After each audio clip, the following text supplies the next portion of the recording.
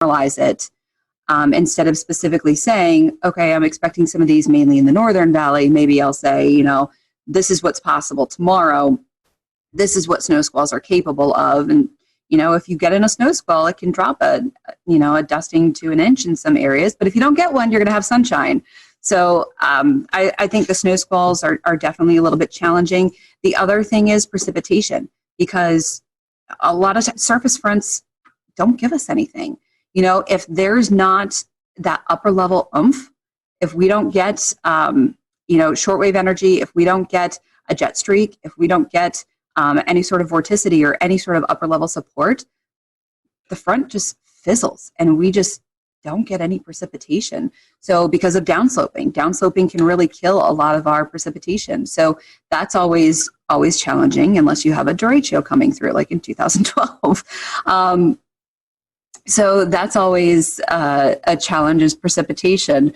The one great thing here is that we're usually we are not as humid as east of the Blue Ridge. The Blue Ridge Mountains are not that tall, but what they do is they block a lot of that Atlantic moisture. So we don't get as severe storms. If you ever watch the radar in the summertime, we'll get some storms, but watch them light up like a Christmas tree as they move east of the Blue Ridge. If you watch the heat advisories come out in the summertime, 99% of the time, they're all east of the Blue Ridge because of that humidity. We get a dew point of 66. That is a bad day here. So that's always kind of interesting. Well, that's interesting because I'm from Asheville originally. So a lot of the things that you're mentioning right now are exactly what we deal with. The downsloping, making Asheville the driest place in North Carolina, as well as we call it our northwest flow snow showers and the snow squalls. So that's interesting how it connects to Virginia weather and North Carolina weather. They're so similar characteristics. Aubrey, we were talking earlier about you being on the panelist of Weather Brains. How did you get incorporated with James Spann and the crew down there? So what's really funny is apparently one of my viewers is a listener of Weather Brains. And several years ago, he wrote in, somehow heard my story and said, hey, this girl has an interesting story of how she got into weather. You guys might want to talk to her. So Bill emailed me and I was so intimidated. I was like, oh my God, I don't have anything to offer. You guys are amazing. Like, what? I don't have anything. So he had to kind of convince me to go on. And so I went on, and James was a little bit impressed of how I actually, spoke. And I guess a few weeks after that, Kevin had a little bit of a tizzy and kind of quit the show temporarily, which he's done in the past. Imagine that. The accelerant. And Bill kind of had me on again, and then he asked me if I would be interested in being a panelist. And I was like, wow, okay. And it kind of fit into my schedule. I was doing the 5 and 10 o'clock show. I was doing the 5. Was I doing the 5 and 10? I think I was doing the 5 and 10. It ended up working with my schedule, and I agreed to it. And I'm so thankful I did, because the amount of people that I've met is just, it's just great, and it's just the weather community. And of course, you guys know Weather Twitter is amazing. And the amount of things that I've learned, and with my schedule now, I don't always get the opportunity to complete the show. So I have to kind of go back later, but it's just the coolest. And that's pretty cool. That's a cool story. That's something. I have a Kevin Seeley story for you. You'll enjoy this. This was back in the Google Hangout days. Google Hangout has since went away, but we always copy and paste in an email, send it to our guests, say, hey, here's the link to join in. Well, evidently Kevin didn't get that part, and he actually tweeted out, hey, here's the link to watch me tonight. So we had all these people bombarding our Google Hangout, and we actually had to shut it down and redo a new link and everything. And so that's our Kevin Seeley stories.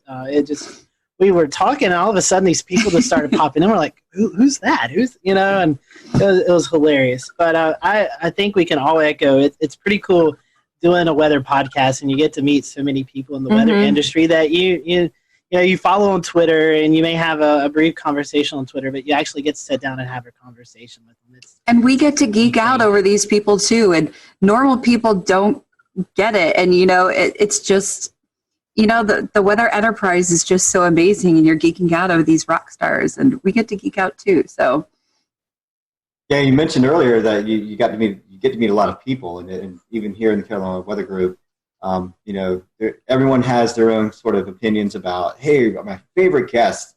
What are some of your most memorable guests that you've been a part of the panel for? Oh man, the Greg Carbon shows are always a treat. Those are always good. Mike Bettis came on and talked to us about his chase situation that happened in was that 2013? I think it was either 13 or 14. Yeah. Yeah. When they rolled over. Yeah, it was El Reno. And that was a pretty powerful show. That was, hearing his story. That was always a powerful one. Let's see. You don't have to go into details. You don't say anything. Were you on show 404? Yes. That was interesting. That was an interesting. And you know what? I don't know that I even spoke during that show. But I do have the shirt from Helicity Weather that's plus minus F3. And I think I'm the only one that actually has that because I just think it's hilarious.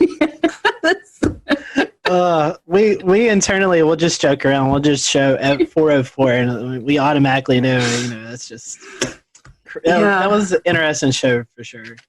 We have a couple more minutes with Aubrey. I know she has to get ready for the news tonight. Talking about weather brains and shows and guests you had. A lot of us have mentors in the weather world. Do you have any weather mentors? I would assume maybe James Spann might be one. I mean, any others that my biggest mentor is Mark Reynolds. I would not be where I am without him. Not only did he kind of blow my mind, he answered my email. I mean, I was just asking to come in and view a studio to see if this was even a field that I might even want to pursue. And he brought me in as someone who is curious, told me after only meeting me for 20 minutes, told me he thought I had the voice for this and I could do this, and talked me into the Mississippi State program. I mean, that's the kind of person he is, and then fought to get me an internship and worked with me and then still let me come in the studio when I needed to practice on the green wall, on the chroma key. I would not be where I am without Mark Reynolds, and I still keep in touch with him. And he's given me advice over the years, and I absolutely would not be where I am without him.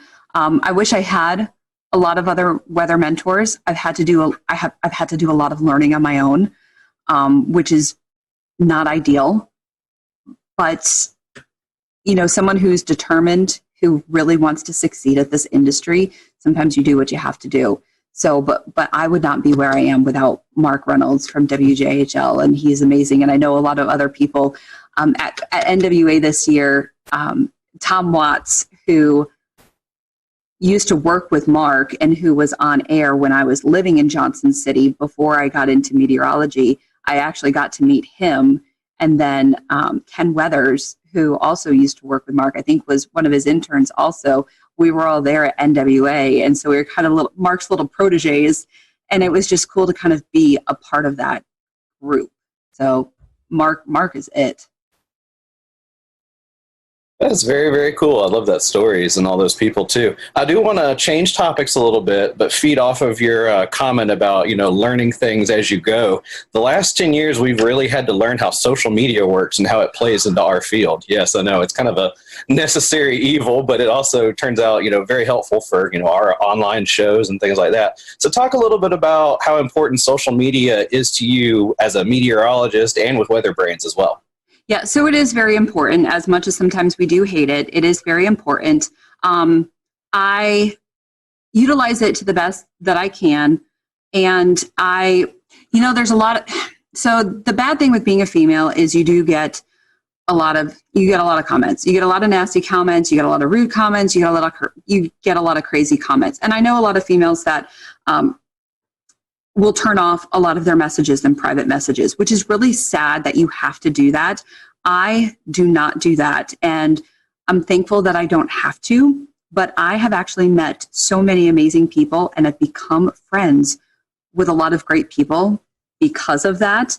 And I've become friends with some great viewers because of private messaging and things like that. And I'm very thankful for that. So it's really sad that some other female counterparts don't have that opportunity. Maybe just because I'm in a smaller market, I kind of have a little bit of that opportunity, and I've maybe been a little trusting with some people, but I have been lucky enough to make some of those really great relationships with people. So building those relationships with your viewers are obviously very, very important, especially with, when you're getting that information with storm reports, snow reports, rainfall reports, storm chasers, those photos, or just relying on, even just everyday photos when it's quiet outside, just to sometimes fill your time, relying on a photographer. So those are always great, relying on information and having that communication back and forth. But social media, it's the future. It's where we are. But you can do a lot with social media. You can get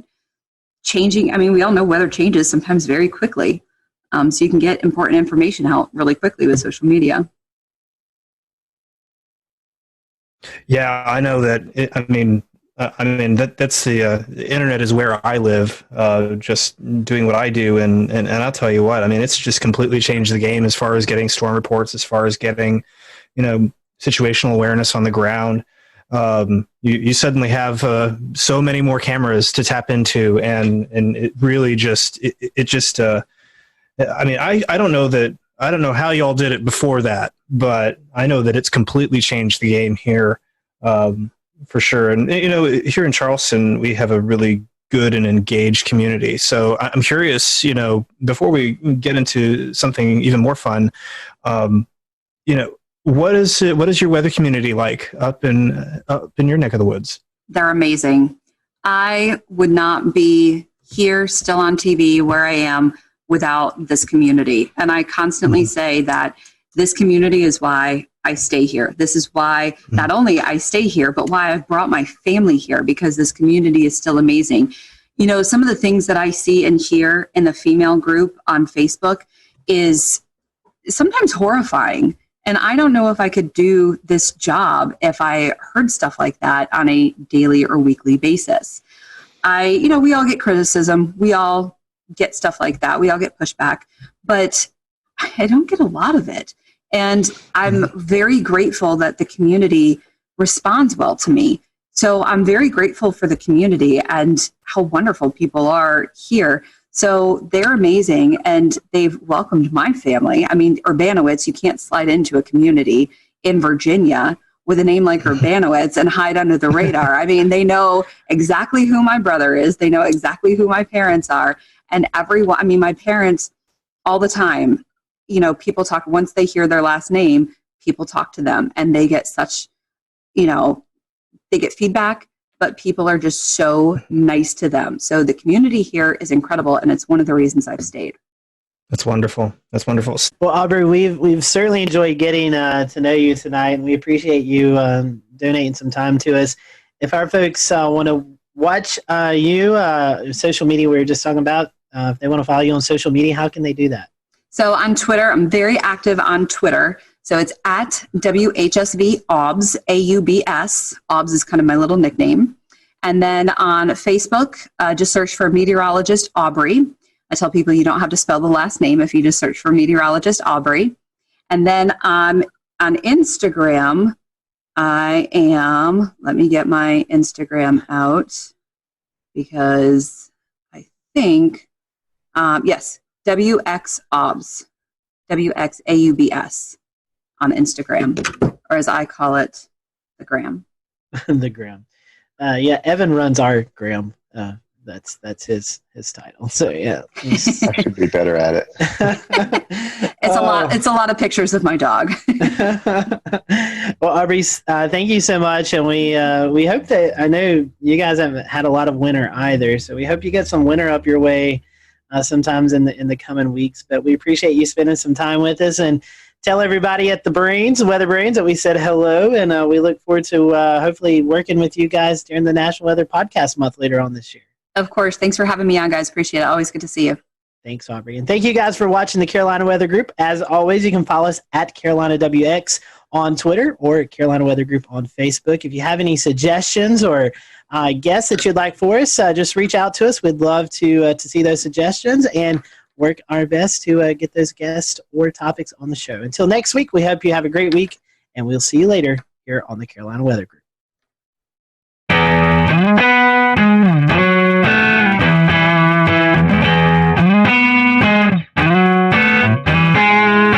Hello, everyone. Welcome to the Carolina Weather Group. I'm Scotty Powell. We're happy to have you this evening. We have with us Stephen Path. He is the warning coordinator meteorologist at the National Weather Service in Wilmington, North Carolina. And tonight we're going to be talking about ocean hazards.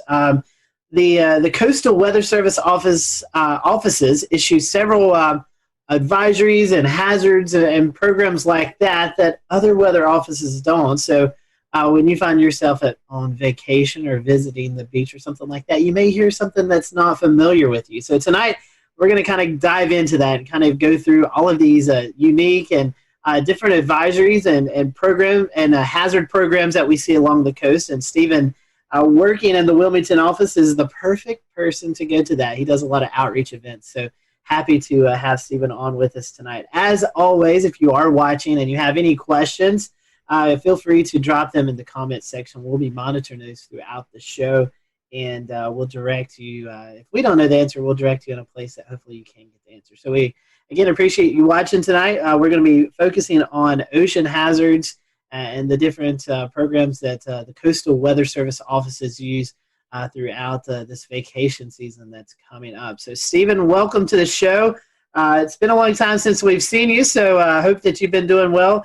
First question I want to ask to you before we kind of get into the meat of the interview tonight is, when I say warning coordinating meteorologist, for those who may not be familiar with the Weather Service terms, what is exactly your job there at the National Weather Service in Wilmington? Yeah, great question to start off with. We love these long titles, but good evening, and I appreciate the opportunity to talk with the group, and some of these hazards that we're going to be talking about, mean a lot to me.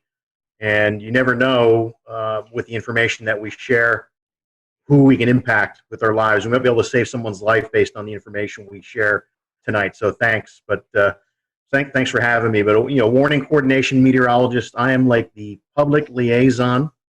I'll work with civic groups. I'll work with the academic community. I'll work with emergency managers and also internal operations too, making sure our warning program has the resources that we need and the information needed, provide training. So it's absolutely amazing to me, because one day I can be working with a group of second graders. The next day I can be giving a stand-up briefing at an annual hurricane exercise, to working with the power squadron, working with the nuclear industry. It's absolutely amazing how many people that are impacted by weather in unique and specific ways and have unique needs that we can learn about and be able to help them as best we can.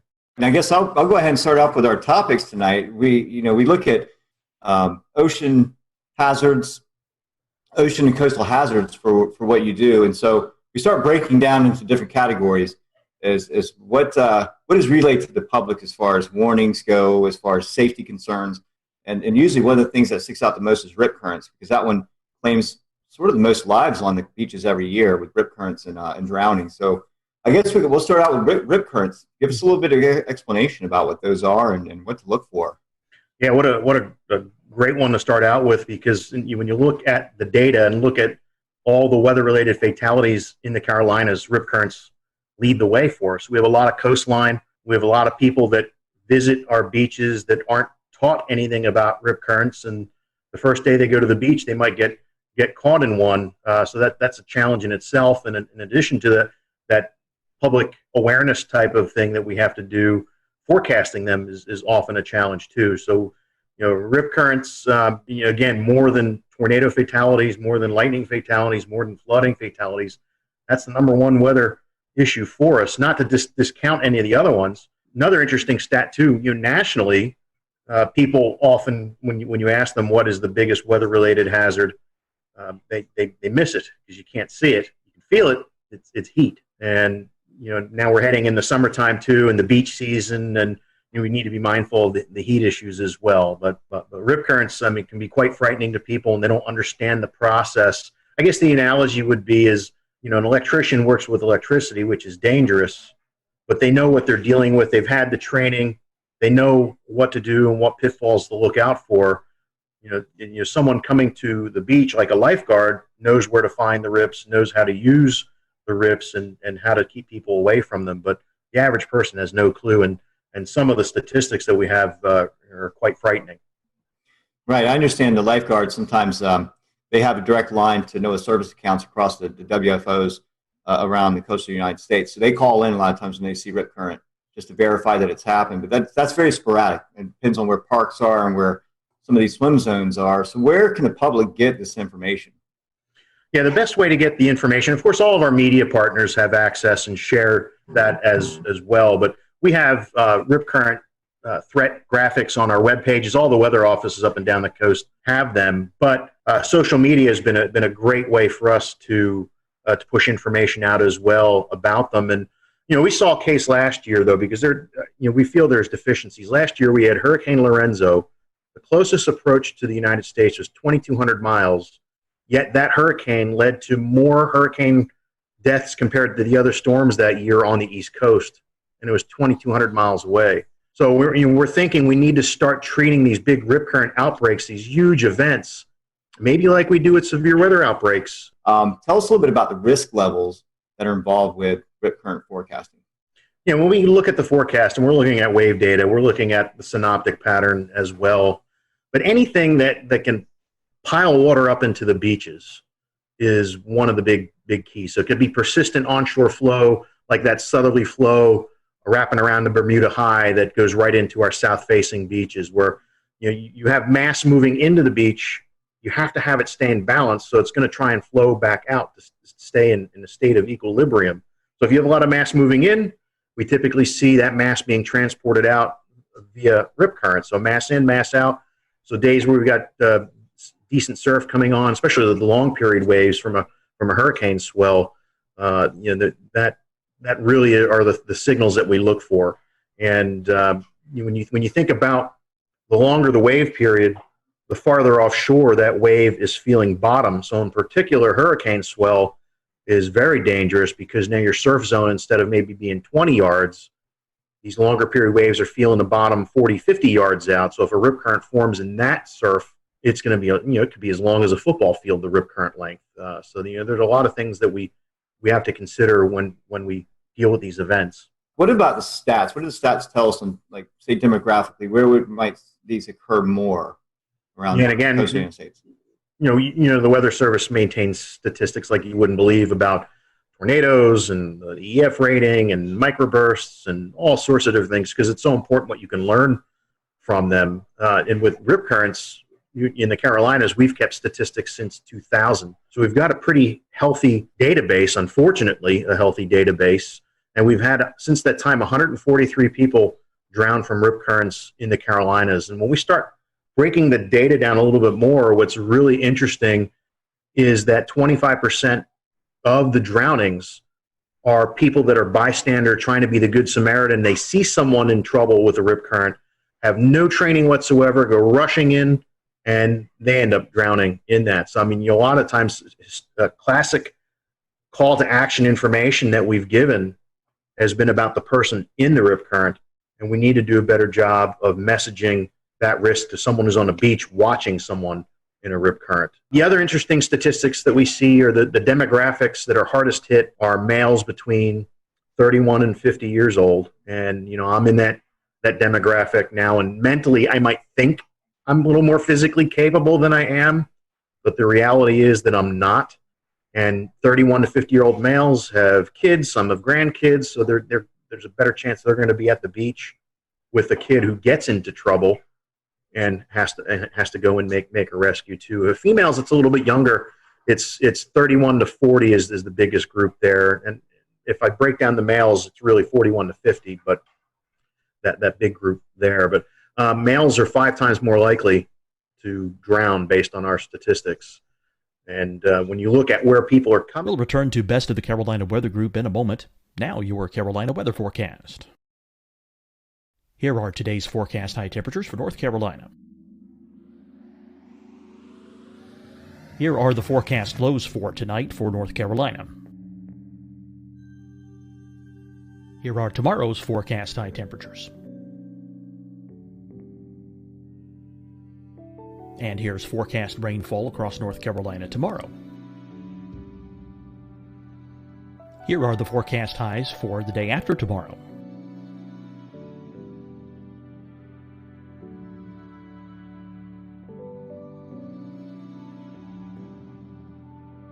And here's the forecast rainfall across North Carolina for the day after tomorrow. This is the total rainfall forecast across North Carolina for the next 3 days. Here's the severe thunderstorm outlook for today from the Storm Prediction Center.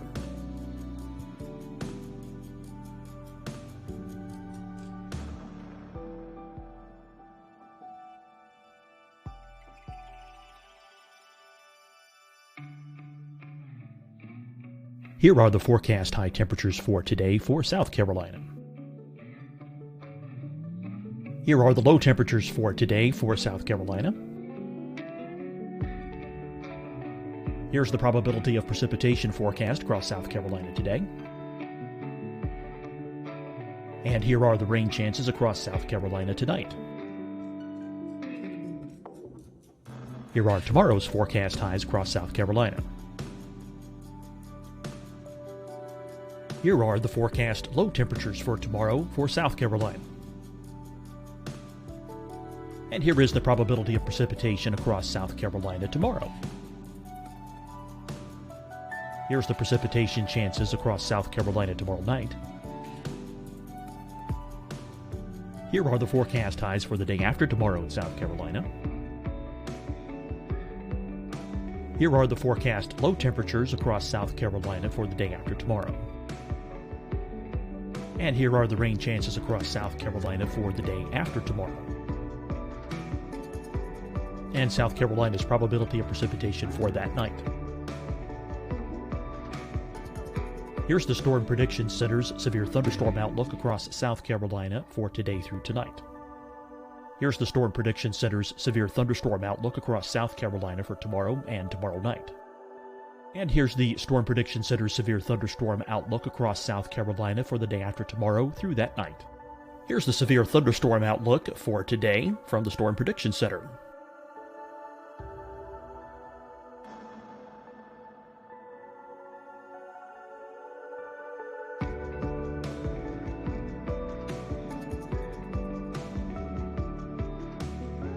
And now here's a live look at weather radar across the southeast. Fight the spread and take a stand against coronavirus. Wear a mask in public. Stay at least 6 feet apart from others. And get tested. Join us and fight the spread. Visit scdhec.gov/COVID-19. Getting tested for COVID-19 helps you to take the steps needed to protect yourself, your loved ones, and your community. Find a testing location at scdhec.gov/COVID-19 testing. Hi everyone, I'm Dr. Mandy Cohen, Secretary of the North Carolina Department of Health and Human Services. And when you follow the 3 W's, you protect your family and your neighbors from COVID-19. When you leave your home, practice your W's. Wear a cloth face covering, wait 6 feet apart, wash your hands often. Wear, wait, wash. We're in this together. Stay strong, North Carolina. Deciding when to wear a mask isn't about who you know or how well you know them. Just ask yourself, will I be with anyone I don't live with? If the answer is yes, get behind the mask. Help slow the spread of COVID-19. Get behind the mask. Learn more at covid19.ncdhhs.gov. You'll see your Carolina weather forecast at 25 and 55 past. And now back to the best of the Carolina Weather Group on the all-new Carolina WeatherNet.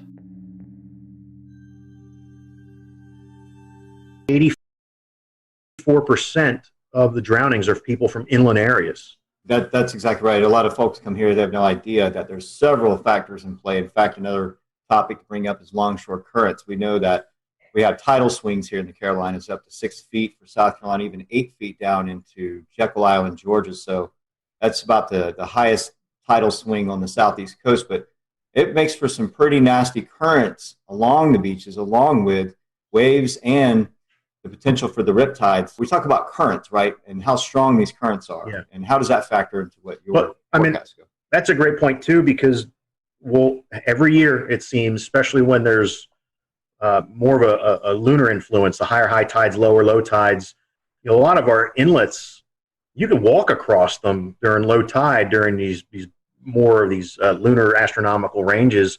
So you got people walk across to an island and they're having a great time, not paying attention. The tide's coming in, it's going to come in quick in that type of situation, and then they can't swim back, or even if they can swim, they get caught up in that tidal current and become a victim that way. I mean, I've been at the Wilmington office 20 years, and I'd say there's been at least 20 of them that easily 20 of them where it's a function of the tidal current in inlets where water is being forced through narrow areas and catching people off guard.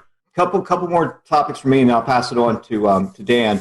And we talk about some of the other factors on beaches, like sneaker waves or even meteor tsunamis from release of energy from storms that would cause some tidal event, right? So start with sneaker waves. That's usually like more northwestern United States specific to the Oregon or Puget Sound area. We do get them. We have records of them, and even video of some sneaker waves. I think when Hurricane Irene, with off Daytona Beach with the pier getting swamped, the phasing of different wave energy or the spectral distribution of waves, and when they have constructive interference, if you can get a couple of them where they phase up just right, you might get an anomalously higher wave, the 1 in 1,000 wave, based on wave distribution versus what your average wave that's out there. And if the timing of these sneaker waves is just right, you might, if it happens on 4th of July versus December, the impacts are, it doesn't matter. It's like the F5 tornado going through open field versus an F0 going through a city. You have different results, even though it's the same impact, but different magnitude. But we've had fatalities from sneaker waves. In Myrtle, I think it was Myrtle Beach several years ago, guy caught off guard. Wave knocked him down and actually gave him a spinal injury as he was hit by that. It was just very powerful, sudden wave. But yes, I mean, they're mainly West Coast. I mean, you think about the West Coast, just the distribution of waves is phenomenal compared to what we see in the Atlantic Ocean. There's so many different wave swell systems that are out there, and you have a better chance for having that interference come into play. And you hear stories, people fishing out like on a ledge on the West Coast on a rocky shoreline, and you look over at them again a little bit later, and they're swept away and they're never found again. So it certainly is more of an issue there. The meteor tsunamis, we've had record of them, especially mid-Atlantic northward. You hear of some. You hear of the one down in Daytona, I think in 1992, was associated with the collapse of a tropical squall line. But I guess the best analogy I can say with the meteor tsunamis is if you're ever in the pool and you have a raft, you have it out in front of you, and you're pushing up and down on that raft, and how long does it take before you start feeling wave energy throughout the pool? It's no different. These meteor tsunamis, it can be significant atmospheric changes or large scale area macro burst type of thing, and all that air pushing right down on top of that wave, and then as it releases and you start getting a longer period wave. Usually they result in not much in the way of wave run up or inundation. Usually get rough currents. There was I think at Barnegat Inlet, New Jersey, a few years ago, when the big derecho moved off the coast from like Midwest to the Jersey Shore and Delmarva, there was someone snorkeling in Barnegat Inlet, and on the backside of that derecho that went through, there was a meteor tsunami that caused everything to become real turbid and very rough currents. So that's, I don't usually lose sleep over the meteor tsunamis. I lose sleep over the submarine landslide tsunamis that could be lurking right off. I mean, there's a history of them off our coast. But either way, that type of wave is the predictability is we have a long ways to go before we can do that. It's hard enough getting the significant waves right, 5 days out, let alone try and forecast a meteor tsunami. Can you tell us a little bit about gale warnings and kind of what goes into those and how those are used? And we have weather systems that result in 34 knots to 47 knots of sustained winds, nor'easter, winter storm, maybe a strong gradient between two systems, non-tropical. Then that would be the warning that we issue for that. There's no sea requirement with that. Like small craft advisory is at least 6 foot seas in the Carolinas is the minimum threshold for seas. So that could be a swell that's from a distant storm that generates those waves. But more than likely, we're issuing a small craft advisory because we're seeing winds around 25 to 34 knots. And that's about the level it really starts making navigation dangerous. A 6 foot swell wave in the open ocean versus a 6 foot 4 second wave, a locally generated wind wave, big difference. You can have boats roll over with the higher frequency waves. They're very steep. We call them steep waves. Now that 6 foot swell coming in could be a hazard, especially as it starts shoaling. So around inlet entrances, so picture a boater trying to get out the inlet or come back in through the inlet. If you have those big swells coming in, they're feeling bottom, especially with a falling tide. Now you've got waves going counter to the current. They can be extremely steep, almost look like cliffs before they spill or plunge over. So we do have these deep water hazards as they migrate to the coast can create certain issues for us. That's really interesting. And so our small craft advisories, are they changing to warnings? Can you tell us a little bit about the changings that are happening to that? Yeah, there might be some. I mean, we're going through hazard simplification where we're taking a look at a variety of products and trying to make it a little bit easier. When you look at the weather.gov map and you see all the advisories and hazards and warnings going on, I mean, sometimes the thing's lit up like a Christmas tree. So the agency has invested a lot of effort with social scientists, with core partners to try and find a better way. So we will see some changes with that. I don't know to the extent how small craft advisories will change.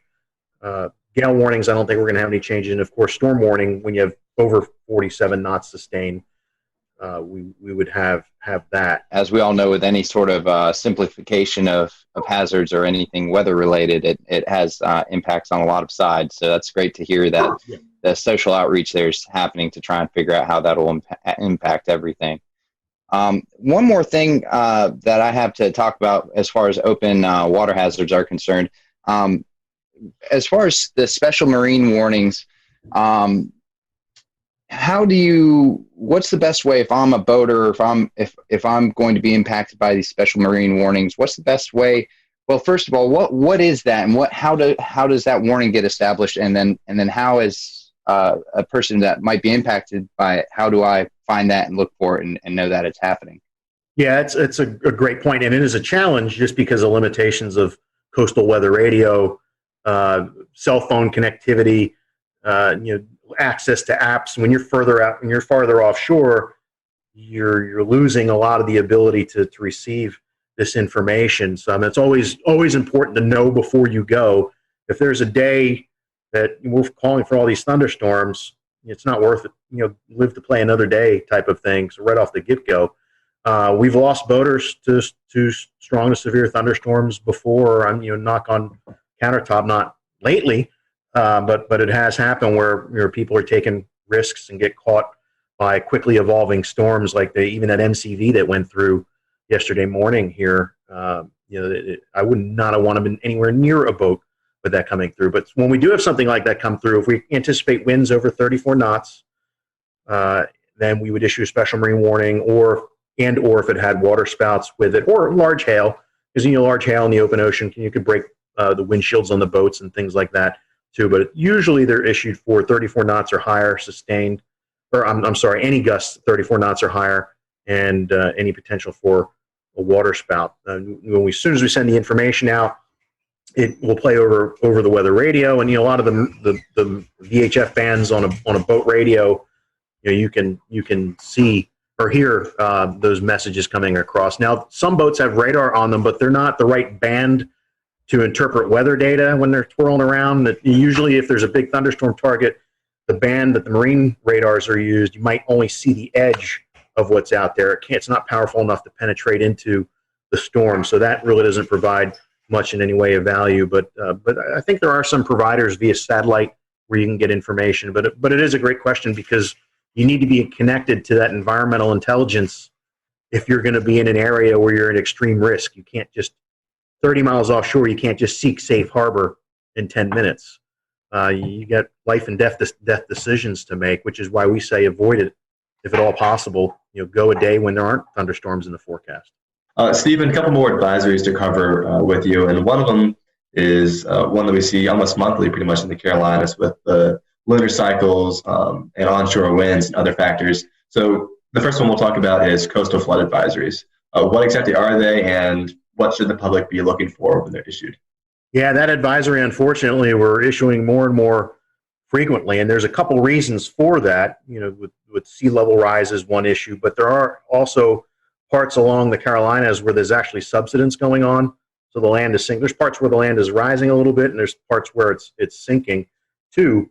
You can also have changes to the local hydrology, like they did a lot of dredging in the Cape Fear River. So between the subsidence, sea level rise, and the dredging, our number of coastal flood advisories has gone up incredibly. Now, the thresholds for where we before we decide to issue one or not vary based on the datum that's related to that location. So you can't apply 5.5 feet mean low or low water at every coastal station because their datum varies. So what we have done, worked with a hydrologist, we've done coastal flood surveys, get out there when there is flooding going on and observe the impacts. We call that E19 data. It's mainly for rivers, but we do have E19 data for coastal locations as well. And once we know what the level is and what the impacts are, now we have a good database and we can put good information into a coastal flood advisory based on the levels that are predicted to occur. So moving on to the next advisory, and I think our last advisory for the night, high surf advisory. I think this is one that sometimes, especially for beach visitors, not necessarily residents, but someone who's coming from inland areas, it's easy to underestimate a big surf. 4 feet may not sound that big, but all of a sudden you get out in the water and 4 feet is a heavy wave. So tell us a little bit about how to be safe during the high surf advisory. Yeah, and you mentioned the heavy wave. The heavy, you can feel the power on those days where it's really moving like a washing machine out there. And unless you really know what you're doing, that's something that should be avoided. Just between the plunging breakers, potential for spinal injuries, those sorts of things, and it makes you hard to see too. So you get into trouble, and you're in this rough surf or high surf, you might be hard to spot.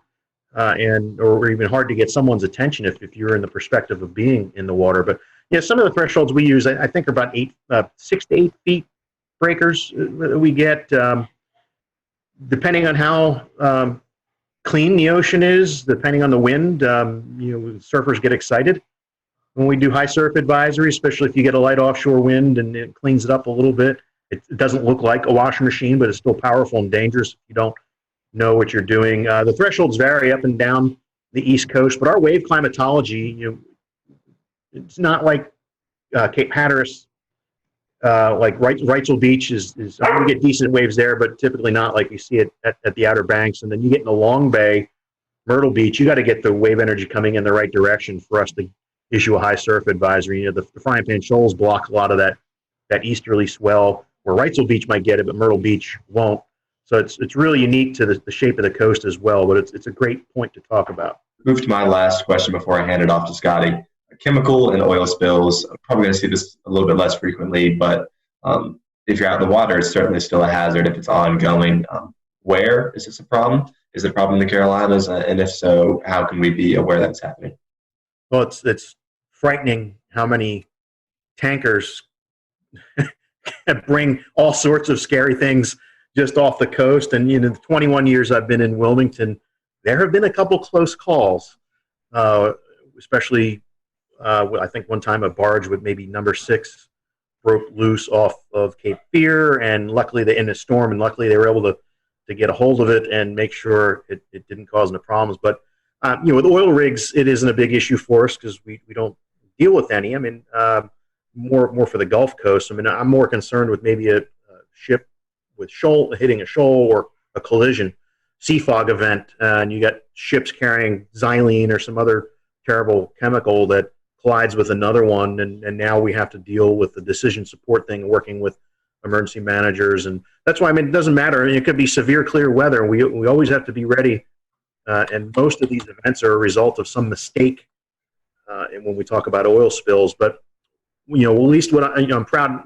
Part of NOAA is the National Ocean Service, and they have scientific service coordinators that have responsibility for each part of the coast. So it's important for us to have a good relationship with the coordinators in our area, which we do. So we've exercised with the Coast Guard, going through their incident command training, doing their oil spill exercises, and working with the scientific services coordinator, because it's all about knowing who the players are, not just showing up going, okay, what do I do? How can I help you? These are hazards that have come about from out in the water. What about any of the hazards that have originated from within inland? I think one of the biggest examples we've all seen is after, I believe it was Hurricane Matthew and maybe Florence as well, seeing a lot of stuff being carried out from the rivers and satellite imagery showing it making its way into the water. Was there any sort of response to that as far as keeping people off the beaches for a period of time, or any sort of hazards associated with that might happen again the next time we get a big hurricane? It's a great point too. There's the debris hazards too for boaters. There's the biological type of hazards too. There's a lot of things washing down pollutants that, I think the rule of thumb is, I mean, you really don't want to be messing with the water after a hurricane or a huge flood event. Bacterial counts are high. The other pollutants that are out there, give time for it to flush out. And what's amazing is that after a hurricane, the fishing is usually tremendous along the waterways and just offshore for that month or two afterwards. One thing that very photogenic around the Carolina coast, and we see these events happen, are water spouts. So can you talk to us about maybe the conditions that warrant to these water spouts? And I know you guys monitor these, and you give out surf hazards. It's kind of like a beach day forecast, and you give out water spout threat, lightning threat. So talk a little bit about that forecast you give out, but also the conditions that are really able to produce these water spouts off the coast. Yeah, and I got to give props to one of our lead forecasters, Tim Armstrong, who developed this water spout risk, where he went back and looked at a catalog of events that we've had over the years and found some really interesting information about instability and actually lack of shear type of environment, but with a boundary in the area like a land breeze or some other boundary that might be stalled up there. So it was, we think, people see a water spout and they might think it's it's the classic tornado, and some of them are, like the big Myrtle Beach tornado, July 6th, 2001, somewhere around there, was actually like a classic tornado that just happened to ride down the beach and move into the water. So some are classic tornadoes, like even the tropical cyclone tornadoes are more of the classic type versus your regular water spout. So, but every summer we get the right instability in place. We get light winds through the atmosphere with that boundary there, and we get you get funnels that come out, and some of them can be in absence of any rain, and just lollygag around. On occasion, maybe once every 3 years, we have to issue a tornado warning for one that's moving closer to shore. The last one we had move ashore was near Myrtle Beach, near the Ferris wheel, a couple of years ago. We had one at Carolina Beach back in 2011, the week before Hurricane Irene, I think it was.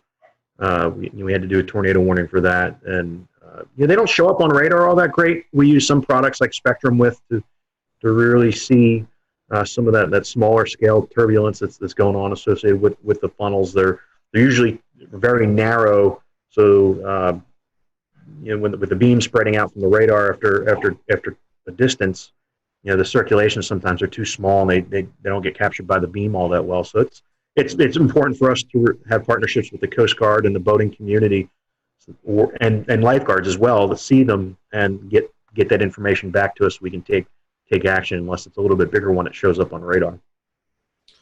Stephen, we've certainly appreciated this all useful information as our listeners and followers head out to the beach for some relaxation time, and we hope tonight's program will help you all who are listening and watching to know these hazards, that on a sunny beach day there's still things that we need to pay attention to.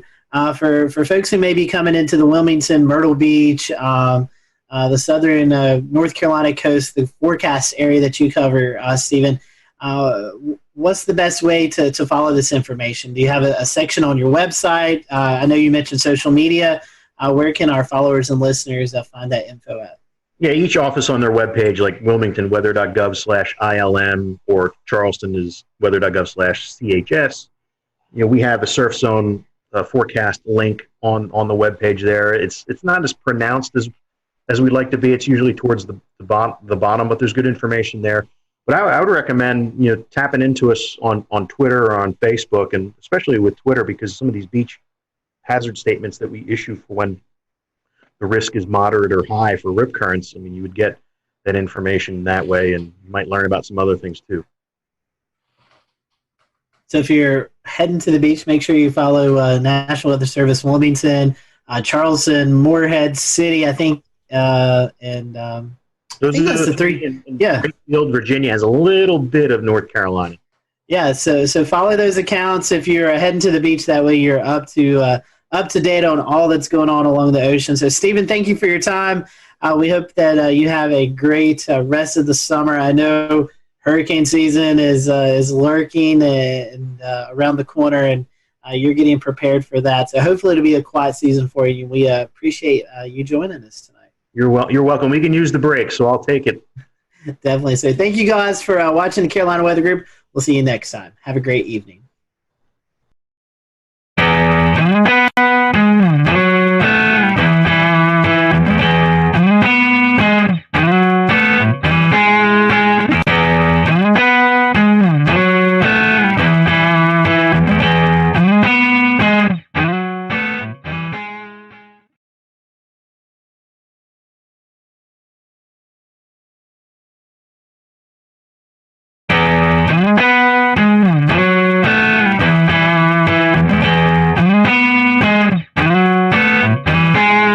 Good evening, everyone. Welcome to the Carolina Weather Group. We're happy to have you tonight, and we have a special treat for you. Chief Meteorologist Bill Walsh from WCSC in Charleston, South Carolina, Emmy Award-winning Chief Meteorologist, who's also an author, a Lieutenant Colonel in the U.S. Air Force Reserve, and much more. We're looking forward to having Bill with us tonight, and Bill just celebrated his 34th year in broadcast meteorology, and we're just going to look back over those moments for this next little bit. So we're happy to have you. And towards the end of the show, we'll let Bill give out some of his social media information. So if you're not following Bill on Twitter or Facebook, definitely want to give him a follow, especially if you're in the Charleston area, if you plan to visit. So Bill, welcome to the show.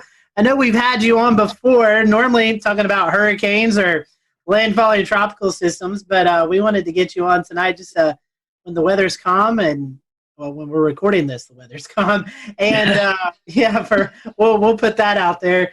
But we just want to kind of get to know you. So our first time question for a lot of our first time guests is how did you get hooked into this crazy career that we all love to do here in the weather world? Great to be here, by the way. It's so cool to be with everybody. And I definitely watch love the podcast. It's funny. It's just kind of an accident, actually, believe it or not. I was really into aviation, into, flying airplanes. And I got my pilot's license when I was 16 years old. So I actually got my license to fly before I got my license to drive. So I had to get a ride to the airport to take my check ride. But anyway, I was really thinking about going the aviation route for a while. And my sister's boyfriend at the time was working in radio. And I really was fascinated by broadcasting. And he was about 3 years older than me, 3 or 4 years older. And she ended up marrying the guy. But, this was back in high school. And then he wanted to be a broadcaster, and he went into television. And I would hang around the radio stations with him when I was in high school. And I was like, this is cool. I like this. I like the broadcast is cool, but I really am fascinated by flying and weather. We'll return to Best of the Carolina Weather Group in a moment. Now your Carolina weather forecast. Here are today's forecast high temperatures for North Carolina. Here are the forecast lows for tonight for North Carolina. Here are tomorrow's forecast high temperatures. And here's forecast rainfall across North Carolina tomorrow. Here are the forecast highs for the day after tomorrow.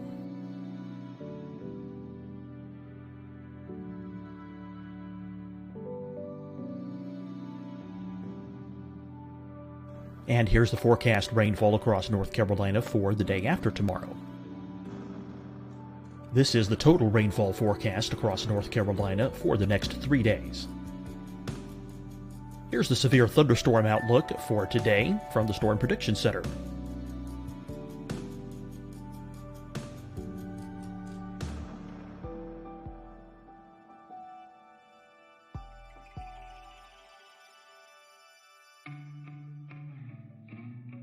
Here are the forecast high temperatures for today for South Carolina. Here are the low temperatures for today for South Carolina. Here's the probability of precipitation forecast across South Carolina today. And here are the rain chances across South Carolina tonight. Here are tomorrow's forecast highs across South Carolina. Here are the forecast low temperatures for tomorrow for South Carolina. And here is the probability of precipitation across South Carolina tomorrow. Here's the precipitation chances across South Carolina tomorrow night. Here are the forecast highs for the day after tomorrow in South Carolina. Here are the forecast low temperatures across South Carolina for the day after tomorrow. And here are the rain chances across South Carolina for the day after tomorrow. And South Carolina's probability of precipitation for that night. Here's the Storm Prediction Center's severe thunderstorm outlook across South Carolina for today through tonight. Here's the Storm Prediction Center's severe thunderstorm outlook across South Carolina for tomorrow and tomorrow night. And here's the Storm Prediction Center's severe thunderstorm outlook across South Carolina for the day after tomorrow through that night. Here's the severe thunderstorm outlook for today from the Storm Prediction Center.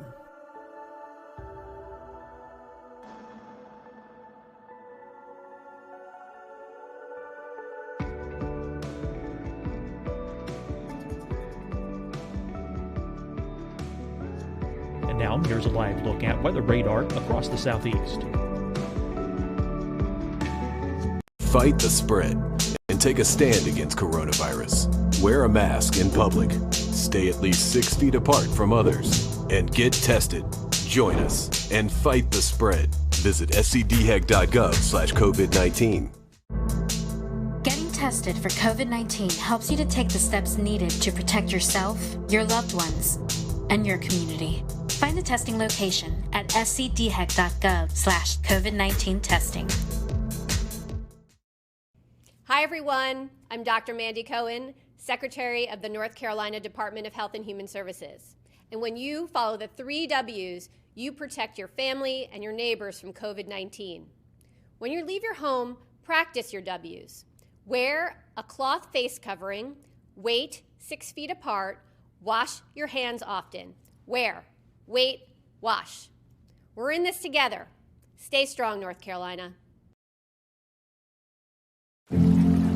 Deciding when to wear a mask isn't about who you know or how well you know them. Just ask yourself, will I be with anyone I don't live with? If the answer is yes, get behind the mask. Help slow the spread of COVID-19. get behind the mask. Learn more at covid19.ncdhhs.gov. You'll see your Carolina weather forecast at 25 and 55 past. And now back to the best of the Carolina Weather Group on the all-new Carolina WeatherNet. Weather was really what I was interested in, and thunderstorms and snow. Of course, I grew up in the snow belt, with the blizzard of '78 was the biggest thing that hit us when I was a kid. And I was like, by the way, I just dated myself there, but that's okay. So this big giant blizzard comes along. We have 52 inches of snow. I'm fascinated by the weather. I'm saying, I got to get into this. I got to figure it out. So I ended up, believe it or not, I ended up taking a bus. I lived in Rhode Island, and I took a bus downtown Providence. I probably was a sophomore in high school, maybe something, and I snuck up to the TV station, which was Channel 10 WJAR. And the station was way up on top of the outlet. It was kind of like a Macy's type store, right? So it was on the top floor, and back those days, there's no security. There was no, it's just like the door opens in the elevator. I walk out. There was one woman there, and she said hello, and I just looked like I knew what I was doing. So I walked right into the studio, and there was, the guy I watched growing up on TV, John Giorgi. I'm like, oh, there's John Giorgi. Look at that green wall. Wow. Well, what is that thing? Wow, a satellite picture. Holy mackerel. One satellite picture. It was, oh, look at, those are the maps that they put the little stickies on. How about that? It was really fascinating. So, at that point I was hooked. So I ended up, knowing that I really like television, I really like weather. I wanted to put the two together. That's kind of how I ended up falling into this stuff. So you've definitely covered some big events in Charleston. Talk a little bit we'll go into some specifics here later on, but talk about your time in Charleston and, what that's meant for you. I know you've been a figure in the community. So what's it been like forecasting in Charleston? Oh, it's been fantastic. Charleston is such a great place. As I said, I was in Rhode Island, and I was looking for a full-time gig. I wanted to I had a great gig. I did, by the way, my dog is here. if you're wondering what, that's Ruby. And, so what happened was, I was looking for I wanted a, Monday through Friday gig or something like that. I looked very, very young, as I continue to this day, except for the hair, see? But anyway, so I decided that I'd start looking. I wanted to go somewhere warmer. I really like tropical weather. I love hurricanes. So, and we, at that time, even in the 80s, there weren't that many big hurricane events. So I ended up, throwing my tape out there, and I got a call by the station here in Charleston, WCID, and they said, hey, we're interested in you coming down, maybe being our chief meteorologist. Once their meteorologist was leaving, she was going to have a baby, and she was going to, just leave the business. So I came down here. They offered me the job, and when I flew down for the interview, I actually they took me out to Wild Dunes for lunch, and I saw a dolphin and I saw a palm tree. And I was saying, wow, those are the two. That's like, I really was kind of like in Florida, but I'm like, this is like Florida without the traffic, So I'm thinking, let's go down there. So I got a chance to come down here to work at Channel 4, and I did for, that was in '86. And then, of course, in 1989, Hurricane Hugo comes along. Well, the worst strike on the U.S. in years and decades, that came up and really slammed right into us perpendicular-wise, right up the coast, right into the coast. And we had 6 feet of water in the building. We were blown off the air. We had, I was out of my house for 3 months. I had to live with my soon-to-be in-laws for 3 or 4 months. That was worse than the hurricane. But anyway, that was, she could probably hear me. But anyway, it was, he recycled paper towels, her father. She can hear me, I can't. All right, so anyway, but so, so that was an event that was just, that was a career-making event because, here I was, young guy, doing my first weather, my second weather job, technically third because I did part-time on cable way back. But anyway, so, it was a big deal. And Rob Fowler, my pal Rob, Rob, and he comes on the show.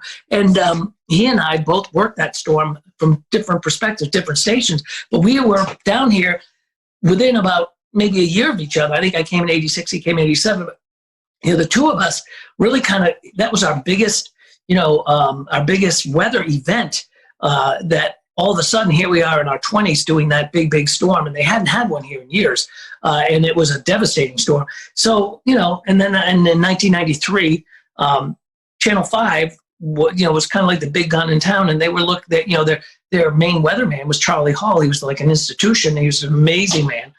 He signed the station on. I mean, he was literally the guy who was the first guy on the television station to sign it on.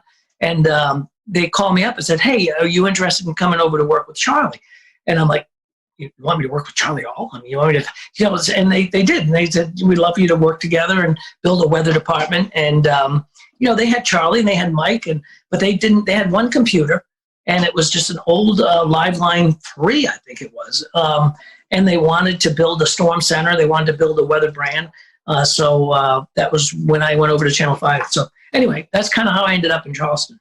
I'd like to reminisce about Hugo a little bit, since it was one of the big storms of my youth. I grew up in Rock Hill, and it was still a big deal up in York County. So I was wondering if Hugo was actually the biggest event for you during your career, even though it was in the early part of your career, and maybe you could tell us a little bit about the lead up and the aftermath of Hugo. I think it was actually. And by the way, Rock Hill, you guys got whacked by that storm. Yes, we did. Yeah, that was still it blew all those glass windows out of the buildings up there in Charlotte. Rock Hill was rocked by that storm. I mean, it wasn't extra tropical until it got to New York State.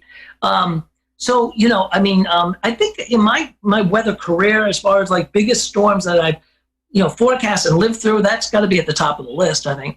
I mean, we've had a lot of, close calls since. We have a lot of, I call them the drive-bys. They come up the coast and then head up toward, the North Carolina, coast and the Outer Banks.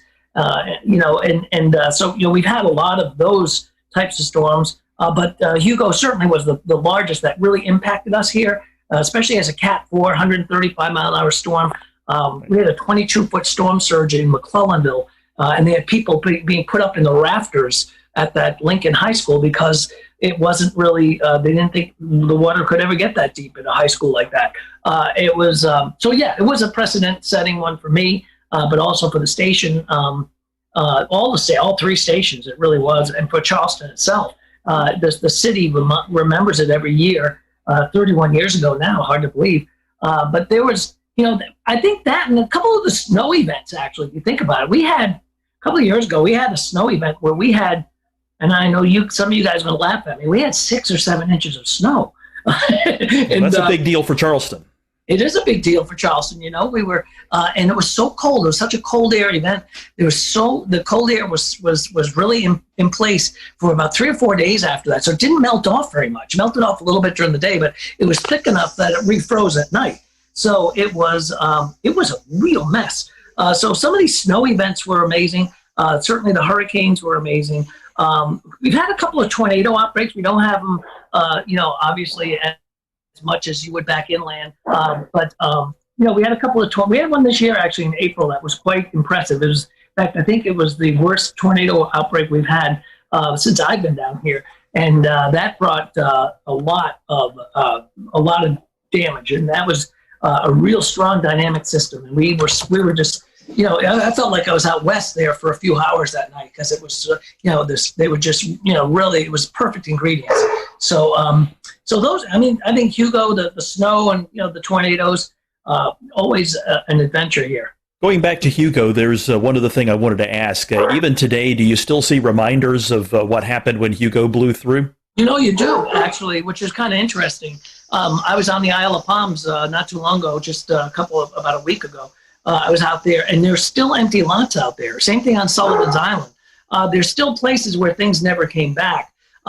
It took about a year to be honest with you. When you think about, Florida and Michael and Mexico Beach and places like that, we see these storms, and we see the impact. Like we had Laura, and we had, everybody covering it. We had the storm chasers out there. I was watching Jim Cantore at 3 o'clock in the morning, and then, then the media, everybody goes away. But living through Hugo, we had to live with that for, forever. And certainly a year after that, it was a year until things got sort of back to normal. We didn't have power for 2 weeks, but it'd be interesting to go back. I think that'd be kind of an interesting documentary or something. You just go back to some of these places and say, okay, how are you doing a year later? How are you doing 2 years later? In particular, places like the Bahamas, right after Dorian. I mean, nobody really talks about it, but obviously, those islands, there was an incredible disaster, and it'd be interesting to go back to Freeport and back to Abaco and take a look at some of those places, because see how they're doing now. So I think to answer your question, there are things still around that you can tell that were pre-Hugo or post-Hugo, but we filled in quite a bit in 31 years. I would echo your thoughts exactly, because even now, if you go and walk around, you look at some of these oak trees and pine trees, you can still see where most of these trees, they were blown over, they were popped in half, so to speak. So you can still see where the knottage is and where new limbs have grown over the years, but you can see where the disformation is in a lot of the trees still, even after all these years. So yeah. Yeah, you really can. And there's a lot of people that live here that were here then, and they remember it. They remember surviving, going through it and things like that, rebuilding their house, or getting back to what was a house. So, it's one of those things that it's burned into your memory forever. Yeah, I recall, I don't remember the exact percentage, but I remember hearing that a sizable percentage of the trees, of all the trees, were knocked down or badly damaged and would soon die in the wake of Hugo. It was amazing. We were the morning after, we went back to the television station, and the pine trees were snapped at about maybe 20 feet up, 30, 25 feet up. They were all snapped almost at a uniformly, a uniform height, all in the same direction in one way, and then you'd see them all in the other direction, the other way, depending on where you were. And it was fascinating to look at the damage because it was just so widespread. But a lot of those trees were, the Francis Marion Forest was completely devastated. And it's been a long time, and it's still being, rebuilt. A lot of those newer trees, or some of those trees that have come back, it takes a while, obviously. Bill, how was communicating the threats from Hugo, specifically the storm surge? We've made a lot of progress in the past 5 to 10 years of trying to explain what storm surge is and the areas it impacts. What was it like explaining the water that could come with a storm like that back in the late 80s? So that was interesting because, that was before slosh models, and that was before, we had the LFM. And so, we didn't have a lot of the great, tools we have today. And at the time, remember, the Hurricane Center only went out 3 days. They didn't go out 5 days. And we didn't have, the Euro. We didn't have all of these great products that push us out, so many days in advance.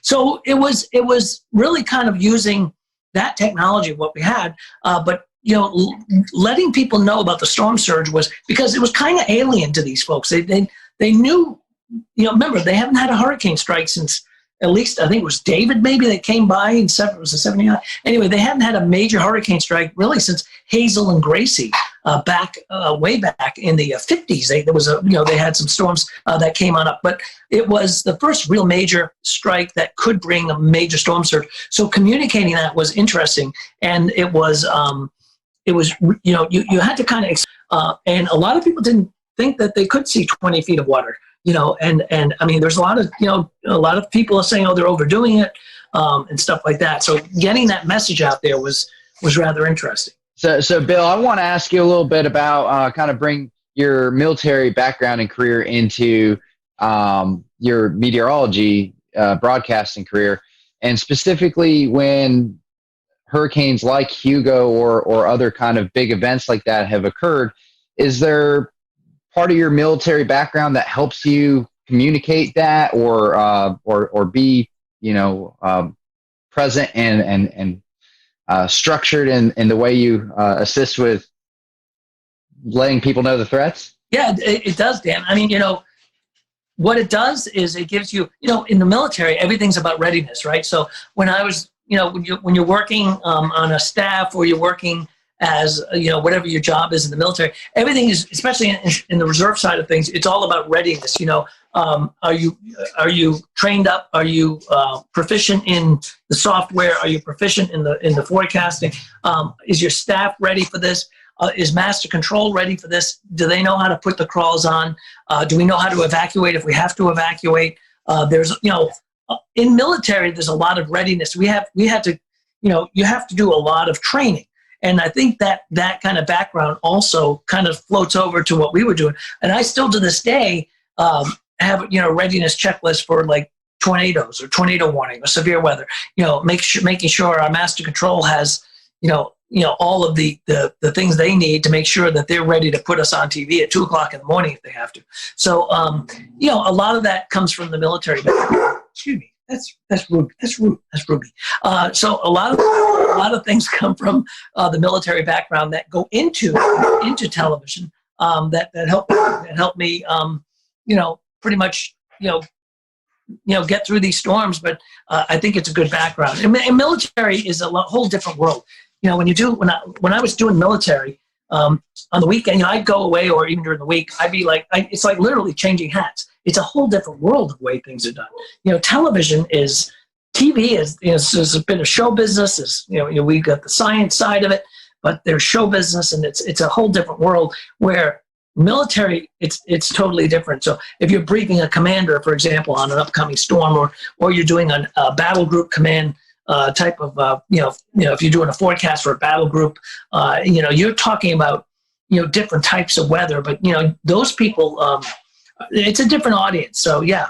So you use that training, I think, to help you be ready. Readiness is the most important thing. Well, that readiness was obviously very important in 1989 with Hugo, and it still is, though we've talked about before on this show. In the unfortunate event that South Carolina and the South Carolina coast and Charleston area were to ever face another storm like Hurricane Hugo, how prepared are we nowadays in the Charleston metro for a major landfalling hurricane? I think we're pretty well prepared. We're prepared, and we're at a point where we know what to do.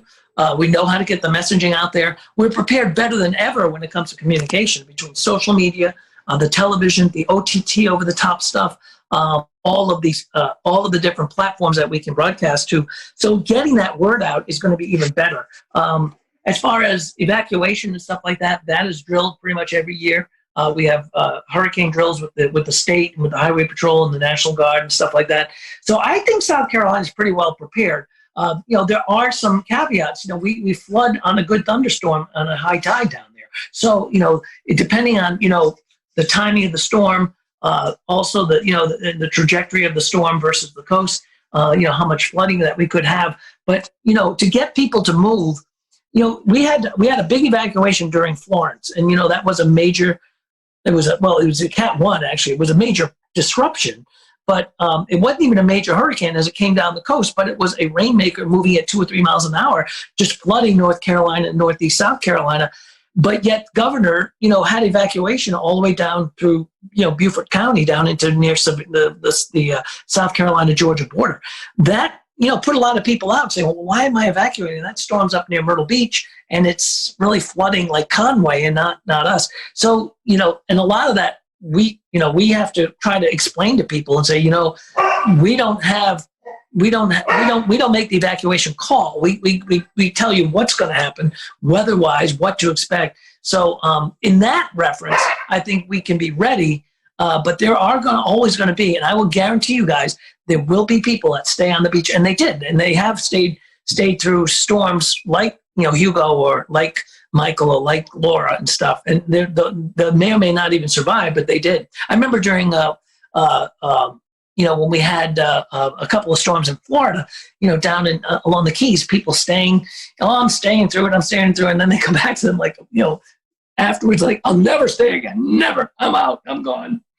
Talking about some of these climate change issues that we've had, certainly the sea levels are coming up, and, what has your perspective been on how, we've had to handle sunny day flooding since you started here going into now? That's funny that you say that because, when we do have these 6.7, 6.8 tides on a beautiful sunny day, and you try to tell people we have a coastal flood advisory until 11 o'clock tonight, and they're like, it's not even raining. What are you talking about? And then all of a sudden, the pictures start showing up on Twitter of people's driveways being flooded and stuff like that, the drainage in the city. So sometimes it's hard to explain to people that, and it's people want simple answers sometimes, and sometimes it's hard to give a simple answer. And and there's not a lot of simple answers when it comes to weather. It can be complex, but even tides. When you talk about tides and talk about drainage, and you talk about some of the even the extreme low tides. Why boats are sitting up on when you have these blowout tides, boats are sitting up on the on sand, and they're like, did you say that was going to happen? Well, yeah, we did, but don't. So it's it's just a matter of really schooling people, and sometimes it takes people by surprise a lot of times. It's difficult to communicate that sometimes too in the Low Country because you have a bunch of visitors. Like I remember when I was there for the NWA meeting in 2013, there was a king tide going on at the time, and you could go down East Bay Street, and there was an area that was flooded, and sometimes I think getting the word out to people who aren't local to the area and know this kind of thing can happen every now and then makes things even more challenging. Yeah, that was a great meeting, by the way, Frank. We had a blast. That was a wonderful NWA meeting, and we'd love to have another NWA. We had an AMS meeting here too before that, and it's a great city for that.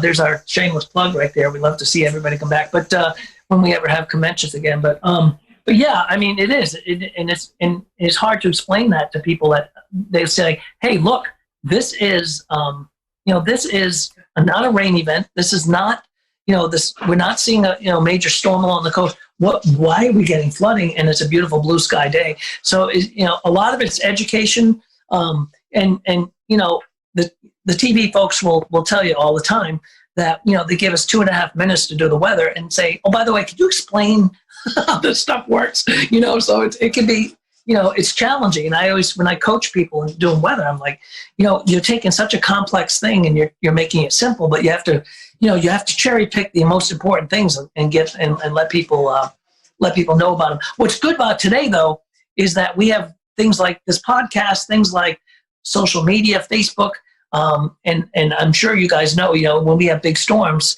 and ask like Rob and everybody, Ricky will tell you. I mean, we're not only doing television, we're doing Facebook, and it's like you'll do six shows, and they'll say, by the way, can you do another Facebook Live in a half hour? And it's like, wow, I just went through all this, but I have to go through all this again. But again, it's sometimes for a totally different audience. So we're kind of schooling people along the way as well. Well, Bill, besides the whole weather TV gig, besides the military gig, you've also done some writing, right? I have. That's kind of like a hobby, more fun than ever. Yeah, I did. I write some novels, and had one come out recently. It was right before the COVID thing, so we were setting up these like we would do like Panera Breads from. We ended up going to different places to do some book events just to promote the book and whatnot, and then boom, COVID hit. Although we've been doing a lot, I've been doing some Zoom, what do they call them? book things, book events, like a lot of book clubs and things like that. But yeah, I wrote a novel when I was flying a lot for the Air Force. Really, I started thinking about this when I was Navy first, and when I went from the Navy to the Air Force, my job in the Air Force had me flying quite a bit in different places on C-17s, and so I started thinking about these stories and stuff like that I put together in a book and in a novel. We actually pitched it. My first book was pitched as it was more of a national security thriller, and it was pitched as a TV show. And my agent was like, you know what, this would be a good book if they don't buy it as a TV show. And they didn't go for the TV show, but the other people came up and said, we'd like you to do the book on it. So so I've done a couple of books and three novels, and it's fun. I mean, I don't do downtime very well sometimes, so I've got to be doing something. So I guess I write sometimes, and it's really kind of enjoyable. The last one I did, which was Uncle Danny, was actually based on 3 live characters up in New England that were really they were the kind of the tip of the spear when it came to the booze business and prohibition. They were probably the biggest movers of liquor in the Northeast in New York, and one of them was a great uncle of mine.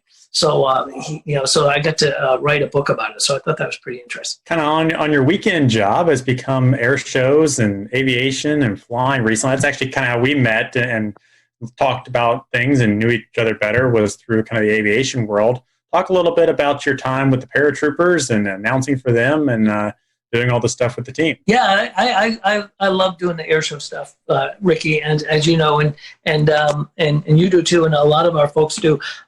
So yeah, when I was my last job with when I was doing I was with Special Operations Command with the SOCOM, the Special Operations Command Paracommandos, and my job was kind of a threefold job. I was a DZSO, Drop Zone Safety Officer, I was a weather officer, and I was a public affairs officer. I kind of had 3 hats. So as part of that, I ended up doing a lot of they know I was in television, so I did a lot of the narrations of the jumps, either into stadiums, into air shows.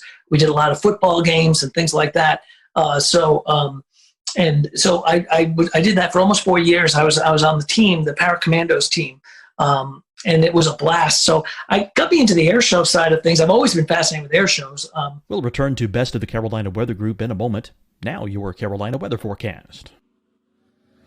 Here are today's forecast high temperatures for North Carolina. Here are the forecast lows for tonight for North Carolina. Here are tomorrow's forecast high temperatures. And here's forecast rainfall across North Carolina tomorrow. Here are the forecast highs for the day after tomorrow.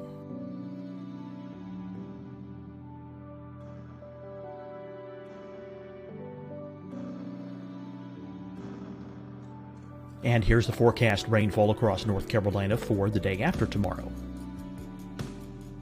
This is the total rainfall forecast across North Carolina for the next 3 days.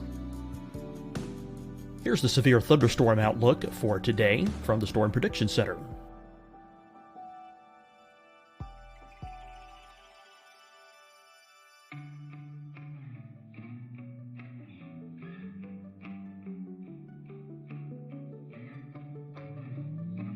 Here are the forecast high temperatures for today for South Carolina. Here are the low temperatures for today for South Carolina. Here's the probability of precipitation forecast across South Carolina today. And here are the rain chances across South Carolina tonight. Here are tomorrow's forecast highs across South Carolina. Here are the forecast low temperatures for tomorrow for South Carolina. And here is the probability of precipitation across South Carolina tomorrow. Here's the precipitation chances across South Carolina tomorrow night. Here are the forecast highs for the day after tomorrow in South Carolina. Here are the forecast low temperatures across South Carolina for the day after tomorrow. And here are the rain chances across South Carolina for the day after tomorrow. And South Carolina's probability of precipitation for that night. Here's the Storm Prediction Center's severe thunderstorm outlook across South Carolina for today through tonight. Here's the Storm Prediction Center's severe thunderstorm outlook across South Carolina for tomorrow and tomorrow night. And here's the Storm Prediction Center's severe thunderstorm outlook across South Carolina for the day after tomorrow through that night. Here's the severe thunderstorm outlook for today from the Storm Prediction Center.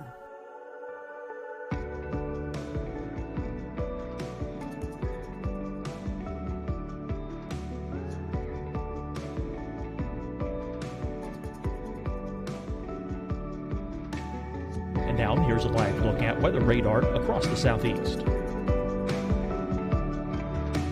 Fight the spread and take a stand against coronavirus. Wear a mask in public. Stay at least 6 feet apart from others. And get tested. Join us and fight the spread. Visit scdhec.gov/COVID-19. Getting tested for COVID-19 helps you to take the steps needed to protect yourself, your loved ones, and your community. Find the testing location at scdhec.gov/COVID-19 testing. Hi, everyone. I'm Dr. Mandy Cohen, Secretary of the North Carolina Department of Health and Human Services. And when you follow the 3 W's, you protect your family and your neighbors from COVID-19. When you leave your home, practice your W's. Wear a cloth face covering, wait 6 feet apart, wash your hands often. Wear, wait, wash. We're in this together. Stay strong, North Carolina. Deciding when to wear a mask isn't about who you know or how well you know them. Just ask yourself, will I be with anyone I don't live with? If the answer is yes, Get behind the mask. Help slow the spread of COVID-19. Get behind the mask. Learn more at covid19.ncdhhs.gov. You'll see your Carolina weather forecast at 25 and 55 past. And now back to the best of the Carolina Weather Group on the all-new Carolina WeatherNet. Pilot just being, part of aviation. So I started doing some air show announcing. And again, there's some big announcers on the air show circuit. They're fabulous and great friends of mine. And I just kind of fill in when, there's a show available. I'll throw my hat in the ring if somebody needs an announcer. And I really like announcing air shows. It's fun. It's a lot of work, actually. It's a lot. I mean, it's a long day. You're usually up in the sun and stuff like that. But it really gets you into the aviation side of things, and it's fun. So I really like doing air shows.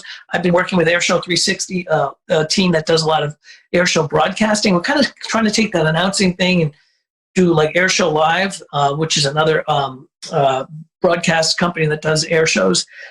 So 360 is like that, is kind of like what we've been doing. So it's fun. It's an enjoyable side gig that I do every once in a while. It's a lot of fun. Talk about how the aviation and weather kind of came together with the paracommandos and the jump team. You mentioned you're kind of the weather officer. What do you have to look for before you give the go or no go to jump out of an airplane? So you've got a couple of things. Ceilings, right? You got to have at least 2,000 feet.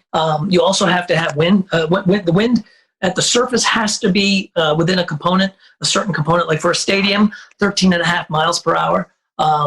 And then like on an air show outside at an air show, we could go up to 18 miles an hour. We had to make sure that we were going to be clear of clouds. So they wouldn't, if we were doing a high jump or a high show, we wouldn't be coming through clouds because you can't bust a cloud.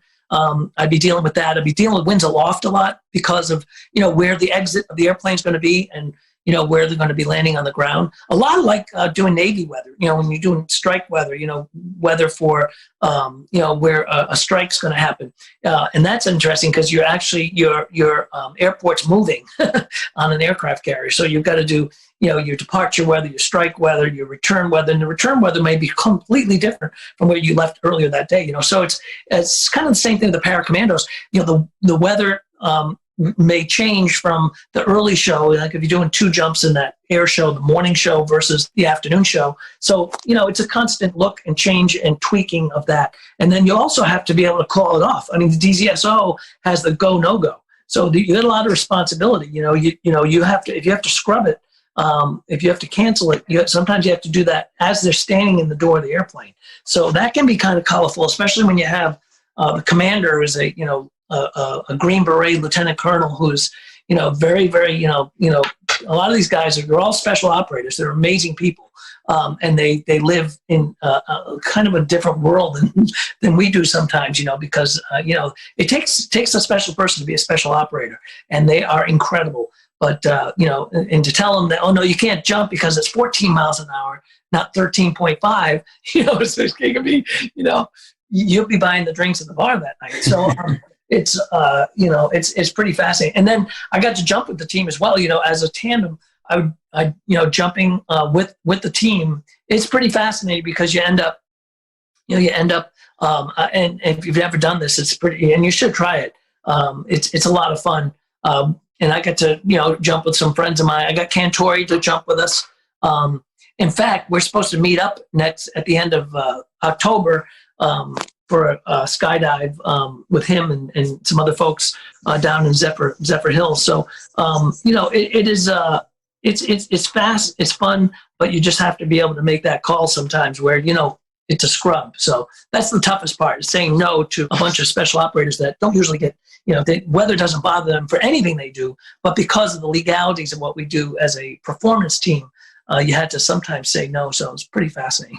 If South Carolina were to be defined by one food, only one food, what would it be? Shrimp and grits. Shrimp and grits. Oh, I like that. I agree. You think so, Frank? Absolutely. Frank? I love me some shrimp and grits. What's your favorite shrimp and grits down there in the Low Country? Oh my goodness.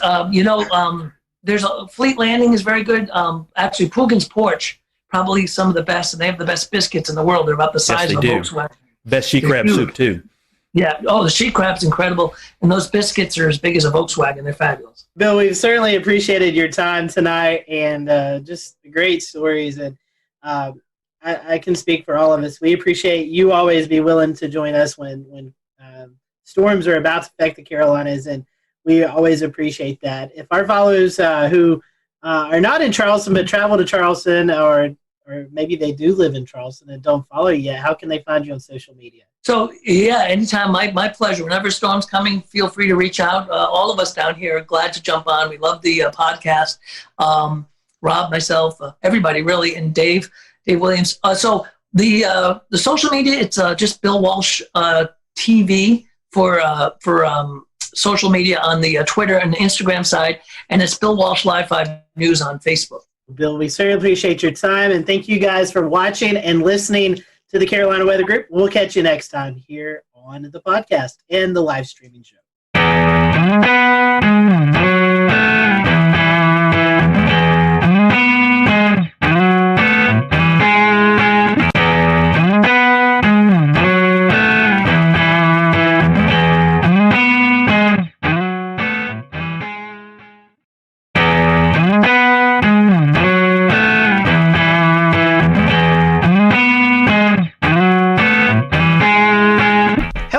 Welcome to the Carolina Weather Group. We're happy to have you this evening. Tonight we have a very special guest with us. Former FEMA Administrator Craig Fugate is joining us. And Craig, we welcome you to the show. We're happy to have you this evening. Appreciate you wanting to spend some time with us to talk all things weather. You've experienced a lot from your journey in Florida to all the way up into Washington, D.C., being the FEMA Administrator. So we look forward to hearing your conversations tonight. For those who are watching, feel free to follow along with us on social media. Tell us what you think about the show. Let us know if you have any comments. So, Craig, welcome to the show. Our first question to our guests who've never been on is, what is your weather journey? Do you have a weather story? But I'm just going to ask you, what is your journey? I know you started off in Florida where a lot of weather affects you, but did you have a little bit of a weather bug growing up, or was it all in emergency management? No, I can remember as a kid, you used to get the hurricane tracking maps at the grocery store,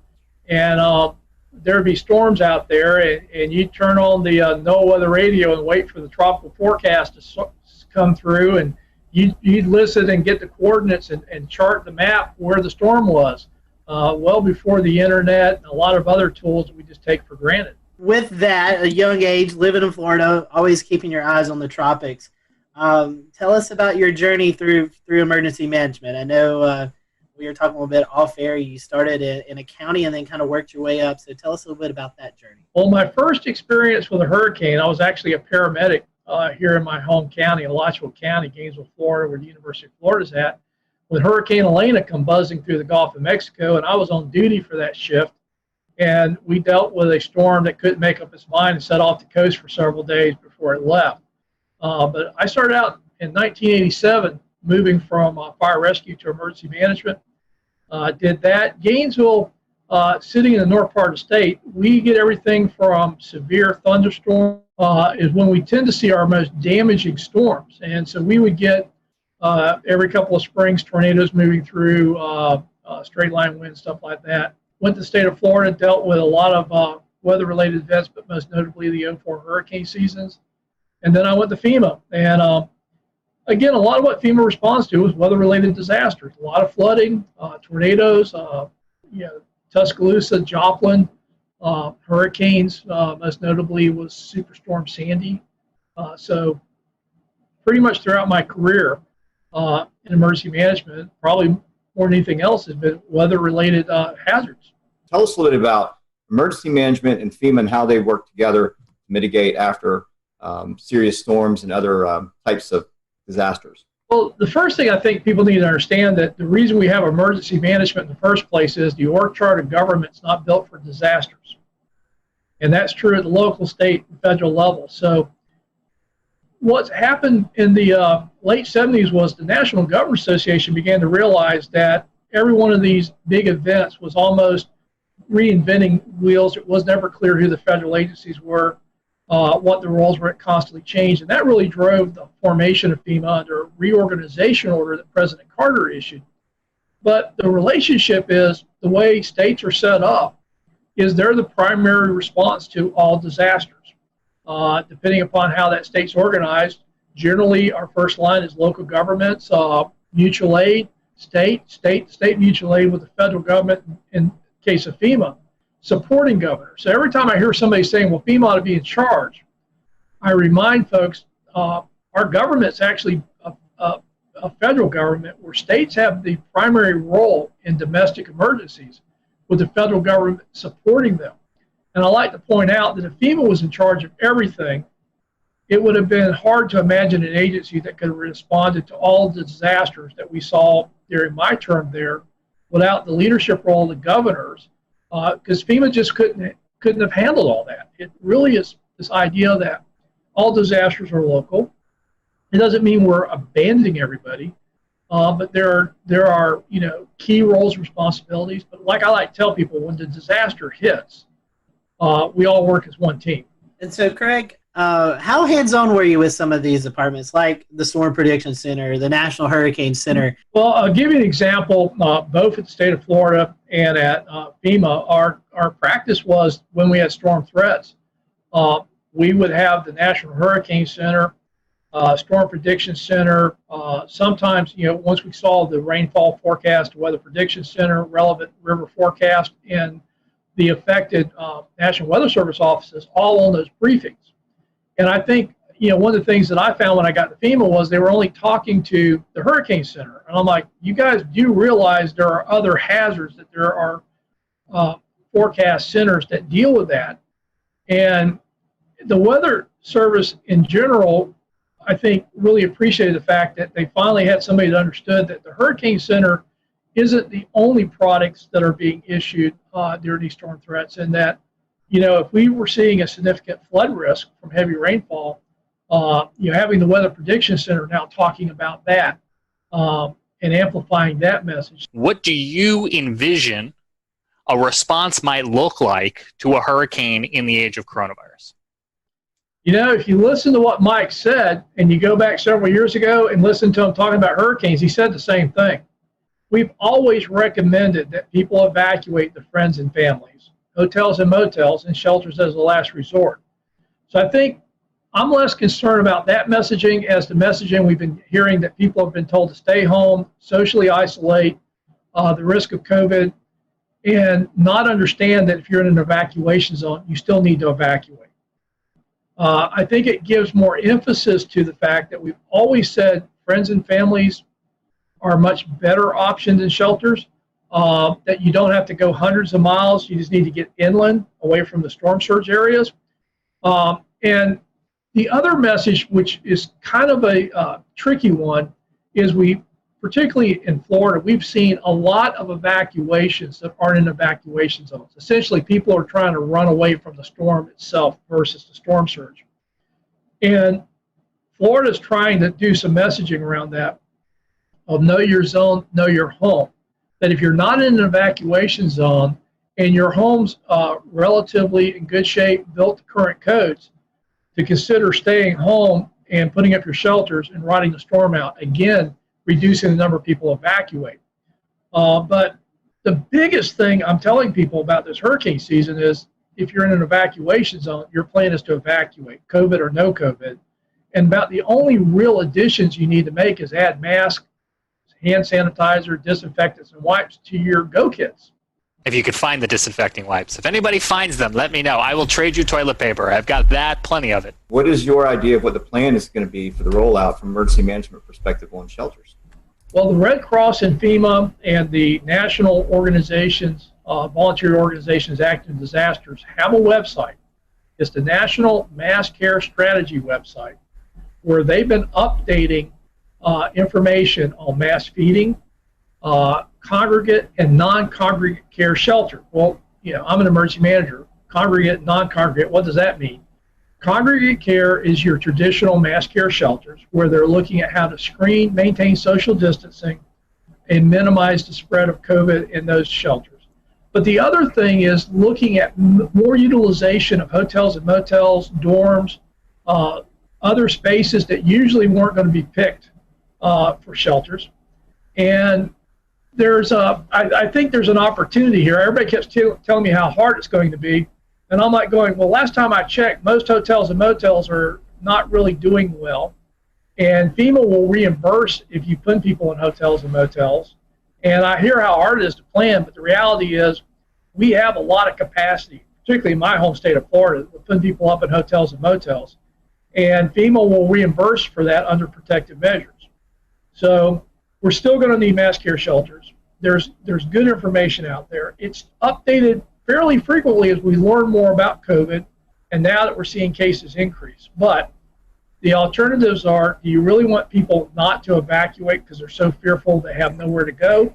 Or do you prepare the shelters and understand that you're going to have to manage that with COVID and take the steps to minimize the spread?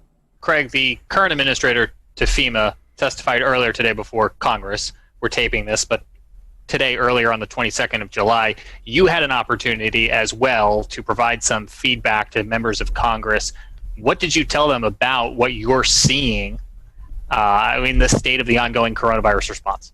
Well, I think, again, my emphasis was on evacuations. We need to be clear about that and not mix messages with talking about how dangerous and confusing and everything else it's going to be, and really focusing on when you're in the storm surge area, that's the primary threat. We need to evacuate, and we need to acknowledge COVID, but we shouldn't use COVID as a reason not to evacuate. So we need to clear that communication up. But secondly, we know that moving people is a vector, and everybody talks about evacuations. I said, well, the other problem is going to be on the response.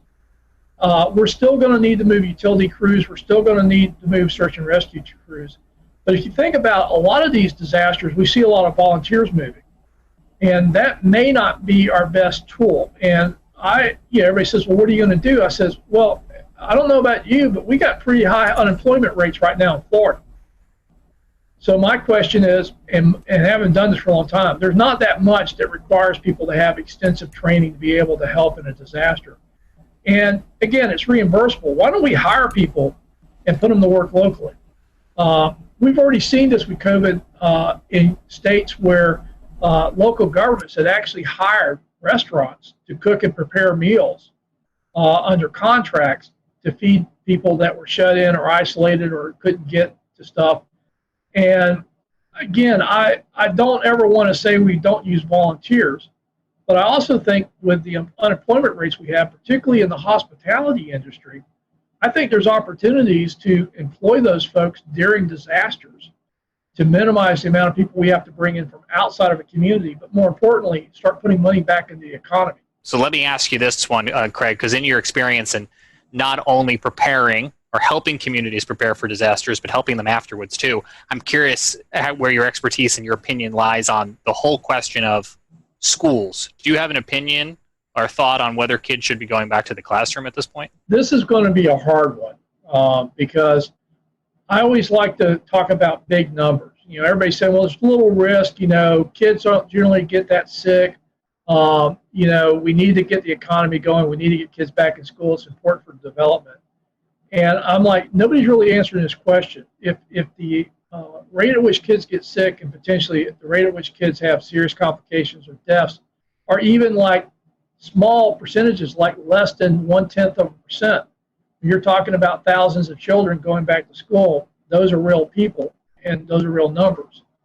And I don't think we have a good answer for that. I also think that there is opportunities to look at how we go back to the classroom setting. Everything from a lot of schools don't have enough room to do social distancing. So what if we split the day in half and we split the school up where half the school goes in the morning, half the classes go in the afternoon? What if we started doing more classrooms, weather permitting, outside? And again, because we're learning more about this is airborne and why masks are so critical in minimizing spread. How is that going to all happen? And I'm not sure we have enough answers, because in Florida, some of the schools will open up in the middle of August.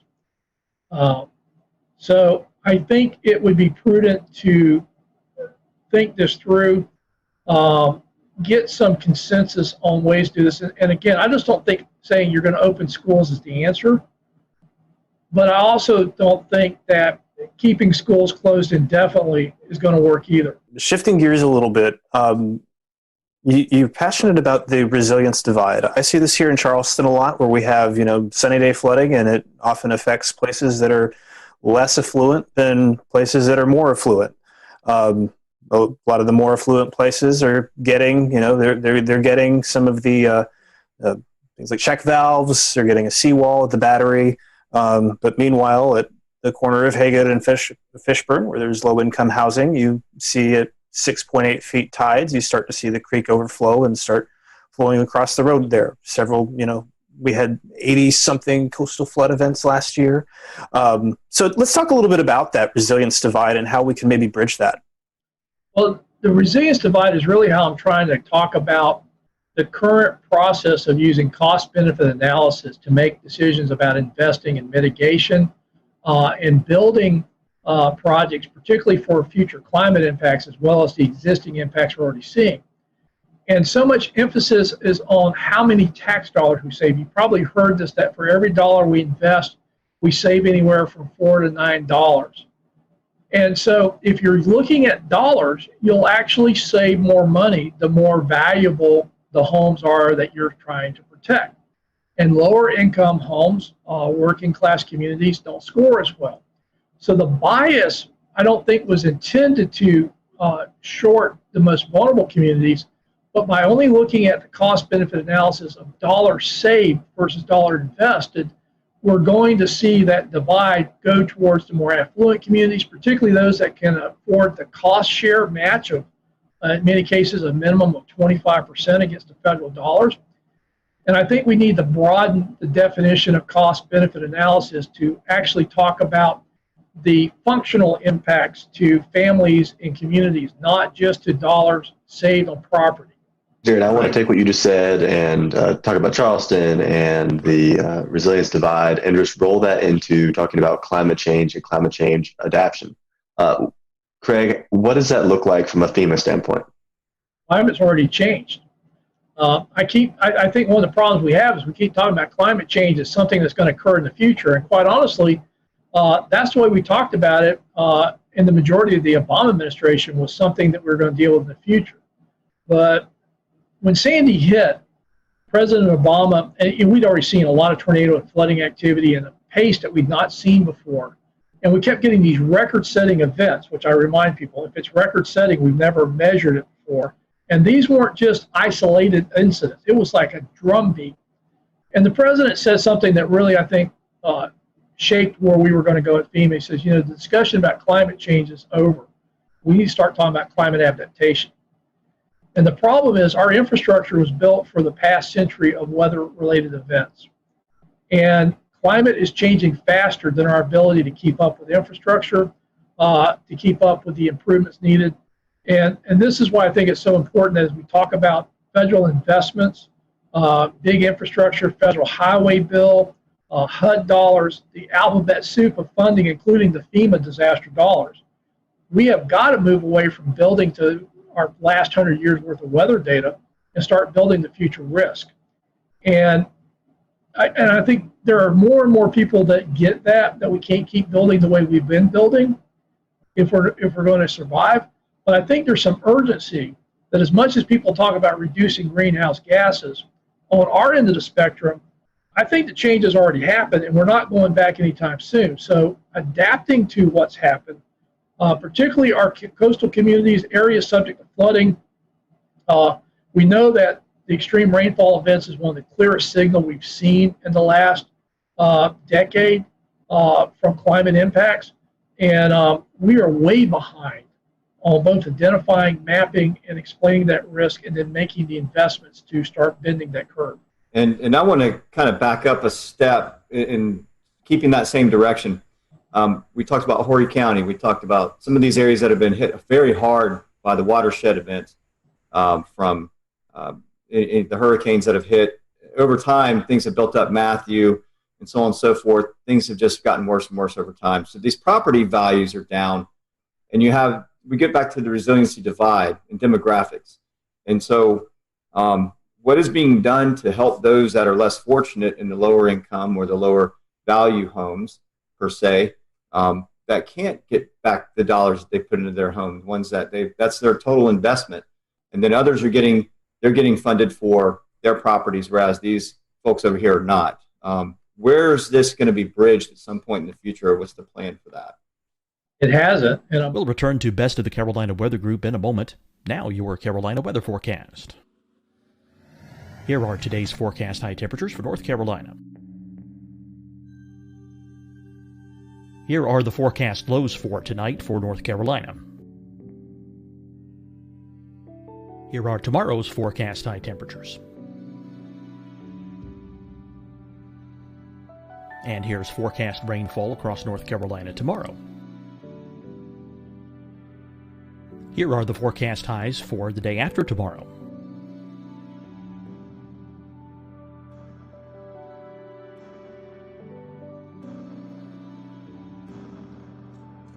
And here's the forecast rainfall across North Carolina for the day after tomorrow. This is the total rainfall forecast across North Carolina for the next 3 days. Here's the severe thunderstorm outlook for today from the Storm Prediction Center.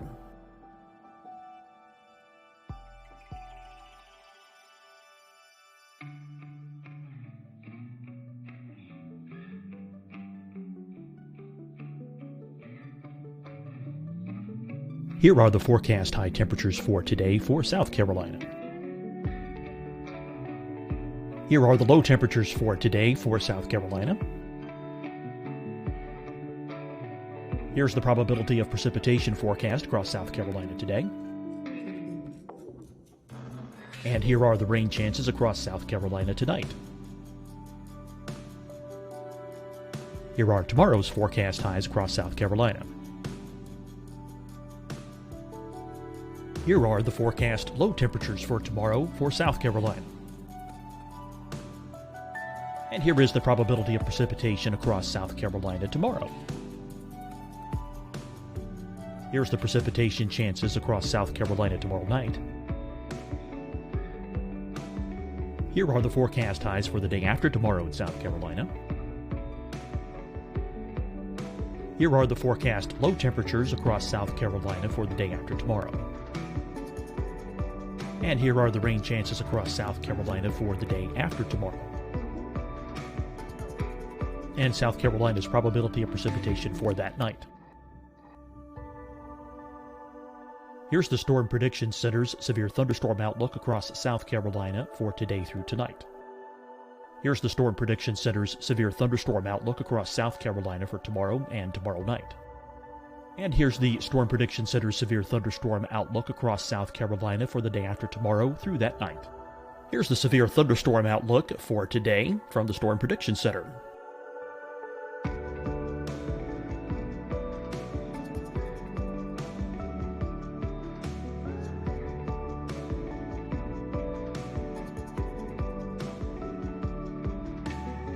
And now here's a live look at weather radar across the southeast.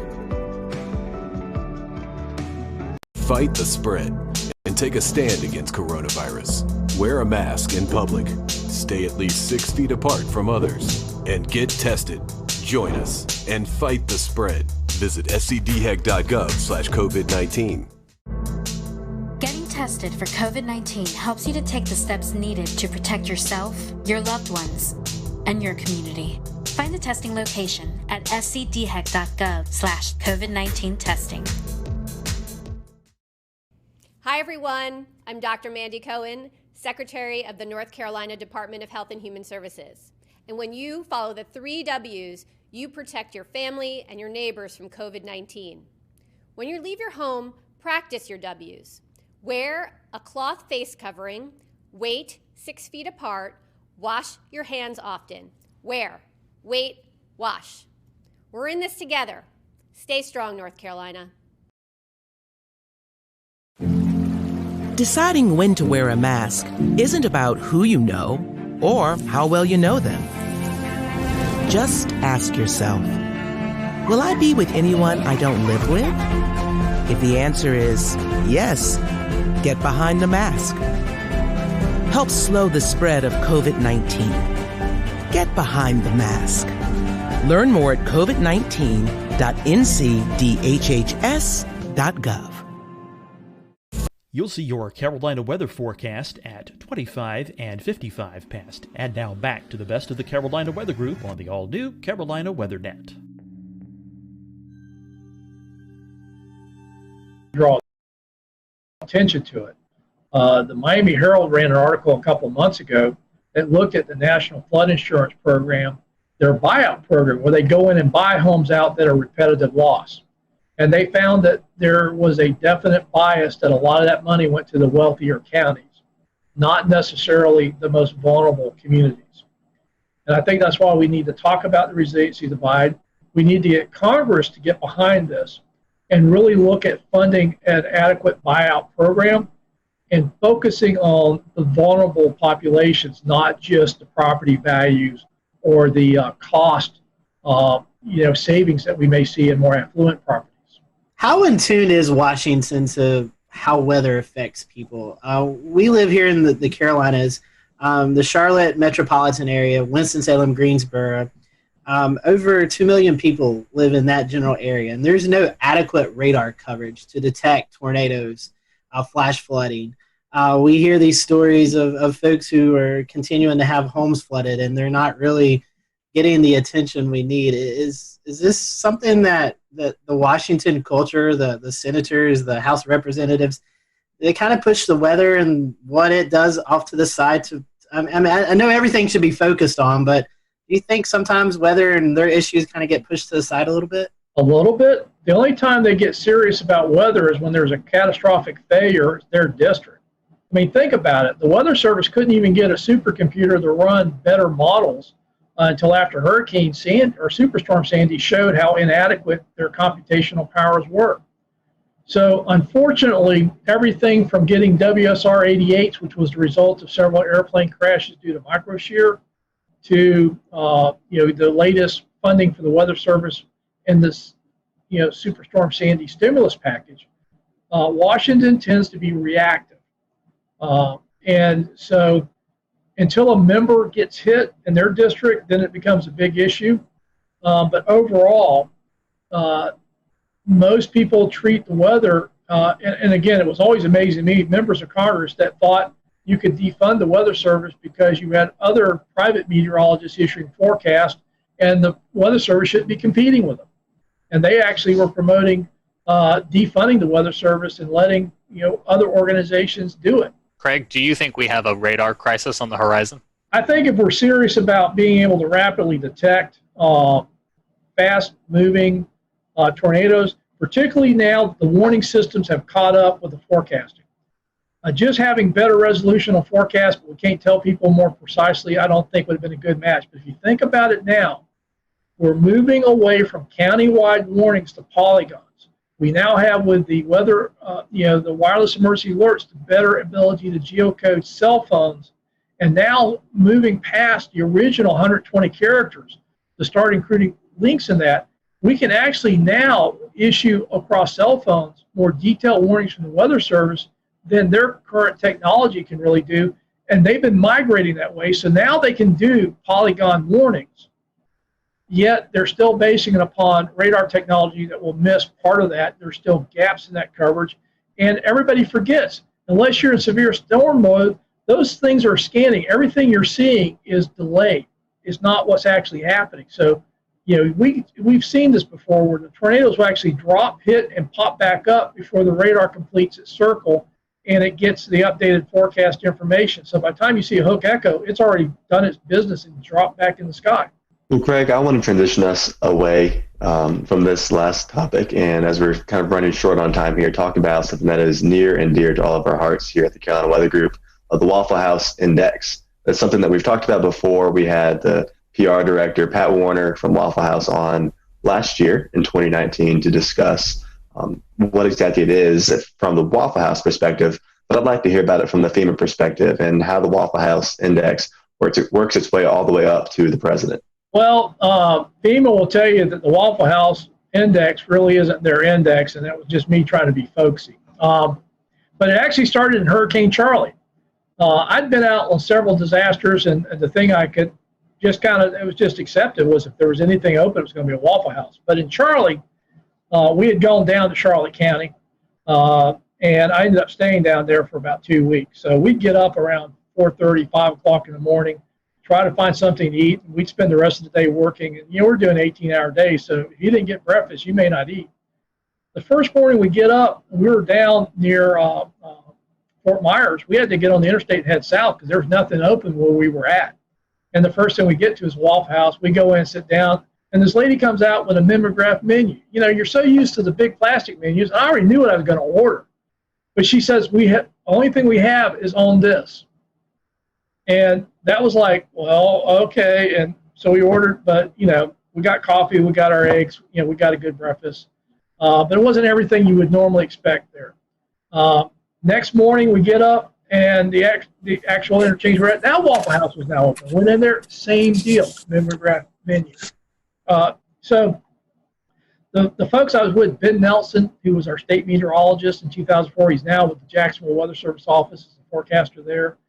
And at that time, Major Tad Warfel, now Colonel Warfel with the Florida National Guard with me. And we were color coding the counties after Charlie, red, yellow, and green using a stoplight to show indicators, EOC activation, search and rescue, schools, stuff like that. And they put into the slide deck the Waffle House index. And that's where it came from. Green was open with a full menu, yellow was open with a limited menu, and red was closed.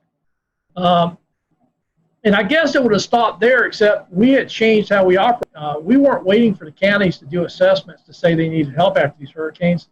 Because I kept asking, well, why don't we just respond like it's bad? We'll get there faster, and if they don't need us, we'll go home quicker. Well, the question was, if you're responding out on the panhandle, like with Hurricane Ivan, and you're driving out I-10, and literally we were going right as soon as the hurricane force winds passed, I told guys, we're going to be safe, but we ain't going to stay dry. We're not waiting for blue skies. So we were going right as the storm was moving out. And the question was, where do you stop? And that was kind of how the Waffle House Index got used. If you got there and the Waffle House was open, it ain't bad. Keep going. If you get there and the Waffle House is open, but they got a mimeograph menu, well, we're dealing with power outages. We probably got a lot of mass care issues. But for the search and rescue teams, don't stop. Keep going. If you get there and the Waffle House is closed, that's going to be pretty bad. Go to work. And it just kind of became the shorthand. In Florida, it seemed like all these hurricanes going across the interstate, the Waffle House was a pretty good indicator of what was happening. And the other thing, because we never really talked to the Waffle House, about them getting open and all the stuff they do to stay open. It was just our shorthand for where do we stop and go to work when we're driving in the areas, because you'll start seeing damages 100 miles out with a hurricane, but that's not where the impacts are worse. And so it just became a shorthand for us of where do you go to work in a hurricane? So I got to ask, Craig, what's your go-to meal at Waffle House? I mean, New York strip steaks. I like the steak and eggs, scrambled eggs, hash browns, scattered and smothered, black coffee. And if you're on the limited menu, what do you go with? Scrambled eggs, omelets, whatever they got. I'm not picky if they got a limited menu. But generally they'd have eggs and bacon, stuff like that. The funniest thing was when I was in Joplin. We got out there. I was actually on the West Coast, had to fly back into Joplin, got there late at night. We did a whole bunch of interviews the next day. I've been running on about 3 hours sleep in about 48 hours. It's now about 6 p.m. We're heading back to our hotel for the first time. And there's a Starbucks. And all these cars are parked around the Starbucks. I'm like, hey, guys, just pull in. I need a coffee. And we pull into the Starbucks. It was closed. We couldn't figure out why all the cars were there. Then we realized they didn't turn their Wi-Fi off. So folks in Joplin they were just trying to get connections were circled around there. So we went back to our hotel. There's a Waffle House right there. I'm like, we're going in there. I know they got coffee. And sure enough, you go into the Waffle House, they got coffee because they're pouring bottled water into the coffee makers. Because all of Joplin was under boiled water orders. But Starbucks was closed, Wi-Fi was on. Waffle House, they're just pouring bottled water in those coffee makers making coffee. So I got my coffee. So switching gears, Craig, I wanted to ask you, are there any memorable moments that stick out in your mind while you worked at FEMA? For example, the 2011 tornado outbreak in Alabama or Superstorm Sandy, anything like that? Yeah, it was the Tuscaloosa tornado outbreaks was pretty impressive. And again, we came into Birmingham, picked up a Black Hawk, and I was flying up to the northern part of the state. And I don't think people realized how bad the northern tier of the Alabama counties got hammered. TVA had major transmission lines ripped out. We went to one town. They were basically lost everything. They had brought a command post from the southern counties. They used to go the other way during hurricanes. They'd all go south, but that thing, everybody from the south was going north. And they literally had 911 in this mobile command post, and they were dispatching, and everything, all their equipment was lined up on the side of the road because the station was just gone. And I remember, the president was coming in. He gets on, how bad it is. I'm trying to describe it, but it really was. It was hard to describe. He got there, he saw it, and that kind of came to shorthand. So Joplin happens, and I'm on the ground in Joplin. I get the same call. He's going to come in a couple of days. He was always very respectful that he didn't want to get there when it would interfere with the response, because he knew what happens when he comes in as far as security and stuff like that. But he didn't want to wait too late. So it was always, the governor, working with the governor, working with local officials, and essentially, my recommendation. So he's calling me about Joplin, and he's going, how is it? And I says, it's worse than Tuscaloosa. And he's like, worse? And I have to say, Joplin, as far as total devastation, is the first time I've seen total devastation. When you were down where that hospital was, think about a tornado that's powerful enough to rotate a steel frame building and actually turn it. Literally the area a mile wide, close to 10 miles long, varying in width. Anything in there was totally destroyed. Anything outside of it pretty quickly got to the point where you didn't even know a tornado hit. And I just remember that, describing it to him, and he's going, how bad is it? I says, worse than Tuscaloosa. And he was just taken aback because the impacts in Tuscaloosa were pretty dramatic. And I'm like, yeah, it's worse here in Joplin. Well, Craig, one last question, kind of a fun question. You kind of, a little bit discussed it just a few seconds ago. You and President Obama, Vice President Cheney, you're sitting around. Did y'all ever talk about weather? Weather's a lot of people talk about. Did you guys just ever, talk about the weather, what's going on? No, but, between I went out on a couple of disasters with Vice President Biden, and I remember going up into Scranton, Pennsylvania. And it was really funny because he's like, Craig, these are my people. And I knew he was from the area, but I didn't realize that, people on the street knew Joe and called him that. I'm like, Mr. Vice President. They go, hey, Joe, how's your, I haven't seen you. And Joe would be going, how's your grandfather, your dad, cousin, uncle? He knew people. So that was the thing that really struck me about Vice President Biden was, in a lot of these communities we go into, he had a very personal connection, and particularly in that part of the country, they knew he was from there. They knew the families. They knew each other.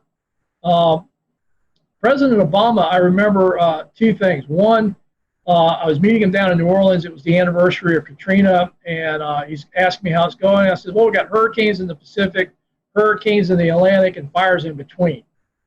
And he just looks at me and says, you're a smart ass. I'm like, hey, I'm just reporting what's happening.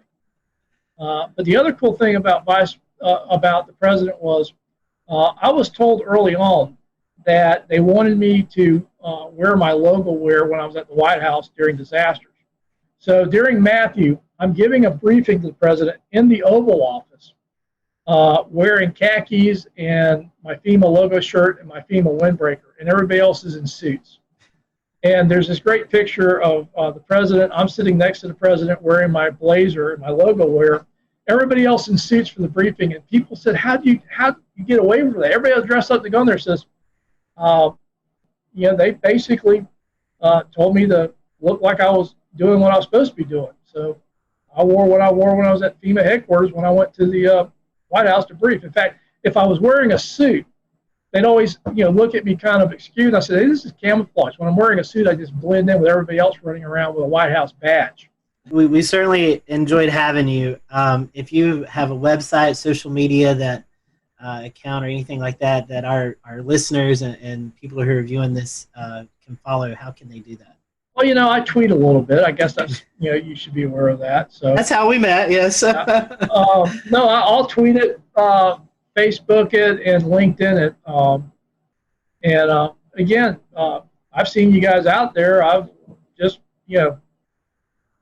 thrilled to be invited. Hey, now I feel like I've made it. I've been on the weather. Well, we appreciate your time, and again, I have to send Marshall Shepard an email that says, I've been on your podcast, but it wasn't half as much fun as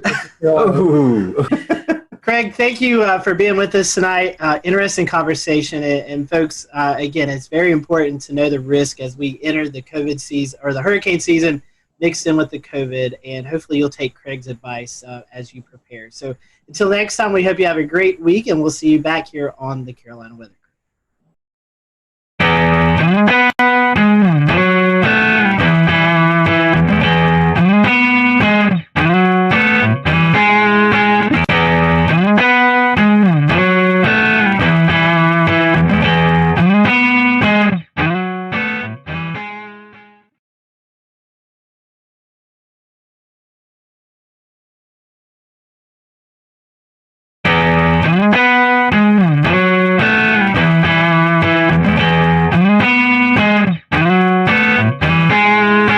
Hello, everyone. Welcome to the Carolina Weather Group. We're happy to have you this evening. Welcome to another episode, and tonight's going to be a fun episode. I'm going to go ahead and apologize.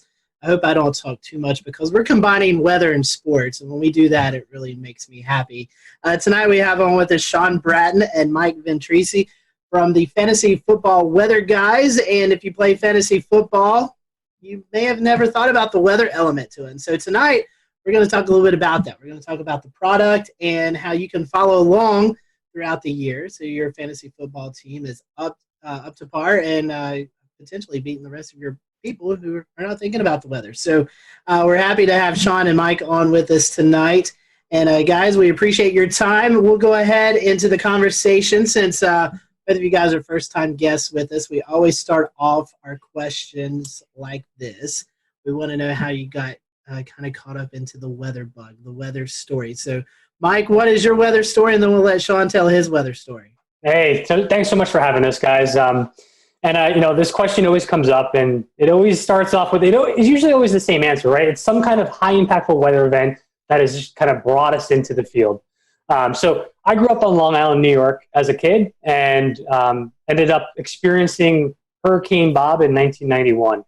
So it knocked out our power. I'm like, what is going on outside? I originally wanted to be a veterinarian, and I would go home and watch the Weather Channel after that hurricane, just watching Cantore on there with during the season. And I realized I should probably change profession pathways and go into that meteorology just because of how nerdy I was just kind of sitting out under an umbrella watching a thunderstorm. So, but it was Hurricane Bob that really got me into that passion, and that's pretty much why I ended up getting a PhD in tropical meteorology.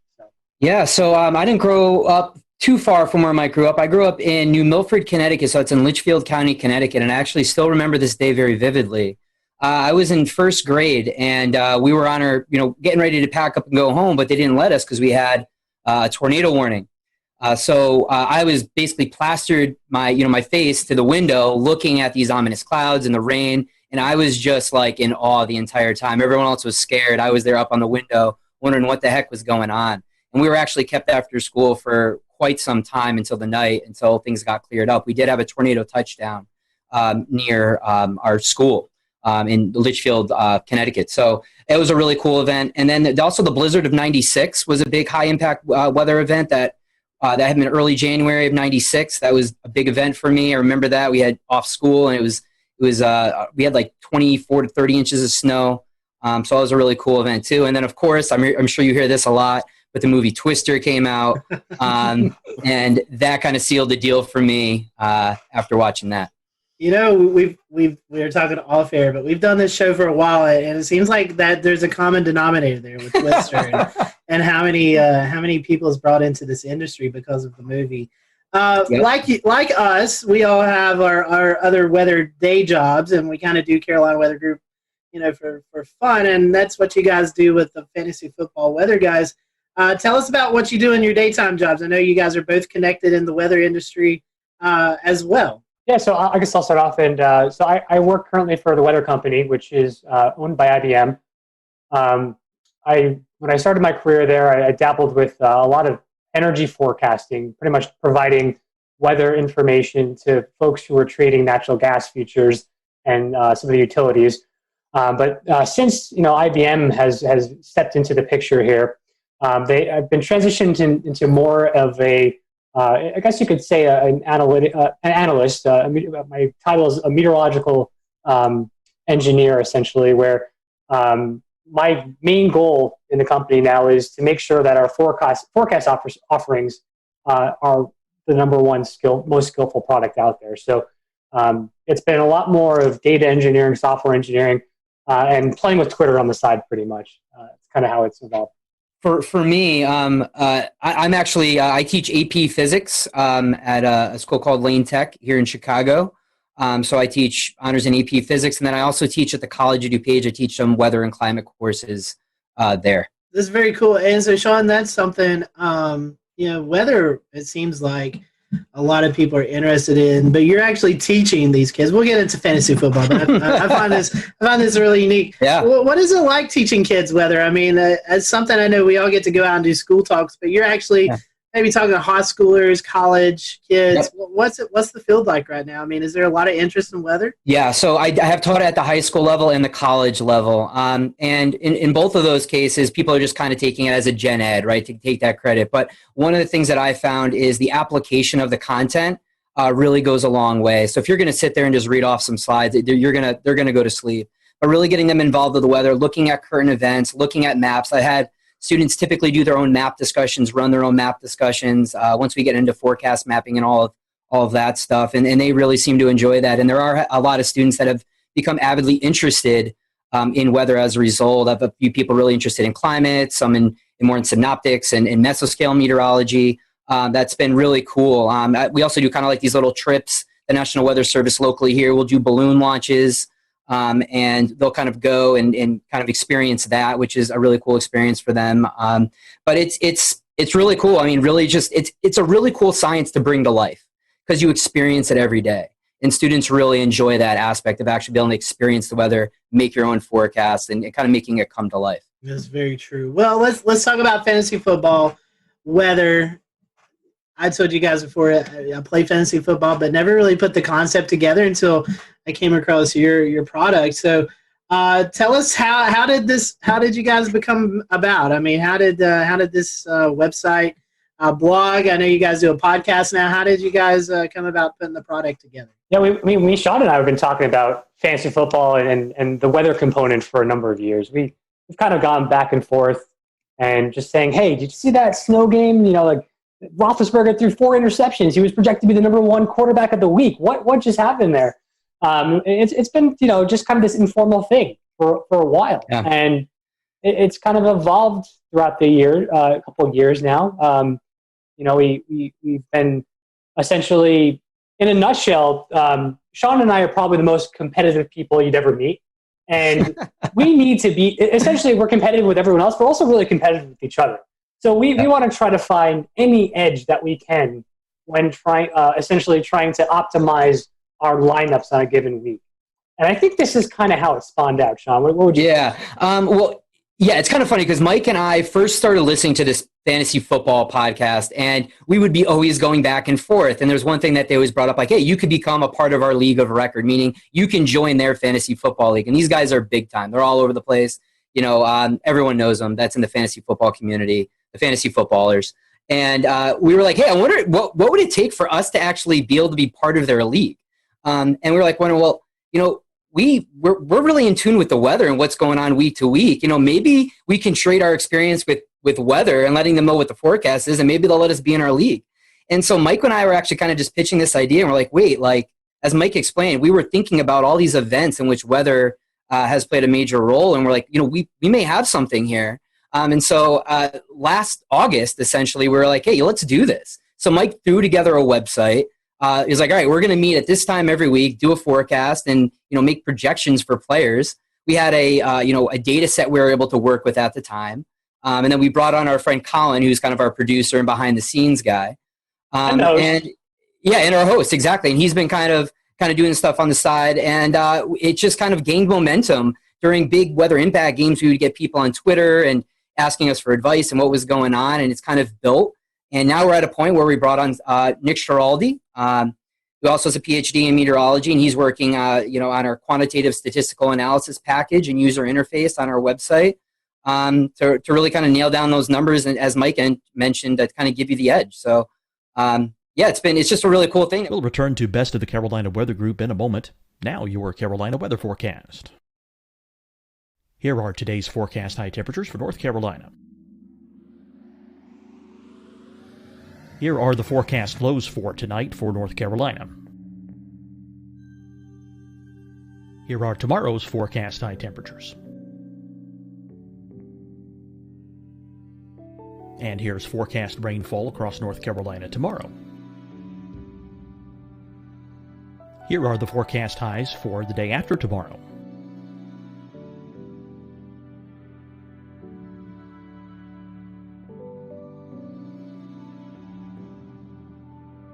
And here's the forecast rainfall across North Carolina for the day after tomorrow. This is the total rainfall forecast across North Carolina for the next 3 days. Here's the severe thunderstorm outlook for today from the Storm Prediction Center.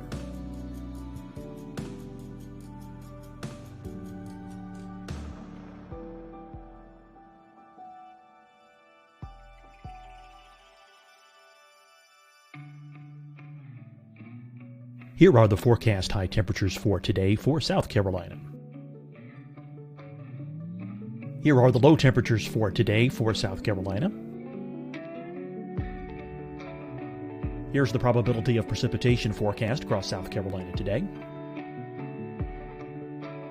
And here are the rain chances across South Carolina tonight.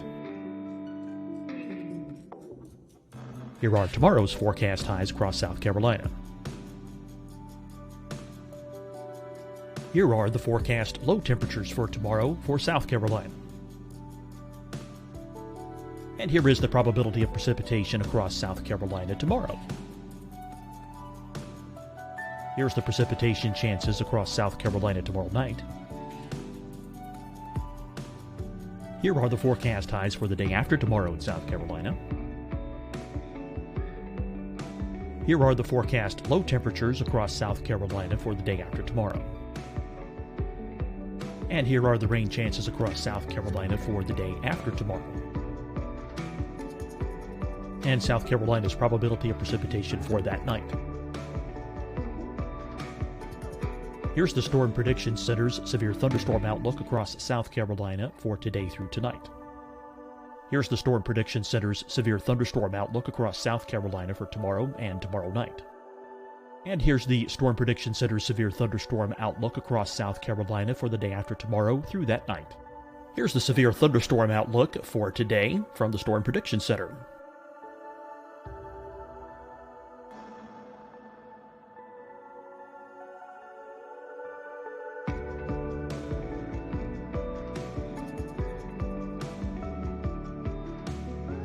And now here's a live look at weather radar across the southeast.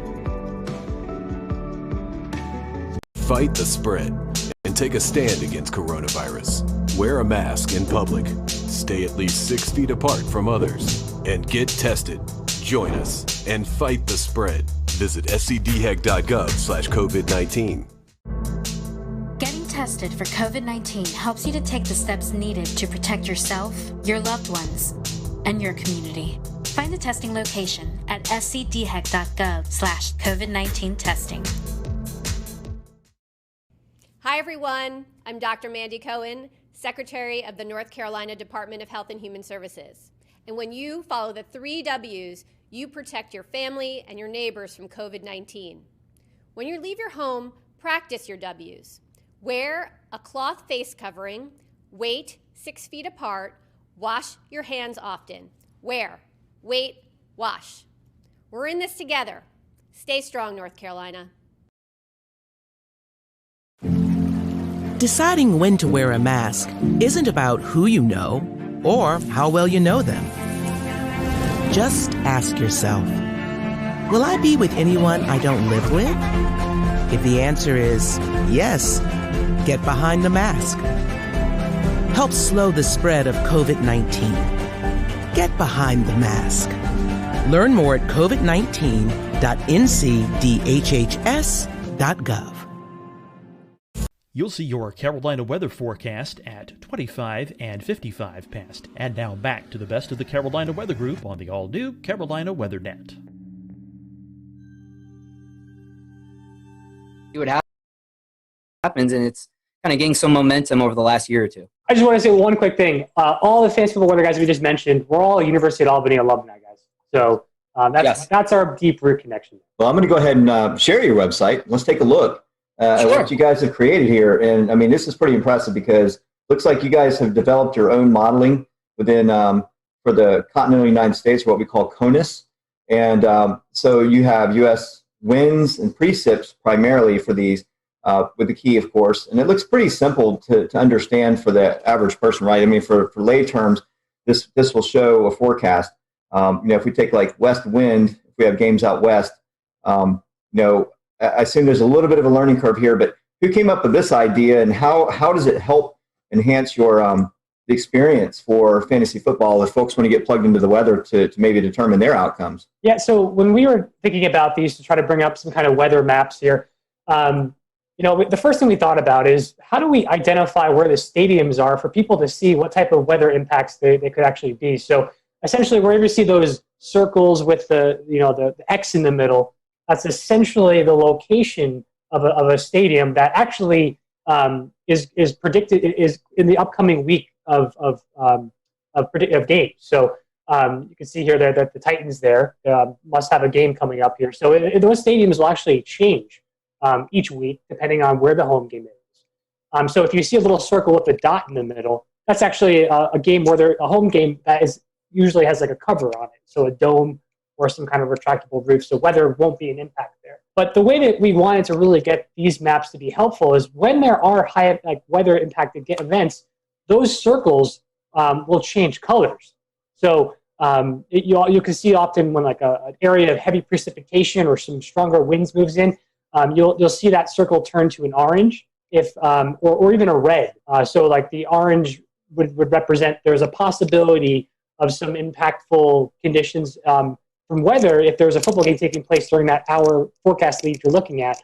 If it turns red, it means there's a high chance for some impacts. If I were to pick east wind and go forward, we would see there's orange right there. So we're showing the folks out there, if you just hit forward on these buttons, you'll see these impacts in time. And I'm trying to see how far out these go. Do these go out? Yeah. They'll go all the way to Sunday. I think recently, the most recent model run, 18Z on Sunday. We got right there. We got one in Miami. I think they're supposed to get some precipitation and maybe some wind. So I think it was around 0Z Monday or 18Z Sunday for this upcoming week. I think that's the only caution that we have for upcoming weeks. It's going to be a relatively quiet week this week, but there it is right there. So it popped up. Looks like Tuesday evening. So it looks like that timeline got pushed back a little bit. But yeah, I mean, that's pretty neat how you've integrated weather into forecast impact for a specific area, and it could be anything. It could be anything going on for that area too. So football games in particular, but that's pretty neat. I really like that format. Now, tell us a little bit about the fantasy impact table. Yeah, sure. So this is a table that will outline each set of games for the week. And to be honest, there's been so many changes with the schedule here because of all the impacts from COVID. But so we try to make sure this is up to date. And I think I did update this on Tuesday. So essentially, it'll show out the slate of games here, and it'll be in chronological order. There are a time and weather impact there.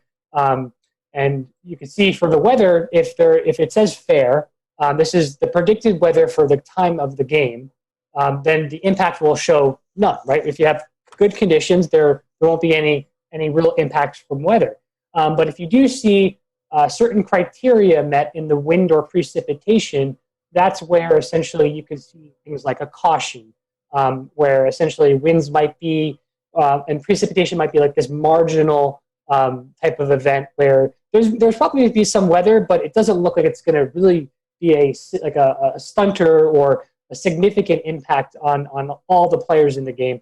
But if you do see some criteria, let's say you have winds 20 miles per hour with heavy rain for the duration of the game, that's where you would see an extreme impact. And this table would update that this updates probably twice a day.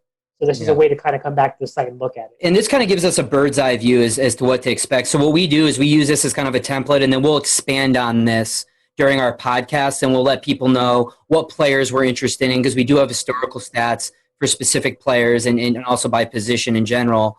And we can elaborate on, okay, we have forecast at 18, 25 mile an hour winds, whatever it may be. Well, this player in windy conditions, this is how they perform statistically. So we kind of update them on the expectations based on the weather. We are in the process of updating this. Hopefully over the next several weeks. Again, our buddy Nick Giraldi is going to actually customize this by position and also possibly by players. So the ultimate thing is people want to know, how is my fantasy team going to be impacted? That's bottom line, right? So we're going to have fantasy point differentials based on those weather conditions that we're going to be adding to this table hopefully soon here. And Sean, you were talking a little bit earlier. You guys actually are doing a lot of analytics and numbers, and you're talking about specific players who may see the effects. You're talking about Roethlisberger throwing 4 INTs in a snowstorm, or it could be Denver. It's an extremely windy day, so Drew Lock, the wind may affect his performance. So how do you guys talk to us a little bit about that? How you're breaking down how it's affecting individual players? Yeah, I can lead on this one. So we have basically archived data that we're able to use that breaks it down basically almost every play for every game going back to 2009. So what we're able to do is look at those fantasy stats. So we have fantasy point projections for half-point PPR, full-point PPR, standard leagues, and we're able to look at how that player has performed statistically during those weather-like events. So, hey, how has this quarterback performed in 20 to 30 mile an hour winds? Okay, well, we see a decrease in fantasy points by 4, and they throw their TD their touchdown interception ratio has changed X, Y, and Z amount. And then we also kind of have another stats package that we'll use based on weather conditions as well. So what we try to do is say, all right, our forecast is this for the weather. Let's look at the specific players and the positional players that we're interested in for that game and see if there's actually going to be an impact. Because quite frankly, for some players like an Aaron Rodgers, maybe we don't see as much of an impact for them, so we're not going to be as concerned about that player. For other players like a Jared Goff or something like that, or Kirk Cousins, for example, who played in Seattle this week during rainy games, there's an impact there we've seen statistically. So we really got to kind of decipher. We just, we kind of do this by position, but even a little bit more specifically by player when appropriate. That's really awesome. You guys have been doing this. Obviously, you started the website last year. When we're recording this, it's October 14th. So we're about week 5, I think, into the season, maybe week 6. I can't remember with COVID and all that stuff going on. But talk about how the fans, how have you guys, the outreach? I mean, have you got a lot of positive responses from fantasy football player or fantasy footballers? How's that went? So I think our biggest interaction with folks right now is on our Twitter handle at FF Weather Guys, where it typically the interaction is most prevalent during weeks where there is predicted weather and the folks are aware of those impacts. Usually when you see like some of the mainstream media or sports channels talking about weather impacts, and usually I guess that as you get up into later in the season, as we know, winter storms or late fall storms can get more energy from the jet streams. That's where we typically see those larger weather impacts. And I think that's where the draws start to come in, especially when people are fighting for those playoff positions, right? They want to make sure that they don't make a mistake and people start to get really meticulous with their lineups. And we're speaking more specifically on like these redraft leagues, essentially where you have like a draft at the beginning of the season and you have your team throughout the year. So that's where we've seen the most interaction with regards to our fan base. Yeah, and during those weeks, I mean, we'll broadcast on our Twitter feed like, "Hey guys, this is what we're forecasting. Here's are the impacts," and people will reach out to us. They're like, "Hey, I'm deciding between playing this player and that player. What do you think?" And we'll say, "Hey, based on what we've seen in these weather conditions, this player has a discrepancy of this. You know, we would side with this guy."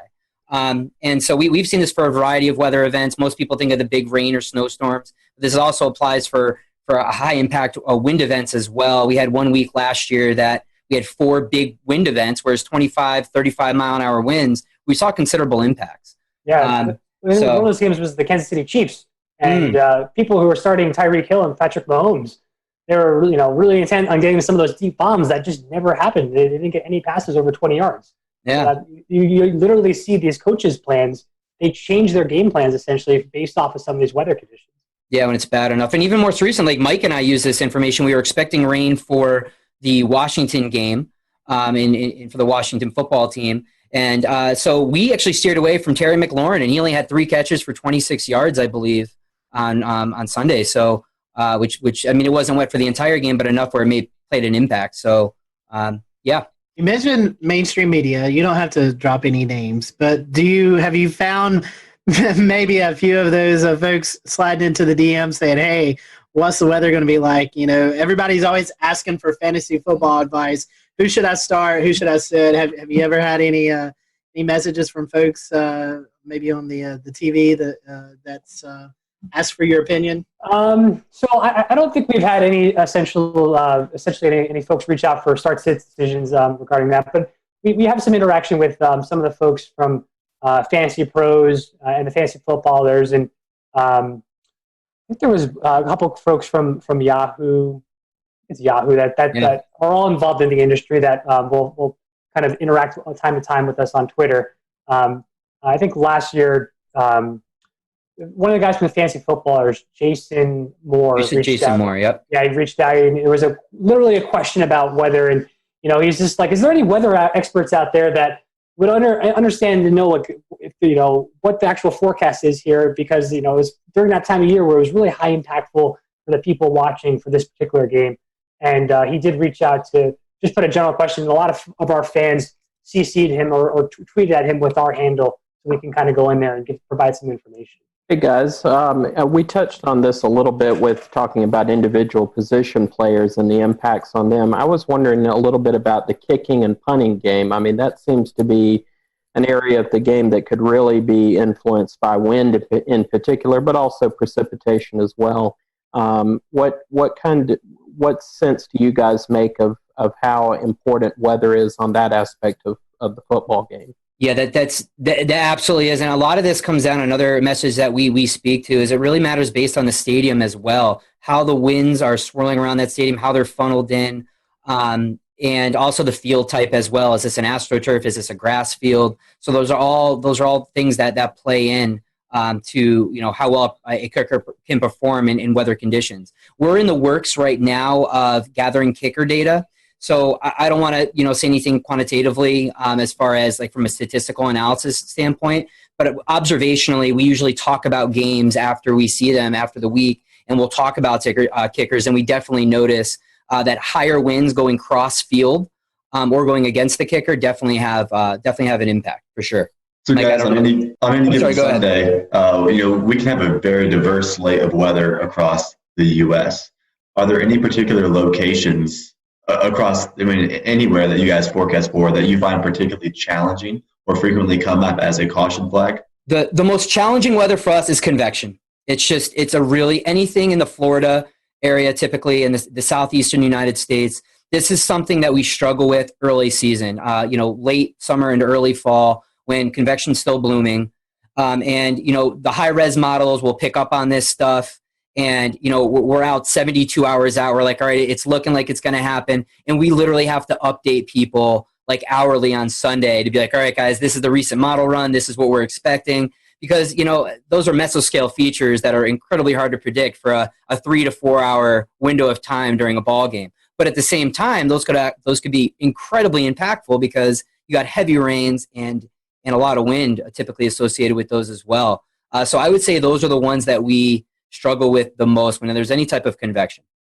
Yeah, those are the events that typically trip our algorithms in our fancy impact table and some of our maps. If you look at those circles and when we change different colors, you'll see certain model runs show the impacts, and then all of a sudden they take them away because the models are having a hard time resolving the convective features. And sometimes like they can sneak under the radar. I remember there was a game last year in Jacksonville where we had this strong northeasterly flow off the ocean that was just bringing these shallow convective cells across the stadium. And it was just like the popcorn variety, and it was just causing. You'd hear we didn't talk about it much in the podcast that week because we were the models didn't see it, and then all of a sudden they'd be raining on and off during the game, and Sean was sending us messages. Do you see this raid that's going? It's the announcers are talking about it. We missed this. I'm like, oh my god, fun! The joys of forecasting Florida weather. I can only imagine your models. Is it like a blended run? Is it like a high resolution, like her 3 kilometer going into the NAM 3 and 12, and then to the GFS out to the 7-day? Do you layer it in that manner? That way you get the higher resolution or the RAP in the first couple of days? So this is something that we're still working on. And right now, as we were kind of spinning up things here, we've been relying mainly on GFS data at first, but we are shifting over to leverage the national weather blend of models from the National Weather Service. We are going to be shifting over to that because obviously those are the guys that are paying attention more to each location and try to be as skillful as possible. And then we can take that information and convert it into the impact or how that impacts the specific players. So it takes some of the burden off of us in the forecasting world and allows us to focus on that impact piece. And then we can also elaborate on that. I mean, because we may use that from the National Weather Service, but obviously we have access to the different high resolution models. And again, that's something that we typically expand on during our podcast. And there may be some games that don't even come up as a caution on our table necessarily because they may not meet a certain threshold. But for us, just observationally, we know these are things that we need to monitor. So we'll mention them during our podcast or on Twitter. You're talking about Southeast convection. I would also imagine maybe Lake Effect snow, Buffalo, Chicago, Cleveland, Green Bay, all locations that can see that, where one side of town could get 6 feet and the other side could get like 2 inches, Getting back to your social media outreach and your fans, the football fans in general, and how you integrate, how you kind of mesh with everything. How do your fans respond to your products, right? Because it looks like you do everything kind of for free. You're sort of providing that kind of service. And do you find that a lot of fans are really into what you do and share it out, and you get a lot of good response and positive feedback out of it? Or how does all that work? How do you get your how do you know how you're doing overall? Yeah, no, we always appreciate the feedback. We'll have some people that'll reach out like, oh, I really wish I knew this, or I really wish you approached it this way or offered this kind of information. And again, that's kind of how we're working in developing our webpage and our user interface. So most people have been really constructive and just really helpful and really nice, which is not always the case in the weather world, as we know. Mm-hmm. But yeah, no, it's been a really good experience. We used to even do a photo contest where people would, obviously not the case now, at least for most stadiums, but if you were at a game where there was weather, take a picture for us and, we'll put it on our website or show it during our podcast. And people seem to appreciate that as well.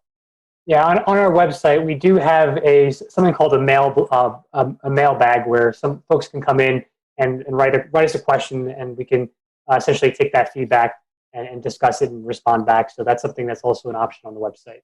Yeah, I think it's this right here. So you can put your message in and submit. And then there was also what you talked about with this weekly weather blog, then the photo contest. So looks like, you give folks an incentive to sort of be more of a part of the website, which I think is great because you're allowing them to interact with you in your domain, which is awesome. So well, talking about the product, we'll start to wrap up here. How can we find you? What's the social media platform of choice? I don't know if you guys do Facebook. I know you do Twitter, but tell us about social media. I know you guys do podcasts, blogs. I even think you might be dabbling into doing some live game updates. Am I correct with that? Yes. Yeah. So we've been moving onto the Twitch platform. So if you twitch.tv/FF Weather Guys, that's essentially we have our show usually on Thursday or Fridays. We try to do it around 8 p.m. And then when there are high impact weather events on a Sunday, we'll get up on Twitch again and have a Sunday show usually around 11 a.m. That's one source where we've been kind of more interactive with folks. Well, guys, thank you for your time. We appreciate it. Thank you guys for watching the Carolina Weather Group. Make sure if you're a fantasy football player, go check out these guys. Fantasy Football Weather Guys. Google them. You can find the Twitter account, website, all of that good info. And make sure that you tune into the blog and the podcast, as well as the live broadcast there on Twitch on Sunday morning. So until then, we hope you have a great week, and we'll see you next time here on the Carolina Weather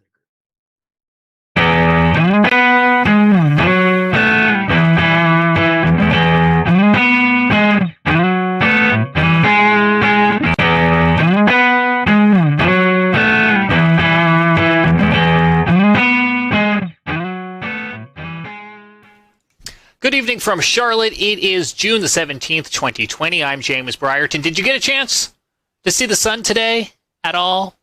Maybe kind of, sort of. We have been cut off from the rest of the world. No, I'm not talking coronavirus. I'm talking about this low pressure that has just parked over the Carolinas today. It's very pretty on this satellite image that our friend Brad Panovich captured. You can see it there just spinning out over like Fayetteville, Fort Bragg, between Charlotte and Raleigh, just spinning and spinning and spinning, but that just socked us in with clouds. I did see just a little bit of sun today here in Charlotte before the sun went down, and that was a nice change of pace after a couple days of cloudy and cold weather. All right, this week we are talking the PGA Tour, which has resumed and is in Hilton Head, South Carolina for the RBC Heritage. Kicks off tomorrow after a couple of practice rounds. I'm holding here the weather forecast from their on-site meteorologist, Stuart Williams. This is what we call a tease. I'll have this for you coming up. What we're going to get to first is a piece of tape that has been very patiently waiting in the wings. So Stuart sat down with the Carolina Weather Group in February to record an interview that at the time we thought was going to air alongside the Wells Fargo Championship here in Charlotte. Well, as you now know, that never happened, and other PGA Tour events were canceled.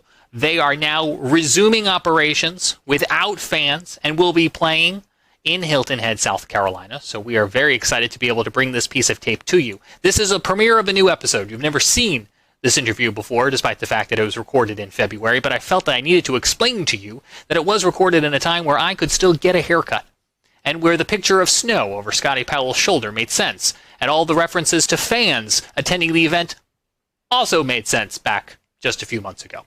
So without further ado, we'll get on over to this, and then coming up later on in the program, about 30 minutes from now, we'll get a check of your weather headlines this week, including that PGA Tour forecast, an update on Sharpie Gate, and we'll take a look at the tropics as well, too. But without further ado, here is our interview with Stuart Williams, the on-site meteorologist for the PGA Tour, and he'll tell us a little bit about the company he works for as well. Hello, everyone. Welcome to the Carolina Weather Group. We're happy to have you this evening, and we present Mr. Stuart Williams, meteorologist for the PGA Tour, which is a really cool job that I would love to have. As a big golf fan, I think it's a really unique job that Stuart has, and he's going to talk to us a little bit about that tonight and let us know what all his duties are as he travels across the PGA Tour. And we'd love for you to interact with us tonight. So if you have any questions or comments, feel free to drop them on the social media platforms, and we'll address those. And we'll let Stuart give out some of his social media information towards the end of the interview tonight. That way, if you want to follow him on Twitter, you can do that, or just get more information. So we appreciate having Stuart with us tonight. Stuart, welcome back to the show. I know we had you on a couple of years ago, fellow North Carolinian, and it's great to have you with us tonight. Glad to see that you're actually home and not out on the road right now. So for those who may be introduced to you for the first time, tell us a little bit about you. I know you live here in North Carolina. You went to school here in North Carolina, so kind of give us a brief background about who you are. Yeah, I grew up in Winston-Salem. I currently live in High Point, North Carolina. And I got my meteorology degree from UNC Asheville, so I was actually there from 1988 to 92. So that kind of dates myself there. So 50 years old now, so I'm getting older. But after that, I started working for a company called Mobile Weather, and we started doing golf tournaments, weather for golf tournaments. So it started like with the Crosby Celebrity Tournament there in Winston, and the Vantage Championship, which was a Champions Tour event in Winston. And after that I was interning then at that time when we started those, probably about 91 or so. And then as I graduated, we kind of formed a company called Mobile Weather, and we started doing more and more golf tournaments. So individual tournaments would hire us. And then from there in 1995, we signed a full-time contract with the PGA Tour doing all their events. So, and it just kept snowballing from there. And then so I was working with a company then called Mobile Weather, and so we were doing golf tournaments. I was traveling all over the country. And then in 2005, I started working for DTN, and ever since then I've been with DTN, and we just keep growing and doing more and more events. So, you know, we have... We'll return to Best of the Carolina Weather Group in a moment. Now your Carolina weather forecast. Here are today's forecast high temperatures for North Carolina. Here are the forecast lows for tonight for North Carolina. Here are tomorrow's forecast high temperatures. And here's forecast rainfall across North Carolina tomorrow. Here are the forecast highs for the day after tomorrow.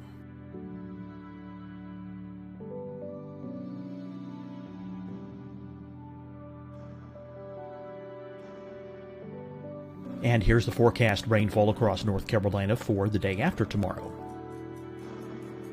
This is the total rainfall forecast across North Carolina for the next 3 days.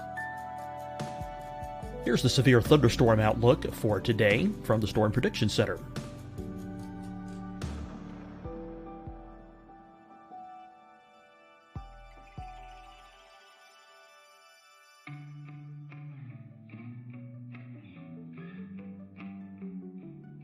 Here are the forecast high temperatures for today for South Carolina. Here are the low temperatures for today for South Carolina. Here's the probability of precipitation forecast across South Carolina today. And here are the rain chances across South Carolina tonight. Here are tomorrow's forecast highs across South Carolina. Here are the forecast low temperatures for tomorrow for South Carolina. And here is the probability of precipitation across South Carolina tomorrow. Here's the precipitation chances across South Carolina tomorrow night. Here are the forecast highs for the day after tomorrow in South Carolina. Here are the forecast low temperatures across South Carolina for the day after tomorrow. And here are the rain chances across South Carolina for the day after tomorrow. And South Carolina's probability of precipitation for that night. Here's the Storm Prediction Center's severe thunderstorm outlook across South Carolina for today through tonight. Here's the Storm Prediction Center's severe thunderstorm outlook across South Carolina for tomorrow and tomorrow night. And here's the Storm Prediction Center's severe thunderstorm outlook across South Carolina for the day after tomorrow through that night. Here's the severe thunderstorm outlook for today from the Storm Prediction Center.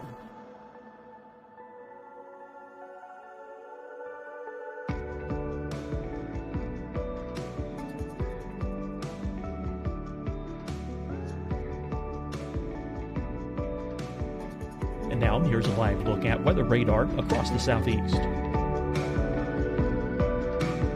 Fight the spread and take a stand against coronavirus. Wear a mask in public. Stay at least 6 feet apart from others. And get tested. Join us and fight the spread. Visit scdhec.gov/COVID-19.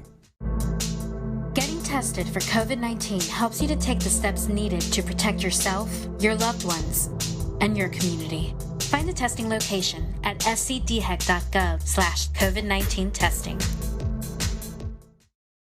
Hi, everyone. I'm Dr. Mandy Cohen, Secretary of the North Carolina Department of Health and Human Services. And when you follow the 3 W's, you protect your family and your neighbors from COVID-19.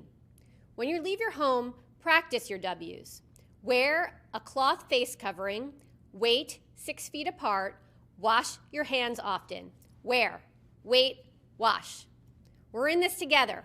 Stay strong, North Carolina. Deciding when to wear a mask isn't about who you know or how well you know them. Just ask yourself, will I be with anyone I don't live with? If the answer is yes, get behind the mask. Help slow the spread of COVID-19. Get behind the mask. Learn more at covid19.ncdhhs.gov. You'll see your Carolina weather forecast at 25 and 55 past. And now back to the best of the Carolina Weather Group on the all-new Carolina Weather Net.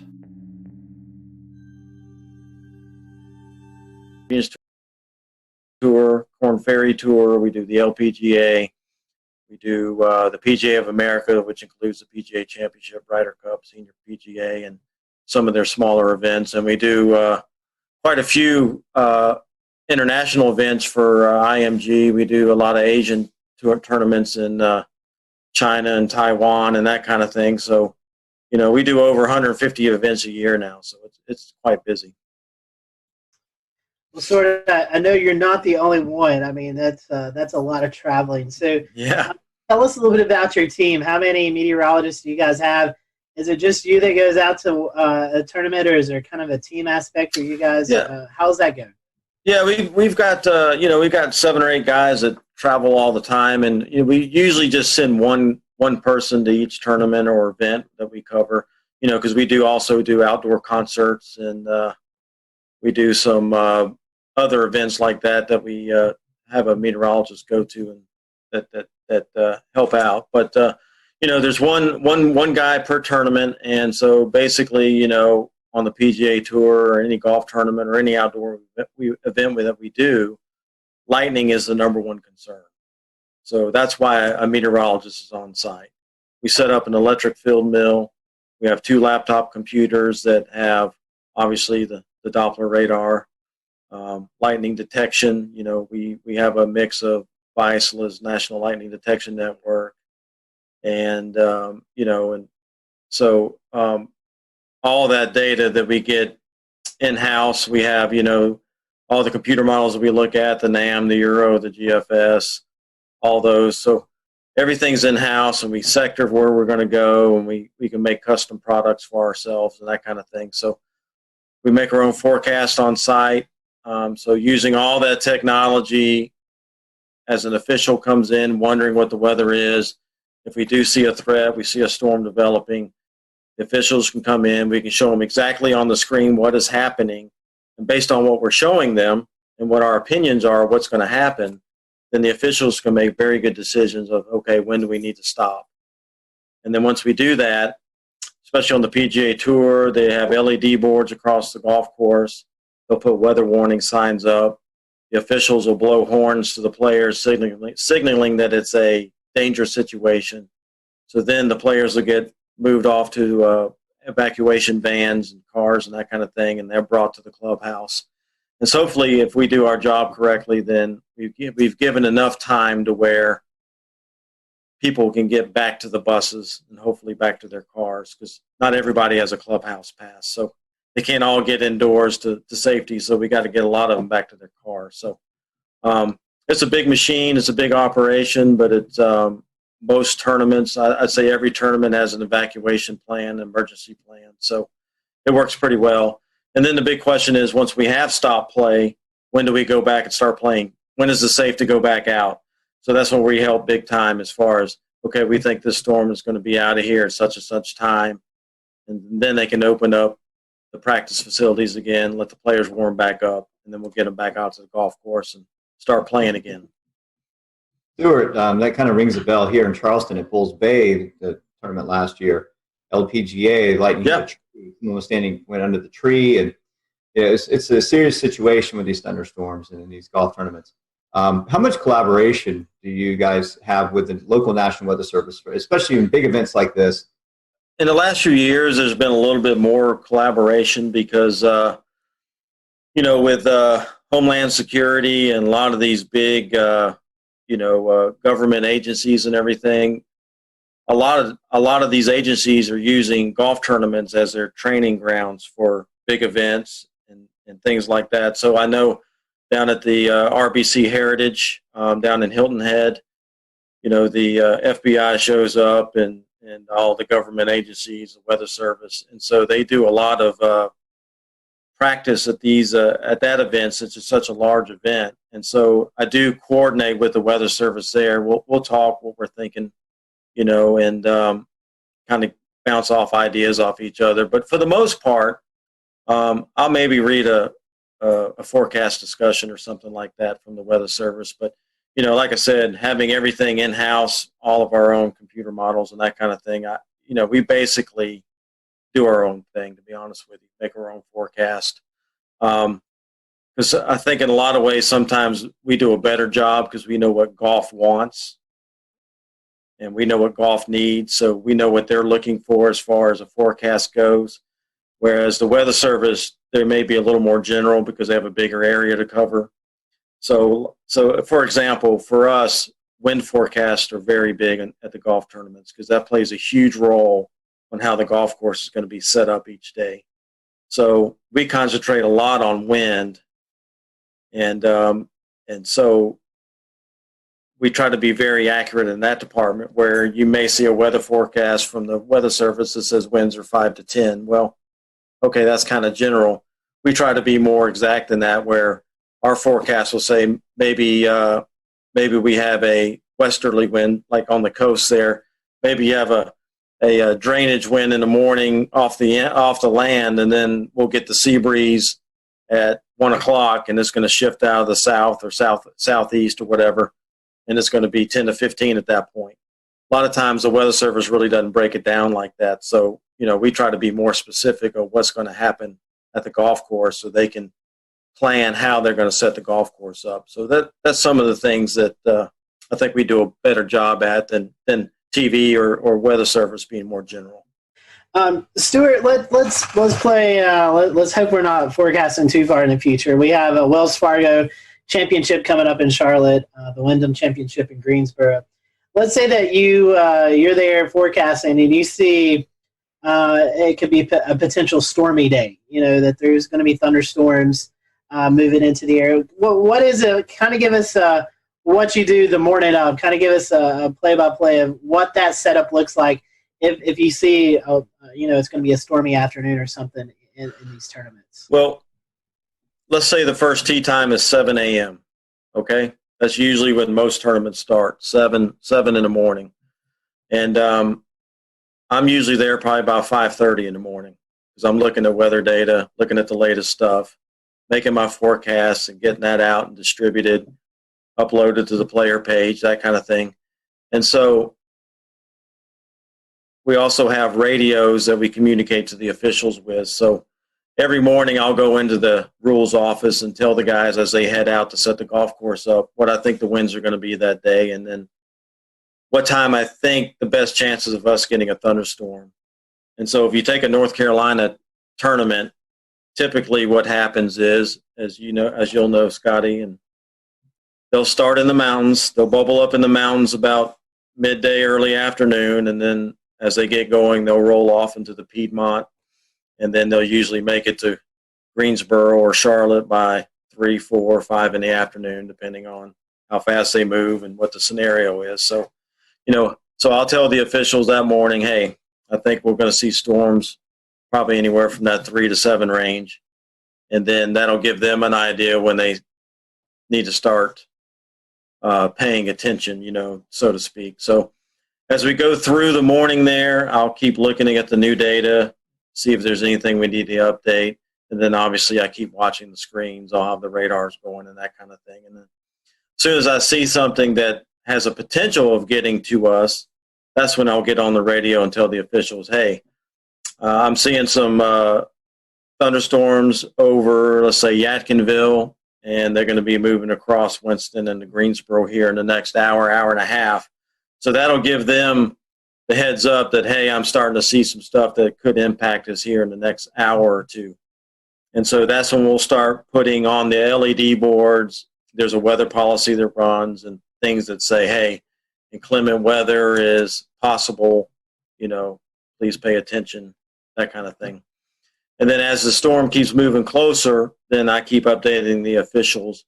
And then when I think is within, less than an hour, usually the head rules official, which would be Mark Russell or Slugger White, who are in charge of the competition, basically, they'll come into my office. I show them exactly what's happening. And then we try to give at least 30 minutes notice before the storm's going to hit the golf course so that we can blow the horns and give enough time for people to start trickling out and get the players in. And then obviously, as the storm gets closer, hopefully we've gotten everybody off the golf course, and then the storm will hit. And then, like I said, then we have the conversations. When do you think it's going to be out of here? When is it safe to resume? And so they'll already start making the plans on when that gets out of there, when we're going to let them go back out and warm up on the range and then get them back out on the golf course. So, it's kind of a lengthy process, but as with weather, you guys, we have thunderstorms that can't pop up right on top of you. So that's why we also have an electric field mill that we set up on site that measures the electrical charge. And so if we're seeing something develop real close to us, hasn't produced lightning yet, and we're wondering, is it going to, that electric field mill gives us the heads up that, hey, charges are building. And also looking on the radar, you look at the cloud tops. You kind of know what those cloud tops keep growing, and you know what the freezing level is. And when it gets a certain height above that freezing level, that's when you start seeing the lightning. So using all those things together, using all those things together, we can get a good idea that, hey, this cell will probably going to produce lightning. So that electric field mill is crucial in that aspect. So it may give us 10 or 15 minutes that we wouldn't have had if you waited for the first lightning bolt to come out. So, we may only have 10 or 15 minutes to get them off, but that's still better than having no warning and all of a sudden there's a lightning bolt. So, yeah, technology plays a huge role in what we do. That's pretty fascinating. I didn't realize that much went into it. That's pretty sophisticated and really good coverage on your part. Stuart, once y'all blow the horn, this is kind of going back a few minutes, but once y'all blow the horn to warn there's a tornado or tornado-warning storm or even a severe thunderstorm on its way, the players, they're coming off the course, but for bystanders that are sitting alongside the course or even in the stands, is there a safe place for them to go? Unless you have a clubhouse pass, and generally no. So, if you're having a severe weather event, obviously you don't want to keep them in the tents and the skyboxes because those are temporary structures and big lightning rods as well, just, with the poles and everything. So, we try to get people to go back to their cars, go back to the buses, get back to their cars.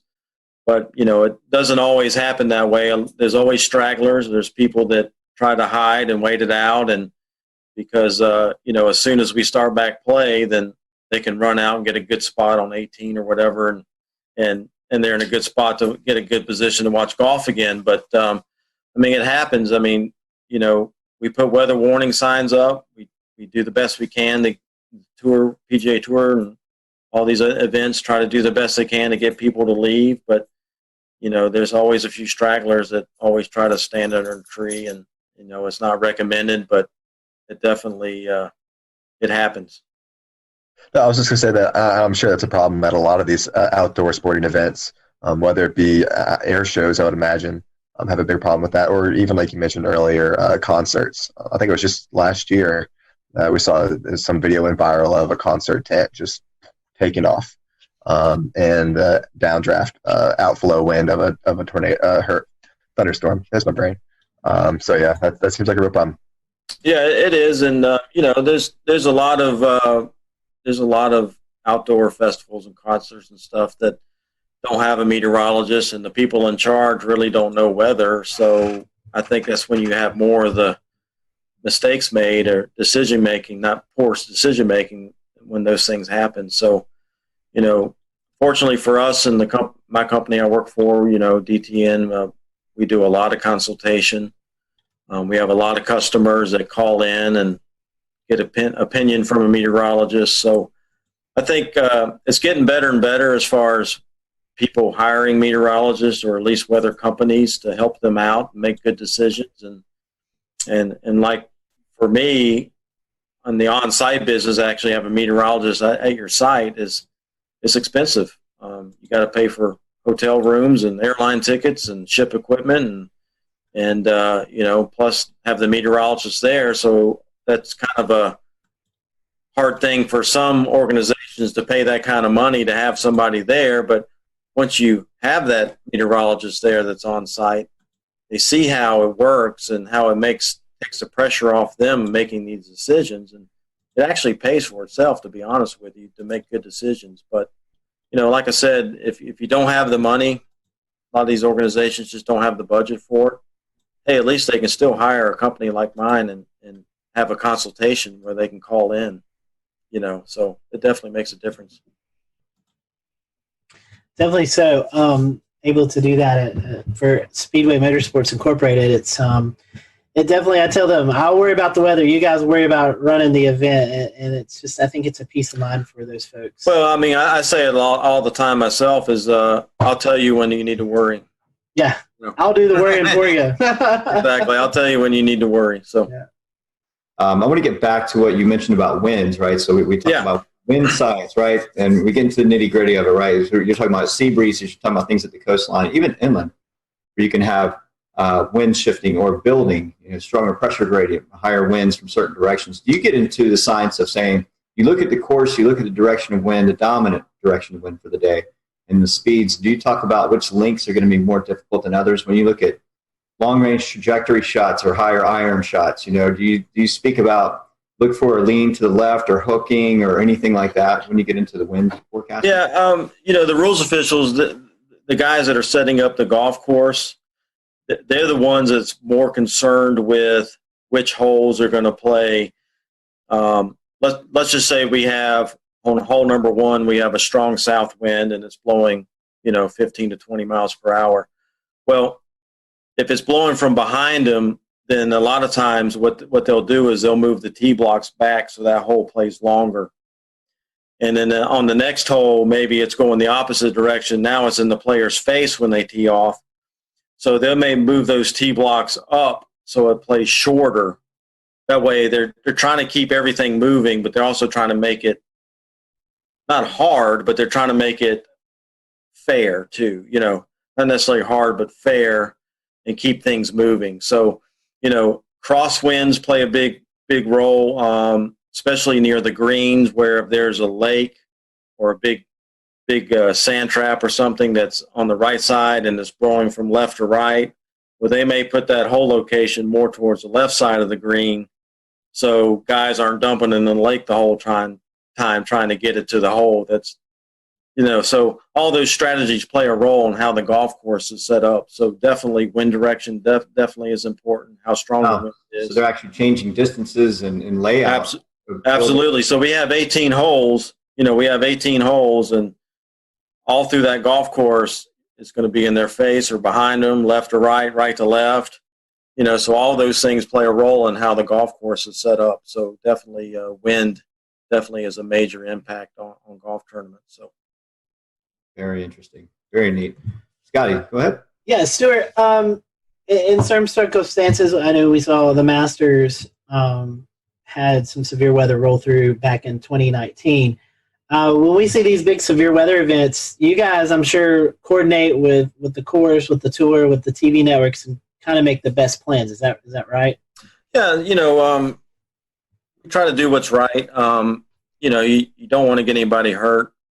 And if there's a high risk for severe weather, i.e. tornadoes or even, just strong straight line wind and storms, we may go early, 2 tees early on the weekend or a day on the weekend to avoid some of that severe weather that we think is going to happen in the afternoon. So, the tour is aware of that, and they'll try to make accommodations to maybe avoid some of that to keep people safe and get the round in. Because the tour has a policy that we'll play on Monday to complete 72 holes. 72 holes is a must. They want to get every round in. So so we will do that on Sundays a lot of time to try to get everything completed, and so we don't have to go into Monday. But for the most part, if it's a 30-40% chance of a thunderstorm day, then they're not likely going to change anything. It's just we're going to play golf, and hopefully, that scattered thunderstorm will stay away from us. But if we do get hit and we don't finish, well, we'll be back Monday morning. So that's how it works. I know another element that is tricky for you guys, especially on the West Coast swing early in the season, is fog. Seeing lots of fog delays and even some cancellations of round because of visibility. Talk to us a little bit about forecasting fog. Yeah, it's tough, man. That marine layer out there, and what most people don't realize in California, the Pacific Ocean out there gets the Aleutian current, which is very cold. It's cold water, and so fog forms on it quite a bit. So when we get out there, a lot of the things that we look for is the offshore flow, and we love it when there's offshore flow because it pushes that marine layer way out in the ocean, and skies stay clear at the golf course. Well, the thing that I've learned forecasting the weather out there, as soon as that pressure gradient starts going neutral, that's usually when the marine layer fog will move in. And so I've seen it. We had it this year at Torrey Pines at the Farmers Insurance Open. One day the fog rolled in early in the morning, and it stuck around till about 9:30 in the morning. So we had to delay for a couple hours, and then the sun finally ate through it and broke it apart, and it pushed offshore. So, it's just a tough thing because with fog, you just don't know how long it's going to stick around. How thick it's going to be.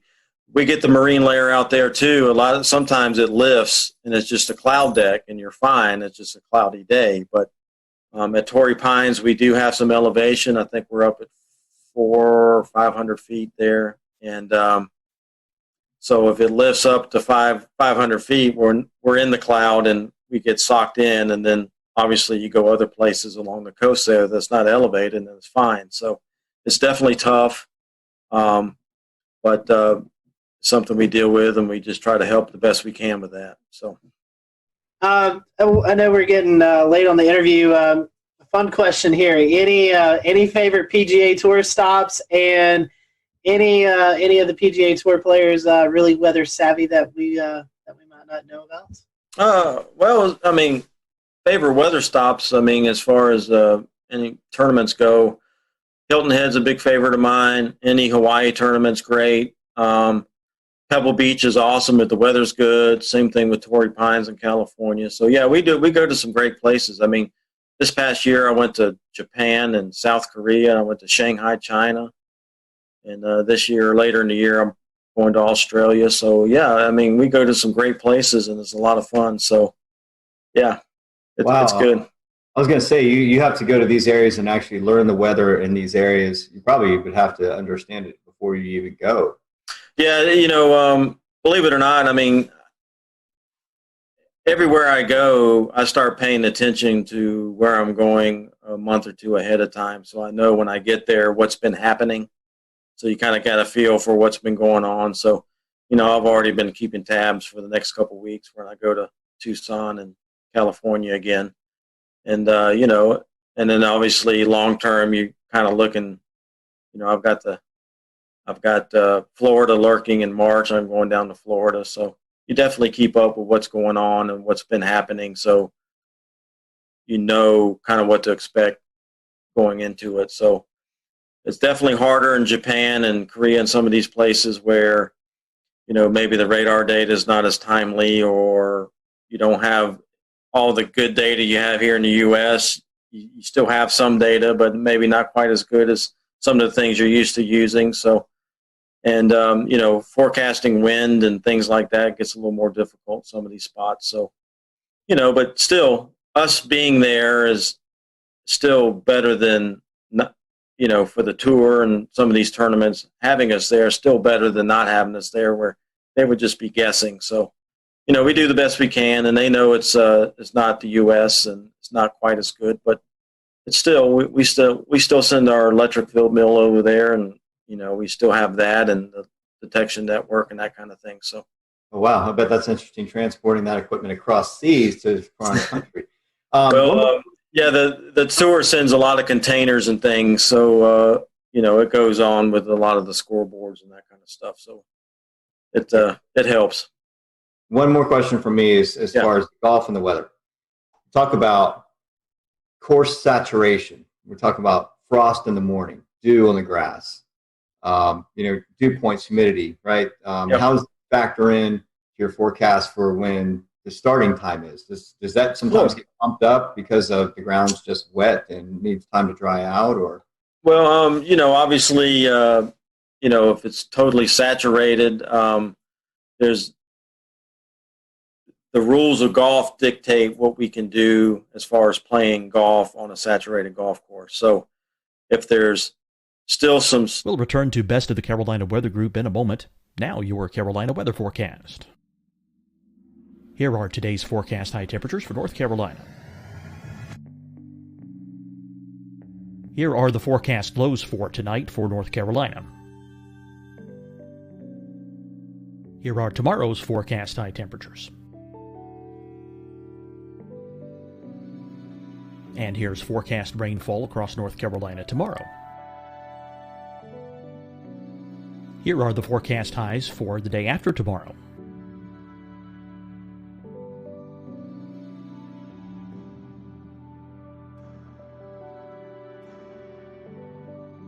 And here's the forecast rainfall across North Carolina for the day after tomorrow. This is the total rainfall forecast across North Carolina for the next 3 days. Here's the severe thunderstorm outlook for today from the Storm Prediction Center.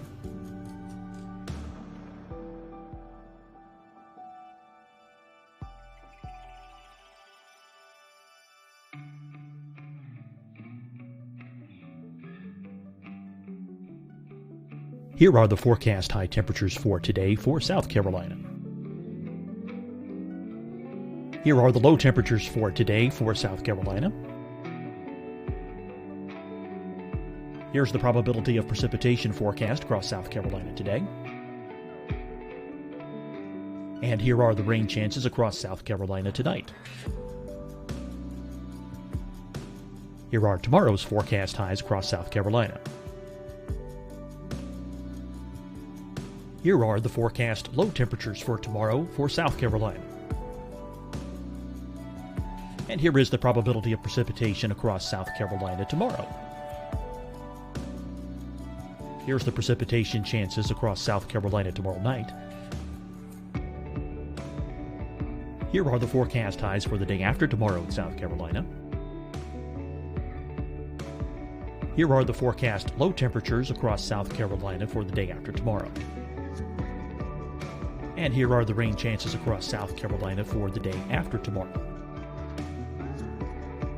And South Carolina's probability of precipitation for that night. Here's the Storm Prediction Center's severe thunderstorm outlook across South Carolina for today through tonight. Here's the Storm Prediction Center's severe thunderstorm outlook across South Carolina for tomorrow and tomorrow night. And here's the Storm Prediction Center's severe thunderstorm outlook across South Carolina for the day after tomorrow through that night.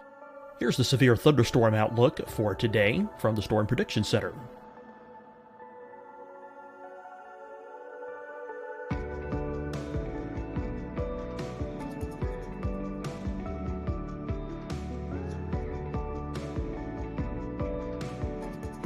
And now here's a live look at weather radar across the southeast.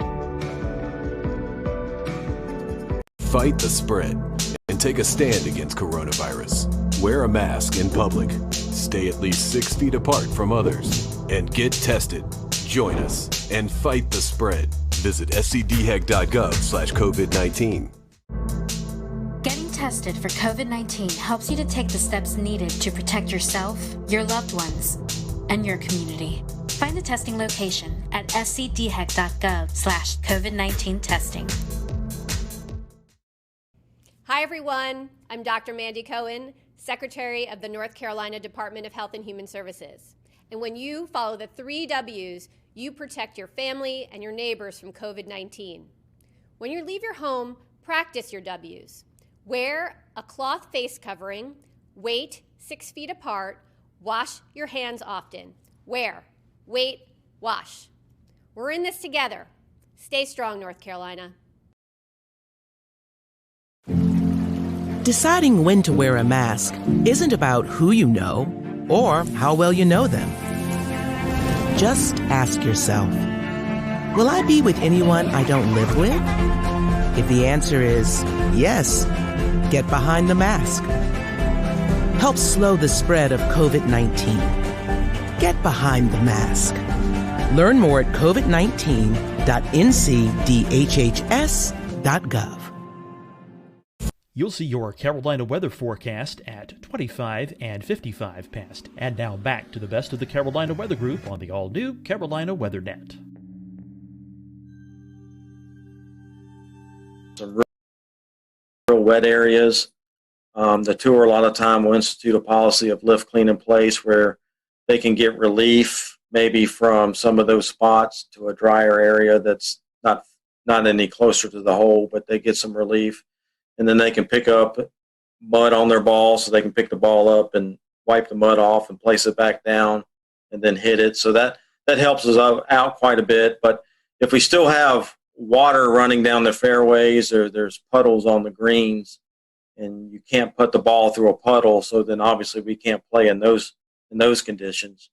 But, golf courses are made to drain. So, typically once the standing water is gone, then they institute that policy of maybe lift, clean in place. That way we can still play and not be stopped under the rules of golf. So as far as frost goes, we do try to do frost forecasts. It does come into play a lot of times when we're in the desert of Arizona in February and March, because it can get really cold there in the mornings and then warm up pretty quickly for the mid to late morning. So we try to help them out with frost forecasts. Obviously, you got to just wait for it to melt before you can get on there because you don't want to kill the grass stepping on it. So usually frost delays are not that long. They're usually 30 minutes to an hour, and then we can get out there and play. As far as late in the year, a lot of places where we go is Florida and the Southeast and that kind of thing. So typically we don't deal with frost too much in the fall, but definitely early in the year.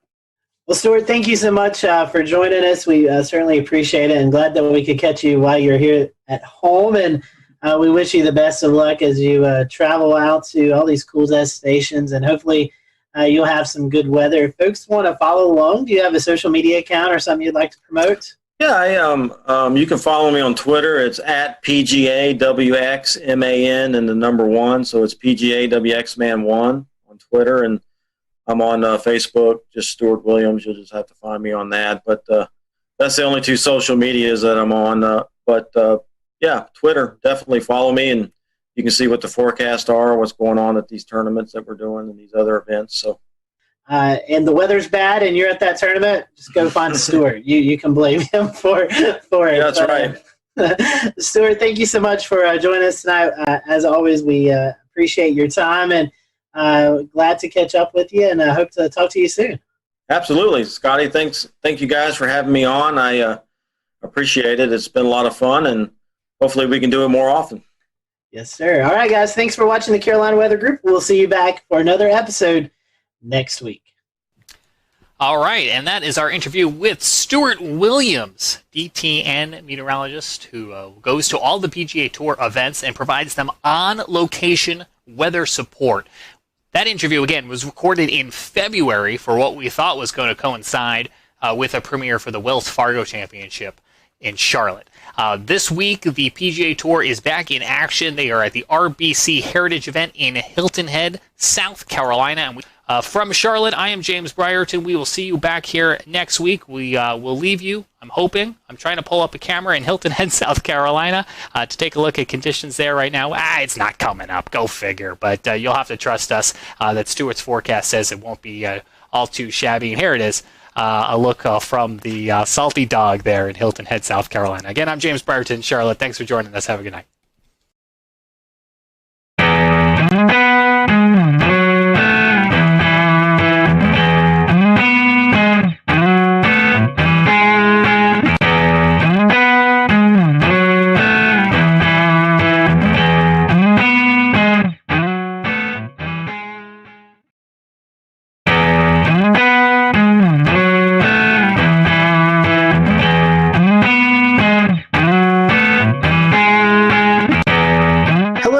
everyone. Welcome to the Carolina Weather Group. We're happy to have you this evening. Tonight, we have on meteorologist Jim Gandy. If you've been a follower of our show, you've probably seen Jim appear on the show a few times during these bigger weather events with hurricanes and winter storms. So Jim is joining us tonight from Columbia, South Carolina, and we're happy to have him. He was at WLTX there in Columbia, but has since retired. He retired, in fact, last year.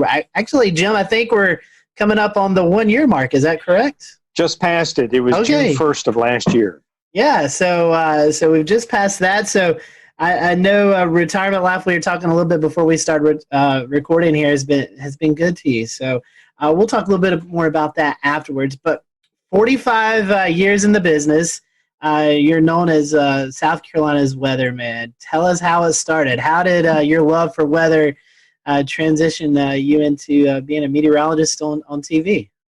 Nothing happened the way it was supposed to. My introduction to weather, ironically, was something that just scared me to death. I was probably maybe 4 years old. My dad was going to take me across the street to our house, and all of a sudden, the sky right before me just lit up with lightning. And it scared the living daylights out of me, as you can imagine. And from that time on, I was scared to death of lightning. Now, this was in Memphis. Then he got transferred to Jacksonville, Florida. And if you know anything about the weather in Florida, thunderstorms are pretty frequent. And so I got really interested in weather living in Florida, still scared to death of lightning. Really didn't control my fear until I went to college. I got my degree at Florida State. It was during that time that I kind of conquered my fear of lightning. Not that I don't have a healthy respect for it, I do. And then I went to Florida State, trained as a research meteorologist, and got out, graduated at absolutely the wrong time. It was 1974. We went straight into a recession. The government froze all hiring. The private sector wasn't what it was today.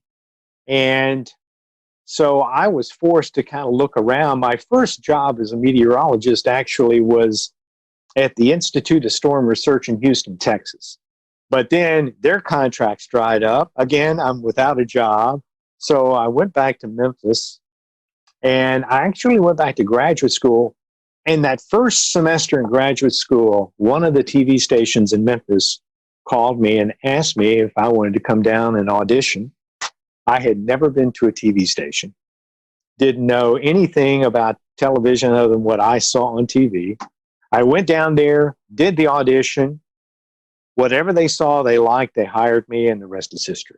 Starting out in Memphis, I think your next move was to Oklahoma City.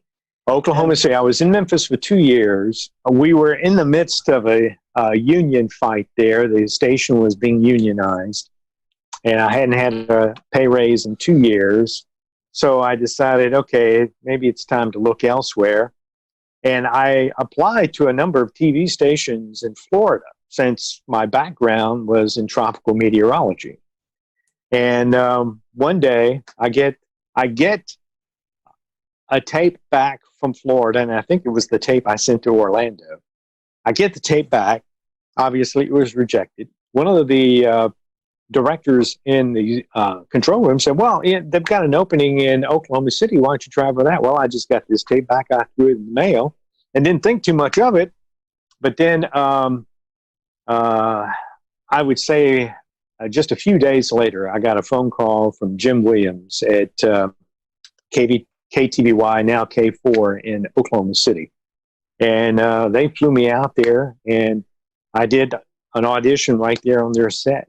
I beat out everybody that was looking for the job.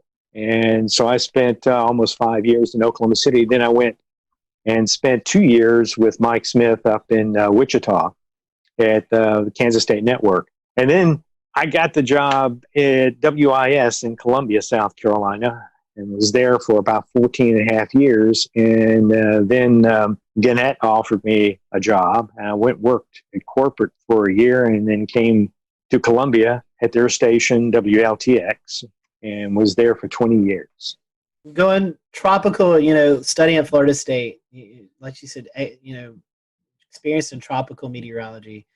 Then going out to Oklahoma, where, you know, now the Oklahoma City market seems to be one of the most sought after markets there is, with severe weather coverage.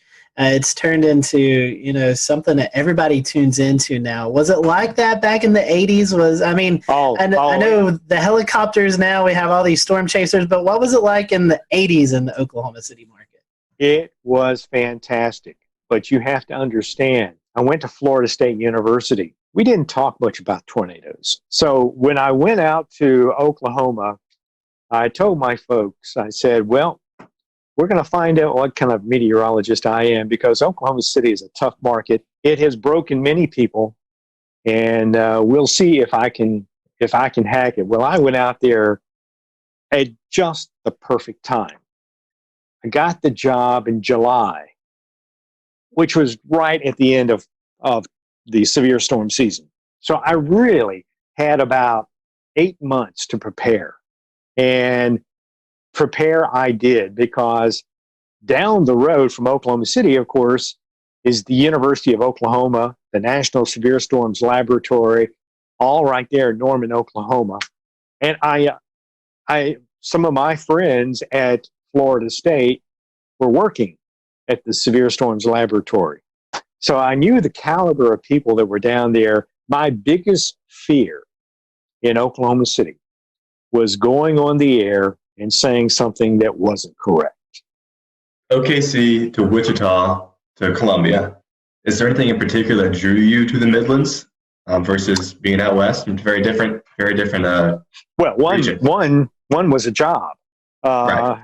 But after having been in Oklahoma City and Wichita for 7 years, and keep in mind I grew up in the Southeast, so when I came back to Columbia to interview for the job, the first thing I noticed was trees. And I said, oh my God, there are trees here. And not these little scrubby things you see out in the plains. And so I said, boy, if they offer me the job, I'm going to take it. And sure enough, they offered me the job. I took it, and the rest is history. I have to laugh. People always ask me about my time out in Oklahoma City and Wichita, if I ever chased storms. Yes. In fact, that's how I got into photography, was by chasing storms. I tell people that I chased storms before it became fashionable. When I was chasing, it was a rare event to run across another chaser. But today, when I see how many people are on the road chasing out there today, I'm just blown away. I said, oh my God, there's a traffic jam. I'm surprised they don't have cops out there directing traffic. I mean, you're exactly right. I mean, we see it now even on when folks activate their GPS and they go into their apps, right? And they spell out names of people across 2 or 3 states. It's pretty impressive.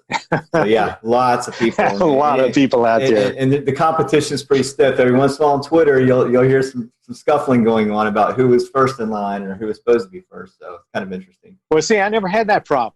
There wasn't anybody. There wasn't anybody out there. If you don't know what you're looking at in real time at the sky and what's going on in the environment, you can learn a lot from that outside of looking at radar and all these products and everything. So yeah, I mean, that's folks have access to that technology now, so they know how to kind of gain ahead. They can jump over to another state where something else is going on. So kind of. Well, for me, it was fantastic because I could take what I was seeing in the field, and when I went back to the radar, now I could start to put things together, and I think that made me a better radar analyst because I could see what was on the radar and I could visualize because I had seen it in the field. Right. And so it was a big help. Jim, I want to get back to Columbia. So overall in Columbia, you're talking about 30 years total? 34 years. 34 years. let's talk about some of the major events, some of the major things you remember from Columbia. I was here during Hugo in '89. I experienced that as a teenager in high school. We left. We went to Union, South Carolina, and came back the next day, and it was just absolutely devastating. But I don't think folks knew what kind of impacts were going to occur inland, especially across the CSRA and all the way up into Charlotte and beyond. So tell us about your experience with Hugo. Well, that was an interesting one because when I came to Columbia, what I had not had to do when I was out in the Plain States was make a 5-day forecast. When I came to Columbia, they insisted on a 5-day forecast. Well, this is 1989. Everybody's doing 5-day forecasts, but granted, they weren't that great.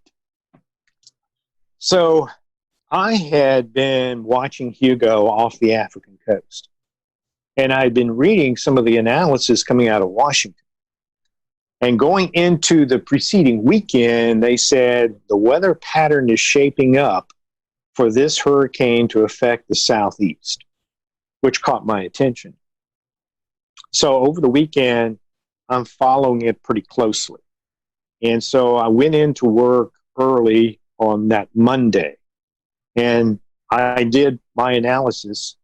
The one thing that struck me was that the computer models were having some trouble. They kept wanting to keep the storm going west. When it came off of Puerto Rico, though, it was moving northwest. But the models kept wanting to turn it west. I have a rule, and I developed this rule in Oklahoma.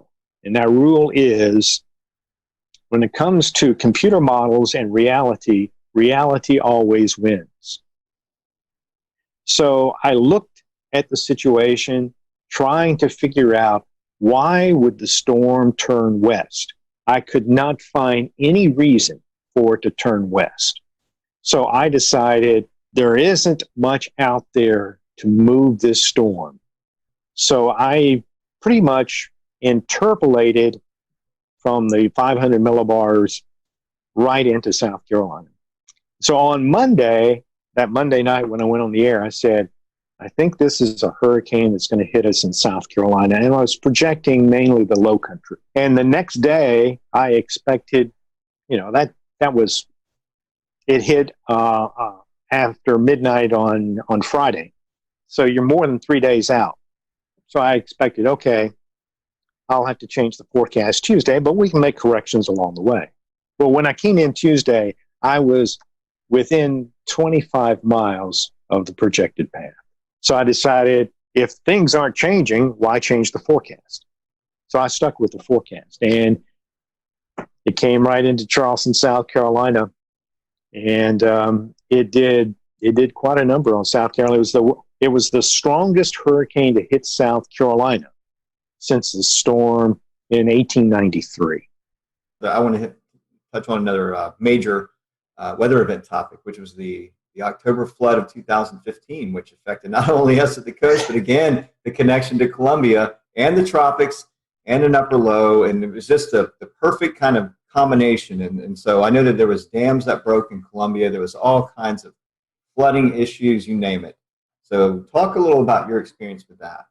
And how you Well, that was an interesting one, because if you'll remember, it was Joaquin that came into the Bahamas and went stationary and sat there for a while. And of course, we were all watching it. One of the things early that week that bothered me was that the projection for rainfall for this area seemed to be unreasonably high. Unreasonably high because every computer model had the hurricane passing well east of us, offshore, maybe going into North Carolina. But certainly that would still leave us on what is traditionally the dry side of the hurricane. So, we're talking about this on the air, and of course I was talking with my colleagues there in the Weather Center, and I said, something just does not add up. And so we kept looking, and I kept analyzing stuff, and still couldn't figure it out. I knew that there was some information that we weren't getting. So the National Hurricane Center decided on that Wednesday night, they would start flying the high altitude aircraft out toward the storm. And I said, and by the way, I was on conference calls with our corporate people. Tegna owned our TV station. So I was on the conference call and I said, look, we can make all kinds of projections we want, but the National Hurricane Center is going to fly that high altitude aircraft tonight. When that data gets into the computer model, we will know what this storm is going to do. And that was a Wednesday night. Thursday morning, it wasn't so much a surprise, but the projections for the hurricane had it staying offshore. But it did not change the rainfall prediction for our area. And at that point, I realized we're looking at the wrong thing. The hurricane is not the threat. It is the upper level low that is coming down through the Tennessee River Valley that's going to slow down, almost stall over the Florida Panhandle. It's going to tap a tropical atmospheric river, and it's going to direct it right into South Carolina. We've talked about hurricanes, snowstorms, and flooding. Were there perhaps any tornado events that you particularly recall from your years in Columbia? Oh, yeah. In fact, probably the most memorable one was from a tropical depression, 1994. And it was Hurricane or Tropical Storm Beulah. It hit along the Florida coast, came into Georgia, southwest Georgia, and was heading up toward the Athens area, the center. It happened that we were on the east side at just the right point in the heat of the afternoon. So I went in early to work in preparation for, I guess I got to the station around 11:30. And while Joe Penner, who was doing the weather for the midday show, as he was doing the weather, right after he got off, they issued a tornado warning, and it was for Barnwell County. I thought, tornado warning. Now, keep in mind, back then, the Weather Service had Doppler radar, but we did not. So I'm thinking, okay, so we went on and gave a warning and everything. And I'm looking at everything as best I can. And all of a sudden, they happened to say that there was circulation in Lexington County. It was down near Pelion, I think it was, or something like that. I went, oh my gosh.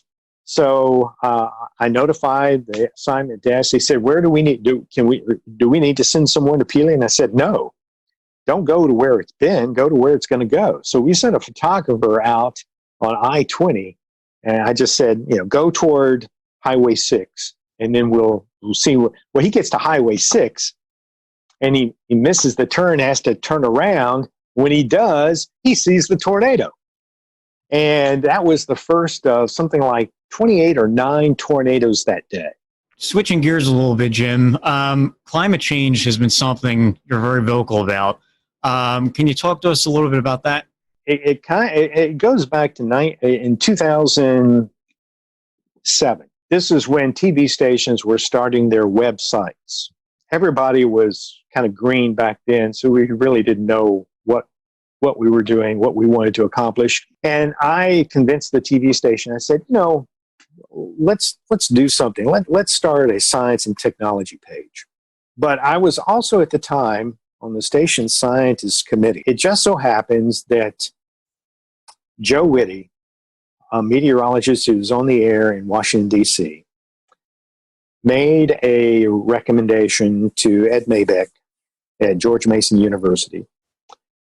And they wanted to see about educating people about climate change. Joe sends a note to the chairman, who was Paul Gross at the time.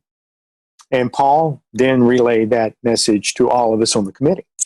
And I had just come inside from working out in the yard, and it said on there that they were looking for an advisor. I said, hey, this sounds kind of interesting.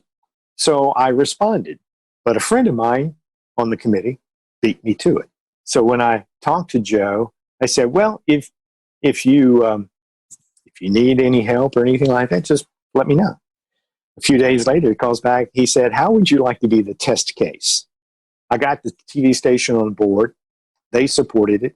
The National Science Foundation gave us the grant.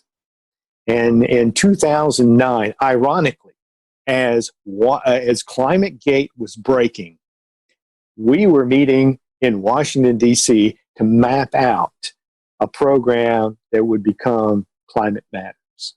The whole focus of our work was to educate people about how the climate is changing and why it's changing and how it's going to affect them locally. We just wanted to give people... We'll return to Best of the Carolina Weather Group in a moment. Now your Carolina weather forecast. Here are today's forecast high temperatures for North Carolina. Here are the forecast lows for tonight for North Carolina. Here are tomorrow's forecast high temperatures. And here's forecast rainfall across North Carolina tomorrow.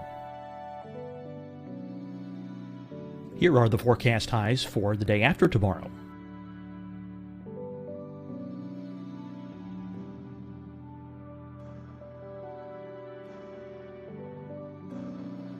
And here's the forecast rainfall across North Carolina for the day after tomorrow. This is the total rainfall forecast across North Carolina for the next 3 days. Here's the severe thunderstorm outlook for today from the Storm Prediction Center.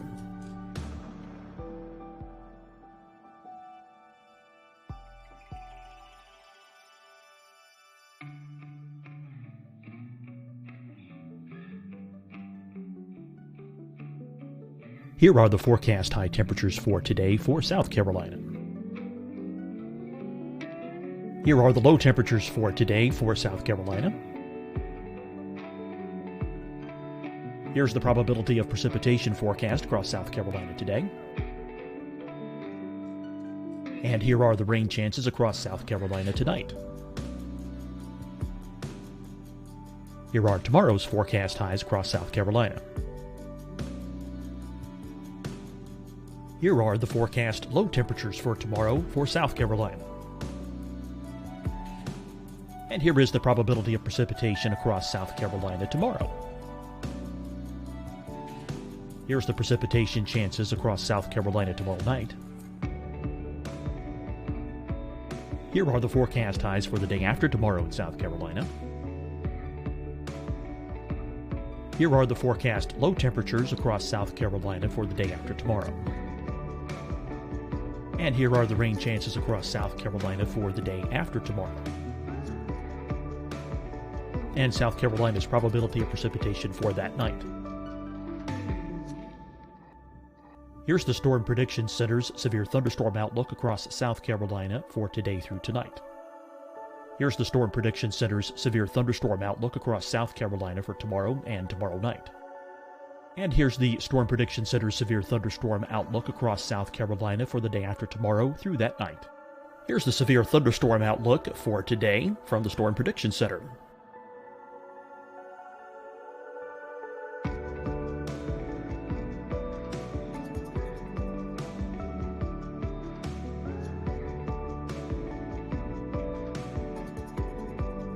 And now here's a live look at weather radar across the southeast.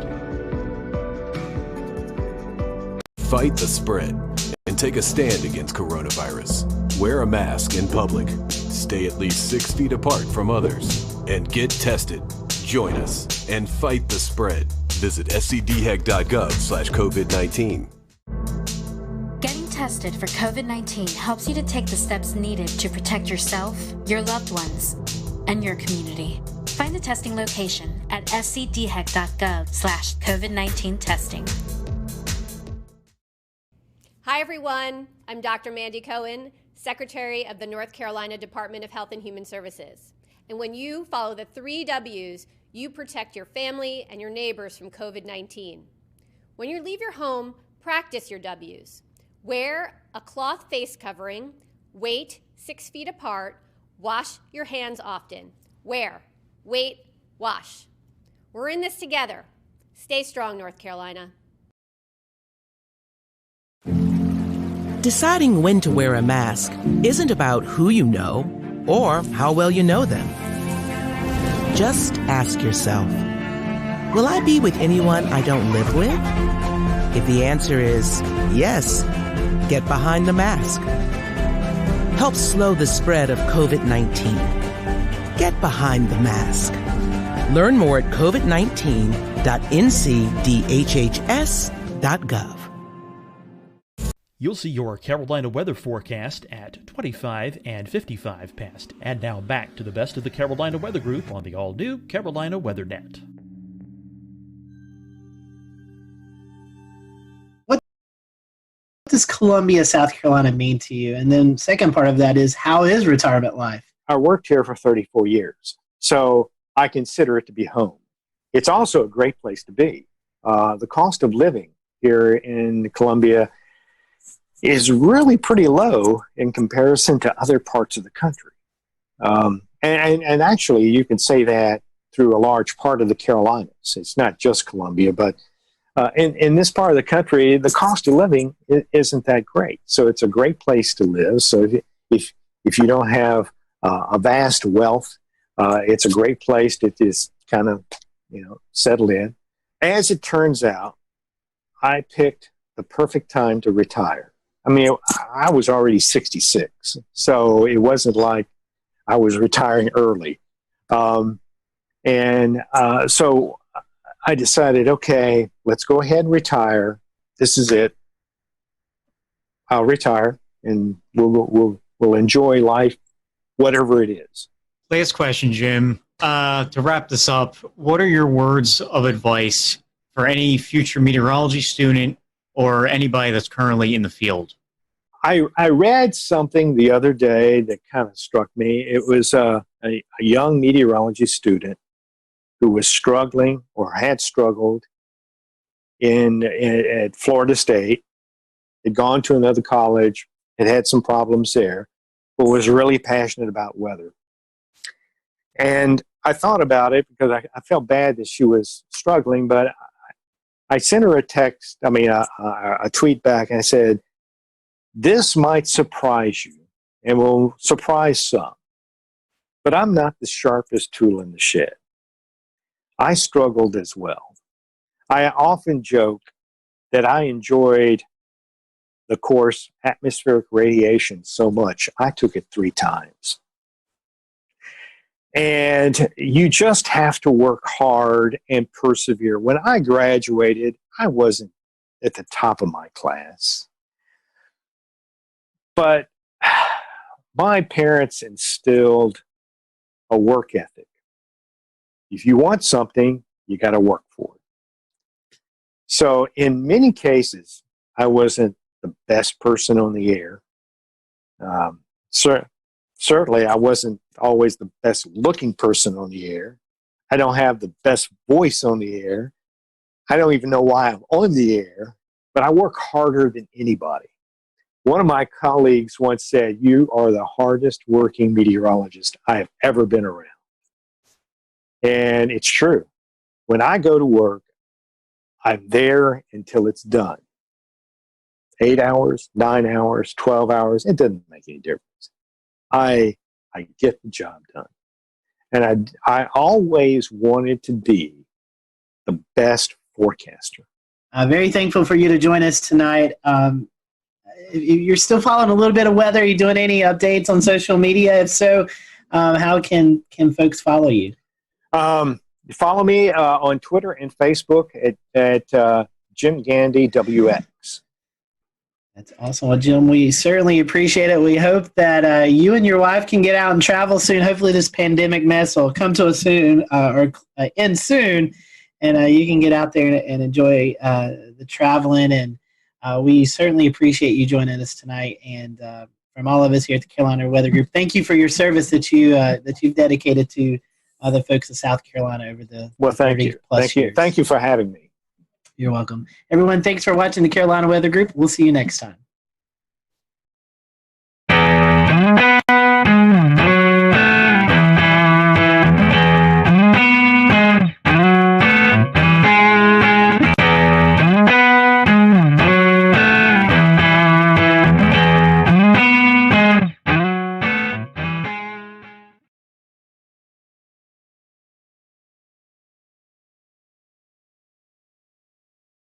Good evening from Charlotte, North Carolina. I'm James Brierton, and this is an all-new episode of the Carolina Weather Group. It's Wednesday, October the 14th, 2020. Here's what's coming up tonight on the Carolina Weather Group. Our guest is Dr. Josh Warman. He invented the Dow, the Doppler on wheels, and he appeared alongside his famed vehicle on numerous TV shows, including Storm Chasers. He's an atmospheric scientist and the president of the Center for Severe Weather Research, that is, and we'll be talking to him coming up in just a moment. We also have on deck for you a check of your forecast with meteorologist Frank Strait. Before we get started tonight, a reminder that the Carolina Weather Group has a new Insiders Club. You can join us on Patreon, patreon.com/Carolina Weather Group, and unlock exclusive extras, including for just $1 a month, video extras and behind the scenes. There are 4 moments from tonight's interview that we weren't able to get into the final edit of the episode that you're about to see. So if you want to check those out for just $1, you'll unlock those on Patreon. For $3.99 a month, you'll be getting early access to select videos, including this episode was available early on Patreon, and future select episodes will be made available onto Patreon supporters who pledge us at our full tier of $3.99 a month. If you're already a Patreon supporter, thank you so much for joining us at patreon.com/Carolina Weather Group. If this is the first time you've heard this pitch, rest assured the Carolina Weather Group, our weekly flagship show, is still always going to be free, just like you're about to see a full 30-minute interview as you would on any other week. And our severe weather coverage, as you saw this past weekend, always remains free. We thank those of you who are supporting us on Patreon so that the Carolina Weather Group can continue to grow and bring you the show that you know and love.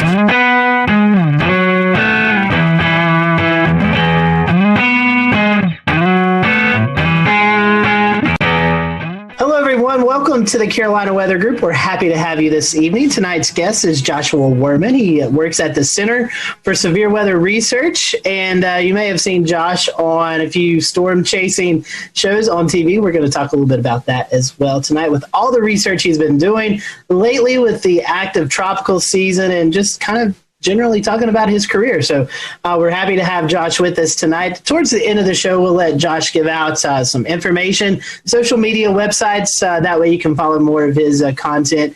So be sure to stick around towards the end of the show for that. So Josh, welcome to the show. We're happy to have you. We'll kind of give you our first question that we ask all of our first-time guests is, how did you get hooked into this crazy weather world that we all like to follow? Well, it's been decades for me. You can see all the gray hair here. As a kid, I loved physics and math and things like that. And weather was just always a passion for me. I had a little weather station in my backyard and one of those little Taylor instruments, Maxmin thermometers, and a weather station.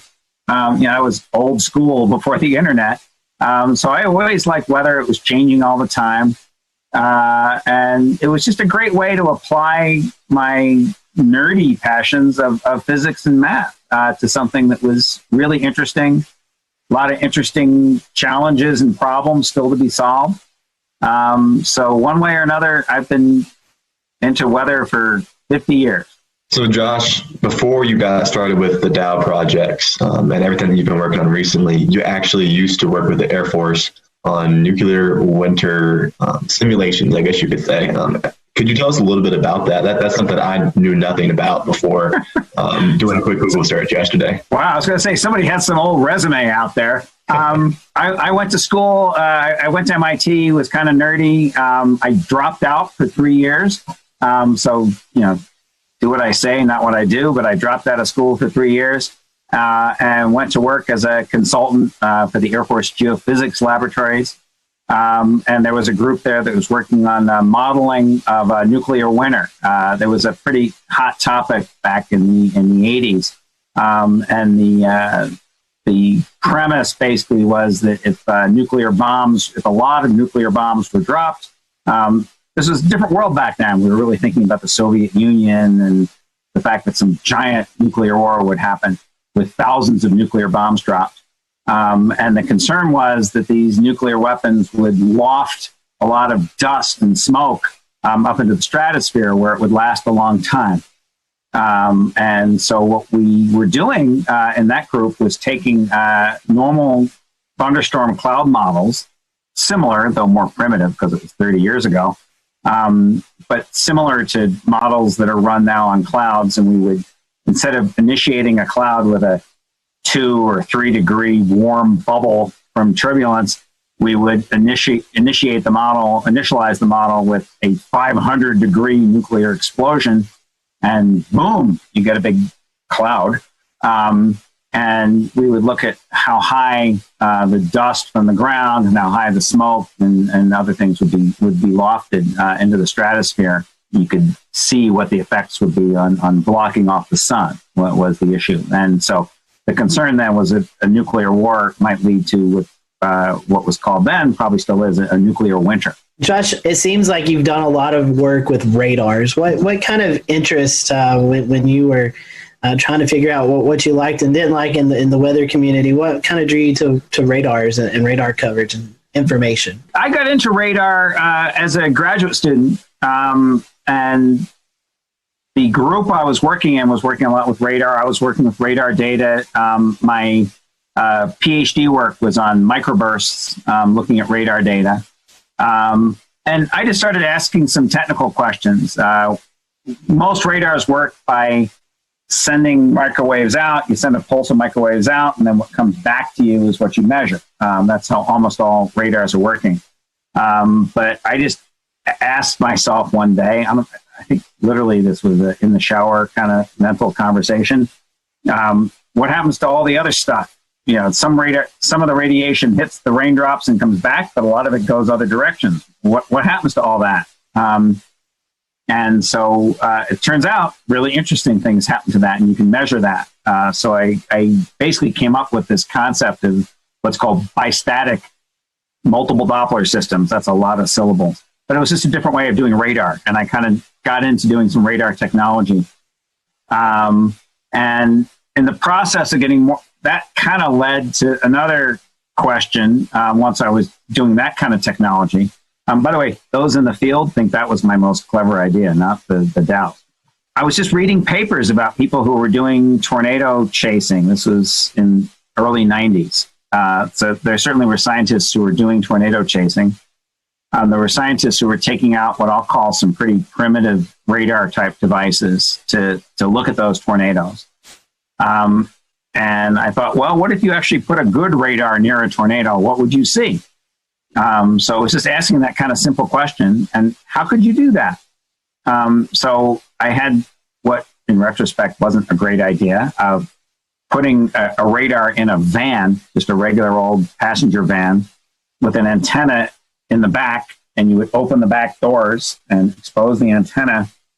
And literally we would just do donuts in a parking lot to scan. It wouldn't scan. We would just do donuts facing the tornado. That was my original idea. And we would just do donuts and see if we could take some slices through a tornado. That quickly morphed into, some engineers telling me, you can actually make that antenna move. And here's how to do it, into coming up with the first Doppler on wheels. And I usually describe it as an idea behind its time, but it's not rocket science. The first Doppler on wheels was just a weather radar. We did a few slightly clever technological things to make it fit on a truck and make it not break when you drive it over railroad tracks. But basically, it was a radar on a small box van. And the main thing is we just got closer. So we just drove it up to tornado. So we had a pretty good radar, not as good as an 88D, but a pretty good radar. And by getting it 50 times closer, we had a 50 times smaller beam that way. We had a 50 times smaller beam that way. So it's already 2,500 times better. We were a little bit clever and sampled in the third direction better.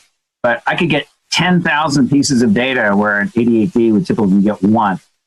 And, if you have a microscope or telescope or something, it's getting 10,000 times better data.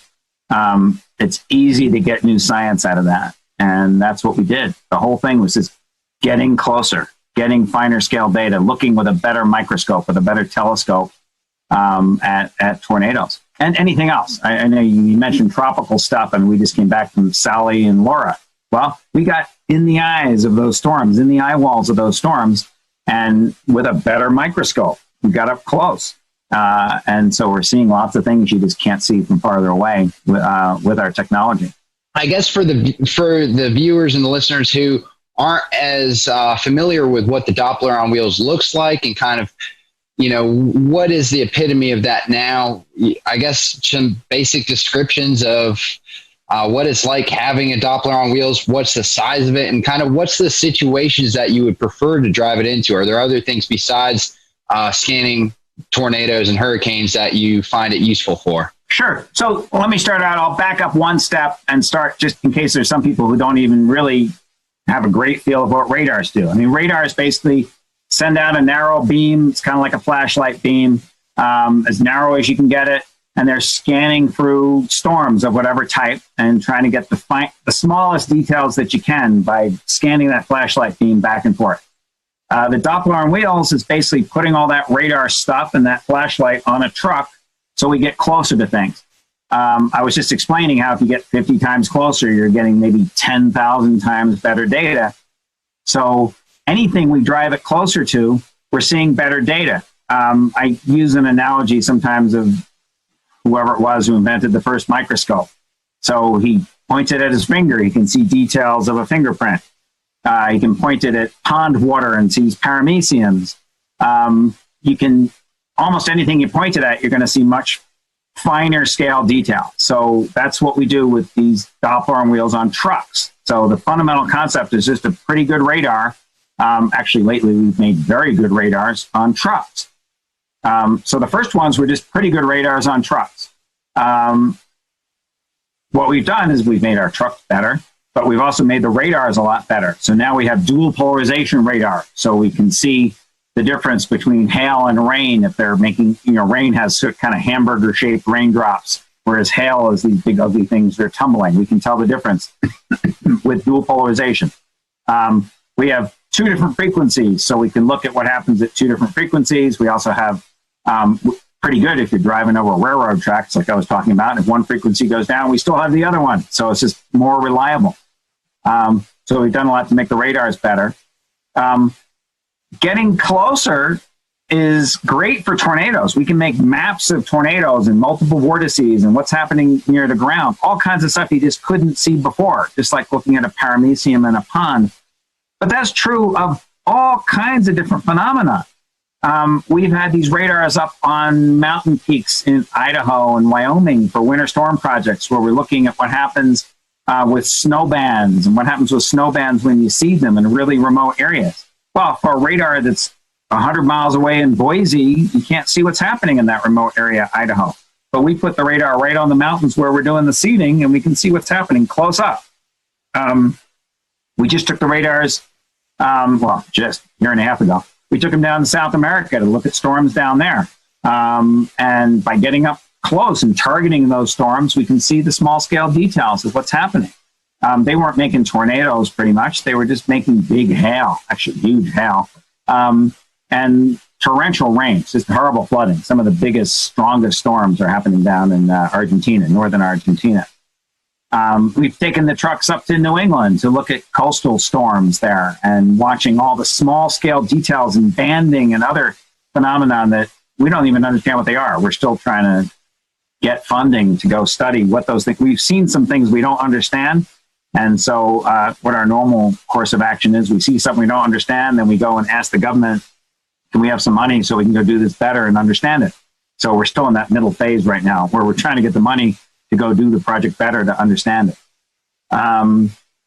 We just went to Hurricanes Laura and Hurricane Sally. And we're trying to get in the eyes of those hurricanes to see the small scale details. So I invented the first Dow back in late 94 and 95, got some hurricane data in 95. In 96, I just thought, hey, I wonder what you'd see if you went inside a hurricane. Nobody had ever, I know now hurricane chasing with chasers, recreational chasers is reasonably popular, and there's several scientific teams that do that. Back then, 1996, no one did that. The idea was basically a hurricane was a zone of death. You just don't go in.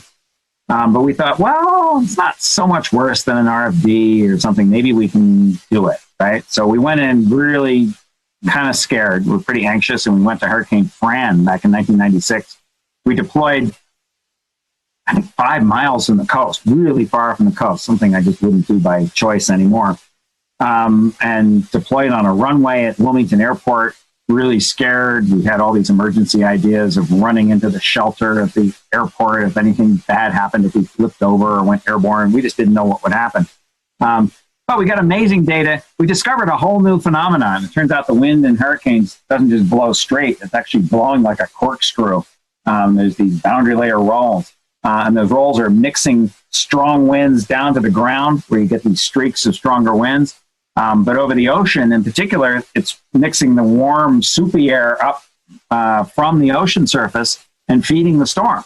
And measuring that flux of not only momentum downwards, but warmth energy upwards is really important, critical for these hurricane intensification models. If you've noticed from actually Sally and from Laura, the track forecasts are pretty good. Even 2 or 3 days ahead of time, you pretty much know where that storm's going to go, but you don't know what the intensity is going to be that well. And rapid intensifications happen both in Laura and in Sally right before landfall that weren't really that well forecast. So understanding that corkscrewing is really important. So just by going in, we discovered a whole new phenomena, which was quite exciting for us going into a hurricane. How do you deal with the potential for, radiation issues coming off of the radar? Because obviously you don't want to be in the dome of an 88D while it's running. I'm pretty sure similar situations with the Dow, you don't want to be right in front of it, obviously. How do is there anything special you have to do to mitigate that? So in very loose terms, radiation comes in 2 types. One is ionizing radiation, the other is non-ionizing radiation. Ionizing radiation is basically ultraviolet and shorter wavelengths, so ultraviolet X-rays, gamma rays, things of that sort. And those hurt you because the individual photons hit your DNA, ionize it, change the molecular structure, and then you get mutations and cancers. But that only ultraviolet and stronger or shorter wavelengths, higher energy photons can do that. Non-ionizing radiation, which is visible, infrared, microwaves, radio waves, those can also cause harm. What those do is they interact, they don't actually hit the electrons and knock them off the DNA molecule. What a microwave or a radio wave or an infrared coming off your fireplace does is it shakes your molecules, mostly your water molecules, and it makes your water molecules shake and bend and do things like that. And then those water molecules, the bending and stuff and shaking is not so bad, but what happens is then they, as they lose that energy, they heat things up. That energy basically degrades into heat. So the way a microwave oven hurts you would be if you got heated up. If it heated your tissue. And in theory, a radar or a microwave or something like that could heat your tissue and hurt you if it raised your body temperature. So if it heated up your eyeballs or your brain or your liver or something up to some dangerous temperature, that would be bad for you. But it takes a lot of energy to do that. Now, and a lot of energy focused in a small area to do that. So your microwave basically makes about 1 kilowatt of energy, but it's focused on a small area like that to heat up your muffin, right? Or whatever you're trying to heat up. A radar, so let's say the Dows, they might put out on the average 1 kilowatt or 2 kilowatts of energy, but it's spread over this huge dish. So in fact, an 88D, I would stand in front of the dish of an 88D. It would not heat me up that bad because sure, it's putting out an average of 1 kilowatt. It puts out a megawatt for a microsecond, but on the average, it does that 1,000 times a second. On the average, it's putting out about 1 kilowatt. Now that kilowatt compressed in this much space, if you put your hand on the waveguide of the 88D or a Dow, it would be like holding a light bulb. It would hurt you because of that heat. Actually old style light bulbs. See, now I'm going to date myself. Not these LEDs you kids use, the old incandescent light bulbs like we used to use. But an old incandescent light bulb, if you held it, it would hurt you, right? But if you stood 2 meters away, it would not hurt you. The brightest light bulb 2 meters away is not going to hurt you. Pretty much these radars when you're a couple meters away, like an 88D or a Dow, are not going to hurt you by heating you up enough. Now, there can be exceptions. There are some military radars which have more power if you got super close to them. I think cell phone towers, microwave links, there's some things where you can get an energy density that's pretty high. And if it's an energy density that's enough to heat up your eyeballs or interior, several degrees, like a fever, then that would cause harm. We'll return to Best of the Carolina Weather Group in a moment. Now your Carolina weather forecast. Here are today's forecast high temperatures for North Carolina. Here are the forecast lows for tonight for North Carolina. Here are tomorrow's forecast high temperatures. And here's forecast rainfall across North Carolina tomorrow. Here are the forecast highs for the day after tomorrow.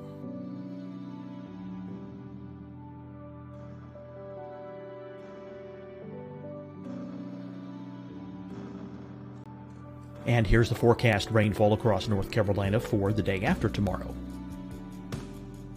This is the total rainfall forecast across North Carolina for the next 3 days. Here's the severe thunderstorm outlook for today from the Storm Prediction Center.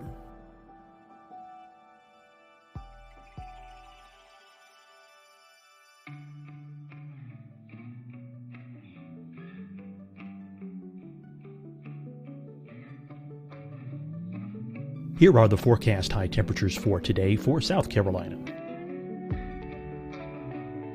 Here are the low temperatures for today for South Carolina. Here's the probability of precipitation forecast across South Carolina today. And here are the rain chances across South Carolina tonight. Here are tomorrow's forecast highs across South Carolina. Here are the forecast low temperatures for tomorrow for South Carolina. And here is the probability of precipitation across South Carolina tomorrow. Here's the precipitation chances across South Carolina tomorrow night. Here are the forecast highs for the day after tomorrow in South Carolina. Here are the forecast low temperatures across South Carolina for the day after tomorrow. And here are the rain chances across South Carolina for the day after tomorrow. And South Carolina's probability of precipitation for that night. Here's the Storm Prediction Center's severe thunderstorm outlook across South Carolina for today through tonight. Here's the Storm Prediction Center's severe thunderstorm outlook across South Carolina for tomorrow and tomorrow night. And here's the Storm Prediction Center's severe thunderstorm outlook across South Carolina for the day after tomorrow through that night. Here's the severe thunderstorm outlook for today from the Storm Prediction Center.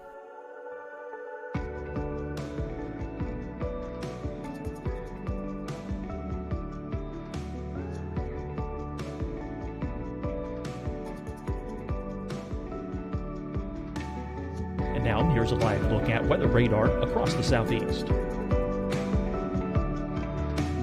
Fight the spread and take a stand against coronavirus. Wear a mask in public. Stay at least 6 feet apart from others. And get tested. Join us and fight the spread. Visit scdhec.gov/COVID-19. Getting tested for COVID-19 helps you to take the steps needed to protect yourself, your loved ones, and your community. Find the testing location at scdhec.gov/COVID-19 testing.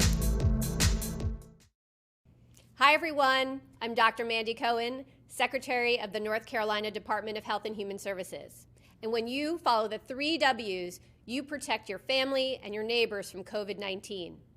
When you leave your home, practice your W's. Wear a cloth face covering, wait 6 feet apart, wash your hands often. Wear, wait, wash. We're in this together. Stay strong, North Carolina. Deciding when to wear a mask isn't about who you know or how well you know them. Just ask yourself, will I be with anyone I don't live with? If the answer is yes, get behind the mask. Help slow the spread of COVID-19. Get behind the mask. Learn more at covid19.ncdhhs.gov. You'll see your Carolina weather forecast at 25 and 55 past. And now back to the best of the Carolina Weather Group on the all-new Carolina WeatherNet.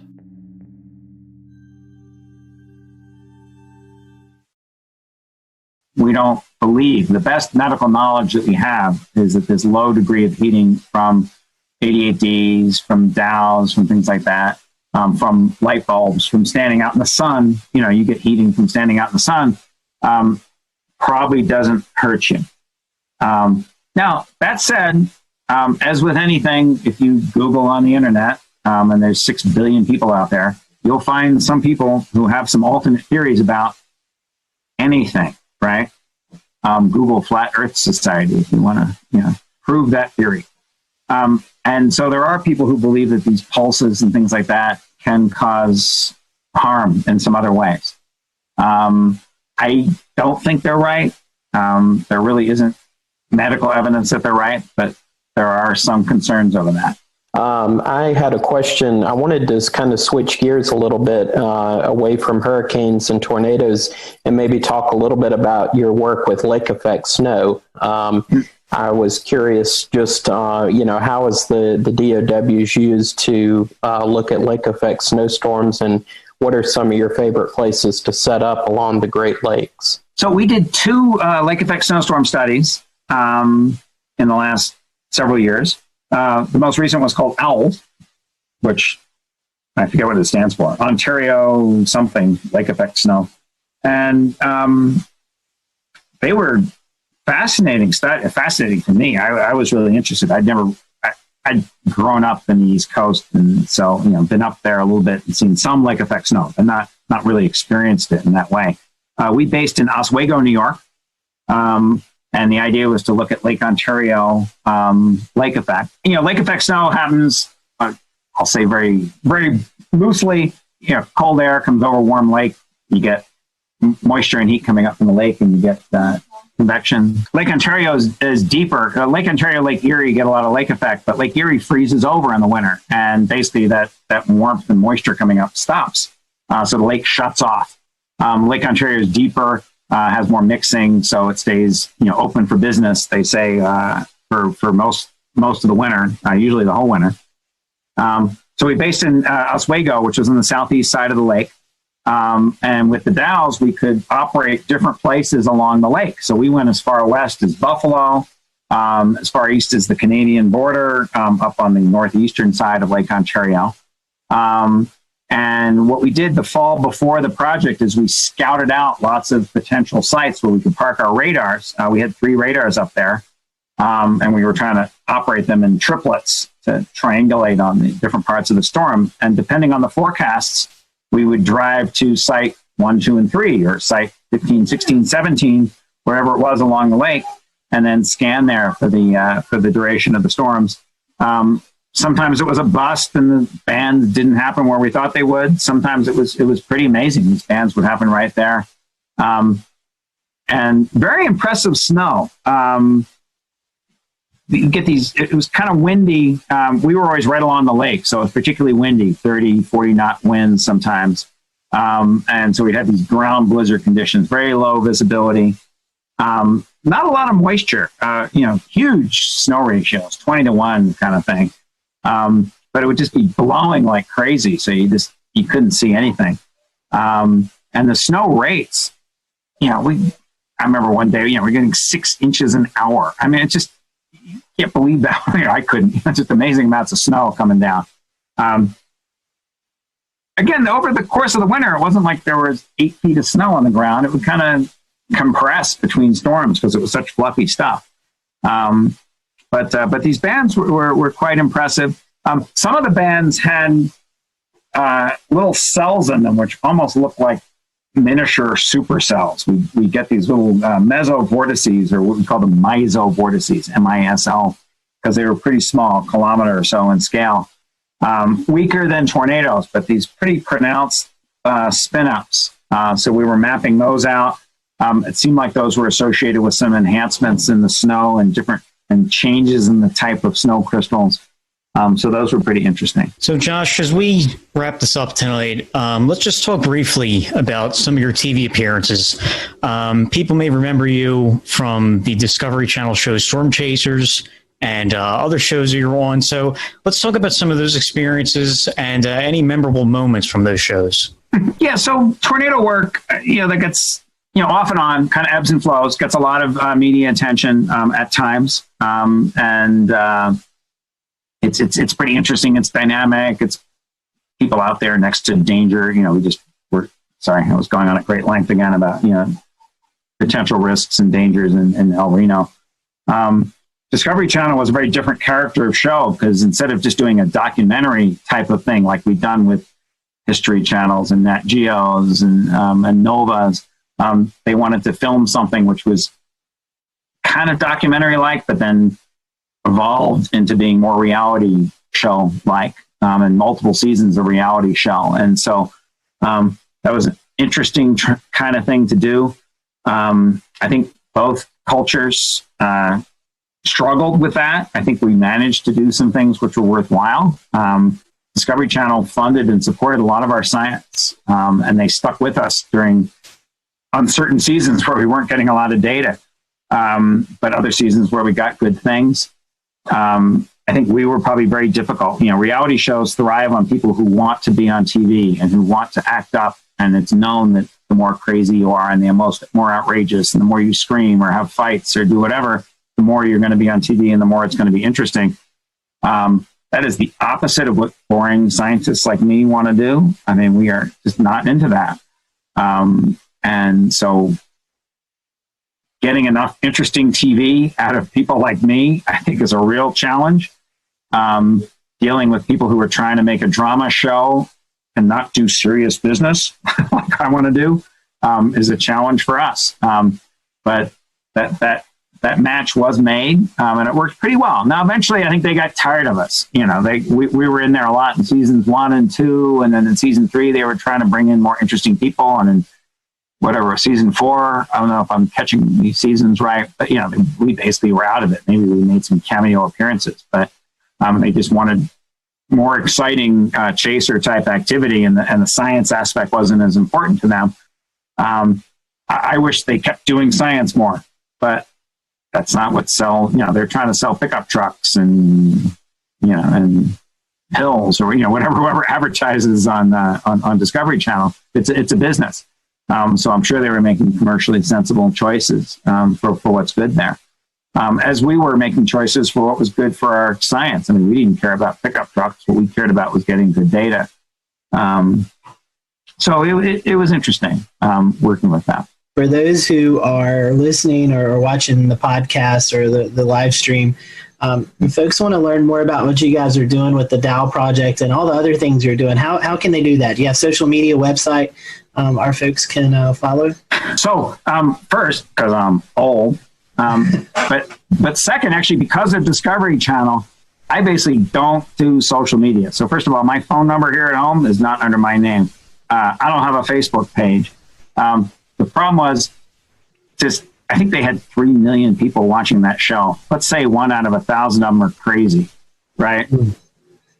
I don't want emails or Facebook or stalking or, phone calls from that 1 in 1,000 who are crazy. So I basically never got involved with any of that sort of thing. That's so old, it probably wouldn't matter anymore. But so how can they do it? I mean, we're just not good at publicizing our stuff. We have a bad web page that's mostly out of date. Every so often we update it with something. I think we put some Hurricane Laura stuff on it. Like I said, I don't do Facebook. Maybe some of my team members do. We're boomers. We don't do that kind of thing much. I will say this. I'll give you a plug for your website. It's cswr.org, and I do see the article there about the Dows being deployed during Hurricane Laura. So if you want to check out the website, in fact, that's how I got in touch with you, Josh. So Yeah. So yeah, check that out. So, but we appreciate you. Go ahead. Sure. I said that's the best formal thing is that website, and I don't even do it. I mean, actually, back in the day, I used to actually type HTTP, which also was probably a boomer thing. But I have somebody on my team, and I say, hey, put some link to our Washington Post article on there if you can. So sometimes we get some things like that. Maybe there's something about our fire, but so we went to this Cameron fire and got data, and I don't know if that's on our webpage. I don't know how you find out about it. I mean, we're just not good at publicizing ourselves.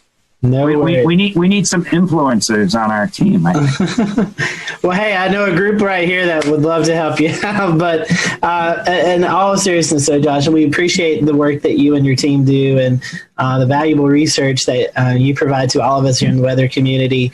We appreciate you joining us tonight, and we hope you stay safe out there the next time you venture out into hurricanes or tropical storms or tornadoes or this upcoming winter storms. We wish you the best out there, and we'll stay in touch. Okay, thanks. It was great talking to you. Terrific questions, all of you. It was fun to answer those, and I'm happy to answer others or do something like this again whenever you guys are interested. Thank you guys for watching the Carolina Weather Group. We hope you have a great evening here next week.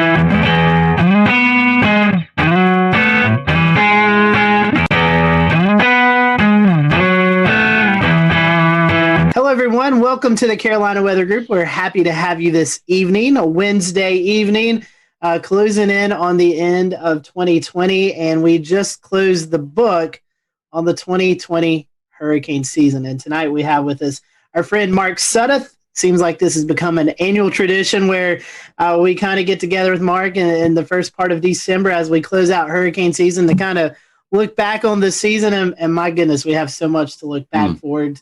We were talking before this that we've got stuff up just because we can't remember all the storms right off the top of our heads. So we'll get into that. Mark, for those who may have not caught you on previous shows, tell us a little bit about who you are and how you got called into tracking these hurricanes, and then we'll kind of go into the conversation. That's great to be back, Scotty, and everybody else. Thanks for having me a part of this again.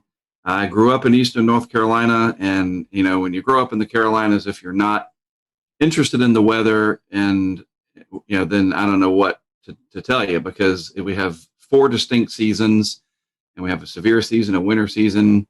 The spring season gets kind of crazy sometimes. And then, of course, hurricane season, depending on the decade and how active it is, can be very much a part of your daily life. And as a kid, I just had this bug. I don't know where it comes from. I really don't. And so, long story short, 25-year career, I followed my passion, went to school for geography, studied weather and climate and statistics, and really focused on hurricanes. So they don't have a degree for hurricanologist. That's not a thing. But if there was a definition, that's what I do. I study hurricanes. I don't forecast them, so I'm not a meteorologist. I'm a geographer who studies hurricanes. So that's my degree. That's my area of expertise, my specialty. So since 1995, getting that degree from UNC by the Sea, UNCW down here in Wilmington, that's what I've done. And I blazed my own trail, started hurricanetrack.com in 1999, did a lot of different projects in awareness and computer animation back in the day, some awards from FEMA and different weather service offices for my work in hurricane awareness. And if you're going to be an expert in something, you can't just read about it in books, right? Eventually, you're going to go into medicine. You eventually work on the cadavers for real. You don't just read about it or hear about it in the lab. You eventually get your hands in there and you actually work on a real dead person and you become a doctor. So same thing with weather. You got to go out in it to really study it up close and personal. And that's what I started doing from the get-go. People call it hurricane chasing. That's fine. I call it hurricane intercepting because you don't really chase hurricanes. And I've had different ways of doing that, different vehicles. And now we're in the age of unmanned cameras and small boxes, and everything's tiny and easy to deploy. The age of crowdfunding is upon us, to where basically, whatever I want to do, people support it, because social media has allowed that to really grow.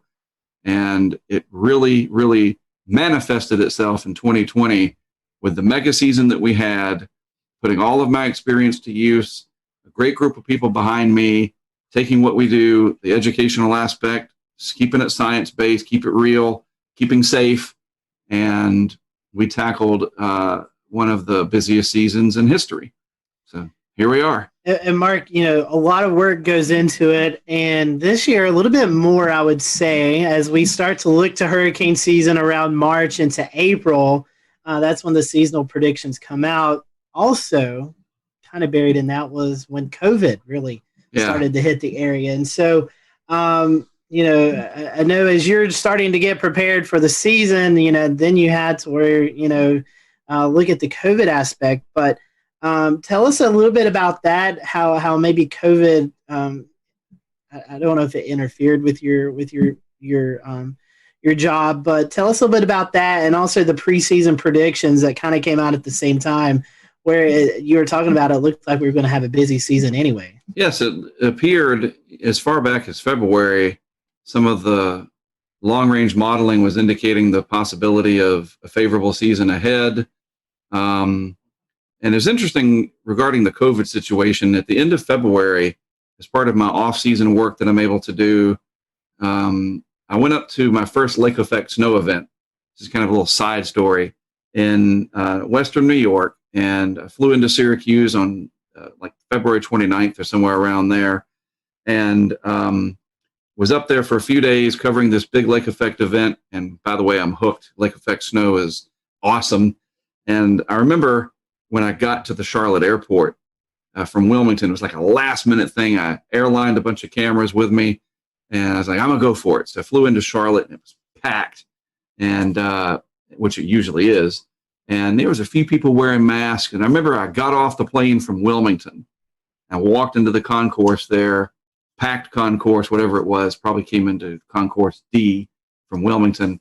And on those big monitors at Charlotte Douglas, President Trump was coming out. And I thought, oh, this can't be good.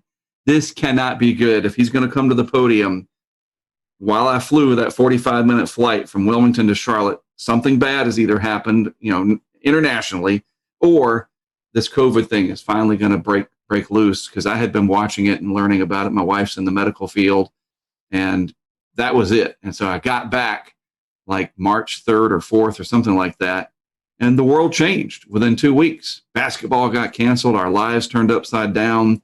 And then coincidentally with that, this parallel universe began where the hurricane season forecasts, at least from the people that really track this stuff, Ben Knoll, Mike Ventris, Dr. Ventris, Eric Webb, myself, Levi Cowan, those of us that are really, I don't want to say obsessed, but we're watching this very closely.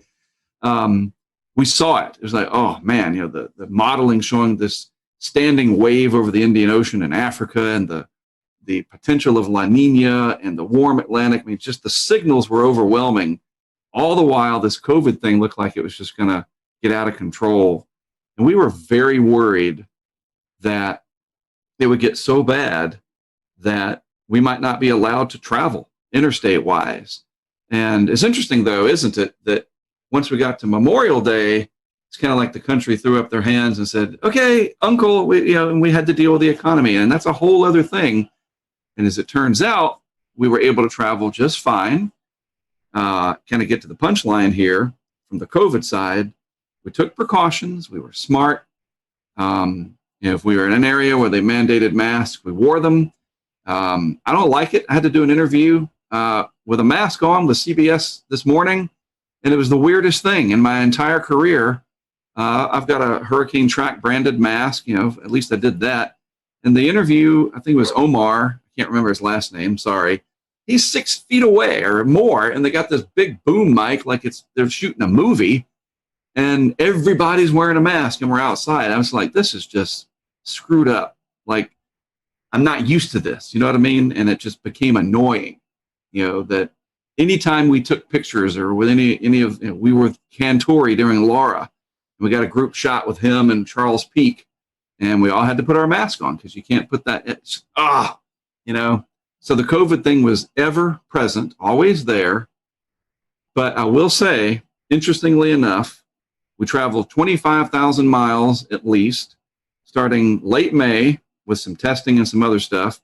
Tropical Storm Arthur all the way through Ada in Florida. And we had a team of about 5 of us, I think, and not a single one of us ever tested positive for COVID. We somehow were able to avoid it. Knock on plastic. That's spectacular. I mean, that's, just the precautions and the worry and all that, and all that I know you have to do, and the people you have to interact with. Yeah, it's great to hear that that all of that turned out to be pretty good. So that was a big worry. You're absolutely right. It was a concern of ours, and it's a concern. I'll say this going into the winter, in terms of how bad things are going to probably get. That interstate travel may become difficult because I'm in the position to be able to cover winter storms like never before. But that's a story for another day. I think there's some ways to manage it with testing, and looks like I'm going to get a swab up the nose more times than I want to be able to cross into areas like New York. But if that's what I got to do to be able to still do my work, so be it. Maybe 2021 will be a different story 6 months from now. We're hoping so. We're hoping Indeed. so. Speaking of hurricane season, traditionally, and this is another show conversation we could have. It starts June 1st, but this year, I guess May kind of threw us a little hint of, hey, this is going to be a crazy season. We had 3 named tropical systems in May. In fact, one being Bertha, just off the coast of South Carolina there. You said you're trying to get out and test stuff, and these named storms starting early. So any recollection on that, where you're kind of in hurry up mode, trying to get everything tested out so you could get out in the field? End of May, mid-May, really. I think it was like the 18th or so that Arthur formed, and it impacted the Outer Banks indirectly / directly. I mean, it's all in how you look at it. There were impacts there. And then at the end of May, the team and I went out to Texas to test our weather balloon project. We try to do that annually. And we also kind of dabbled in some severe weather ideas that we're going to put forth this coming May of 2021. And during that, as you alluded to, Bertha formed like overnight one night and came into the South Carolina coast. And it's like, oh, well, can't get back in time for that. But it was a low impact event. And then when I got back after Memorial Day, it was time to immediately leave and go to the Mississippi coast and meet up with Greg Nordstrom for Tropical Storm Cristobal. And then we had a little bit of a break for landfall action.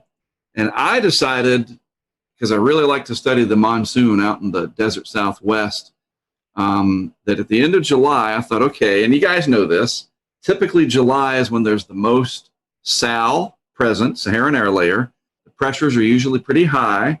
We hadn't had any big time main development region like 05 mirroring yet, right? Remember in 05 we had Dennis, early July, Emily, Cat 5. I mean, we didn't have that this year. So I thought, all right, people are starting to fly again.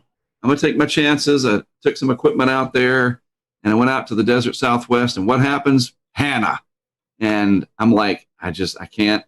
What am I going to do? I'm not going to just fly into Houston and drive down to Kennedy County where there's more cows than people and just stand in it. I don't have any equipment. So Hannah got past me, and I hate it. I hate it when one gets past me. But if there's anyone to miss, it was Hannah. Because look, it came into a county where the cow to people ratio is 1,000,000 to 1. We made it all the way to H, Hannah. And if we're going in alphabetical order, and if my alphabet correctly, we're going to have Isaias next. That is the most prominent storm that affected the Carolinas this year. Could you go into some kind of conversation about how that went for you and what you saw in the eastern half of the Carolinas? First of all, it was a challenge pronouncing it, and it's funny because now I can say it just fine. And I even had a friend of ours down in San Juan send me a video, and we are getting ready for Tropical Storm Isaias, and I couldn't say it. It was so annoying. And then, of course, after it made landfall, I was able to say it just fine. We thought, that was the end of July into early August, and kind of a little earlier than we expect them around here in terms of the peak. And it struggled and probably kind of left over in that unfavorable mid-level dryness left over from the big Sal events of earlier in the season. But then again, boy, that last 12 hours right before landfall in Brunswick County, Isaias took off. And it was very, very surprising. And another 12 hours over water for that, and it absolutely would have been a Category 3. And it pushed a massive surge up the Cape Fear River. It's interesting because I could have just stayed here in Wilmington.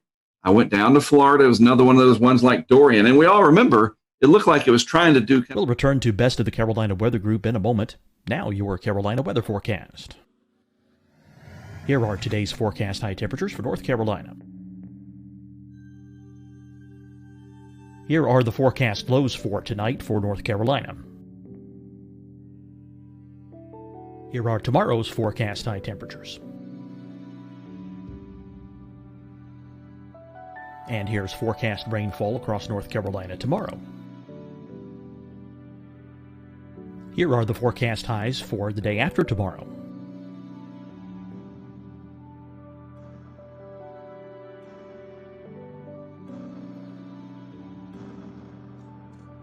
And here's the forecast rainfall across North Carolina for the day after tomorrow. This is the total rainfall forecast across North Carolina for the next 3 days.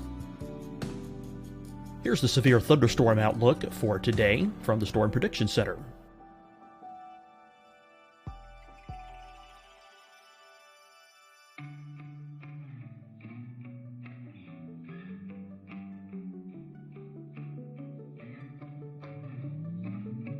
Here are the forecast high temperatures for today for South Carolina.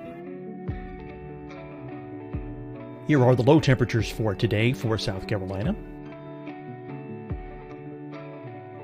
Here's the probability of precipitation forecast across South Carolina today. And here are the rain chances across South Carolina tonight.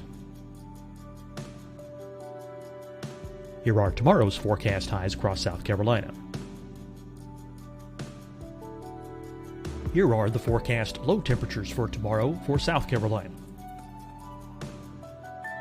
And here is the probability of precipitation across South Carolina tomorrow. Here's the precipitation chances across South Carolina tomorrow night. Here are the forecast highs for the day after tomorrow in South Carolina. Here are the forecast low temperatures across South Carolina for the day after tomorrow. And here are the rain chances across South Carolina for the day after tomorrow. And South Carolina's probability of precipitation for that night. Here's the Storm Prediction Center's severe thunderstorm outlook across South Carolina for today through tonight. Here's the Storm Prediction Center's severe thunderstorm outlook across South Carolina for tomorrow and tomorrow night. And here's the Storm Prediction Center's severe thunderstorm outlook across South Carolina for the day after tomorrow through that night. Here's the severe thunderstorm outlook for today from the Storm Prediction Center.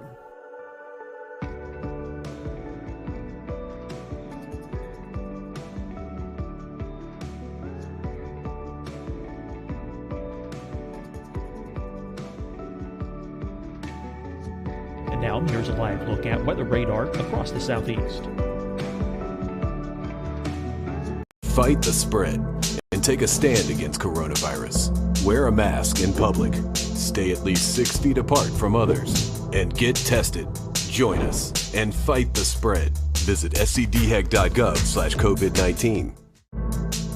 Getting tested for COVID-19 helps you to take the steps needed to protect yourself, your loved ones, and your community. Find the testing location at scdhec.gov/COVID-19 testing.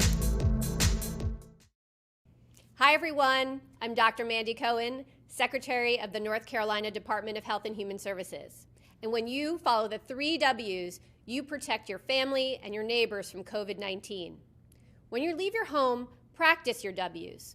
Wear a cloth face covering, wait 6 feet apart, wash your hands often.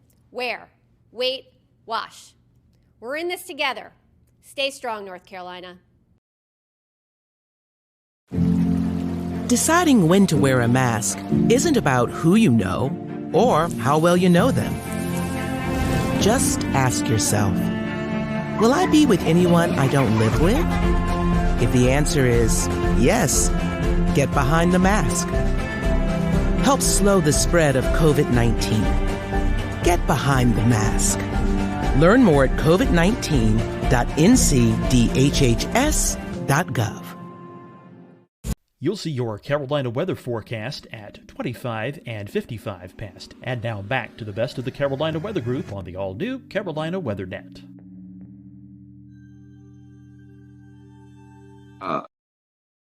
Redo, right? And, kind of got everybody spooked. But the models weren't as aggressive with it as they were for Dorian, so there was some doubt. But Isaias was impactful, massive surge up the Cape Fear River compared to, I think it was another record. Now, the record before Matthew, I think it was Matthew, starting to get to be too many of them, was Hazel. And I think Matthew broke Hazel's surge record at the Cape Fear River in Wilmington, not Wrightsville Beach, not the Brunswick County beaches, but the actual Cape Fear River gauge. Matthew broke Hazel's record, Florence broke Matthew's record, and Isaias broke all of them. That is incredible. 1954 was Hazel, and then 16, 18, and 20, we broke that record again. That is insane. So we know that you place cameras around. We're seeing other chasers, or I should say interceptors, as you would say. Tim Reed, for instance, they're starting to bring they're bringing more gadgetry into the chase, right? So are you bringing anything else? Like they have the Surgeonator. Are you bringing water level meters or anything like, I know you have anemometers on hand and cameras, but what else are you bringing for your equipment for these interceptions? Well, first of all, it's great that other people are able to fund and do these things. And no matter what you name them and who they are, if it benefits the science at the end of the day and creates public awareness, it's a big enough world that, hey, bring it. That's great. The more, the better. I wish I had time to sit back and watch what some of these people were doing more, but we're all so busy, we hardly even get to see each other, especially in a season like 2020. And so one of the things that we have really focused on is just more cameras, have as many of them out there as possible, and put them in areas that are going to capture the impacts in a way that we can see what's going on, that'll help the local officials, the local media, and then from there, regional and national interests, whether it's the Weather Channel or even the National Hurricane Center. We provide the feeds to them, obviously at no charge. I mean, even if you wanted to charge them, good luck with that. This coordination and camaraderie with all of us, it pays off because we're able to let them see their forecast verify in real time. And I've done it long enough that I know where to put them, where we can capture those impacts. And if it's surge that we're wanting to see, which is mostly what they're for, we've done a really good job of that, especially going back the last 5 years. But the answer is more, just more of them. And the crowdfunding through Patreon, it really exploded this year. And I cannot account for why. Maybe more people were at home. I don't know. I mean, I've had the ability to crowdfund what we've been doing for probably 15 years, but Patreon has been around only for a few years, so I really can't explain it. But all of a sudden, especially for Hurricane Laura, it really took off. But it's not just the funding from people becoming supporters and donating, if you will, $10 a month. People literally sent us equipment. We'd say, hey, look, we need more Nest cams. We need more drop sensors, these Kestrel sensors. We need cases. We need batteries. I'm not kidding, guys. And this is just wonderful. I would open my door and there'd be just stacks of boxes from Amazon or from B&H Photo, from people that sent stuff. And it was people from all over the world, not just the United States. And we would go put that equipment into place. And we'd literally hold the boxes of, hey, Pete, this is the box you sent. And that's amazing. So we had the funding to create more stuff than we've ever had before. And the only thing I would say, though, that stunk this year was that a majority of the landfalls were at night. Big thumbs down for that. Mother Nature owes us one. I And that was really horrible, and that limits the ability to see the effects. Because here's what I say about the video. Video is data, and that's a real thing. It's called photogrammetry. And we use that very much in our work to see patterns, just simple things like seeing high water marks, to the timing of everything, the direction, and we can extract data from that video for years to come. Altogether, if you are one of the people that is helping you set up equipment, what does the kind of average day look like for you all as a storm approaches and the morning starts, and what does it look like from that point out? That is a great question. Nobody's ever asked it that way before. I'll say this year, it was the most well-oiled machine that we've ever had. And I owe that to the tremendous amount of support that we had through crowdfunding, that we were able to afford hotel rooms for each individual team member. Because, and you say, well, why is that important? Because sleep, or the lack thereof, is your biggest enemy. And you start making mistakes when you're sleep deprived. And that becomes a safety issue, and it becomes an operational issue that you can screw something up and you don't get another chance at it. But safety is the primary concern. So everybody gets a good night's sleep, because everybody's got their own room, so you're not having Brent over there, Greg over there messing with his phone, or I'm trying to watch the latest Office episode on my iPad to take my mind off of things and I keep him awake or whatever. So when we get up, we all get together and we just kind of see what's happening. What's the latest track show? What's the latest from the Hurricane Center? We have people from the outside feeding us information. And it's just amazing, Dan, how laser focused we are. It's like, it's so organized and so, like I said, well-oiled, especially this year, because there were so many pieces that came together perfectly, that we work together well as a team. We all respect each other's opinion. We're all experts for the most part at what we're doing. We have experience. Certainly Greg and I do. And then these people that are helping out from the crowdfunding perspective, they come along and help out too, and they just go along. They trust us, and we just do it. And it's crazy because you're counting down to zero when landfall is coming. There is no timeout. Wait, we got to, and so the day is spent figuring out where we're going to go, handling emails that are coming in, social media interactions. Maybe somebody's suggesting you can set a camera up in front of my shop. I have a condo you can use. We have this, the sheriff here wants to talk to you. He's going to help you. The weather service, we have producers now that feed us the best information. And so it's kind of like a network TV deal. You think about what it takes to send all those OCMs out there from the Weather Channel, and we're starting to get there with the amount of people helping us. And in a year like 2020, it just ran as smooth as it possibly could. And we work until dark, and then we usually try to find, if it's open, the nearest chain steakhouse, Texas Roadhouse, Longhorn, or whatever. And we go there, and we have a good meal, and we recap everything, and we get another good night's sleep. It's just, I guess after doing it this long, you get settled into a routine. But this year especially, it worked so well that we never had any hiccups. Mark, there were a lot of other storms that you chased during the season. I think you said 10 in total. We talked about Isaias and Laura and a couple others, but can you kind of give us a bit of a rundown on the rest of the season? There were other heavy hitters that you guys observed. So what were some of your biggest stories? So after Laura, we got back and there was not much time to rest. The season just kept spitting them out. And of course, the next significant one for us was Sally. And Sally was one of these ones that had a lot of potential, and it rattled a lot of nerves. And it really looked like it was going to threaten Mississippi in a big way. And then it kind of, played cat and mouse with everybody. It was very slow. Is it going to strengthen? Is it not? And, and now it's headed towards Mobile Bay. And, maybe even western panhandle of Florida. It was very challenging because it was so darn slow moving. And the intensity guidance was just crazy. It was like, nobody could figure it out, literally. So that was the most challenging because it kept us on our toes in a very familiar area. I know the Central Gulf Coast very, very well, and yet it was still very challenging. But at the end of the day, the success that we had with that, because it was another nighttime event, and this is where my experience came into play, I focused on the river flooding that was coming.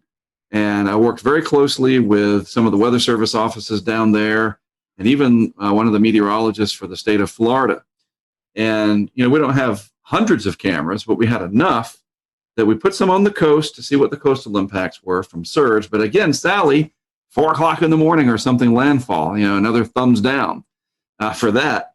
But the flooding during the day was going to be this rapid rise and then a pretty rapid fall, unlike the Carolinas where it's like a week later.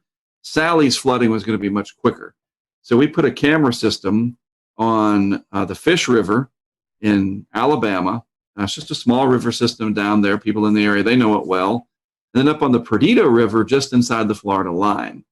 And boy, what we captured there was one of my bucket list, like, I want to do this.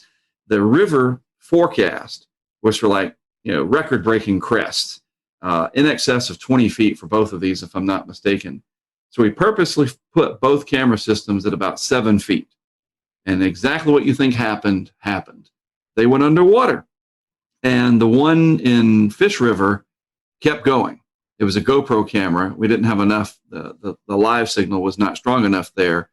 And that camera, you see the water come up, it submerges the camera, and then because of all the red clay and the soils down there, the water turns blood red. And we estimate, because the camera was 7 feet, the Fish River crested at like 20, 21, that the camera was more than likely under 5, 6, 7 feet of water for about 8 hours. And that little box that it was inside of, the GoPro, not even a molecule, a compound molecule of a hydrogen or an oxygen to be found. Absolutely bone dry.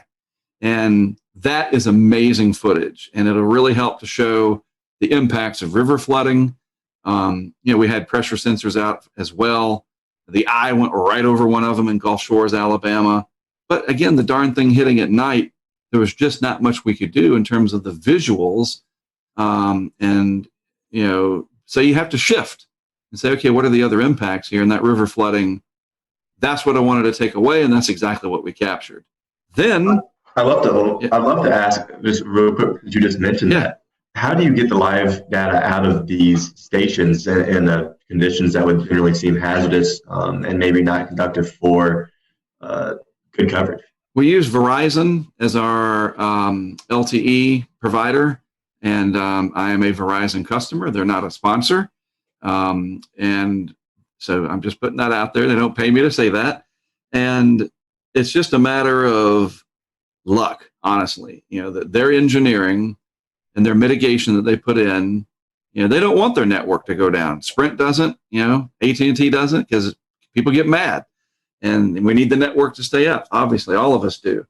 And there are conditions where, yes, it will go down. We lose our feeds, especially in big hurricanes like Laura. They'll go offline, certainly.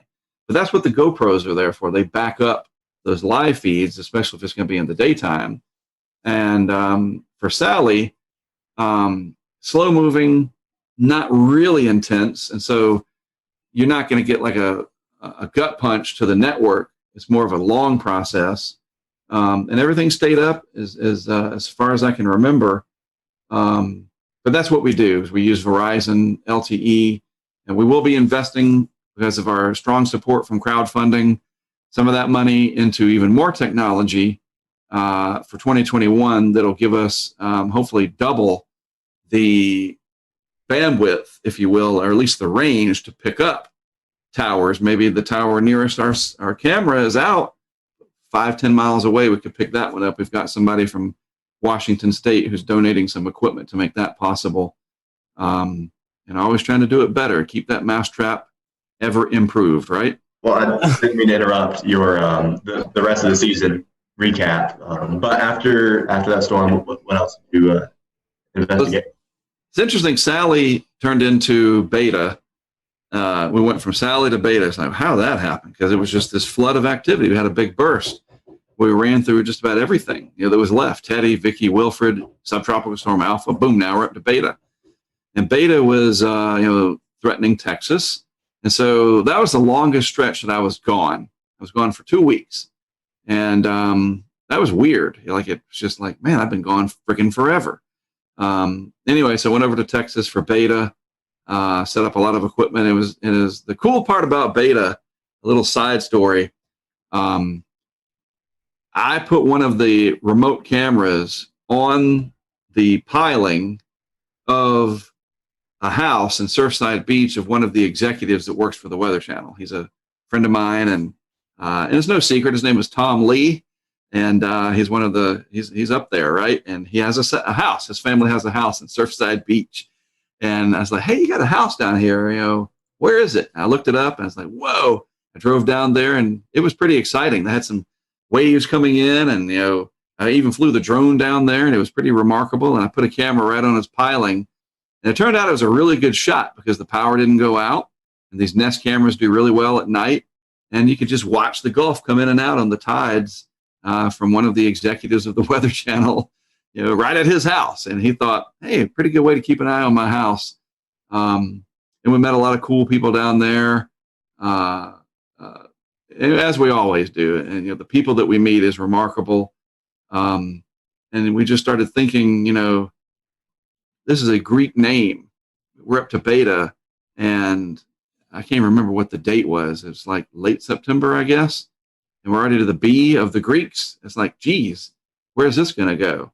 And now, of course, we know it kept on going. But after beta, there's a little bit of a lull, just a little. And then it was Delta. And I guess now's as good a time as any to get into Delta. And the thing about Delta, I'll say this. I saw a lot of people, you get the hype of something, and then you get the anti-hype. And I think both of them can be dangerous, obviously. People that will put the one snapshot of the 40-inch snow, the Cat 5 hurricane parked over Charleston from the Euro 10 day or the GFS 9 day. You see it all the time. We know. But then you got the guys and the gals on social that they want to play the other side, that I called it, that it wasn't going to be anything, and da-da-da-da-da. It's like, just stop. I don't want to tell you what to do, but stop. Just go down the middle and just look at the facts. And there were so many people saying that Delta was probably not going to amount to much because the Gulf had cooled, because we had those early cold fronts. But there was this research that I had looked into from one of the HRD people and other aspects that, and it wasn't like the 26 Celsius isotherm was 400 miles south of Creole, Louisiana. It was like 20 miles, man, and there's other factors at play. You guys know this, that it's not just baroclinic stuff, but it's not all about sea surface temperatures and upper ocean heat content. There's more to it.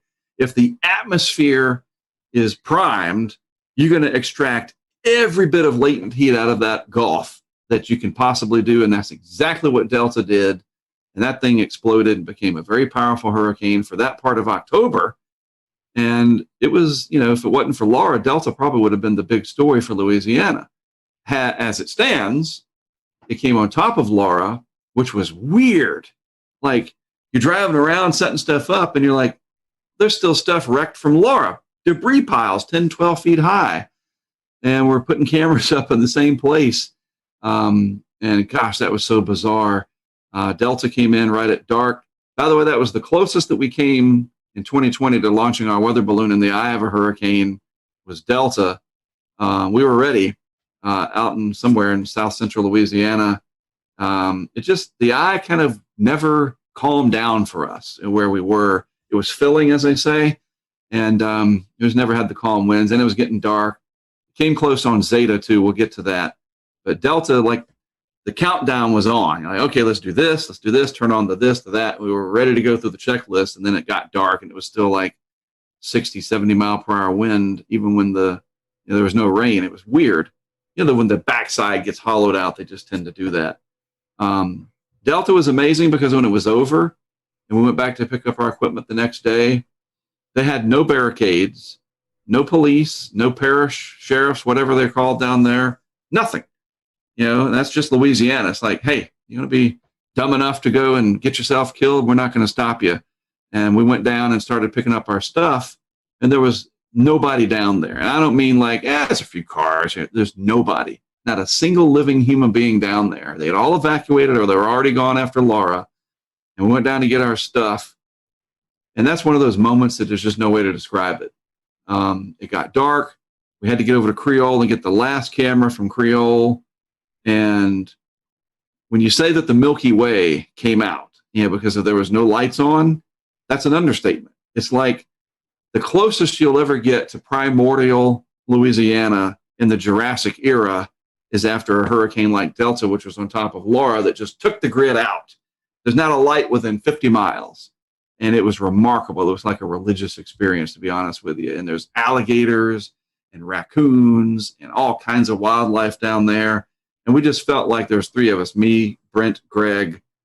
We felt like we were one with this weather universe. And I know it's a weird thing, but it was this amazing thing that I'm glad it happened, put it that way. And we safely retrieved our stuff.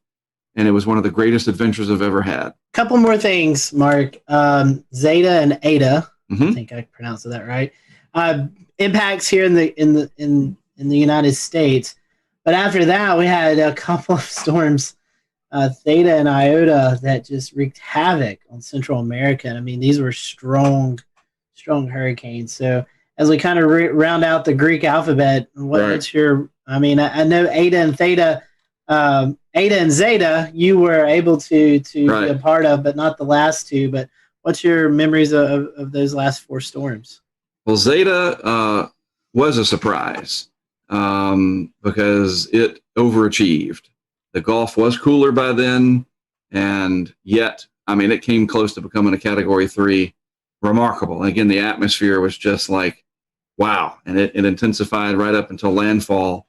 And it had major impacts in Louisiana and Mississippi. Greg Nordstrom has damage to his house, nothing significant, and it's all insured and so forth. But he became the hunted. And we were in the eye of that one down in Slidell. That was amazing. Just the surge, though, that's the thing I'm trying to remember. The surge, even though Zeta came in at night, this came in right at dark. The storm surge in Mississippi was remarkable. And there's a couple of instances there where our cameras are going to provide some very telling data to the National Hurricane Center Storm Surge Unit as we work through that to turn the video into data where we can find still water elevations in that surge. And you know how we're going to do it, even though it got dark, we're going to use the transformer explosions and freeze frame that at some of these peak surge times and enhance the video and try to find the high water mark on a building that we can definitively go out and survey and say, oh, look. And as an example, we had a camera on the backside of the Hard Rock in Biloxi. There's a little marina back there. And that camera box was at 4 meters or 3 meters, 4 meters above the water. And the camera went underwater. And it actually took out the camera. And some of that was wave action. But in those waves, and Shay, all of you know this, you smooth it out and you can get that high water mark from video. And we're really looking forward to helping the Hurricane Center Storm Surge Unit with that as we go forward. So Zeta was very successful. Surprising, again, because it getting on, it was freaking 2 days before Halloween, right? And very strong hurricane into the Central Gulf Coast. And then Eta, boy, what Eta did down in Central America, and I will be on record as saying that I am 100% in that they will upgrade Eta to a Cat 5 in the post-analysis, because you remember the recon planes were going down there and they had to turn around and come back, and we missed a lot of data. And then when they finally got in there, there were some to support. I just think in the off season when they do their analysis that the wind and the Doppler and the SFMR data will show that Eta was our second Cat 5 of 2020. I'm 99% sure of that. And then, it looked like it could come around and be a real big problem for Florida. Luckily for Florida, it was not a real big problem, but it gave me an excuse to go down to the Keys. So I did. And that was, honestly, I really wanted to go down and kind of know the lay of the land for a future event. I've never been to the Keys for a landfall, believe it or not, in my entire career. And so I went to the Keys. We dealt with it down there. Wasn't too big a deal. And then we went up to Tampa, St. Pete, another place that I haven't been to, and set up camera equipment around there, worked with some of the locals that knew the area really well. that helped a lot. And we nailed it. We got some amazing storm surge shots right along some of those causeways. And I felt like Ada was another one of those warning shots that was a November tropical storm. And if it had been a month earlier, it would have been a lot stronger. If everything else was equal, and Tampa Bay would have had an 8 to 12 foot surge, not 2 to 4 that they had. And it just shows you, it bypassed them and then it kind of died out going into Cedar Key. Man, it just shows you how vulnerable Tampa Bay, St. Pete are. Those areas are to hurricanes. And you never know. Sometimes the end of the season kind of shows you where you're going to pick up the next year. I've learned that. It's not always a good match, but sometimes you can get some clues from that clustering. We'll return to Best of the Carolina Weather Group in a moment. Now your Carolina weather forecast. Here are today's forecast high temperatures for North Carolina. Here are the forecast lows for tonight for North Carolina. Here are tomorrow's forecast high temperatures. And here's forecast rainfall across North Carolina tomorrow. Here are the forecast highs for the day after tomorrow.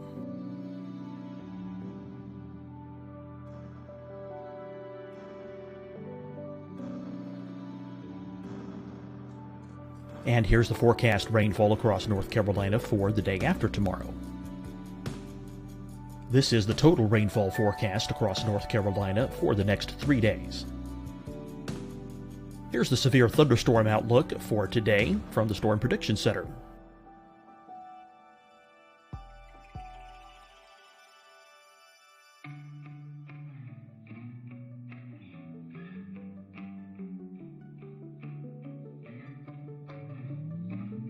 Here are the forecast high temperatures for today for South Carolina. Here are the low temperatures for today for South Carolina. Here's the probability of precipitation forecast across South Carolina today. And here are the rain chances across South Carolina tonight. Here are tomorrow's forecast highs across South Carolina. Here are the forecast low temperatures for tomorrow for South Carolina. And here is the probability of precipitation across South Carolina tomorrow. Here's the precipitation chances across South Carolina tomorrow night. Here are the forecast highs for the day after tomorrow in South Carolina. Here are the forecast low temperatures across South Carolina for the day after tomorrow. And here are the rain chances across South Carolina for the day after tomorrow. And South Carolina's probability of precipitation for that night. Here's the Storm Prediction Center's severe thunderstorm outlook across South Carolina for today through tonight. Here's the Storm Prediction Center's severe thunderstorm outlook across South Carolina for tomorrow and tomorrow night.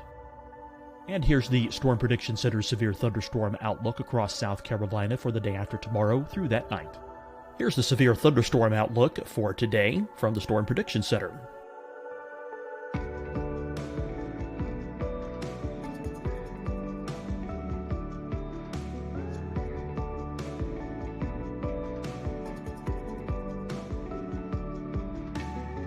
And now here's a live look at weather radar across the southeast. Fight the spread and take a stand against coronavirus. Wear a mask in public. Stay at least 6 feet apart from others. And get tested. Join us and fight the spread. Visit scdhec.gov/COVID-19. Getting tested for COVID-19 helps you to take the steps needed to protect yourself, your loved ones, and your community. Find the testing location at scdhec.gov/COVID-19 testing. Hi, everyone. I'm Dr. Mandy Cohen, Secretary of the North Carolina Department of Health and Human Services. And when you follow the 3 W's, you protect your family and your neighbors from COVID-19. When you leave your home, practice your W's. Wear a cloth face covering, wait 6 feet apart, Wash your hands often. Wear, wait, wash. We're in this together. Stay strong, North Carolina. Deciding when to wear a mask isn't about who you know or how well you know them. Just ask yourself, will I be with anyone I don't live with? If the answer is yes, get behind the mask. Help slow the spread of COVID-19. Get behind the mask. Learn more at covid19.ncdhhs.gov. You'll see your Carolina weather forecast at 25 and 55 past. And now back to the best of the Carolina Weather Group on the all-new Carolina WeatherNet.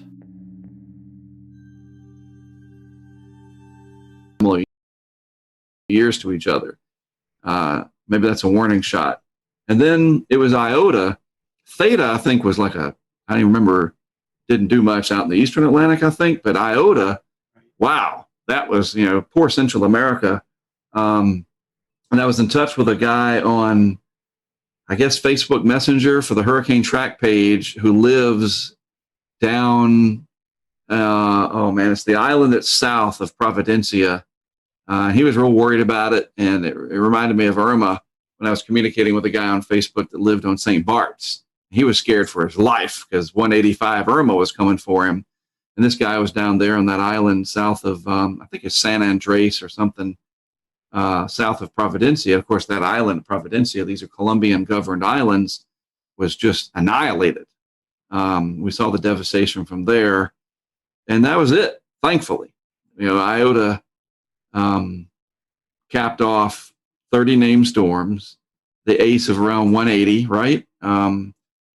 13 hurricanes and 6 of them, whatever it was, major, right? Something like that. Start to even remember. And maybe that's it. Maybe we'll be done for the whole, we won't be like 05 and we're still naming these things in January, but I wouldn't be surprised if we get something in the subtropics at this point. Well, Mark, one more thing to kind of wrap up this hurricane season, and we talked a little bit about it earlier, is how many storms we saw this rapid intensification. Yes. A day and a half before landfall. What's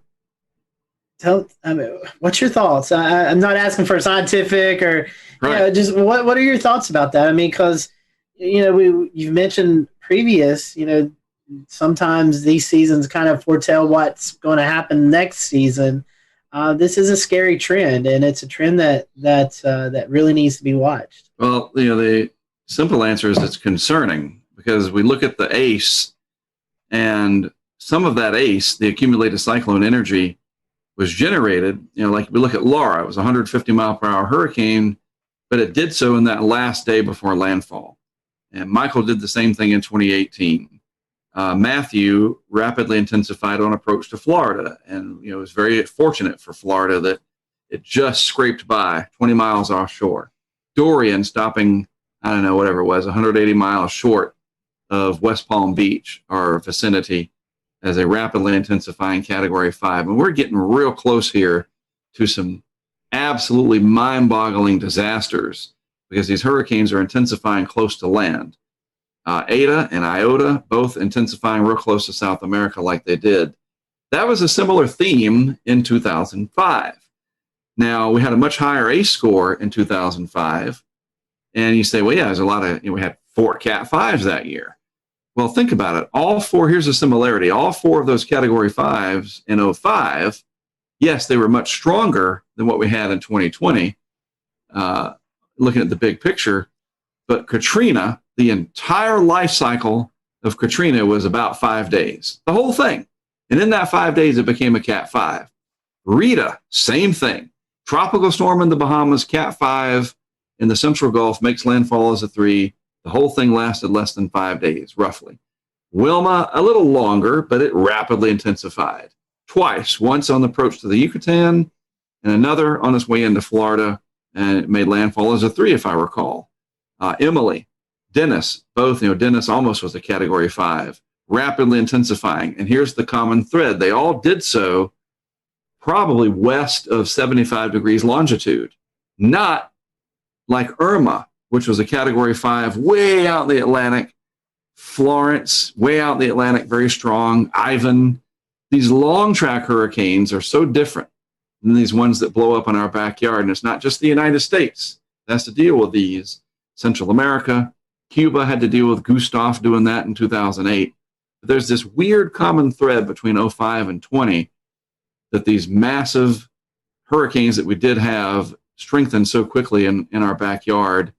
I don't know why. I don't know exactly why. Can you attribute it to the La Nina and the favorable pattern right over that area west of 75, south of 30 north? There's something going on there. And, that's the thing. Can we see that kind of a pattern again ahead of time? And no, this is our bubble. This is our area we got to really look out for.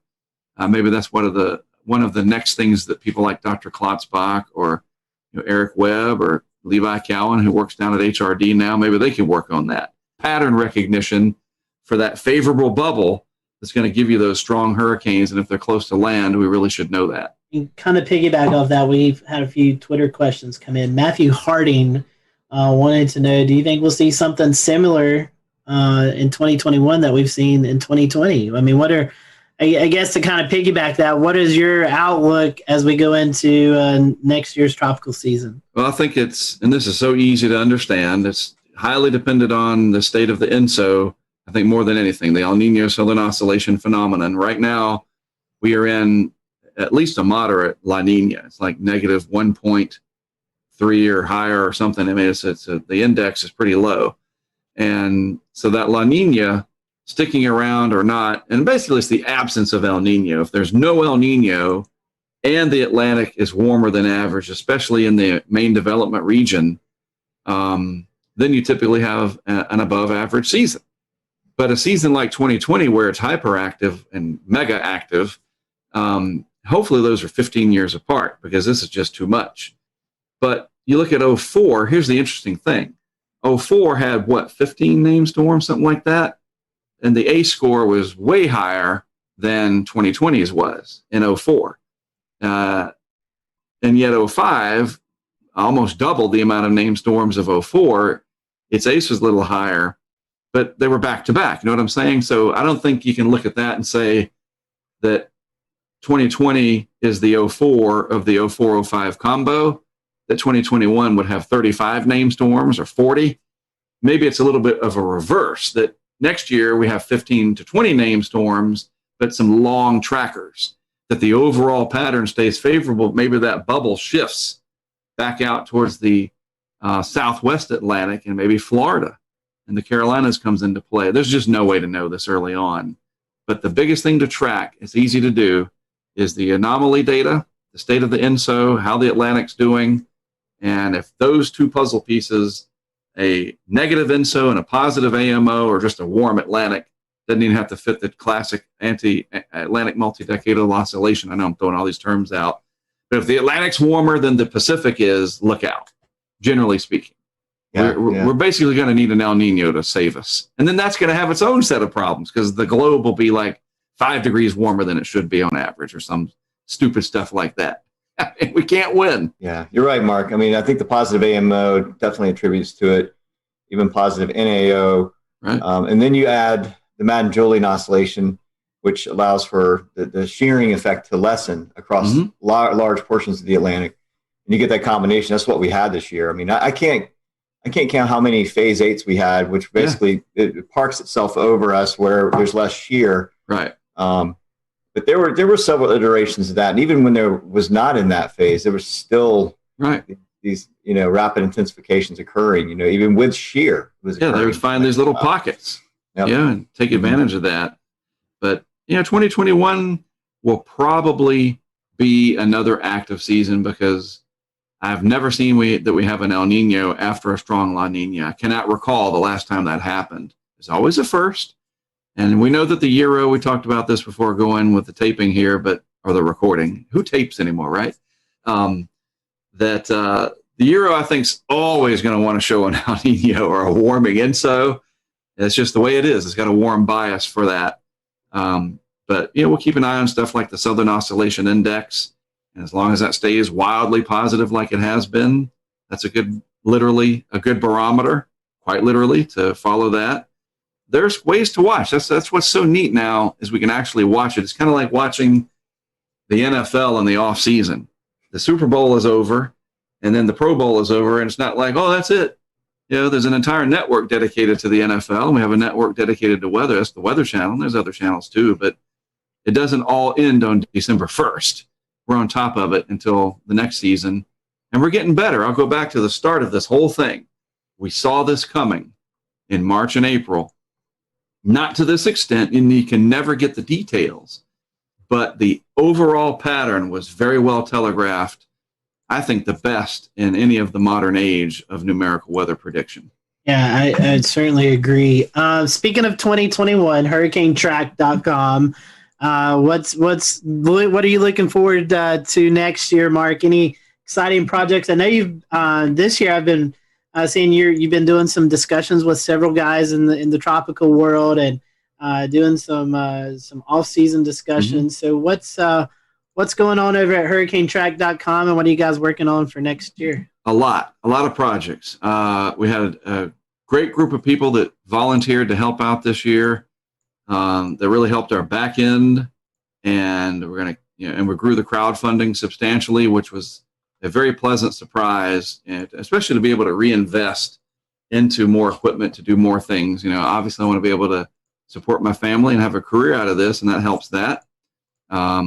Since I'm independent, this is what I do for a job. But it's the way it grew and how fast it grew, and to the extent that it did, meant that we were able to afford more stuff. And we put that stuff into action, and that's what we want to keep doing. And we're definitely going to have a much stronger initiative in the off season, to the extent that we even have a new logo, a new branding. And it's my Twitter handle logo right now. I think it's on Facebook as well. Haven't changed YouTube yet. I'll have to do that. But it's like it says Hurricane Track. It says off season, but it's a winter look. It's got a snowflake instead of a hurricane, and some wintry colors. And it's funny because it was a high school kid from Illinois that designed that for us. I don't have time to learn Illustrator and do that. I used to do that many years ago. That's that whole idea of people helping out, man. It's incredible. So our goals, I want to have the opportunity to go out if let's assume these events happen, first of all. A really big bomb cyclone nor'easter kind of deal.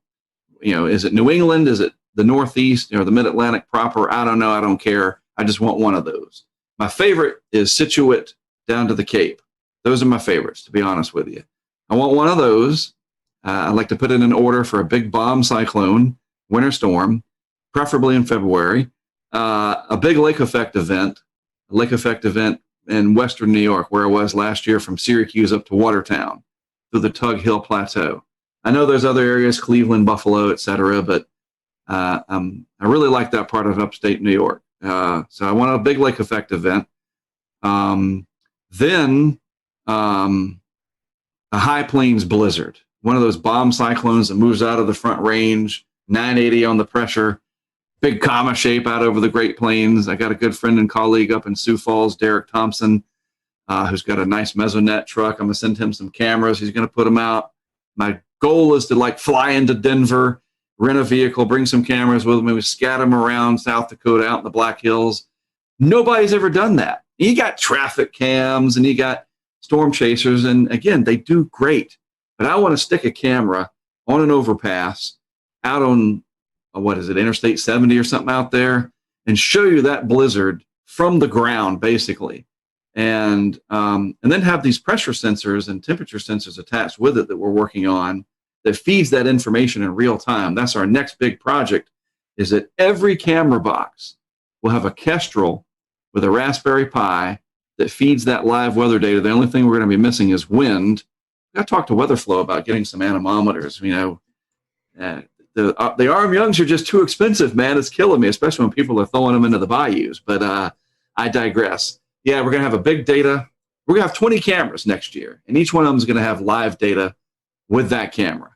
What else? Oh, then after that in May, we're going to have this big initiative to go out and put all these 20 cameras and all these sensors and the weather balloon project and have a big test during a severe weather outbreak over multiple days. sometime in May. It's not a schedule. Oh, we're going to be there from May 10th to the 15th. We're just going to wait for the pattern. And when the pattern says go, we're going to assemble the crew and drive out there and hopefully do so mask-free because the vaccines have been working. That's what we're hopeful for.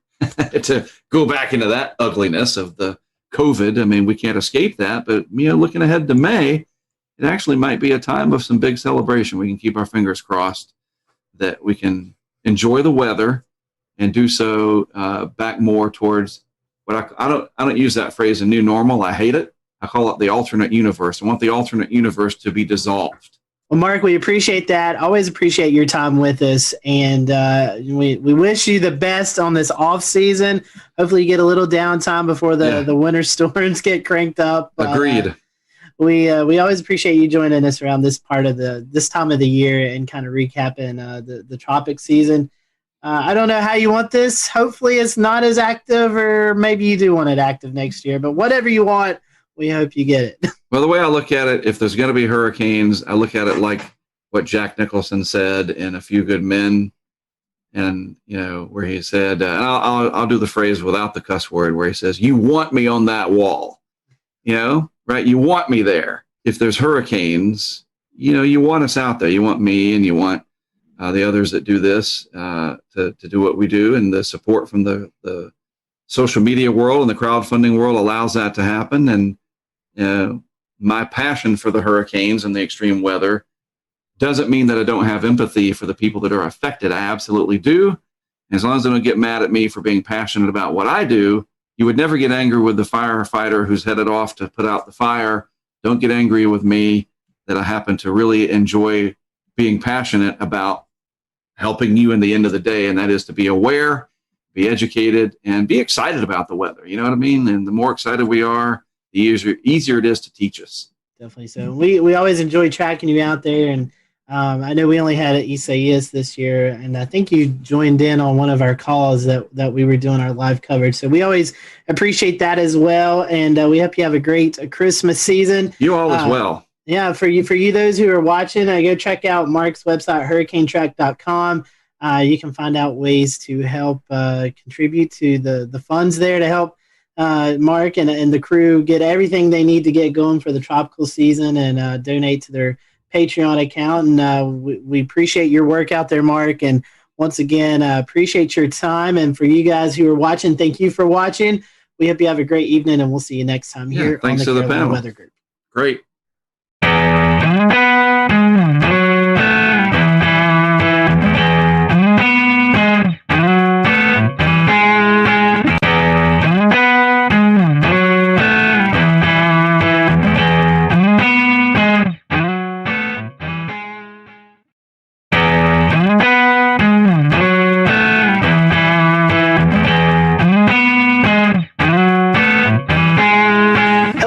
Welcome to the Carolina Weather Group. We welcome you to our latest edition of our little podcast, Weather Live Stream. And we're going to be talking about an interesting project tonight, the Snow Impact Project. You may have heard about this project just recently released out on social media. NOAA and NASA and a lot of different entities working on better forecasting winter storms, and especially along the East Coast here where we live. That will be helpful because we know a variation in just a few miles can mean all the difference in snowfall forecasting. Tonight we have with us Lynn McMurdy. She's kind of leading up this research project. She is a associate professor at the Department of Atmospheric Science from the University of Washington. So, last year on our 300 show, we were talking about the states that we've not had guests from.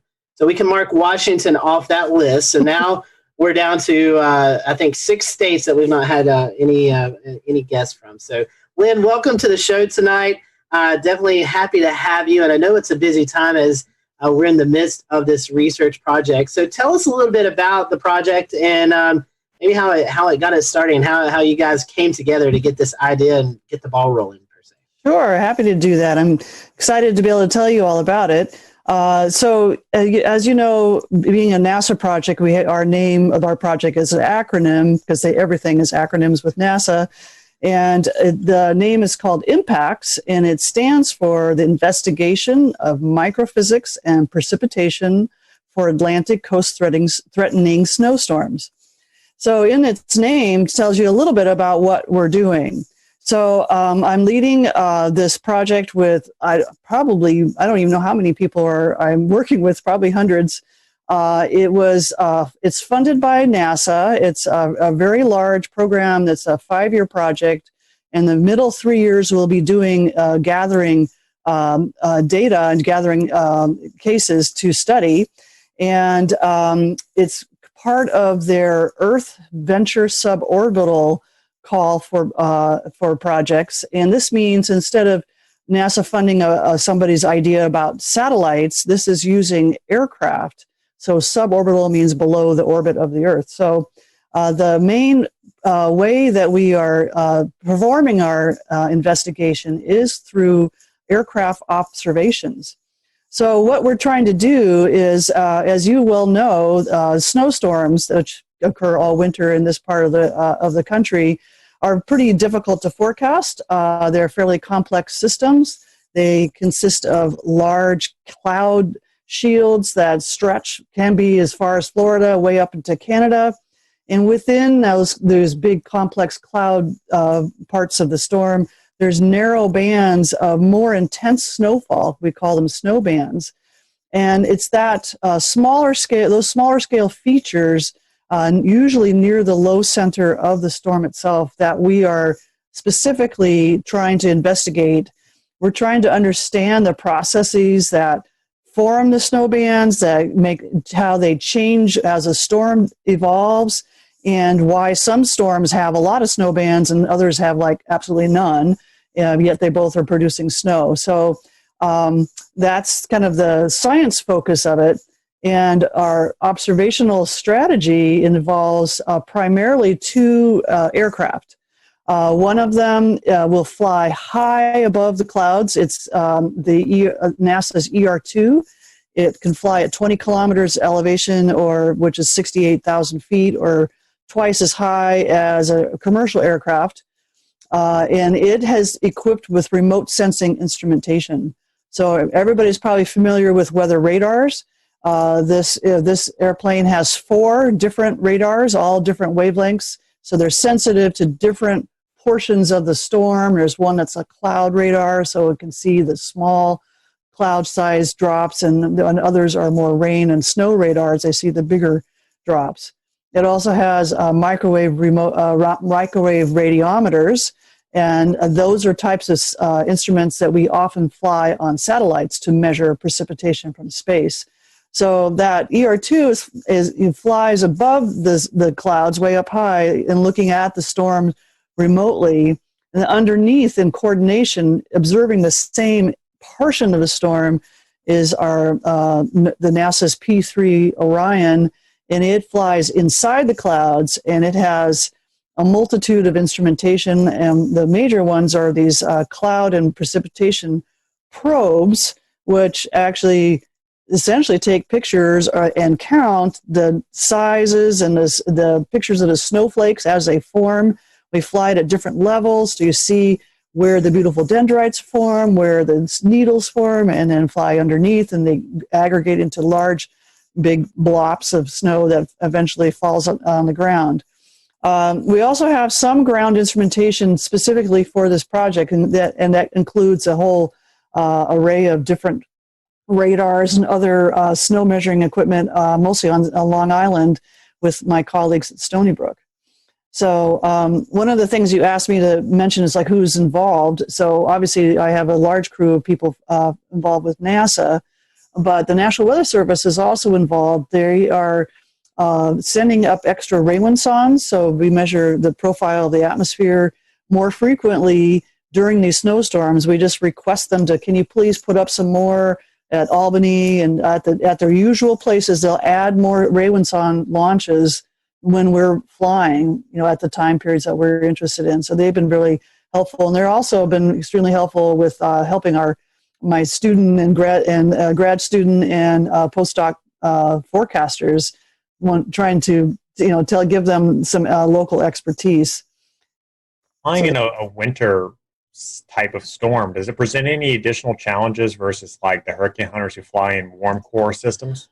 Well, that's a good question. The two different systems are pretty different. The hurricane hunters typically fly fairly high, and what they're doing is trying to get different profiles of the environment of the hurricane and try to get a good estimate of what the central pressure is. So they're kind of after a different kind of problem, and they fly fairly high, so they're well away from any kind of icing problems. So for us flying in snowstorms in the winter, depending, like this last case, we actually flew, it was rain on the surface, but the structure of the storm was the same. So we flew in it, but icing was an issue that we had to watch out for.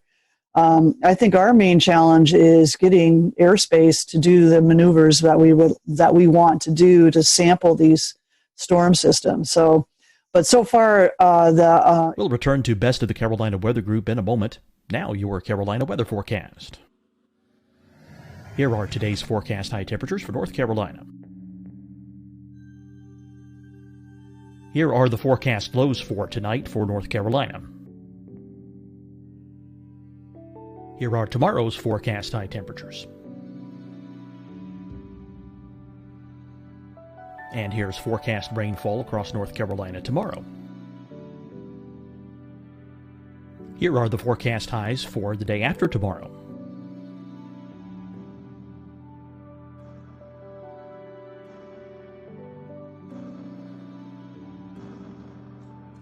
And here's the forecast rainfall across North Carolina for the day after tomorrow.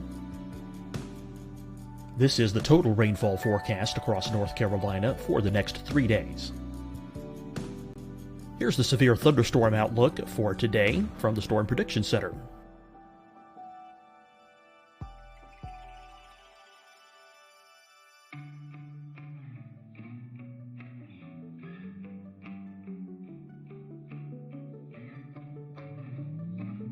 Here are the forecast high temperatures for today for South Carolina.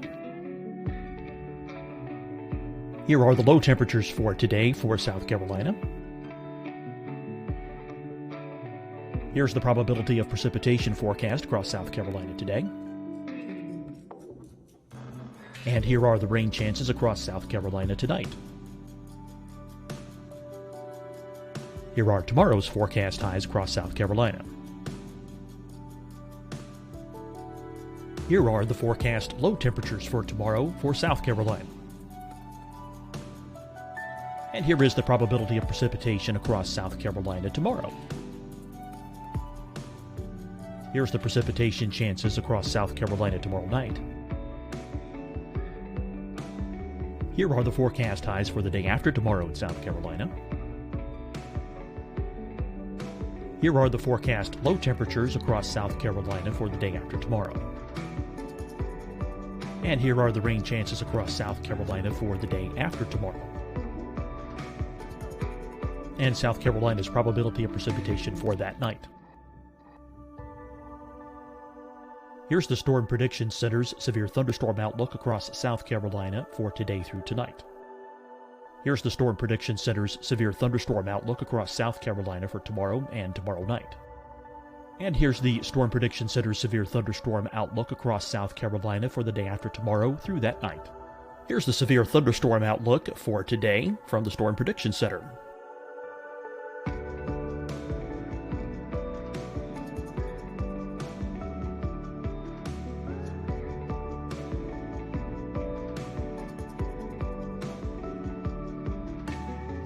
And now here's a live look at weather radar across the southeast.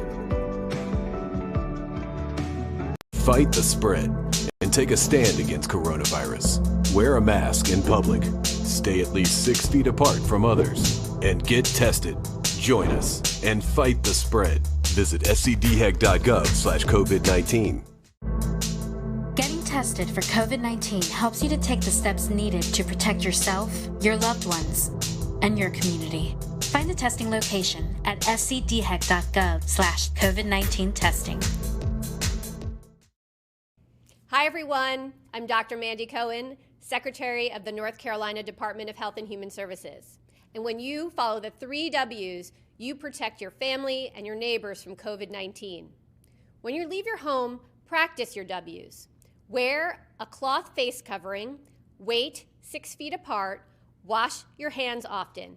Wear, wait, wash. We're in this together. Stay strong, North Carolina. Deciding when to wear a mask isn't about who you know or how well you know them. Just ask yourself, will I be with anyone I don't live with? If the answer is yes, get behind the mask.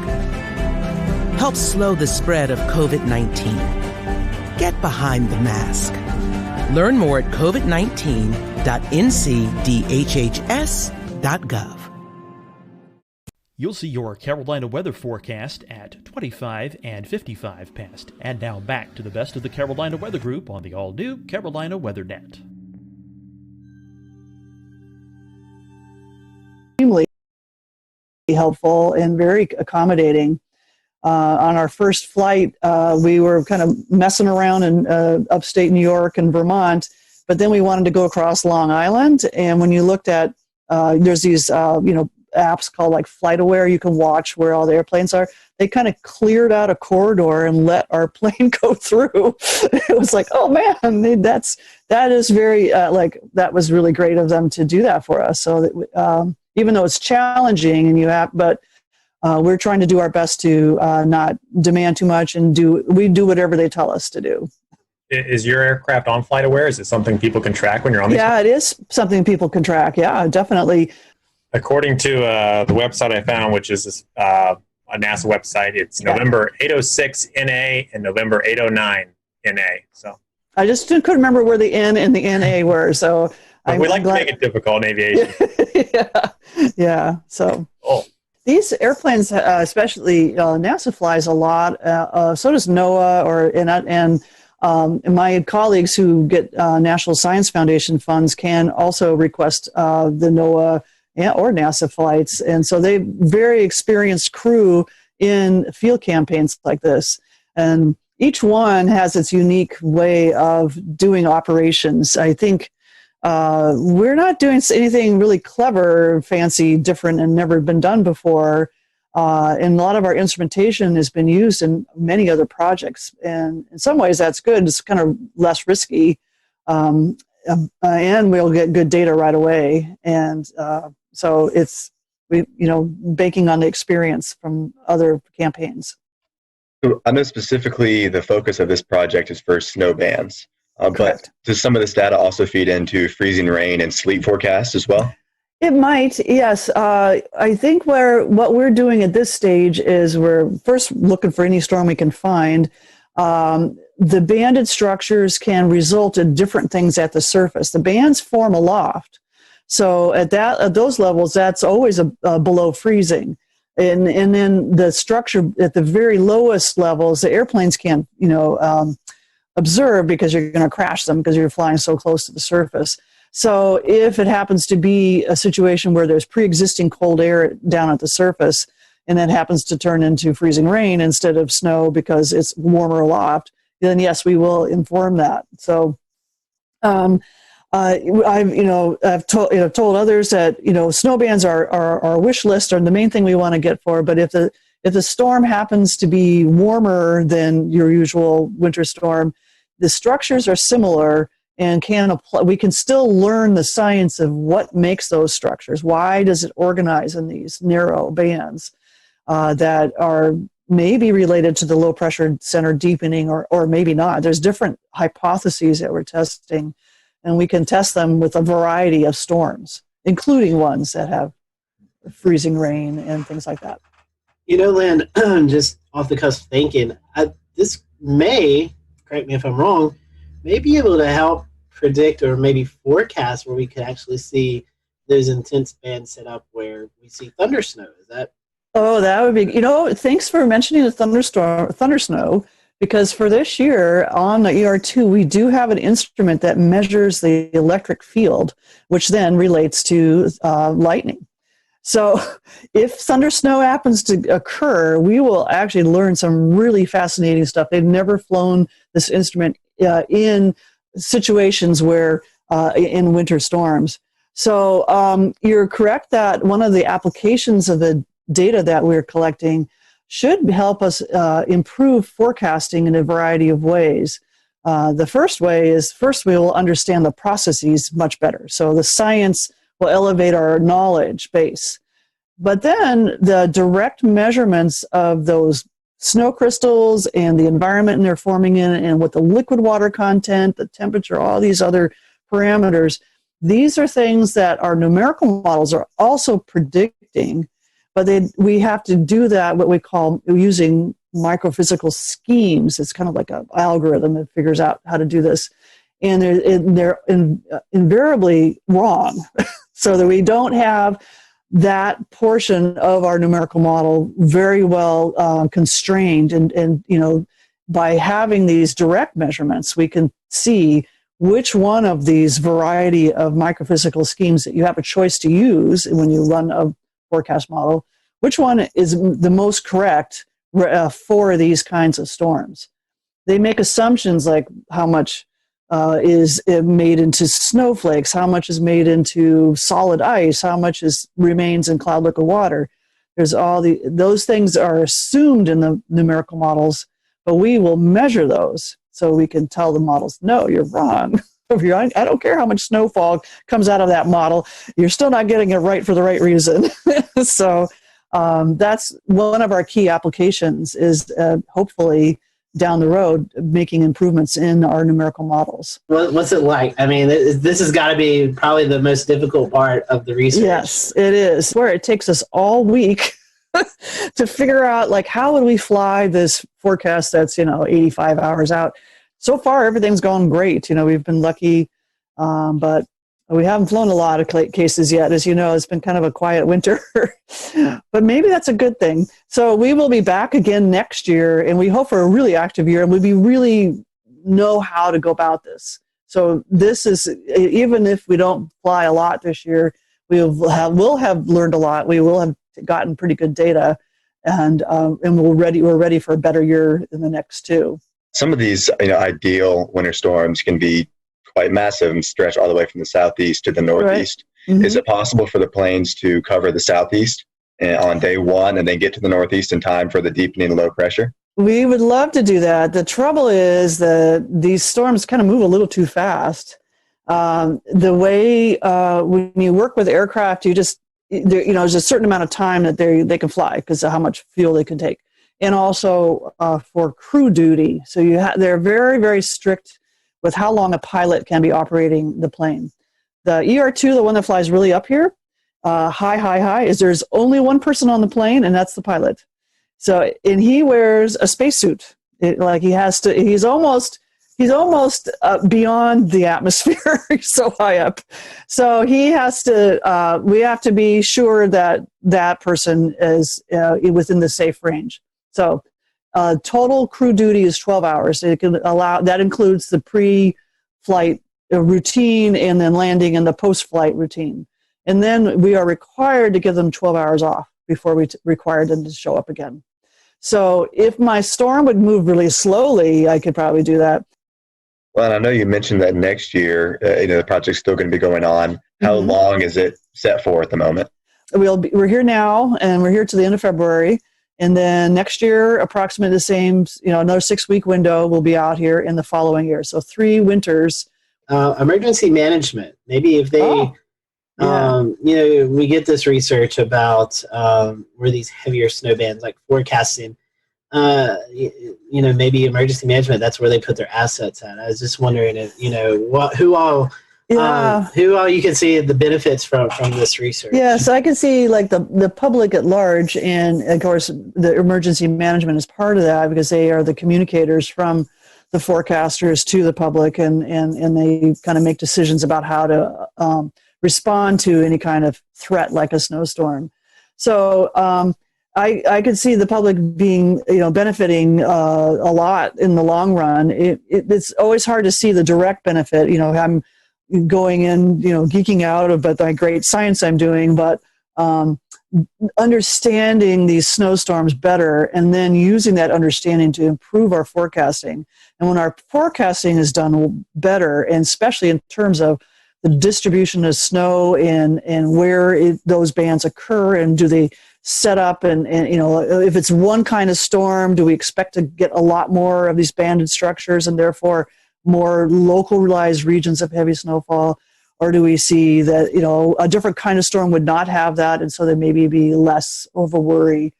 So, yes, indeed, that'll eventually benefit the public, our understanding, and then applying that understanding to better forecasting, and better forecasting will help the managers be able to react in a timely manner to inform the public. I know it's kind of early into the project. Mm-hmm. What's the feedback been like so far? Thumbs up. It's great. We love it. We have, when the type of instruments we fly on the P3 are kind of finicky and difficult instruments. So some of them have not been operating at the top as they could be. So that's some of the feedback. We're trying to correct some problems or fix an instrument or two. The data that I've been looking at looks really good, I think. What you kind of is exciting is you look at it and go, I don't know what's going on. When you have that kind of reaction, that's actually a good thing, because it means you're going to learn something new. So I'm excited about that. So far, I think everything we've collected really high quality data. We haven't lost anything. Like sometimes, your biggest worry is like somebody forgot to flip the switch and it didn't record. Like, oh no, don't do that. So far, everybody knows what to do. They got all the switches turned on. Everything's good. And so far it looks great. So we just need more storms. That's all I need. Well, we need some more storms too. We're hoping we all need more storms. We need some more storms too. Well, Lynn, it's been a fantastic discussion. I'm going to go ahead and close out. So everyone, thanks for watching the Carolina Weather Group. We hope you've enjoyed this discussion. Lynn, I want to ask you, if you don't mind, if people want to follow along with the project, I know you have some social media platforms they can follow. How can they do that? Boy, I should have wrote this down. So the one I know for sure is our Twitter account, which is at snow with a capital S and then impacts, IMPACTS. Awesome. We follow here on the Carolina Weather Group, and I personally follow the snow impacts on Twitter. So get some great information there. You get some behind the scenes photos and things like that. So Lynn, thanks so much for joining us. We want to thank you for watching the Carolina Weather Group, and we will see you on our next episode.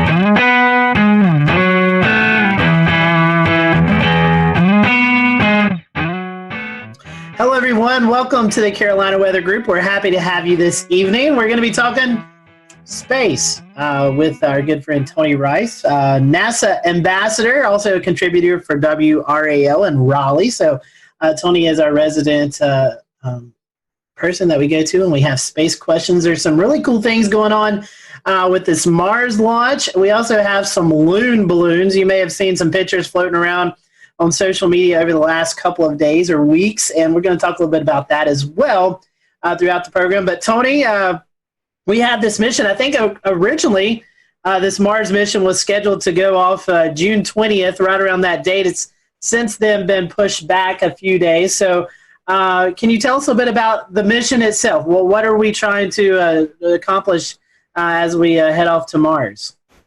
So this is was originally called the Mars 2020 rover, and it's a follow-on to the Mars rover you would know as Curiosity. So it's about the size of a minivan, a little bit smaller than that, and its purpose is to go out there and find basically what happened to Mars. It's going to work in concert with obviously Curiosity and all the other assets that are out there at Mars, the orbiters that are studying the atmosphere, that are taking those fantastic pictures that we see of Mars. But it's a very similar rover to Curiosity. It's using the same spacecraft bus. And that's the body of the spacecraft, the wheels, the mobility system, all the computers, all the communication systems. But the real exciting thing about these spacecraft and about these missions are the instruments. So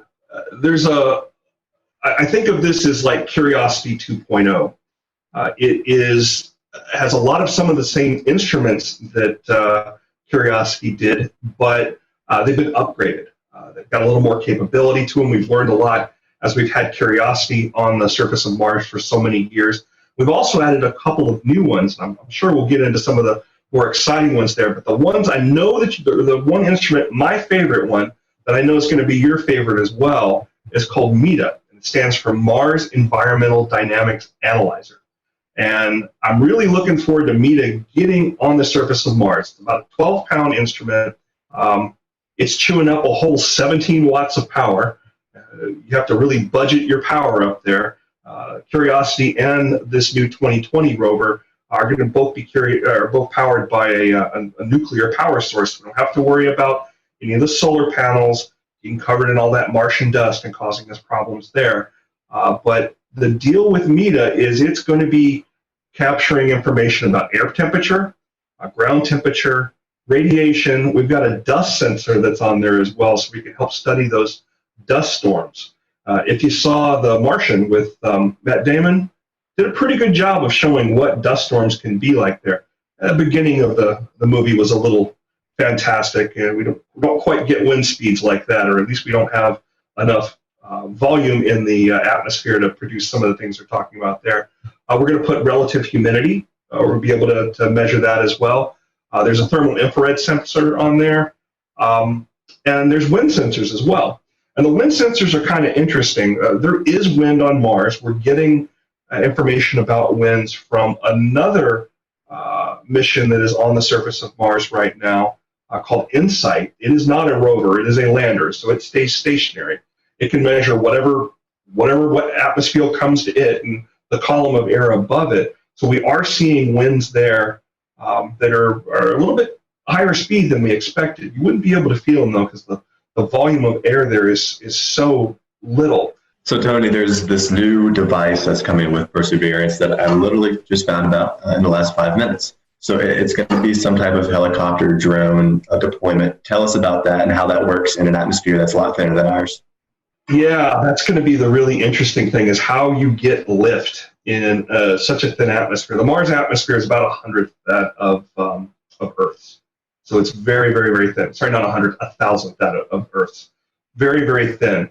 But the drone itself, the helicopter itself, has pretty wide blades, and it's going to be spinning really, really, really fast.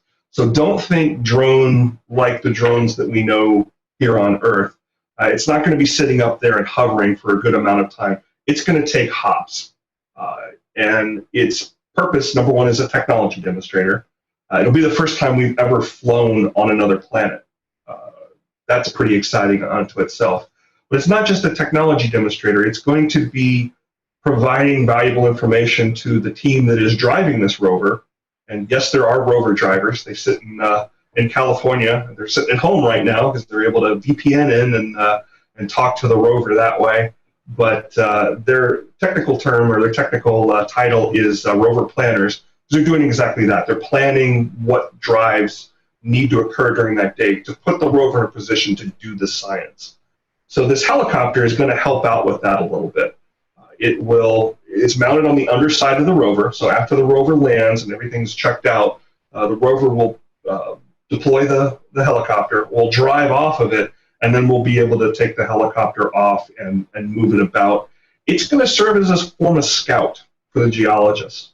It's going to help us move ahead and make some good decisions about where to move the rover to in order to do some good science. Now, Tony, I have a question as far as, like, I've always wondered the signal, right? So these are being operated remote control a lot of the time. So I know there's some automated processes on site that the rovers would do to correct maybe a rock in the way or something. But how long does the signal take to get to the rover as you're steering it? Now, do radio waves travel at the same speed of light, or I mean, what's the difference in right at light speed? How much time? Mm-hmm. So it varies throughout our year and the Mars year. Mars year is roughly about 18 months. So it's anywhere from about 10 minutes to more than 30 minutes. So when I mentioned somebody that's driving the rover, you have this, you might have this picture in your head of a steering wheel and a gas and a brake. Absolutely not that. It's sending commands for the rover to act on at a later date. Another function of this robot is that it's going to be collecting samples on the surface and to be later taken back to Earth and studied here. How will that work? How is it going to get back to Earth? To be determined. So there is going to be a caching capability where samples that are first studied by Curiosity are going to be packaged in a way that they can be picked up at a later date and brought back to Earth. We're not quite ready to put boots on Mars yet. That's a goal, but it's a goal that's pretty far into the future. As a step between now and putting boots on Mars, a robotic mission that could pick up those cache samples and bring them back. Why not just go and pick up random samples and bring them back? Why bring these that have been studied by the Perseverance rover, by the 2020 rover? To be able to do additional study on something that's already been studied by a robot is just going to give us a ton of information that we can apply to other studies that have been going on there for years and years. I mean, on back into the Viking days, back in the 70s. So that's why it's being done that way. How it's actually going to happen, there's a lot of different ideas about that. One of the biggest challenges there is how you have enough energy to launch from Mars and get back to Earth. How do you do that? And there's different theories on how that might happen. Do you bring enough fuel with you to be able to get back? Do you use the Martian soil as a source for energy and construct fuel that way? Lots of different ideas. It's being worked on, but step one is to gather those samples and leave them behind so that they can be returned. In our relentless pursuit for life on other planets, we look at water and potential for water. We've seen pictures of icing on the poles, a type of icing, not as we would know it, but what is the evidence for water on Mars and maybe some of the past evidence that shows you there could have been water flowing? Has there been anything presented in some of the latest information? Yeah, that's a great question. And the icing that you're seeing on the poles happens every Martian winter. And you can actually see it with a backyard telescope if you look at the right time. We see it on both the North and the South Pole. What you're seeing there is actually CO2 ice. It's actually carbon dioxide. And the poles get, those ice caps on the poles, they get larger and they get smaller according to the season. And we can see that in Curiosity's air pressure sensors. As that carbon dioxide transfers from a solid phase into a gas phase, it adds to the atmosphere. And we'll see atmospheric pressure go up during the summer months. And then it precipitates down, actually snows, dry ice on the poles during the winter months when it gets colder. Mars has seasons because it has an axial tilt, just as Earth has an axial tilt. It's very, very similar. But as far as evidence for water is concerned, it's really in the geology. The geology is, it tells us the story of what happened in the past on Mars. Where we landed Curiosity was an area that was formerly the bottom of a large river system. It was at the bottom of an alluvial fan, and that's kind of a funnel-shaped pattern. If you've ever seen satellite photos, color satellite photos of the Mississippi River Delta as it dumps out into the Gulf of Mexico, you see that triangle. That's all that sediment that's been collected up along the Mississippi River.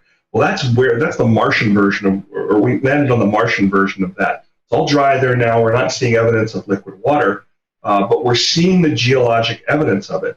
So one of the very first photos that came back from Curiosity after it landed was of these rounded pebbles. Those don't form round. Those are rounded as a part of a water process that's picking up and moving them along and rounding them off. And we found lots and lots of that. So through study of the geology and the chemistry of those rocks as well, that's what told us that it was fresh water, determined that the area that Curiosity landed in was probably about knee deep in water a couple million years ago. the idea that Mars was once a very different place and a lot wetter and perhaps a lot greener, that is one of the things that Curiosity found pretty quickly after its landing time. Tony, looking at some of the points here for the mission, two of them kind of really piqued my interest. It says this is the first leg of a round trip to Mars, and then after that it's also talking about how this could actually pave the way for future human missions to the moon and to Mars. Can you tell us a little bit about that? Well, every time we put something on another planet, we learn a lot about it. And the road to putting boots on Mars, it's a long one. But even what we're planning on doing around the moon, coming up with the Artemis mission, is going to teach us a lot about that. Being able to live potentially off some of the resources on the moon will teach us a lot about that. We got to really understand the chemistry and the makeup of the Martian surface to be able to have people live there. I think that's really interesting. You know, we've always heard about people going to Mars, but this. We'll return to Best of the Carolina Weather Group in a moment. Now your Carolina weather forecast. Here are today's forecast high temperatures for North Carolina. Here are the forecast lows for tonight for North Carolina. Here are tomorrow's forecast high temperatures. And here's forecast rainfall across North Carolina tomorrow. Here are the forecast highs for the day after tomorrow.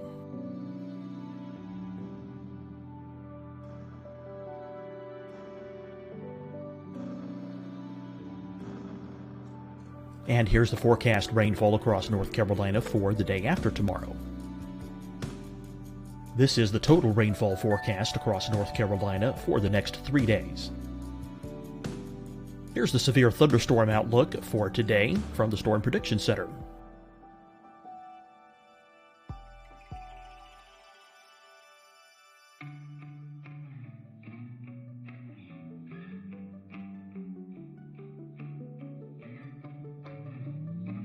Here are the forecast high temperatures for today for South Carolina. Here are the low temperatures for today for South Carolina. Here's the probability of precipitation forecast across South Carolina today. And here are the rain chances across South Carolina tonight. Here are tomorrow's forecast highs across South Carolina. Here are the forecast low temperatures for tomorrow for South Carolina. And here is the probability of precipitation across South Carolina tomorrow. Here's the precipitation chances across South Carolina tomorrow night. Here are the forecast highs for the day after tomorrow in South Carolina. Here are the forecast low temperatures across South Carolina for the day after tomorrow. And here are the rain chances across South Carolina for the day after tomorrow. And South Carolina's probability of precipitation for that night. Here's the Storm Prediction Center's severe thunderstorm outlook across South Carolina for today through tonight. Here's the Storm Prediction Center's severe thunderstorm outlook across South Carolina for tomorrow and tomorrow night. And here's the Storm Prediction Center's severe thunderstorm outlook across South Carolina for the day after tomorrow through that night. Here's the severe thunderstorm outlook for today from the Storm Prediction Center.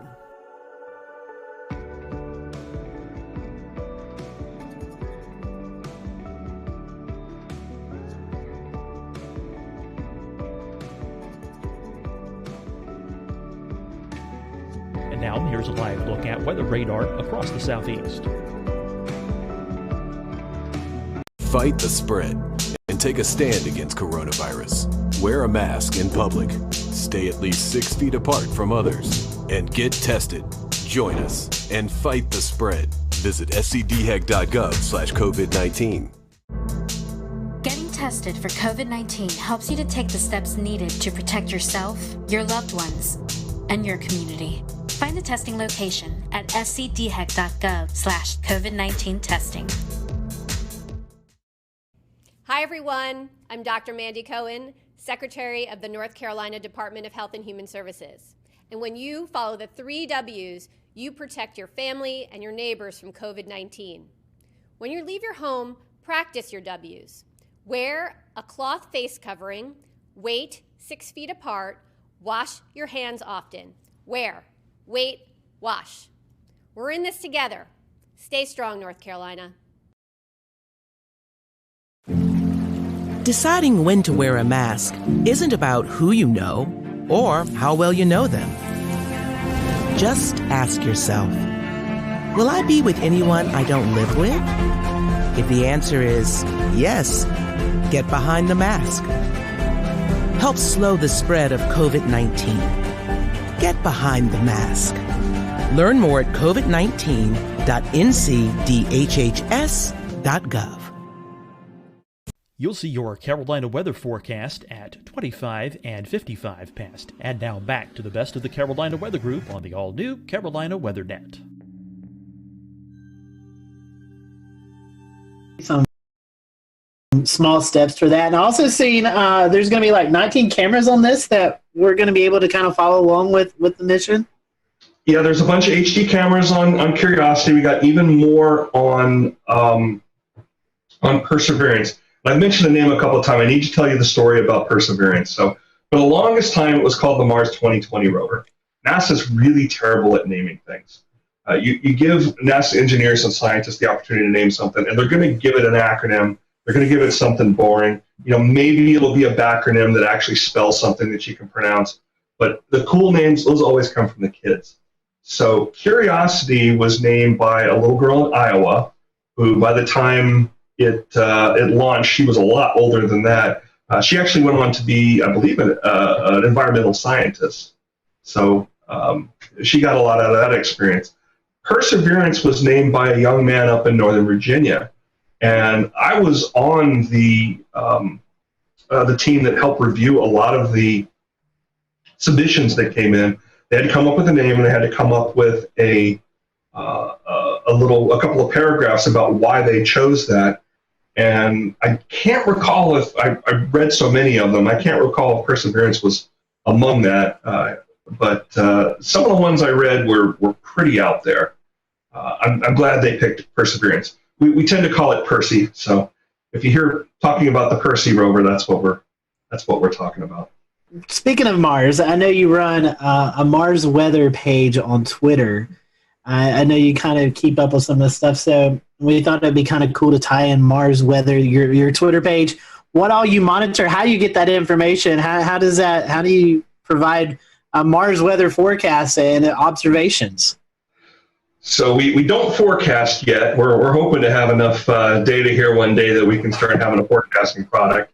We'll certainly need something like that once we get those boots on Mars. But right now it focuses on the InSight mission. It's pulling data down close to daily. There's a lot of data that has to come down, and unfortunately the weather data sometimes gets pushed to the back if there's images or things like that that the science team needs right away, especially when we were working with InSight trying to get a temperature probe to finally be pushed into the Martian soil there. I think everybody that's ever put a spade into the ground in the Carolinas knows what that clay is like. So it was dealing with some of that same problem up on Mars. Those images that were helping them understand that problem, those took precedent. But anyway, we do see data come down from InSight, and that is delivered through the same mechanism that all those pictures are delivered through. It's called the Deep Space Network.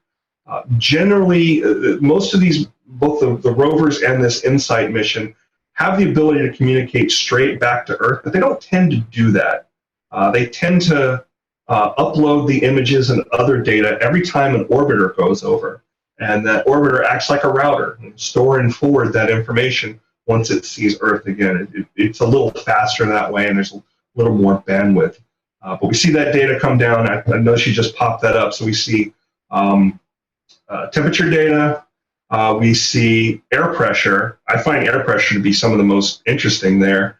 and then we see wind data as well. So the last one that came up was from Sol 566, and Sol is a day on Mars, and that equates back to the 29th of June. It's the last time we saw something from it. As you can see there, the low was 25, the high was 25, the low was 126 below zero, and these are both Fahrenheit. And each day on this Mars Weather Twitter, it goes and randomly picks a city somewhere, and Clayton just happened to be picked up there last time it was doing a comparison. So you can see the comparison there. But again, the most interesting comparison in my mind is the pressure. So, we were seeing about 1,012 hectopascals, which I think equates to millibars. You guys keep me honest there.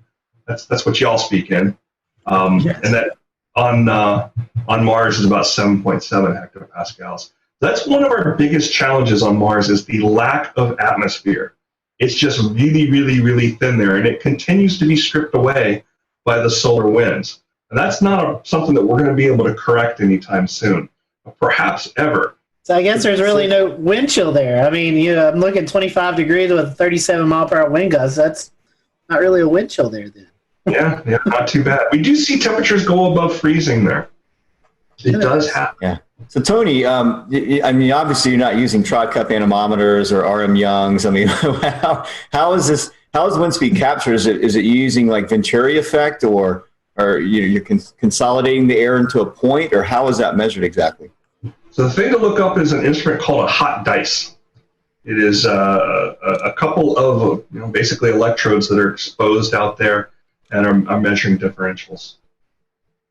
They are without moving parts. That's really, really important when you've got a robot out there that you can't go service. There is no Home Depot on Mars to go get spare parts.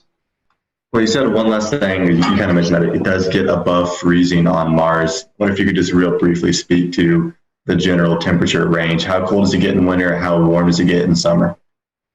Yeah, we're talking around negative 200 Fahrenheit with the lows. And during the summer, most of the time we're talking in the average temperature there is hovering around negative 80, negative 100. I just think it's cool. You have a mesonet on Mars. We do. We got two of them now, about to put a third. I've heard that there's a team already being picked to possibly go to Mars by as late as, 2028 or 2030? Is that correct? I will make no comments on when we're going to Mars. You're not going to trick me into that. I had to try. There's a lot that needs to be done, and each one of these missions, be they robotic or be they human up to the International Space Station, or once we get Artemis off the ground and have a gateway to the moon, each one of those, it may not seem like it's getting us closer to Mars, but we learn something from each one of them that can be applicable. And when that actually happens, I hope it happens soon, but it's a long road. Tony, shifting gears, one of the things that I spotted on Flight Tracker this week, and I think several of the people here in the Carolinas have, were alongside all of the little cute icons for airplanes, these circular balloon icons for the Loon Balloon Project. Tell us about it. I understand you're familiar with it, and I think it caught a lot of us flight trackers off guard maybe a little bit, but also people screaming UFOs in the sky as these things were passing overhead.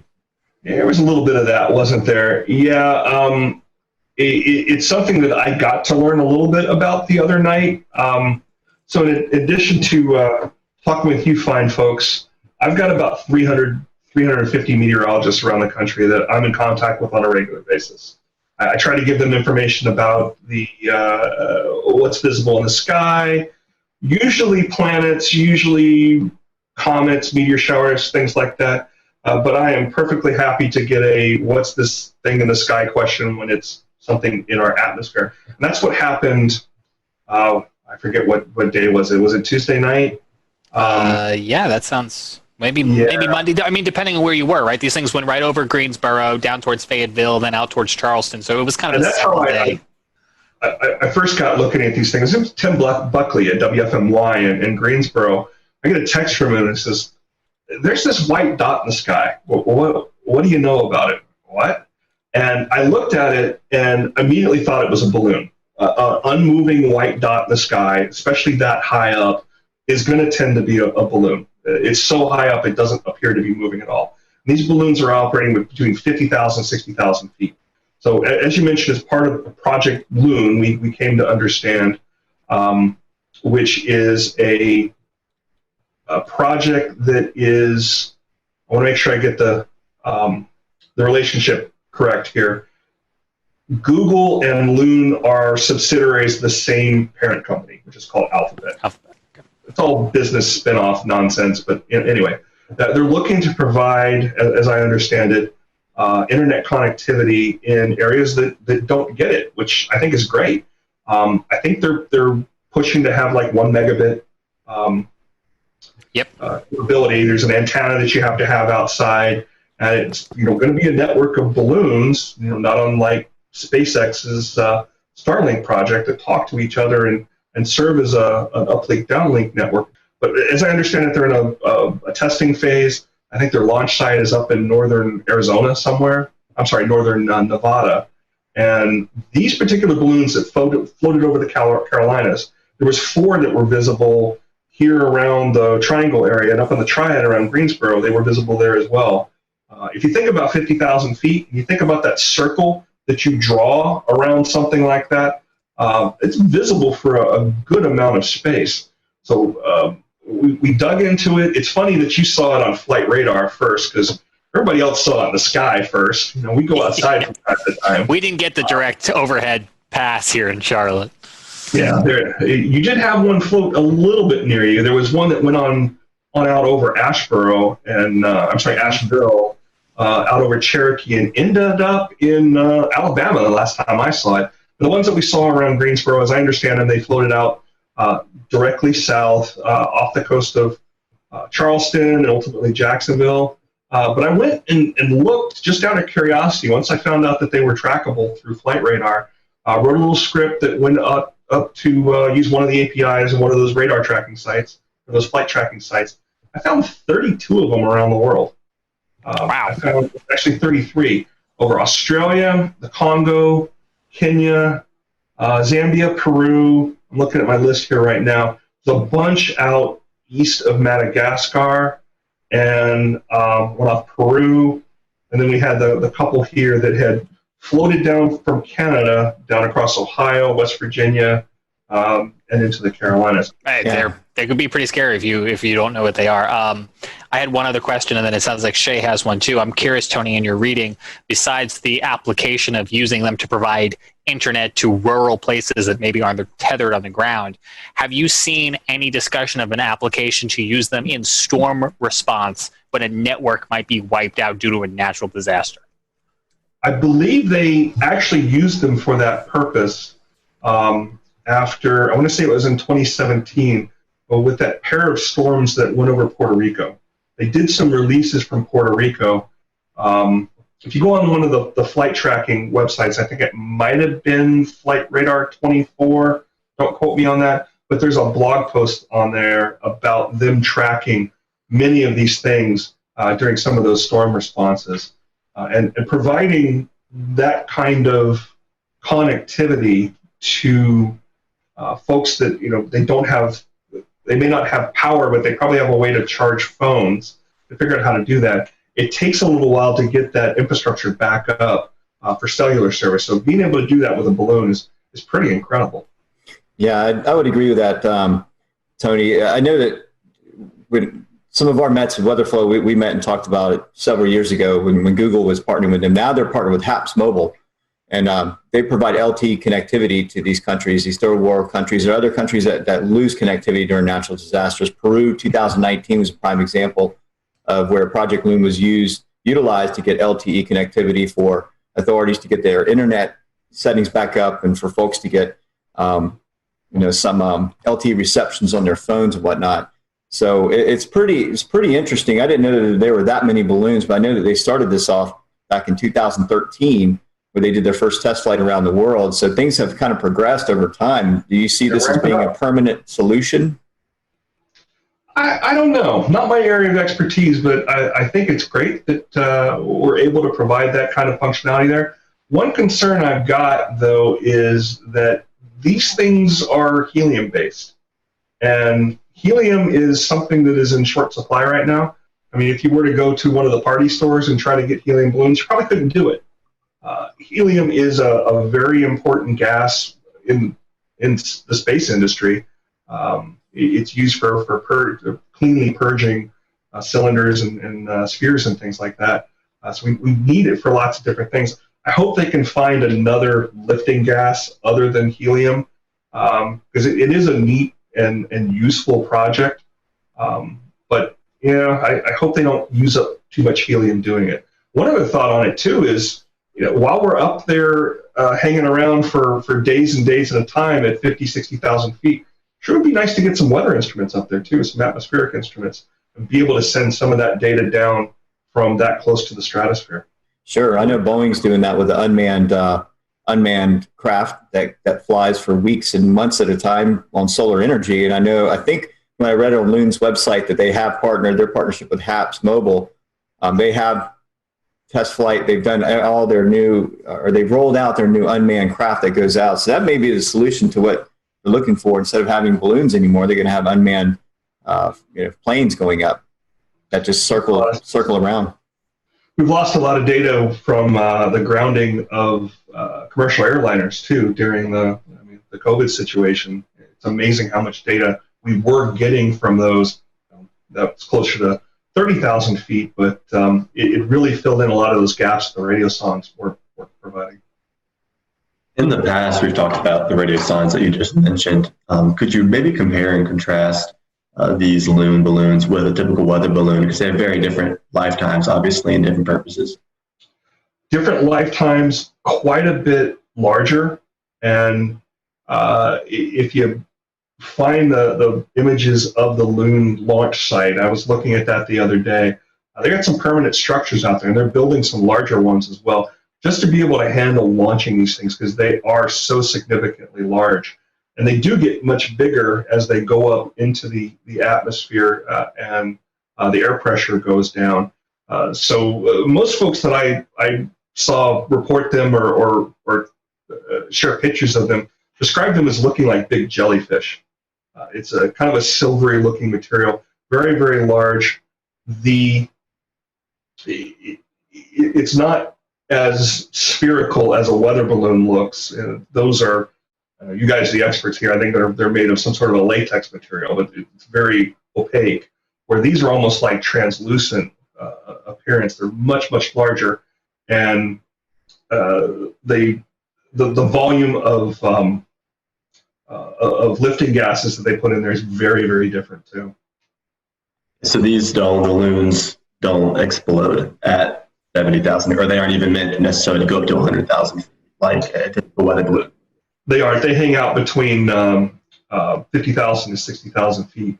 I think a lot of what the research is doing right now is to understand how the steering winds up there work, how viable this is to provide, how wide a coverage that they can provide, how the jet stream, changes in the jet stream and other things like that are going to affect their coverage. It'll be interesting to see what comes out of it. And as you mentioned, we can go on these flight tracking websites and look at them. If you go in and you enter HBAL and a 3-digit number, you might just find one. Well, Tony, we certainly appreciate you being with us tonight to talk about the Mars mission and the Loon balloons, and we definitely appreciate your time. If folks want to follow you again on Twitter, how can they do that? So my personal account is RTP Hokie, Hokie, and if you are interested in Mars weather, the Mars WX report. You can also find you on WRAL as a contributor and the Weather Brains, right? You're still doing the recorded version? Still doing the recorded version. It's every Monday night we're putting that out, and I try to put something different out every week that's usually space related. Every once in a while we'll add in some other weathery stuff in there too. Well, Tony, we certainly appreciate your time, and if you're watching tonight and you want to know more about the Mars launch, we'll probably be airing those towards the end of the month as we get into with our friends at NASA TV. I'm sure we'll be doing some more events surrounded by that mission and that launch. So stay tuned with that. And we appreciate you watching the Carolina Weather Group. Until next time, we hope you have a great evening, and we'll see you on the next Carolina Weather Group episode.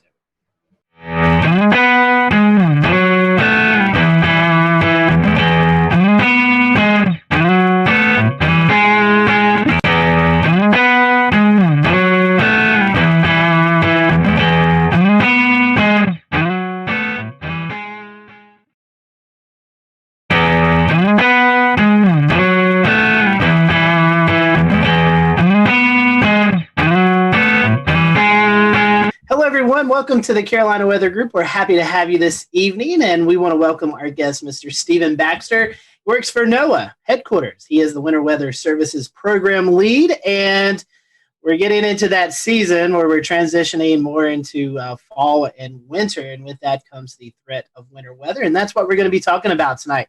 It's going to be kind of twofold. NOAA just recently released the winter outlook for the 2020-21 winter season. So we're going to go over that briefly, and then we're also going to talk about a new product that NOAA is releasing. And this is kind of similar to what we see in the summertime with storms, the threat of storms. So it's going to be a new outlook that we're going to talk about and really dig into, because this is a new product and one I think everybody will find useful. So we'd love for you to join in on the conversation as you're watching tonight. Feel free to drop any comments if you want to. Stephen, welcome to the show, and thank you for joining us tonight. I know kind of a busy season with you getting ready and ramping up for the winter weather season. One thing we always like to ask our first-time guests, and we talked a little bit about this off air, but we'll go through the short, brief version. Tell us about your weather journey. How did you kind of get hooked into the weather field, and how did you get to where you're at right now with NOAA? Yeah. So my interest in weather started at a young age. A lot of us have some formative moment where we decided that we wanted to be meteorologists. Mine was the blizzard of '96, early January of '96. I was in second grade, and I still remember it quite vividly, actually, watching the Weather Channel and watching the local on the 8s every 10 minutes. And I think my parents thought there was something legitimately wrong with me as I was just watching this constantly. I loved it. I was hooked. And so I love winter weather. That's always been my favorite type of weather. And so I went to Millersville University in Pennsylvania, where I got my bachelor's degree in meteorology. And when I was there, I was lucky enough to do an internship at the time. Was called the Student Career Experience Program. Now it's called the Pathways Program. It's actually a broader, it's not just the Weather Service, but it's a broader federal initiative. But I did it for the Climate Prediction Center. And I worked there, including that time, for 10 years, about 10 and a half years before I went to headquarters. So I worked in a couple different positions in the Climate Prediction Center, but I did a lot of research to operations of applied research in climate variability, subseasonal, seasonal climate variability. And as part of a rotational assignment last winter, I worked over in headquarters in the winter program, and then I took that position permanently during this summer. And so that's what brings me here tonight. So I'm pretty new in that position. So I'm still doing a lot of spinning up. There's a lot to learn. There's a lot of awesome stuff and great people throughout the agency. And going from climate to weather, which is kind of funny to say in the Weather Service, but to do that and to do that with winter weather, which is our newest service program, is a lot of fun. But there's a lot to learn, and there's a lot of work that we have to do, but we're really happy with where things have gone recently, and I'm happy to be here tonight to talk about some of that progress. Well, speaking of the National Weather Service and NOAA, they have just released their 2020-2021, it's kind of a mouthful, winter weather outlook. And La Nina has been a word that's been talked about a lot, and some of our viewers may not fully understand what a La Nina is. So what is the winter outlook, and how does La Nina play into that? Great question. So we start with La Nina. So La Nina is the cold phase of what we call the El Nino Southern Oscillation. So the reason this is important is because the tropical Pacific is an important heat source in generating convection in big swaths of thunderstorms across the equator, especially in the central western Pacific. And that plays a really critical role in the formation and maintenance of the climate as we observe it even in the mid-latitudes. Namely through the formation of the jet stream.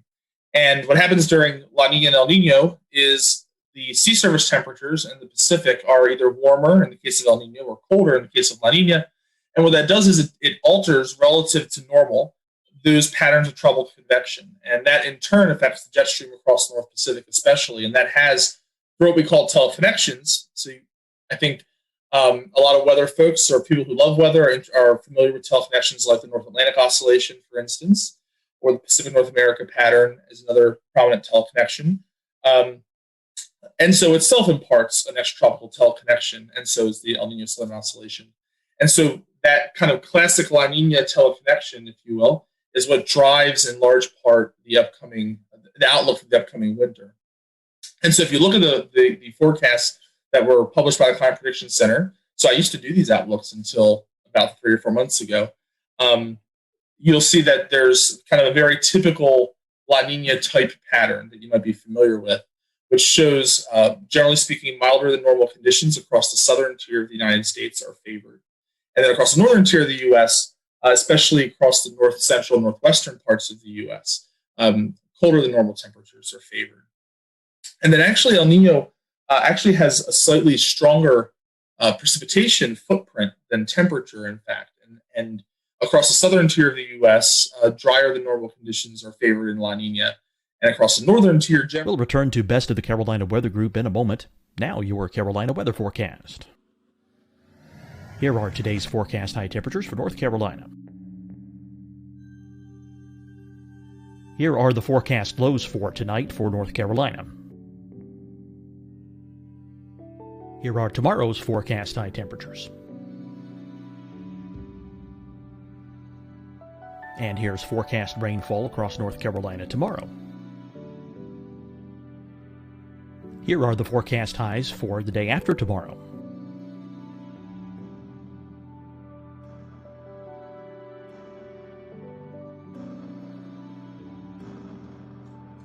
And here's the forecast rainfall across North Carolina for the day after tomorrow. This is the total rainfall forecast across North Carolina for the next 3 days.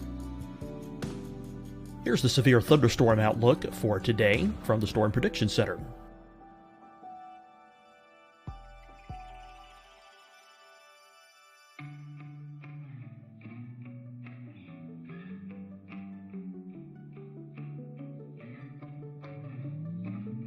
Here are the forecast high temperatures for today for South Carolina. Here are the low temperatures for today for South Carolina. Here's the probability of precipitation forecast across South Carolina today. And here are the rain chances across South Carolina tonight. Here are tomorrow's forecast highs across South Carolina. Here are the forecast low temperatures for tomorrow for South Carolina. And here is the probability of precipitation across South Carolina tomorrow. Here's the precipitation chances across South Carolina tomorrow night. Here are the forecast highs for the day after tomorrow in South Carolina. Here are the forecast low temperatures across South Carolina for the day after tomorrow. And here are the rain chances across South Carolina for the day after tomorrow. And South Carolina's probability of precipitation for that night.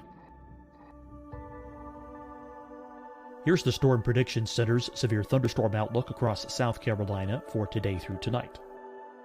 Here's the Storm Prediction Center's severe thunderstorm outlook across South Carolina for tomorrow and tomorrow night. And here's the Storm Prediction Center's severe thunderstorm outlook across South Carolina for the day after tomorrow through that night. Here's the severe thunderstorm outlook for today from the Storm Prediction Center.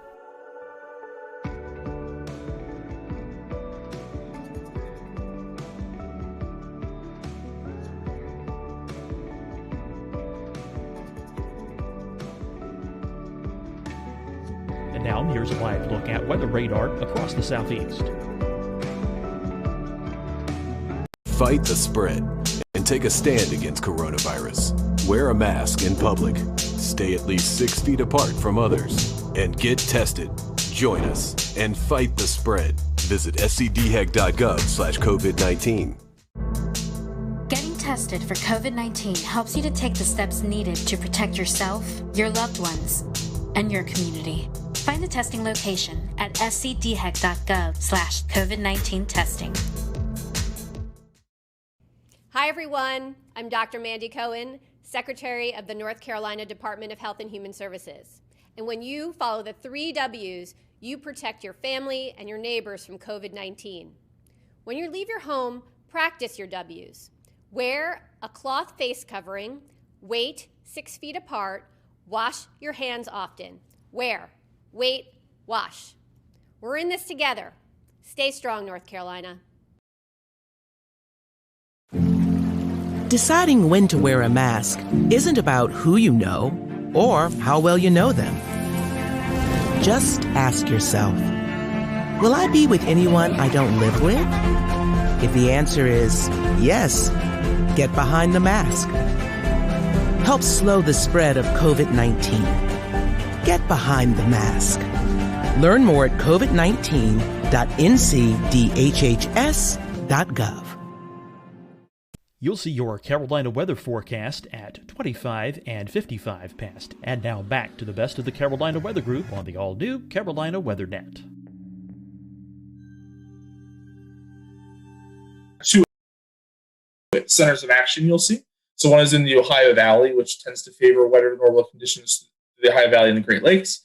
And then again across parts of the northern Rockies and the interior Northwest. So it's a pretty classic look that you see in La Nina winters. And it's fairly close to the exact opposite of what you see in El Nino. Not exactly. There's some interesting reasons for that. But generally speaking, with a moderate-ish, maybe strong La Nina this winter, certainly a robust La Nina event, and that's going to have an important impact. And so that's what forms the basis for that winter outlook. So in regards to the La Nina oscillation, what about the NAO, the North Atlantic Oscillation? Are there any trends regarding what the outlook might be for this season? Another great question. So this is actually something I worked on quite a bit while I was at CPC for the last few years. So the short answer is not really-ish.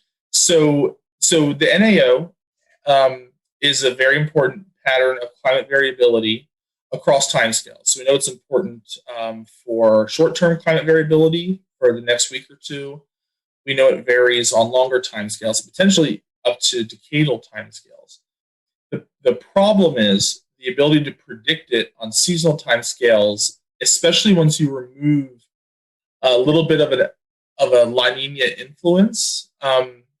So the way the NAO is calculated, right? So you think one way you can think about the NAO, or one way it's calculated, is by looking at the relative sea level pressure anomalies in the North Atlantic between, say, near Iceland and the Azores to the south. Well, if you just take El Nino or La Nina and you look at this wave pattern that comes out of the tropics, and you look at the teleconnection that's imparted from El Nino and La Nina, it will have a non-zero effect in the North Atlantic. It's small, but non-zero in a way that can appear to affect the NAO. And so there's some literature that in our academic literature that looks at the relationship between El Nino and NAO. And such as it is, you might favor a positive NAO during La Nina winters, but that's not, as a causal mechanism, is a little flimsy. The example I just gave, quite famously, the 95-96 winter was such a winter where you had a La Nina, but you also actually had a predominance of the negative phase in NAO, and hence one of the snowier winters on record across much of the eastern U.S., including my part of the Mid-Atlantic. But there are some interesting areas of research related to identifying sources of prediction skill for the NAO, and so it's something that we don't have right now. But I'm hopeful that in coming years, we'll be able to talk more explicitly about the seasonal tendencies of the NAO, or sometimes it's couched in its kind of its sister oscillation called the Arctic Oscillation, the AO, which is kind of more of a hemispheric look. They're just kind of derived slightly differently, but capture the same, in essence, the same phenomenon. So I'm hopeful that in future years we'll be able to say something more specific about these patterns of mid-latitude variability. Unfortunately, in this winter outlook, and what we're comfortable imparting in the current outlooks from the state of the science wouldn't really support that quite yet. It's a good question. It's something that we think a lot about. If I was approaching from the general public and I wanted to take a look at the 4 different colors that were available that represented the outlook, can you tell me a little bit about what those colors mean and how are they decided? In the case of the winter storm outlook, there's a few different. We added an 80% this year, so there's a less than 10% chance, which won't show up as any color. There's 10 to 30, 30 to 50, and 50 to 80, and then there's in excess of 80%. And so that's the probability of exceeding that local watch warning criteria. Now, how do we come up with this? And so in that sense, those are meant to just kind of fairly easily communicate what the relevant risks are. We can think of 50% as kind of being, roughly speaking, the criteria for a watch. So if it's more likely than not, that would favor a watch. Now, also, it's important to mention that this doesn't take the place of or totally inform watches, because as we're moving towards consistent forecasts across the agency, the other aspect that we're working with is to also improve the impacts-based nature of watches and warnings. So while the probability of exceeding a certain snowfall threshold might say only be 30 or 40%, the local office could still issue a winter storm watch because they're expecting the impacts from that storm to be such that it warrants a watch or a warning. So cases where this gets a little slippery are where you have mixed precipitation, where you have sub-warning criteria in both snow and ice, situations where shoulder seasons, and we saw some examples of this earlier this year, especially in the Central Rockies, where snowfall events that are early in the season with foliage still in the trees, and so snow load and power outages are more of a concern. You might issue watches and warnings for lower snow accumulation criteria because of the increased impacts. And a classic example here in the East is timing is very important. So heavy snow during rush hour, for instance, is more impactful than heavy snow during the middle of the night on a weekend or something like that. So those are local impacts that local offices can take into account. So it's not a one-to-one correspondence yet, but that's kind of loosely speaking. 50% is where, all things being equal, you would start to think about you would issue the watch, because that's where we're saying it's based on the reliable probabilistic guidance. It's more likely than not, so it's worth issuing the watch. But that can be modified by the local office's take on the expected impacts of the storm. I know impacts is a big deal, and I know each forecast office has different criterias. But first thing that pops into my mind would be the Atlanta snow jam in 2014, where we had maybe an inch of snow, but the temperatures were so cold. So it seems like this product that you guys are releasing is really more based on impacts and how it impacts the general public, emergency management, and things like that, than it is maybe about this set range of you're going to get this much snowfall. That's right. So there's another product that is a very nice complement to this that's been operationally implemented this year, which is the Winter Storm Severity Index. And so what that does is it has criteria, but it's a much more complex and dynamic criteria to better account for some of these impacts. And so in that framework, where you have, and so what it's doing is it's screening the official forecasts from the National Digital Forecast Database. So the local offices are submitting their official forecasts. It's using those forecasts, applying climatology, applying different algorithms to assess different impacts, including snow amount, snow load, ice accumulation, ice impacts, among other things. And it's doing that to get an idea for those impacts, including things like flash freeze, blowing snow. And so using those two together, and as in fact, the vision of the program is kind of an eventual merger of those two products along the lines of what you were saying. So right now, the winter storm outlook is grounded in the very objective kind of criteria-driven realm, the winter storm severity index is still deterministic. So we're not using probability information yet. It's just using the deterministic forecast from the local offices, but it's applying it in an impacts-based context. So our long-term goal is to get to a place where we have a probabilistic winter storm severity index that will in turn inform the winter storm outlook. So that the winter storm outlook today, being just the probability of exceeding a fixed snow or ice accumulation threshold, will eventually be the probability of exceeding moderate or severe impacts. Impacts being defined, being kind of regionally varying and defined in a much more nuanced fashion. And so it's those two products right now that are a nice complement that we eventually want to see kind of come together and form the basis of these kind of consistent, collaborated, and probabilistic products across the agency. I think a lot of people hear outlooks and they are thinking of the Storm Prediction Center outlooks for severe weather that they might be familiar with. How might these new experimental outlooks compare to those? So they might be, they are potentially similar in that they're probabilistic. They're giving a probability of a certain event occurring in a daily cadence. So we have day 1, day 2, day 3, day 4, and then the maximum probability across days 1 to 4.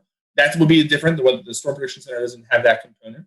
So they're very similar in that they're trying to give advanced lead time and a heads up, right, in terms of hazardous weather.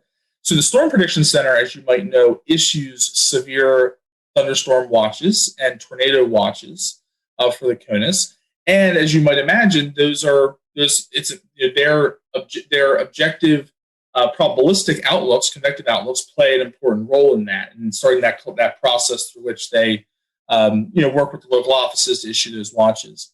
And so that's actually one of the we're leaning in on that paradigm a bit in the winter program. Not to say that WPC is going to take over watches entirely, a la kind of the SPC model, but to say that we're moving in a direction where those watches are going to be more closely collaborated in an explicit and defined fashion and process between the local offices and WPC.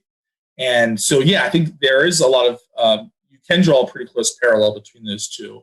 And in a lot of ways, the winter program is trying to lean in on the probabilistic element. I think it's recognized how important that is in severe weather because it's, we kind of, I think it's intuitive, right, that the odds of a tornado, for instance, and at an exact grid point at any time is very, very small. And so specifically, right, in SPC space, the outlooks are the probability of the event occurring within 25 miles of the point, right? And so it's this kind of stenciling out of the grid. And in winter, that's not so much our problem, but we do have the problem of conveying the uncertainty in the forecast. So when you're issuing a forecast for winter weather, we need to know how much liquid equivalent precipitation is falling and its phase, and if it's snow, right, the snow liquid ratio, which can vary as well. And so there's a lot of degrees of freedom there. And so it's important that we flesh out all those possibilities. That's why the probabilistic forecasts are so important. And then once we have that suite of probabilistic forecasts, we can kind of take a slice through them and look for these cutoff points where the probability of exceeding a hazardous criteria is enough to warrant kind of these public messages, like a winter storm watch, for instance. As far as who this product's actually meant to kind of serve the best, on your product description document, it talks about emergency services, different kind of broadcast elements, and also mentions the general public as well. Can you kind of elaborate a little more on that? So the product actually has its background in a watch collaborator tool that was an internal tool to help forecasters collaborate between the national centers and the local offices. And basically the idea was to broaden it up and give some of our stakeholders, including the general public, access to this kind of national picture image that gives you the probability of hazardous winter weather at extended lead time, right? So day 1, 2, 3, 4. And in a way that, again, just kind of improves the situational awareness for stakeholders in the general public, as well as the ones you mentioned, like emergency managers. and kind of those other stakeholders that work closely with the local offices, and to give them, I know, Scotty, you had mentioned, talking with a meteorologist at GSP, kind of another tool in the toolbox, right?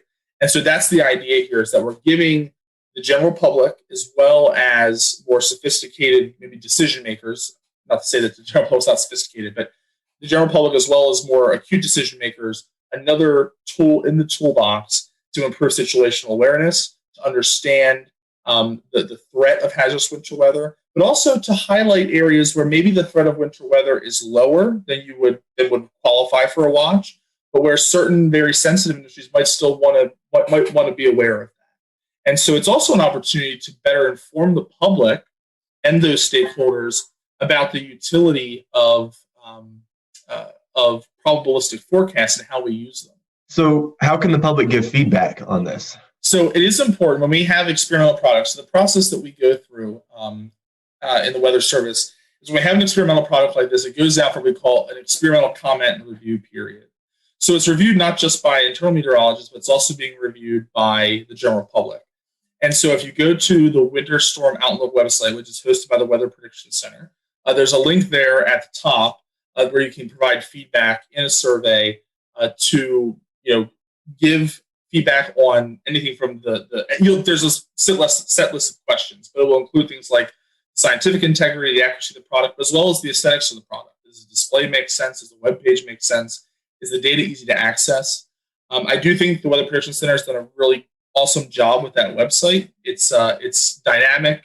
It's in GIS format. You can download the shape files, KMLs. You can pull static images if you want. So there's a lot of great ability to get hands-on with the data there. It has custom level zooms to each of the county warning areas. So for each office, you can kind of get a zoom in to whatever office, whatever area of the country you're in. So it's really a very accessible website, but it can certainly be improved, I'm sure, based on the feedback that we get from the public. And in fact, that's actually important. I'm glad you asked that question, because last year, like I said, this is the second year that this has been experimental. In the first year, last year, we didn't get a whole lot of public comment on it. And I think it might have just been an awareness thing. A lot of people weren't as aware that this existed, that this product was out there, and that we were looking for comment on it. And so hopefully one of our goals this year is to hopefully get more public feedback. And that's not only important to help us improve the product, that is important, but also helps us make the case to organizational leadership that this is a product that we want to support operationally. It's not a foregone conclusion that this will be around forever, right? If the feedback's not positive or not sufficient, or it can't be resourced, we might have to discontinue the product, right? So experimental products aren't guaranteed to continue forever. And so it helps us build that case to transition it to operations, or to make improvements and then transition to operations in a way that keeps our program and our programmatic goals moving forward.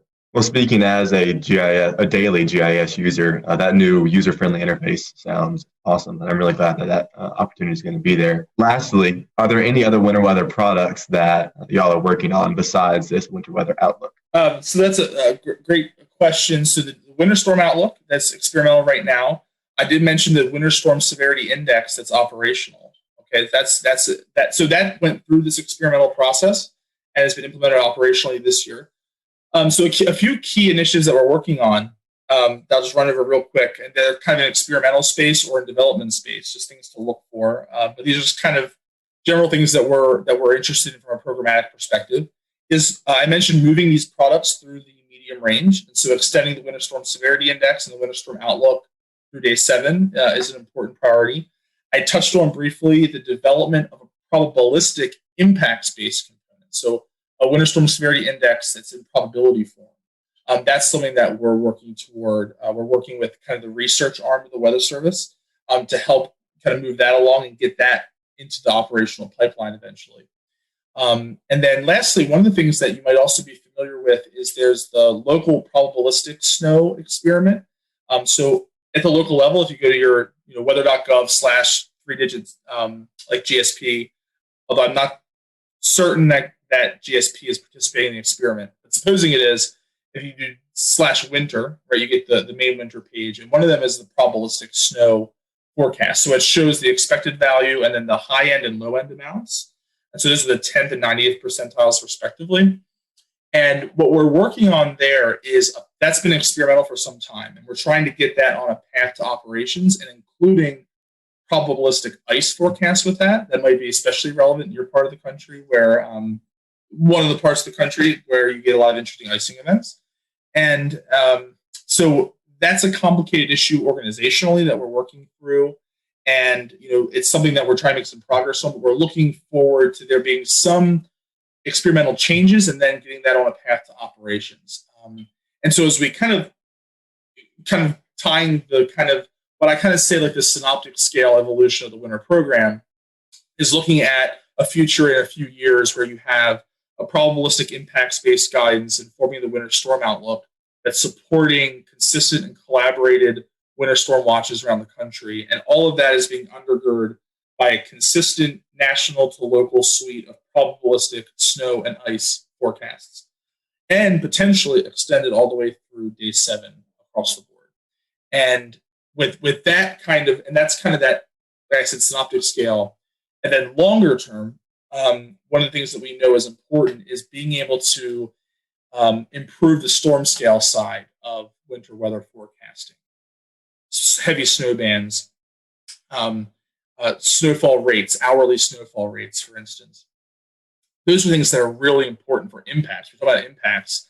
Looking at a 6-hour accumulation, 3 inches of snow in 6 hours. That's nice. If that 3 inches occurs in 1 hour, that's very impactful.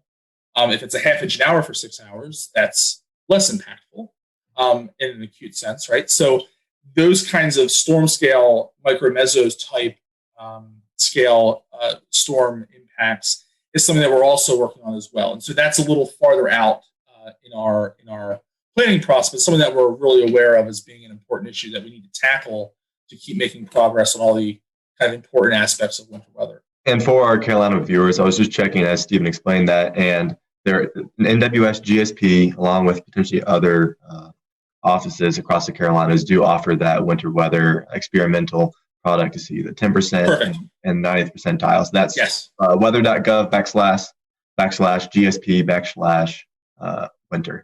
Winter. It is there. Yeah. And you'll see it. It'll probabilistic snow. Yeah. Yeah. There's 70, I believe it's 76 offices around the country offer it. So it's not in every office.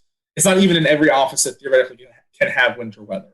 As you might imagine, offices in parts of the deep south or southwest and the west coast aren't participating in the experiment. But I'm glad to hear that those parts of the Carolinas are. So that's something to definitely check out your local office as you go through this winter season. And another opportunity to provide feedback as well. As we're going through this season, because that's an experimental product, if you go to that website that Evan just mentioned, you can also click, there's a feedback link there that'll take you to another one of those surveys to provide that feedback to us. Well, Stephen, we appreciate your time tonight. Since you're the program lead, this is your time to let everyone know again how they can find out about all this information. I know you guys are hoping for a lot of feedback. So where should our folks go to find the outlooks and the severity index? And again, remind us how we can provide that feedback for you all. The easiest place to go to get started on this is to go to the Weather Prediction Center's website.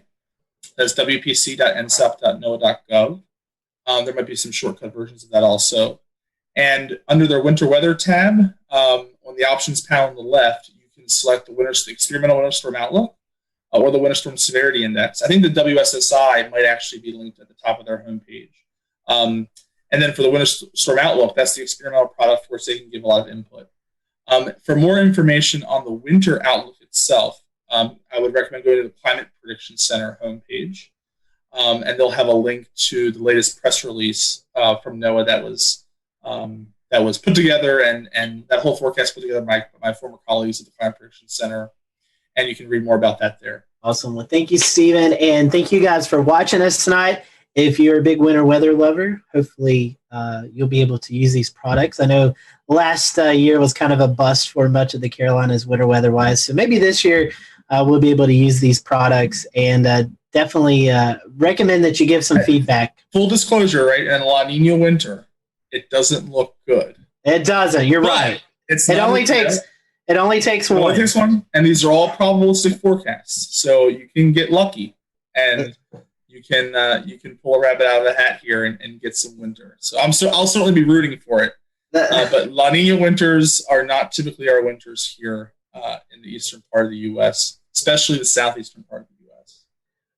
Unfortunately, but that's it. But so, you never know. You never know. It's like we talk about the hurricane season. It only takes one. So hopefully, if we do get that one storm, you'll be able to use these products and definitely provide some feedback. I personally think it's a great product, and hopefully it'll get out of the experimental stage and into operational stage. So, Stephen, thank you again for watching. Thank you all for watching tonight. We'll see you real soon.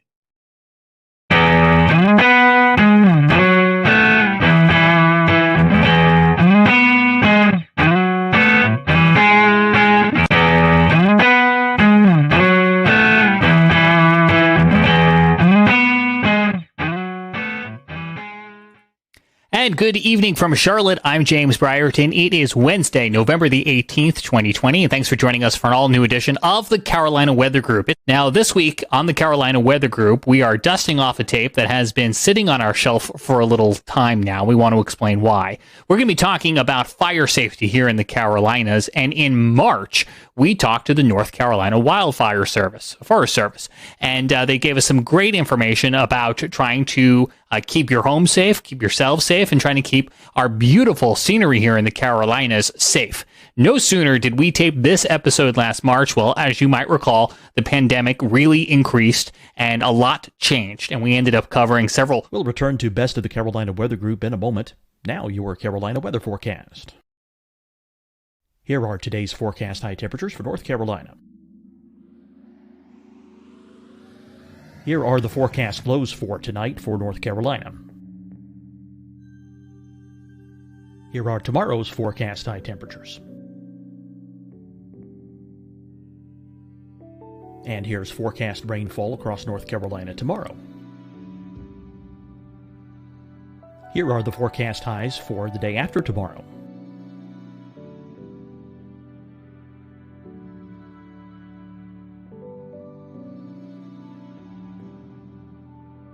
And here's the forecast rainfall across North Carolina for the day after tomorrow. This is the total rainfall forecast across North Carolina for the next 3 days. Here's the severe thunderstorm outlook for today from the Storm Prediction Center.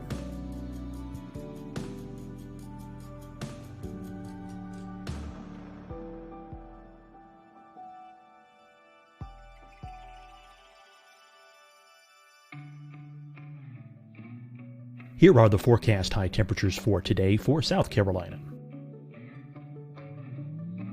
Here are the low temperatures for today for South Carolina. Here's the probability of precipitation forecast across South Carolina today. And here are the rain chances across South Carolina tonight. Here are tomorrow's forecast highs across South Carolina. Here are the forecast low temperatures for tomorrow for South Carolina. And here is the probability of precipitation across South Carolina tomorrow. Here's the precipitation chances across South Carolina tomorrow night. Here are the forecast highs for the day after tomorrow in South Carolina. Here are the forecast low temperatures across South Carolina for the day after tomorrow. And here are the rain chances across South Carolina for the day after tomorrow. And South Carolina's probability of precipitation for that night. Here's the Storm Prediction Center's severe thunderstorm outlook across South Carolina for today through tonight. Here's the Storm Prediction Center's severe thunderstorm outlook across South Carolina for tomorrow and tomorrow night. And here's the Storm Prediction Center's severe thunderstorm outlook across South Carolina for the day after tomorrow through that night. Here's the severe thunderstorm outlook for today from the Storm Prediction Center.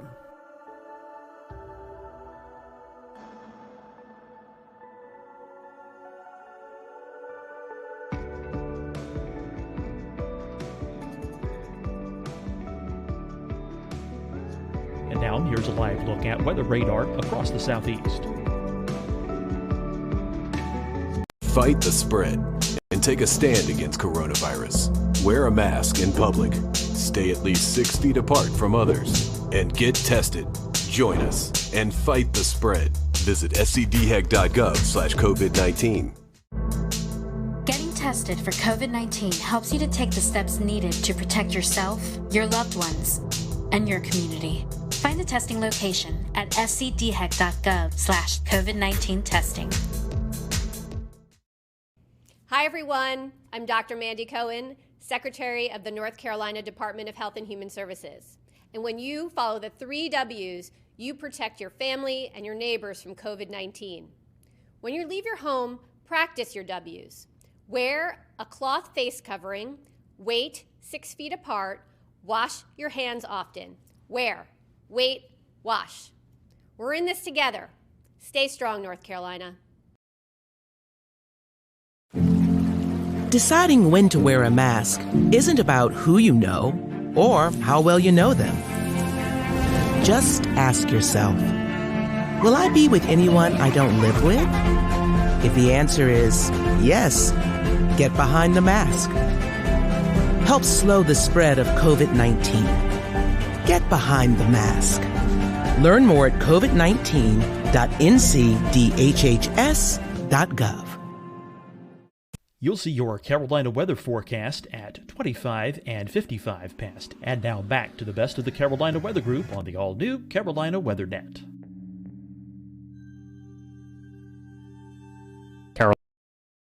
Carolina Weather Group, before conditions really became so wet that we haven't talked about wildfires since early in the spring. We had lots of moisture from the tropical season. We had severe weather roll on through with lots of thunderstorms, all conditions that kept things very moist outside and really kind of kept the fire risk to a minimum. Well, it's now cooler outside. It's windy. We have lots of abundant dry leaves on the ground, and thus we're entering a little bit of a fall fire season here in the Carolinas. So we thought it was an appropriate time to go back and visit that episode, and we wanted to give you that premise and our appreciation for our guests who have been waiting for a little while to share all of this great insight with you. That's coming away in just a moment. Hello, everyone. Welcome to the Carolina Weather Group. We thank you for joining us tonight. And tonight we're talking about wildfire and how wildfires and weather kind of go hand in hand. And so tonight we have with us Justin Query from Granite Falls, North Carolina. He is in charge of Western North Carolina and the wildfire mitigation program. And we also have with us Hannah Thompson Welch.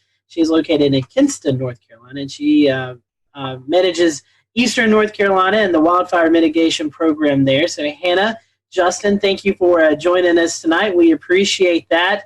I know our first question to a lot of folks who are first time on this program has to deal with weather and how they got interested in weather. And I know weather is a part of your job, but how did you guys get involved in the Forest Service? What really inspired you to want to do this? Hannah, I'll start off with you. Kind of give us a little bit backstory about you and then how you got involved with the North Carolina Forest Service. Okay. I was one of those kids who liked to romp through the woods and stay on the heels of my father. So trying to keep up with him through the woods, I guess that's what got me into forestry to begin with.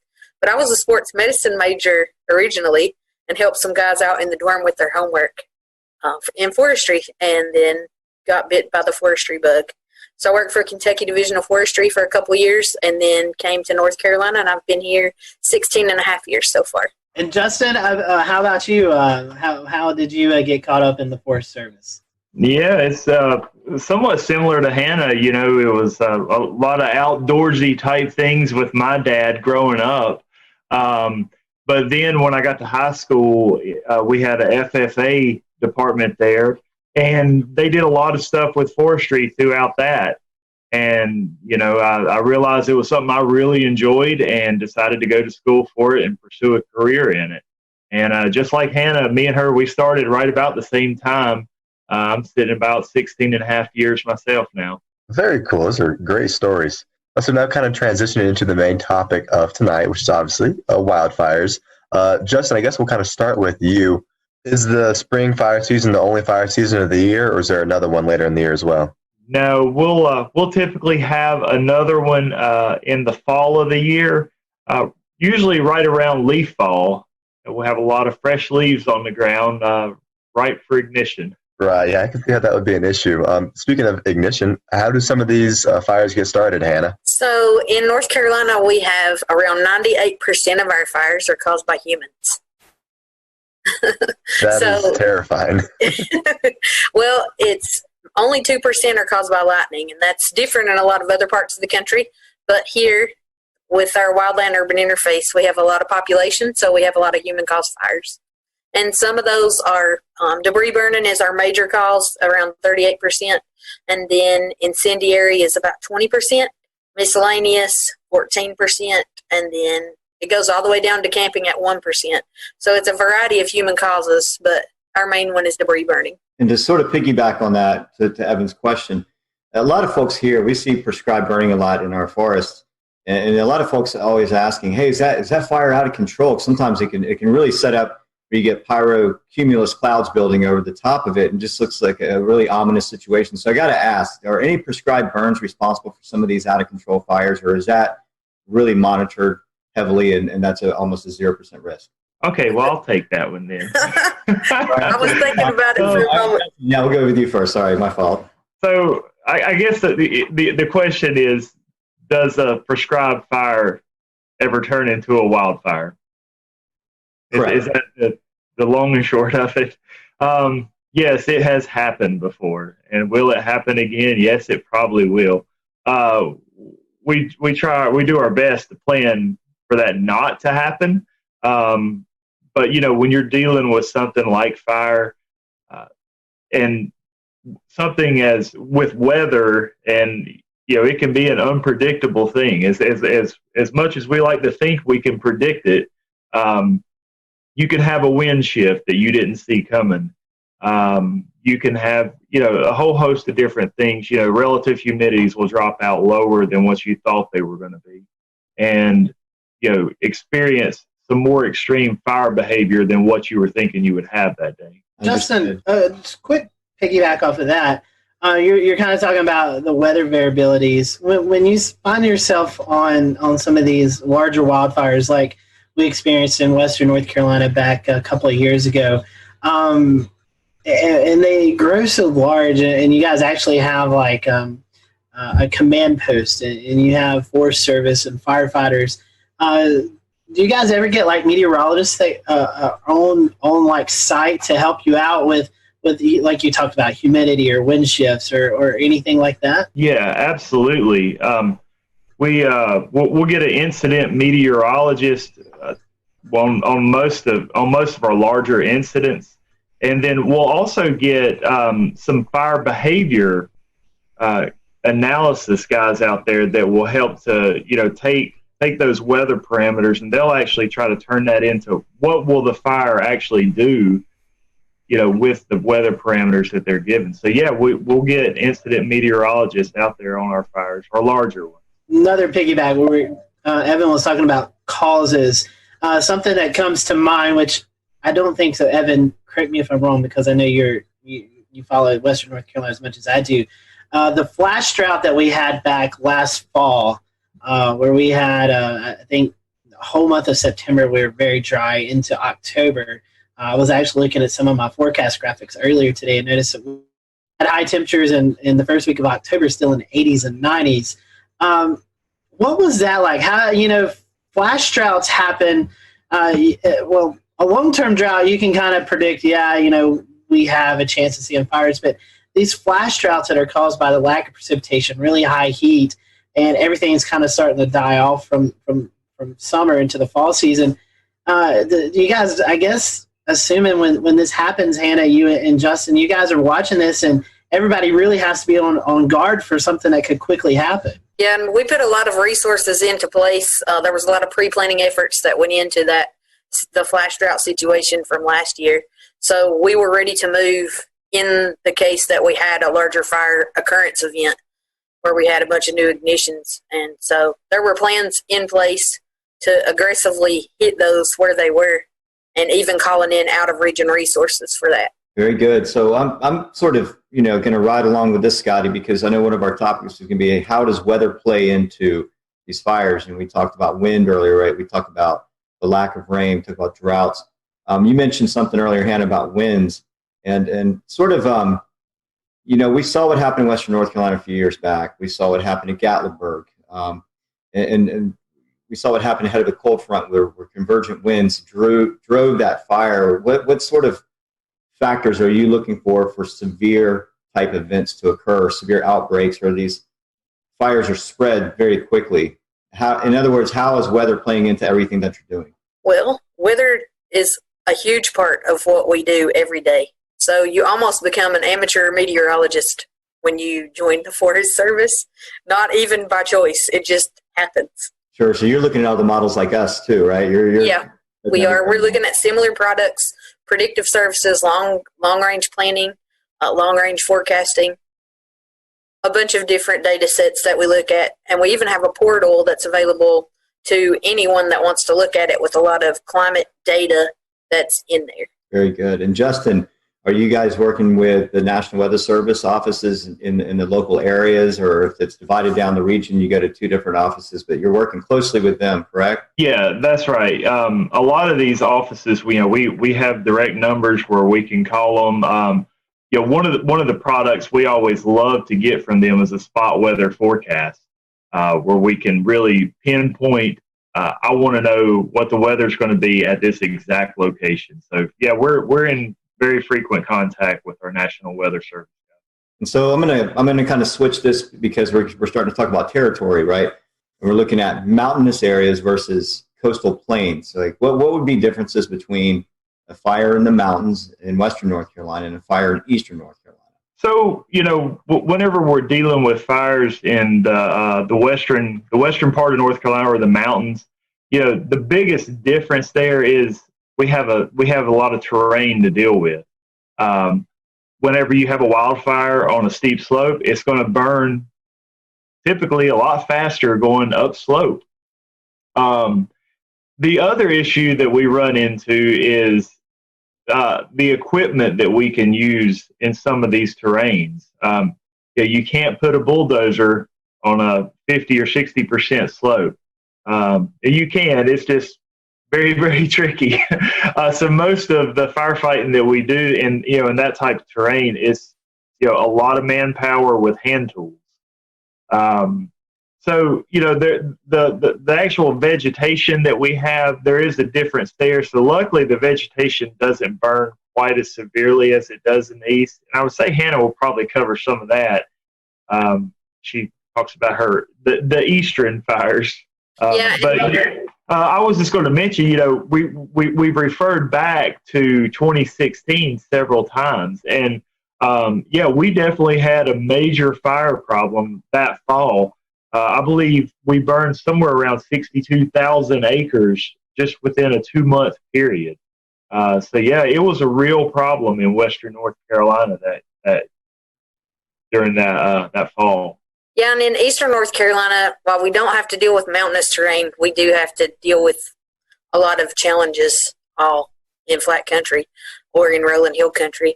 Our fuels are more volatile and they burn with greater intensity, but we can use heavy equipment such as tractor plows, which is a bulldozer with a fire plow behind it. And though that equipment's used more easily in most cases, unless the soil is not, it can't support the weight of the equipment. So we use that equipment to break through organic soil or organic matter down to bare mineral soil is what we're using that for. So in many cases, some of these fires down east will smolder across the surface of the ground until it burns deep enough in organic soil material. And when that happens, then we have fires that go on for a long period of time, sometimes months. And with that, we have a lot of smoke impacts as well. So we get a lot of people who are concerned during those types of fires that we have. And some of those exist in what's called a pocosin, which translates to swamp on a hill or a shrub bog, it's also known as. So those are wetlands with deep acidic sandy peat soils, and they have like an accumulation of organic material that it'll resemble muck, black muck underneath the crust of the surface. So, and that builds up over years and years and years. But those are fire adapted ecosystems, and in the east we are used to having to deal with that type of an ecosystem. I remember the fires. I'm trying to remember what year it was where southeastern North Carolina, near the coast and northern Myrtle Beach and the Grand Strand areas. They had a serious breakout up there. And smoke, we're going right into our next topic, which is going to be smoke management. Visibility factors, travel, the dangers of being on the road near these things and not knowing where the fire actually is and not being able to see. I mean, we've seen that out west in California. We're here. What are your challenges with smoke management? How do you get the word out to folks? We use a lot of tools in the toolbox to get the word out. We always have public information officers on any fires that we have, and then we have public information officers with our agency, and we're constantly working to try to get the word out to the general public and any of our shareholders or stakeholders, cooperators that we need to advise on those types of issues. But it takes a broad toolbox full of tools to get the word out. So we use social media, we use email, we use all the traditional methods through news releases, and then we invite the news media out to some of our fires so they can get the word out for us as well. One thing that I know you guys look at, and actually I'm going to share my screen here for those folks who are watching, is you guys look at all kinds of parameters. And I know we were talking a little bit about that. You have a lot of tools in the toolbox. One thing, since the wildfires here in Western North Carolina a couple of years back, I've got a tab now on my laptop that has labeled fire weather, meteorology, and kind of look at some of this stuff. So if you guys don't mind, we don't have to go through everything, but as we tie in like weather to you guys, what all indexes and things are you guys looking at? I know we have the KBDI index. You guys look at kind of like the initiation point. You're looking for fuels, fine fuels. Kind of talk to us a little bit about that and what you guys really look at day to day for the potential for wildfires. Yeah, that's So our fire weather intelligence portal. This has been a great tool for us as fire managers. In the prescribed burn realm, but also for the wildfire realm here too. Because a lot of times when we're looking at wildfire, we're not just looking at one specific area or just one county. A lot of times we're looking at, like an 8-county district or possibly a 30-county region or the whole state. So we may need to look at, different indices crossing over the state. So, some of your more obvious ones, temperature, relative humidity, wind speed and direction, precipitation over the past 24 hours. We like to look at some of that stuff, but some of the other things that we really like to look at are, let's say, the Keach-Byram Drought Index. That's one that can tell us, just how dry it actually is out there. The lower the number, the wetter it is. As we start going up closer, 500. That means we're starting to get into a pretty severe, significant drought situation. Some of our other parameters that we look at, you mentioned ignition component. That is one, pretty much tells us how easily a fire is going to ignite. Some of the other ones we're looking at, the energy release component right there. That's one that just tells us how intense that fire is going to burn. So there's a lot of different indices in there, and all of them are relative. It's just another tool in our toolbox, as Hannah mentioned earlier. Just different things we can look at that will help us as fire managers to determine how that fire will burn on any given day. And how are these values come up with? Like, is there like tools that you guys have that you go out and sample the soil? How do these values come up there? I mean, What all goes into that? So you'll notice they're kind of placed oddly across the state. There's actually a small weather station at each of those that are taken. We actually have small fuel sticks out there, and that takes some of our fuel moistures. And then a lot of your typical weather readings, such as temperature, relative humidity, wind speed, precipitation. It also takes in solar radiation. Trying to think if there was anything else that I'm missing on those. But those are called, remote automated weather stations. And another thing, Hannah, I'll bring you into this. This is another thing that I look at. It's the national NICC. It kind of gives you a seasonal outlook for wildfire. These outlooks are constantly in our minds. We do an annual refresher training every year, and at that meeting we go over these for the upcoming season, and that's getting us ready for the spring fire season leading up to our work capacity test that we take annually so we can travel and help other like western states whenever they are having large fires as well. So we look at these and we brief on these throughout the months, even into the summer and into the fall. So we are looking at this way ahead of time. And as soon as this information is released, a lot of times you'll see it floating around social media pages and other things. So it's a hot topic of conversation for any wildland firefighter. And correct me if I'm wrong, but I believe as we went into last fall of 2019, it was above average for the Southeast just because of the flash drought. I believe that's what I remember seeing. So another agency in the weather community that does some fire forecasting, Justin, is the Storm Prediction Center, where they issue fire forecasts. Do you guys, maybe the Force office in North Carolina, maybe in Raleigh, do you guys coordinate with them, or how do you guys get those outlooks, or how does that work? I'll be honest with you. Whenever you sent me, we had talked about that earlier. I think that may have been yesterday. Yes. That was the first time that I had dealt with that. I don't know if Hannah has worked with that particular tool, but I played around with it a little bit, and it seems like that's definitely another tool that I'm putting into my toolbox. So, Hannah, I don't know if you had seen that before or not. I have not. Well, I'm glad we were able to help you guys out.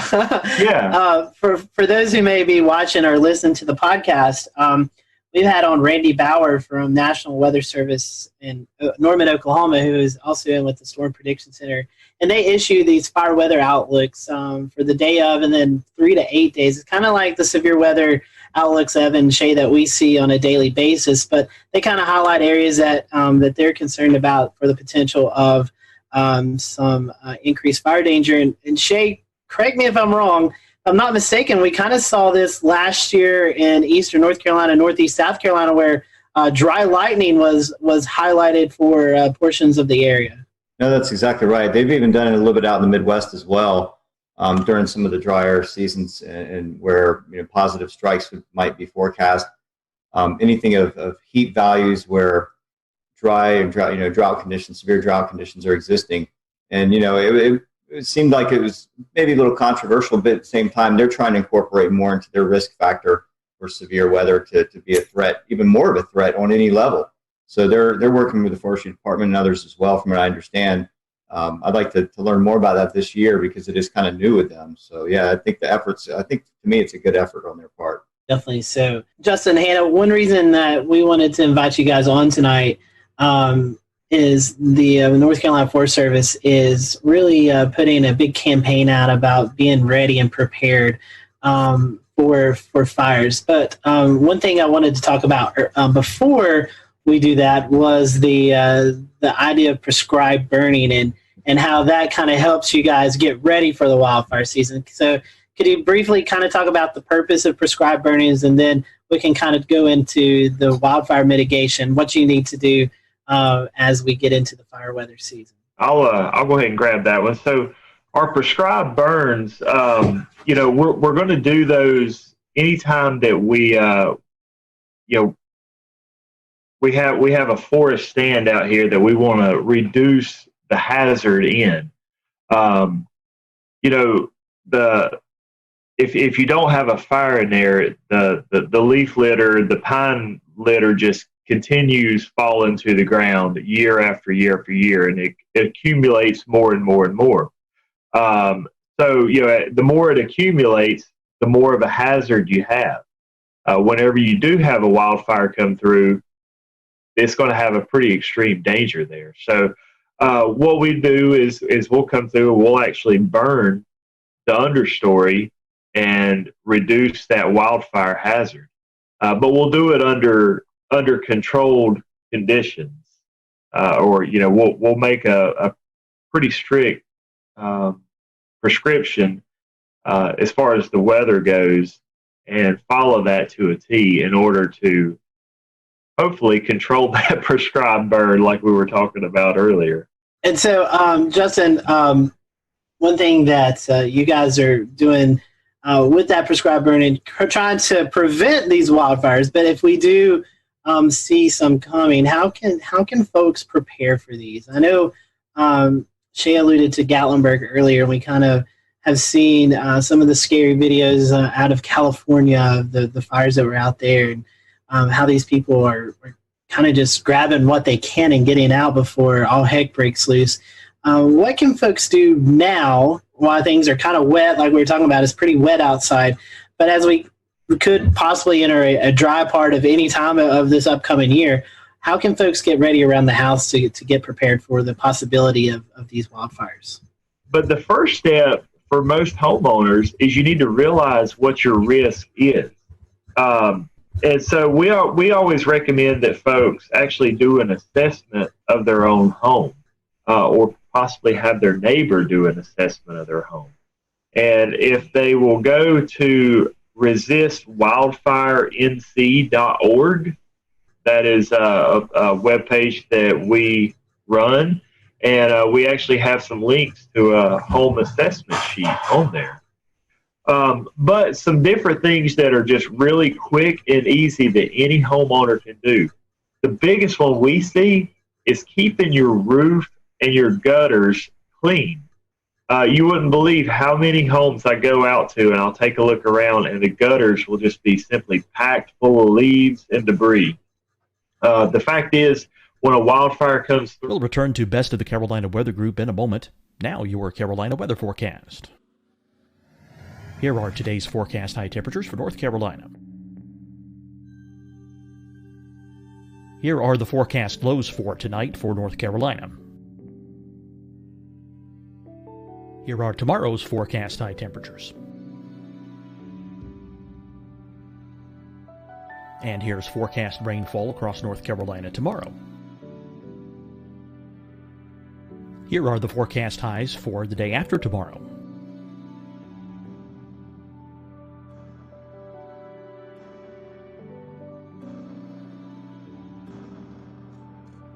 And here's the forecast rainfall across North Carolina for the day after tomorrow. This is the total rainfall forecast across North Carolina for the next 3 days. Here's the severe thunderstorm outlook for today from the Storm Prediction Center.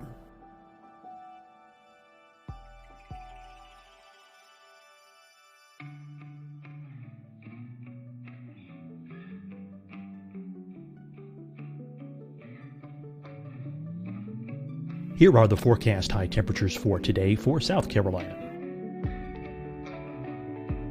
Here are the low temperatures for today for South Carolina. Here's the probability of precipitation forecast across South Carolina today. And here are the rain chances across South Carolina tonight. Here are tomorrow's forecast highs across South Carolina. Here are the forecast low temperatures for tomorrow for South Carolina. And here is the probability of precipitation across South Carolina tomorrow. Here's the precipitation chances across South Carolina tomorrow night. Here are the forecast highs for the day after tomorrow in South Carolina. Here are the forecast low temperatures across South Carolina for the day after tomorrow. And here are the rain chances across South Carolina for the day after tomorrow. And South Carolina's probability of precipitation for that night.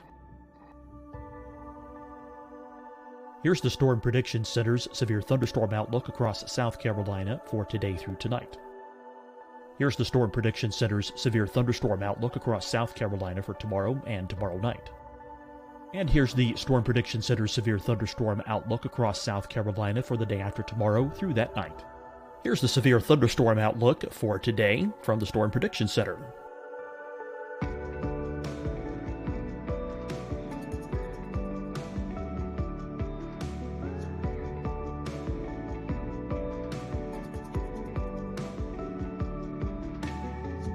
And now, here's a live look at weather radar across the southeast. Fight the spread and take a stand against coronavirus. Wear a mask in public. Stay at least 6 feet apart from others. And get tested. Join us and fight the spread. Visit scdhec.gov/COVID-19. Getting tested for COVID-19 helps you to take the steps needed to protect yourself, your loved ones, and your community. Find the testing location at scdhec.gov/COVID-19 testing. Hi, everyone. I'm Dr. Mandy Cohen, Secretary of the North Carolina Department of Health and Human Services. And when you follow the 3 W's, you protect your family and your neighbors from COVID-19. When you leave your home, practice your W's. Wear a cloth face covering, wait 6 feet apart, wash your hands often. Wear, wait, wash. We're in this together. Stay strong, North Carolina. Deciding when to wear a mask isn't about who you know or how well you know them. Just ask yourself, will I be with anyone I don't live with? If the answer is yes, get behind the mask. Help slow the spread of COVID-19. Get behind the mask. Learn more at covid19.ncdhhs.gov. You'll see your Carolina weather forecast at 25 and 55 past. And now back to the best of the Carolina Weather Group on the all-new Carolina WeatherNet.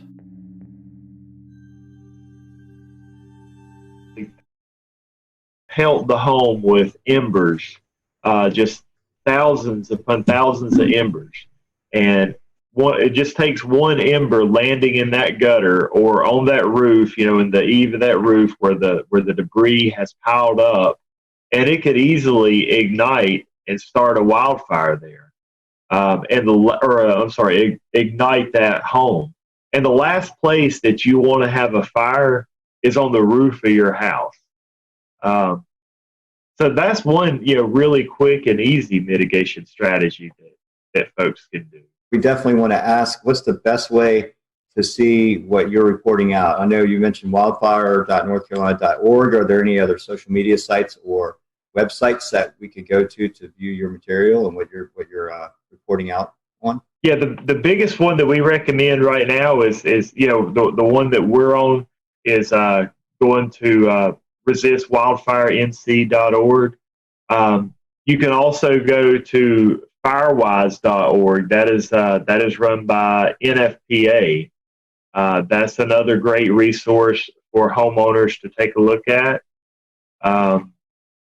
I think that's the only two that's coming to mind right off the top of my head. Hannah, do you have any others that you can think of? Do you have a Twitter account or Facebook page or anything? Yeah, we do. The North Carolina Forest Service does have a Facebook page, and I think we do have a Twitter, but I'm not active on that one. So I know we do periodically post stuff for mitigation strategies on there. Justin, it was a pleasure having you on. Anything else you or Hannah would like to cover kind of before we close out the program? Well, I think the other mitigation strategy I was going to cover real quickly was just going to be, the one of the most important zones around the house are just the first 5 feet around the home. And that's typically where we have a lot of our flower beds, where we do a lot of our landscaping. So it's very important, the things that we put there, such as not putting highly flammable plants in that area, and then the mulch what we're putting down on the ground there is not using a flammable mulch, not using anything that's organic that can catch fire, such as pine needles or a shredded bark. The best thing we could recommend is like a hardscape, such as a lava rock or a pea gravel, or possibly even a river rock. Hannah, any other ideas that you could give folks about how they could prepare for the upcoming wildfire season? It's important to work with your neighbors. It's important to recognize what type of situation you have right immediately around your house and take appropriate measures to reduce risk ahead of fire season approaching. So it's really important to work with those around you, because if they have risk, then likely their risk joins your risk. Because we talk about home ignition zones. So the zones around your house from 0 to 5 foot is your immediate zone, and then from 5 to 30 feet is your intermediate zone. And if those 30-foot circles, if you imagine a circle around your house at 30-foot distance, then if it touches another home's 30-foot zone, then if worst case scenario happened, there could be structure-to-structure ignition. So anything you can do to reduce the risk around your home, that's what you should be doing. Justin, Hannah, one other thing I think pops into my mind that you see a lot of people are out there when we get into these fire situations, they're trying to extinguish a fire with a garden hose that they have at their house, maybe when evacuations have been ordered. Would you guys suggest, hey, just get your stuff, follow the evacuation orders, let the firefighters, let you folks take care of the fire? Yes, absolutely. You know, if evacuation orders have been made, by all means, go ahead and follow them.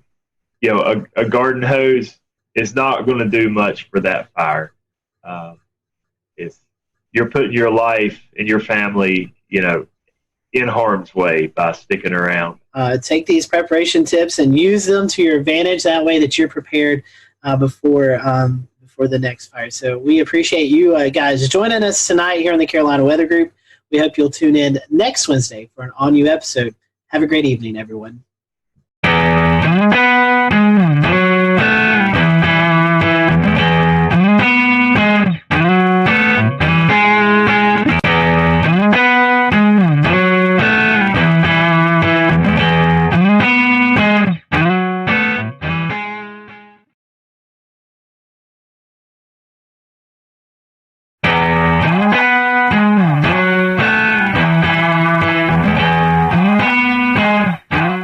Good evening, I'm James Brierton in Charlotte. It is May the 6th, 2020. Can you believe it is May already? We had a thunderstorm roll on through here earlier and brought the temperatures way down as we are looking ahead to a cool down the next few days, and through the weekend could be pretty chilly as you wake up on Mother's Day, Sunday morning. But we're so happy you're with us tonight on this Wednesday night. The panel will be along in just a few moments for tonight's episode. It's kicking off a new series that we're calling Quarantining at Home.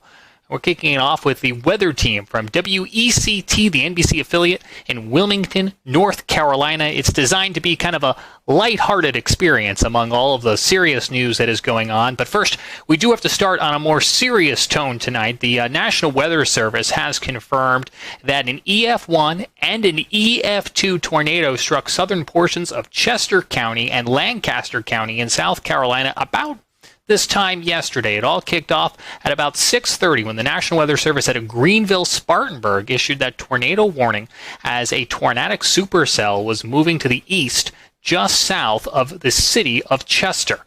It continued to move to the east where it produced an EF1 tornado, brought down some trees and some power lines, and much of that town was in the dark for a good portion of the evening. Now, the storm itself was moving just north of Little Rock Creek when it most likely lifted and then dropped again. What is being considered a second tornado then touching down near Interstate 77 as it began to leave Chester County, enter into Lancaster County, move towards Great Falls, where the National Weather Service out of Columbia took jurisdiction of the storm. Now, both Weather Service offices went out there today, did storm surveys, and the team out of Columbia came back with EF2 damage caused by the tornado in Great Falls, and that would have been winds of about 115 miles an hour. The other thing you're looking at here on your screen, we're going to go ahead and bring these beautiful and stunning pictures full screen for you. This is friend of the show, Chris Jackson, was out yesterday in the area with his drone. I believe it's a DJI Maverick. And take a look at these stunning pictures. You can see that supercell coming towards him,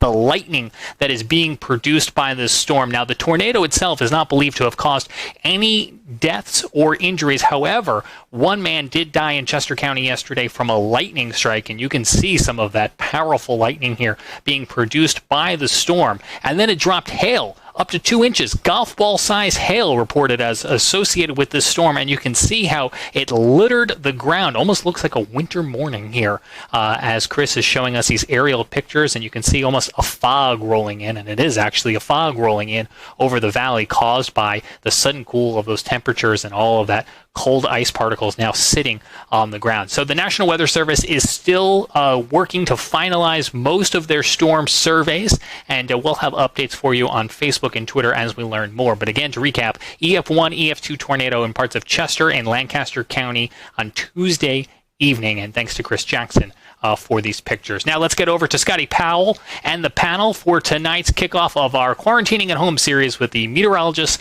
from WECT in Wilmington. Scotty.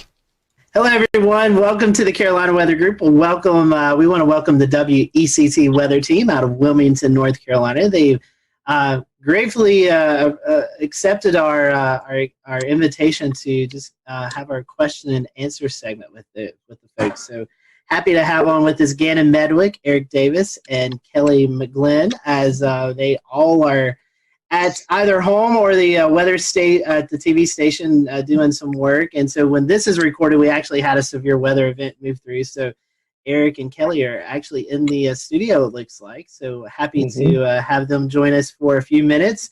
Guys and gals, we just want to start off with some quick hitting questions. So I'll throw out the first question, and I'll let Dan and Evan join in. Our first question is about social media. Which do you prefer better, Twitter or Facebook? Gannon, I'll let you start. A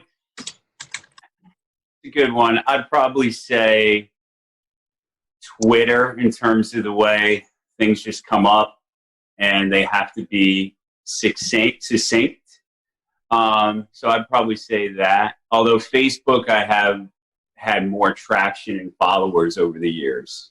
So that's a positive. All right. Kelly, Eric? I'm personally probably more of a Twitter myself. I have a lot more followers on my Facebook page, but I think in terms of weather information, if you're looking purely for that, I think Twitter is definitely the way to go. But Facebook is definitely a different way to interact, I think, on a more personal level. Kelly, do you have a choice? I would say I like to use Twitter for active weather events. I think folks tend to appreciate that more than Facebook, where it could pop up, days later. And, sometimes people will get that mixed up with actually what's going on outside. But in terms of Facebook, I think it's good because people like to see a personal side to you. So to get kind of who you are outside of the studio out to social media for people to kind of connect with you on that kind of level is why I like Facebook a little bit better than Twitter. Absolutely. Those are great answers. I'm going to hop in with one of my favorite questions from the list. What is your favorite weather disaster themed movie? I know there's one big forerunner here. That's a great, yeah. But again, we'll start with you. Weather disaster. The first one that popped into my head was Perfect Storm with Mark Wahlberg and George Clooney back in the day. Someone said that last time. That's a good choice. Yeah, and it was kind of fun. I mean, you pick out in any weather and disaster themed movie that you pick out the inadequacies of the weather and the geography, and that gets you a little bit. But that one was fairly entertaining, I guess. Good. Kelly? The first thing that popped into my mind was The Day After Tomorrow. Oh, yes. Just because my dad used to like that movie, so I kind of grew up watching it and always kind of had some kind of appreciation for all the wild stuff that happens in that movie. Good choice. I guess mine would be Twister. That was out about the time I was graduating from graduate school, or graduating from college. Just about probably aged myself a little bit, but I just love cow, flying up in the air. That's classic. And there's a lot of liberties with that movie, but it's kind of a cool theme. I like it. Yeah, absolutely. Those are great. Dan, you got one? Yeah, and I'm with you there. That Twister. Personally, I think if you haven't seen Twister at least a dozen times, you're missing exactly. out. But kind of in the same mode here. Back to you, Gannon. Kind of circling around. as far as music goes, do you have any favorite type of music, or even any music that kind of gets you in the mood for weather or weather-related music? There's really no weather connection to music, but that's it. That's an interesting thought. I wonder if there's something deeper going on that maybe I'm not aware of consciously. But if I'm in the forecast center, I'm listening to a variety of music. My couple of favorites are hip-hop, either classic or modern. I like classic alternative, like 80s new wave. And I also like some classic rock, like Zeppelin and Pink Floyd. So I'd say that it's pretty rangy in terms of those styles. Gannon also likes to listen to rap too. He always has some sick rap songs. That was number one. Yeah. Not on board with the rap so much, but I'm a big 80s fan. Just love all kinds of 80s music. I mean, Michael Jackson. I mean, the range. Def Leppard. I like the hard rock, and some 90s stuff is good too. I'm gonna move to a different room. We also have Kelly might be moving to a different room. Just because we're hearing each other. A little bit of feedback, I think. We have Gabe Ross joining us. Gabe also a meteorologist at WCT. So Gabe, welcome. As Kelly's moving, we'll let you answer that question. Any favorite type of music for you? Favorite type of music? Great question. Typically, my go-to is 70s classic rock. Anything that's got a good beat to it. Typically, my Sirius XM is tuned to 70s on 7. So any of that, even like early 80s rock that kind of bleeds over. Gannon and I have a soft spot for Hall & Oates, I think. Hall & Oates. Yeah. Oh, good stuff. 80s, I'm on board.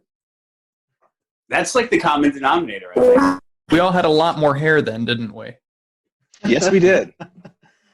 Some of us weren't born yet. I was going to say, yeah, Jess. Some of us had no hair.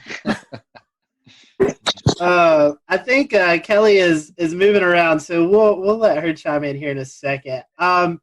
Here's another Kelly's one. Going to blow your mind. Some of our quick hitting questions. A dog or cat person? Gannon, I think I already know the answer for you. Dog. Dog. Go one for dog right here. I would go primarily dog, but, if the cat's tame enough, why not? Okay. All right. Great answers. I want to transition a little bit into some weather-themed questions. This one's coming from one of our followers on Twitter who doesn't have a name, but Psych K8, I guess. And I wanted to know, what is a weather event that impacted you the most? Gannon? I'd have to say the April 16, 2011 tornado outbreak in terms of formative and impacts. Even though I was shorter than Florence. Florence is maybe an easy reach on a recent level, but it just had everything. April 16th, the build-up, the actual event, it's the emotions of it. We lost people, and then the aftermath, and plus everything that was going on in my life around that time as well. We were speaking about that on a recent Carolina Weather Group, and so that one's going to stick with me forever and probably hold the top spot in terms of real raw impact. Kelly? I would definitely say Hurricane Florence. Just because that was the first hurricane I covered on air. And as impactful as it was, I think that's kind of just something that's always going to stick with you. I mean, we're still remembering stories of what happened because I think at one point, like, you just start to kind of like black out from what's going on. And so we've talked about it, just with some other people in the newsroom, like, hey, do you remember this? And you're like, oh, wait a minute, that did happen. So there's always kind of just more stories, and just, just looking back on everything is kind of just something that will stay with me for probably the rest of my career. Good answer. I'd probably say recently, I'm with Kelly, probably Hurricane Florence, but Gannon makes a good point with the April 2011 tornadoes. I happen to actually be working in Texas on the May 3rd, 1999 outbreak. Remember, Texas and Oklahoma, more Oklahoma. Now, I wasn't in Oklahoma at the time, but I was in Abilene, Texas, and we had a couple of what would now be classified as EF2 tornadoes touching down, baseball-sized hail, just incredible stuff. But I was on the periphery of that event. That was pretty exciting. And just to maybe turn it in a different direction, I guess two of the big weather events that really inspired me to go into weather. I think growing up, I'd always had an interest in being a meteorologist, but two big weather events happened right about the time I was graduating from high school and kind of pushed me more into the meteorology field. The Raleigh tornado of 1988. I don't know. We're kind of going way back here, but the Raleigh tornado of 1988. I just remember the damage. And one of my friends in high school, there was only 2 deaths, surprisingly, with that tornado.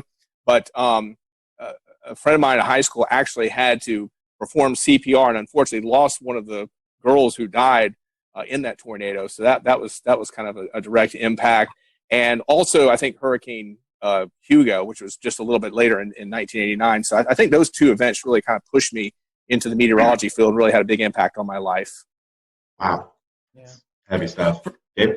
For me, I'm with Kelly. You know, Florence was certainly substantial. Prior to that, I guess within my first year of doing weather professionally, there was a massive derecho that came through Ohio, June 29th, 2012.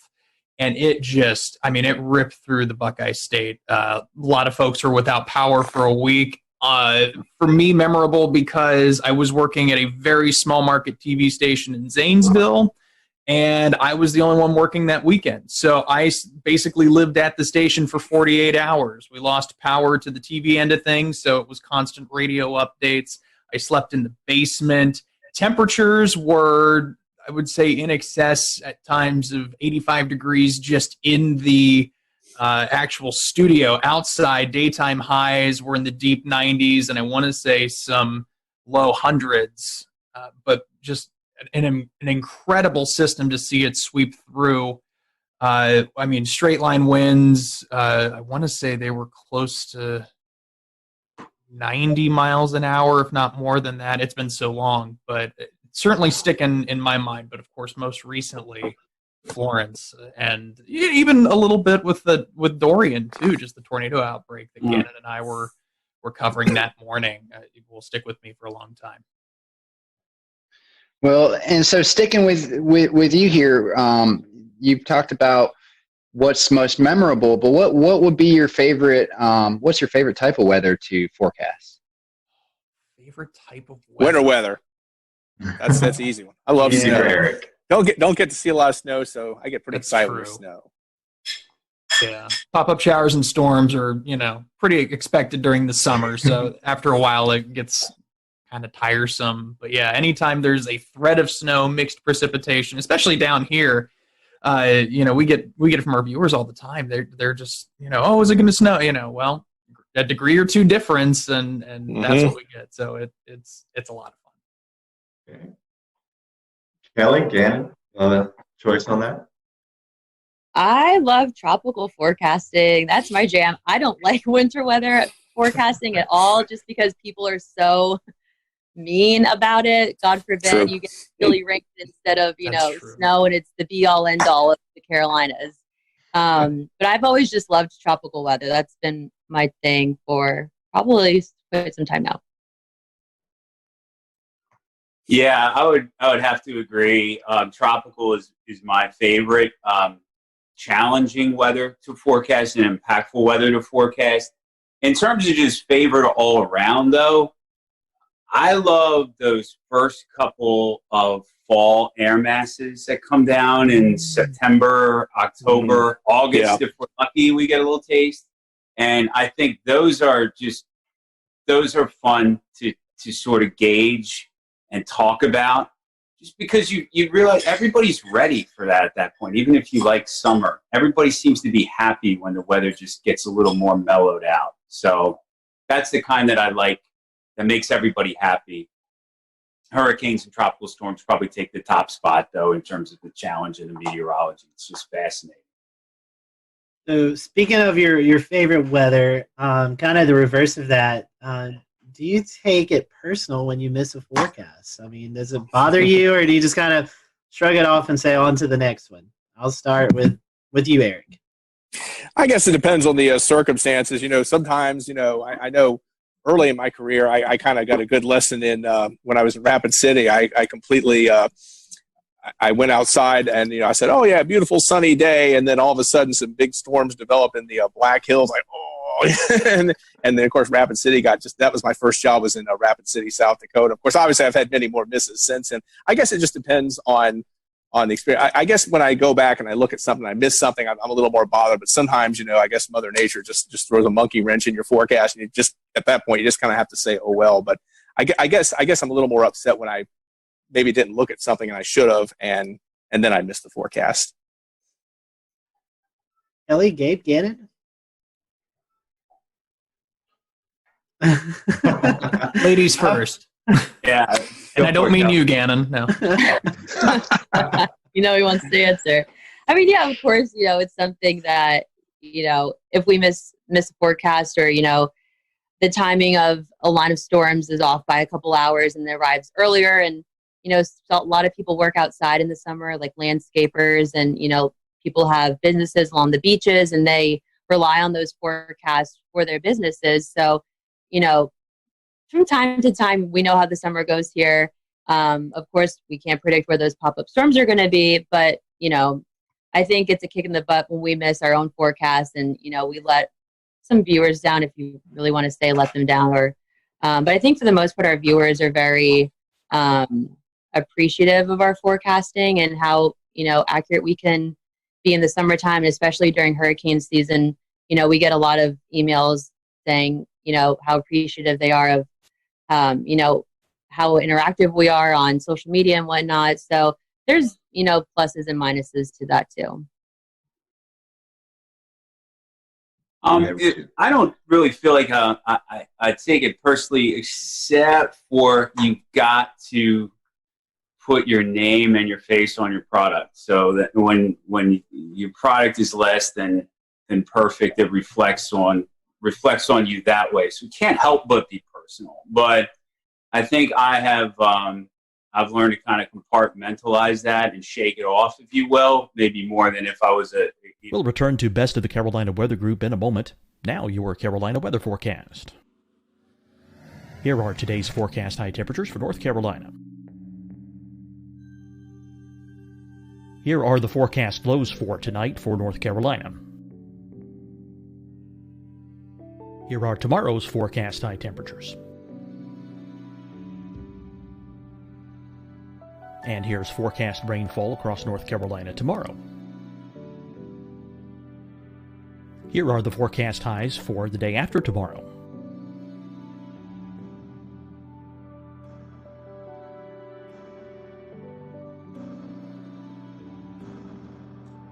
And here's the forecast rainfall across North Carolina for the day after tomorrow. This is the total rainfall forecast across North Carolina for the next 3 days. Here's the severe thunderstorm outlook for today from the Storm Prediction Center.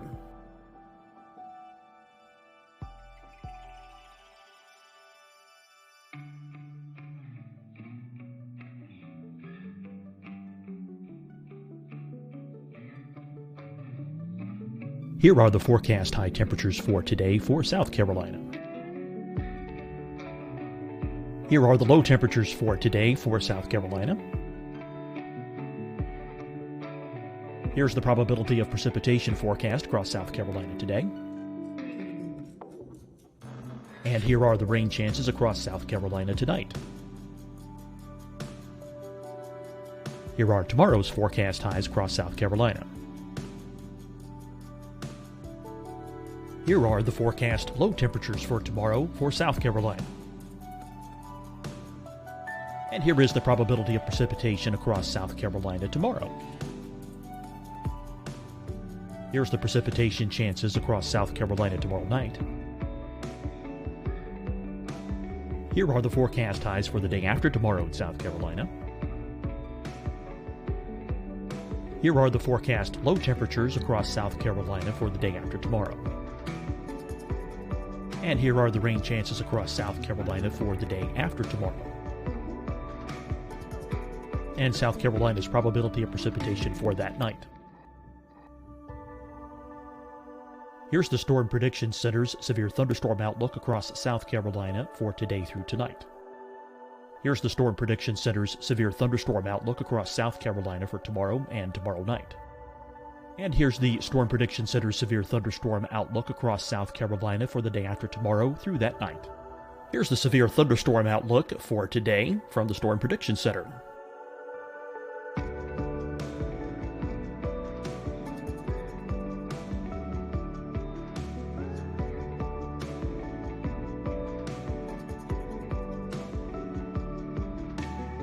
And now here's a live look at weather radar across the southeast. Fight the spread and take a stand against coronavirus. Wear a mask in public. Stay at least 6 feet apart from others. And get tested. Join us and fight the spread. Visit scdhec.gov/COVID-19. Getting tested for COVID-19 helps you to take the steps needed to protect yourself, your loved ones, and your community. Find the testing location at scdhec.gov/COVID-19 testing. Hi, everyone. I'm Dr. Mandy Cohen, Secretary of the North Carolina Department of Health and Human Services. And when you follow the 3 W's, you protect your family and your neighbors from COVID-19. When you leave your home, practice your W's. Wear a cloth face covering, wait 6 feet apart, wash your hands often. Wear, wait, wash. We're in this together. Stay strong, North Carolina.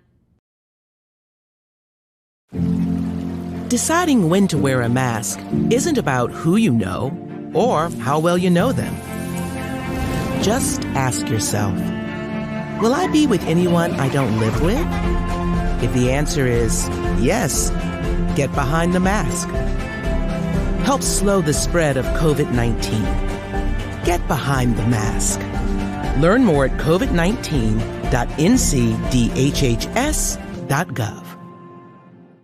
You'll see your Carolina weather forecast at 25 and 55 past. And now back to the best of the Carolina Weather Group on the all-new Carolina WeatherNet.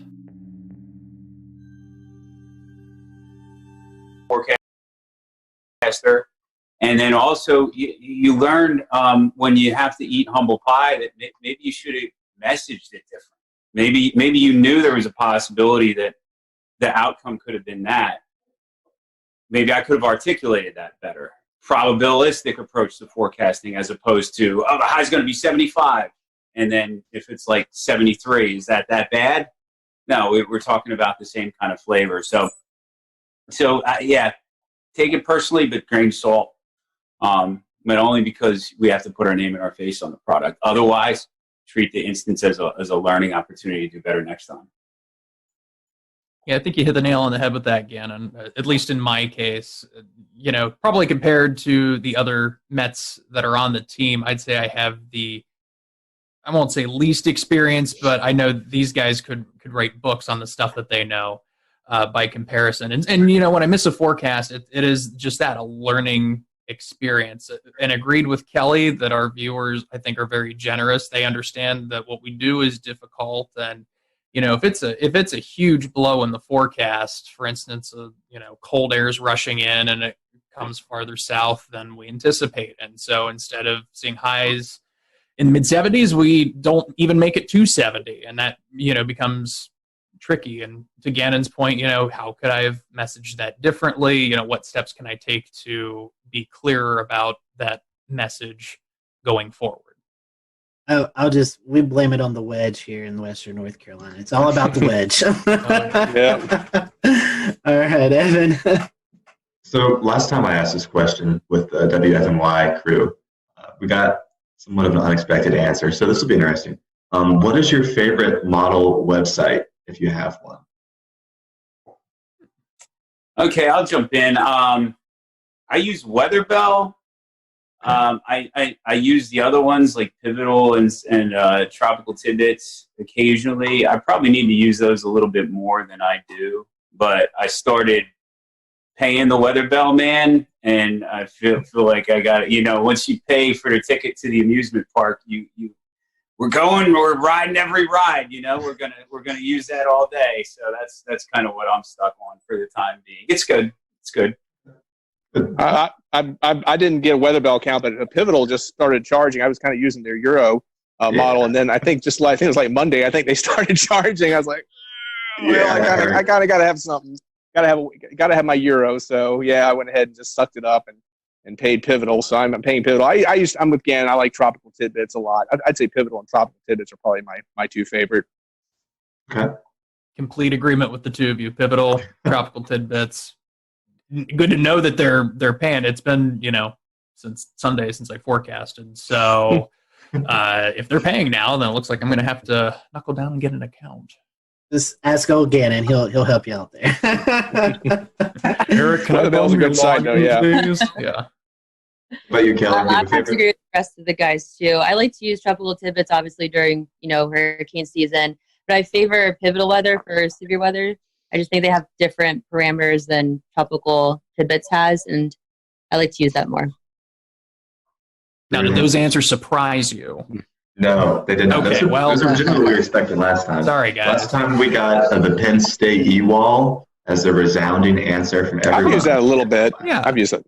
And I had never heard of it before. Gannon, even with the hat, I've been using that for years, but I haven't used the E-Wall so much recently. I gotta be honest. I probably need to go back and check it out. That used to be my go-to for the HRRR mod for her. I used to go there on the E-Wall, but now I use Weather Bell. So, Gannon, here while we're on you here, the this is kind of a multi-part question. Were you scared of thunder and or lightning as a kid? And also, was there kind of a period connected to that or after that you knew you wanted to be a meteorologist? My answer to the first part was not especially. Like, I don't have one specific knock your socks off thunderstorm memory that really freaked me out. And I have a couple of thunderstorm related memories. Like, we actually had a lightning strike to a tree outside of my house, and I remember the current got in the house somehow to the extent that some electronics were messed up. And I remember thinking, "Wow, how would that?" So I mean, it's like 3-4 years old. That kind of gets the gears turning in your head that something bigger is at play. It didn't really turn into fear, and I would say it was just a compilation of thunderstorms and other weather phenomena in aggregate that got my interest in meteorology going throughout my childhood years and in my adolescent years. Okay, great. And Kelly, do you want to speak to that? Was I scared of thunder and lightning when I was younger? Is that the question? And then did that kind of evolve into an interest for meteorology one way or another? I don't think I was ever scared of thunder and lightning. I actually would love when a summer storm would pop up in Pennsylvania in the summer, and you just feel that nice rush of cool air. But I don't think that necessarily led to my love of weather. I mean, growing up in Pennsylvania, I mostly remember like huge snowstorms, even though I don't like winter weather forecasting that much. Kind of ironic there. But that's kind of, what sparked my interest in weather, is waking up to like 2 or 3 feet of snow, just overnight. And it kind of just snowballed, if you will, from there.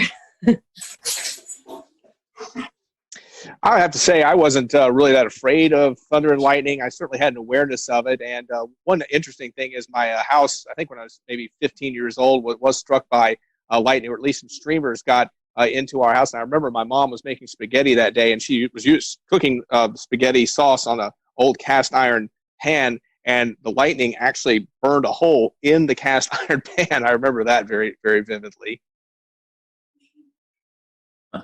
Well, see, I'm going to go the opposite of these guys. I was scared to death of storms growing up, and I think doing weathers has helped me over the years, of course, get over that. I remember, I was living in Thornville, Ohio at the time. It was the summer of 96 or 97, I think 96, and we had just a huge, string of showers and storms that came through that resulted in in what was basically tornadoes, and constantly the EAS tones going off. As a kid, that's kind of scary. So it always stuck with me. From there, I was always at least keeping an eyeball on the weather forecast, no matter what it was.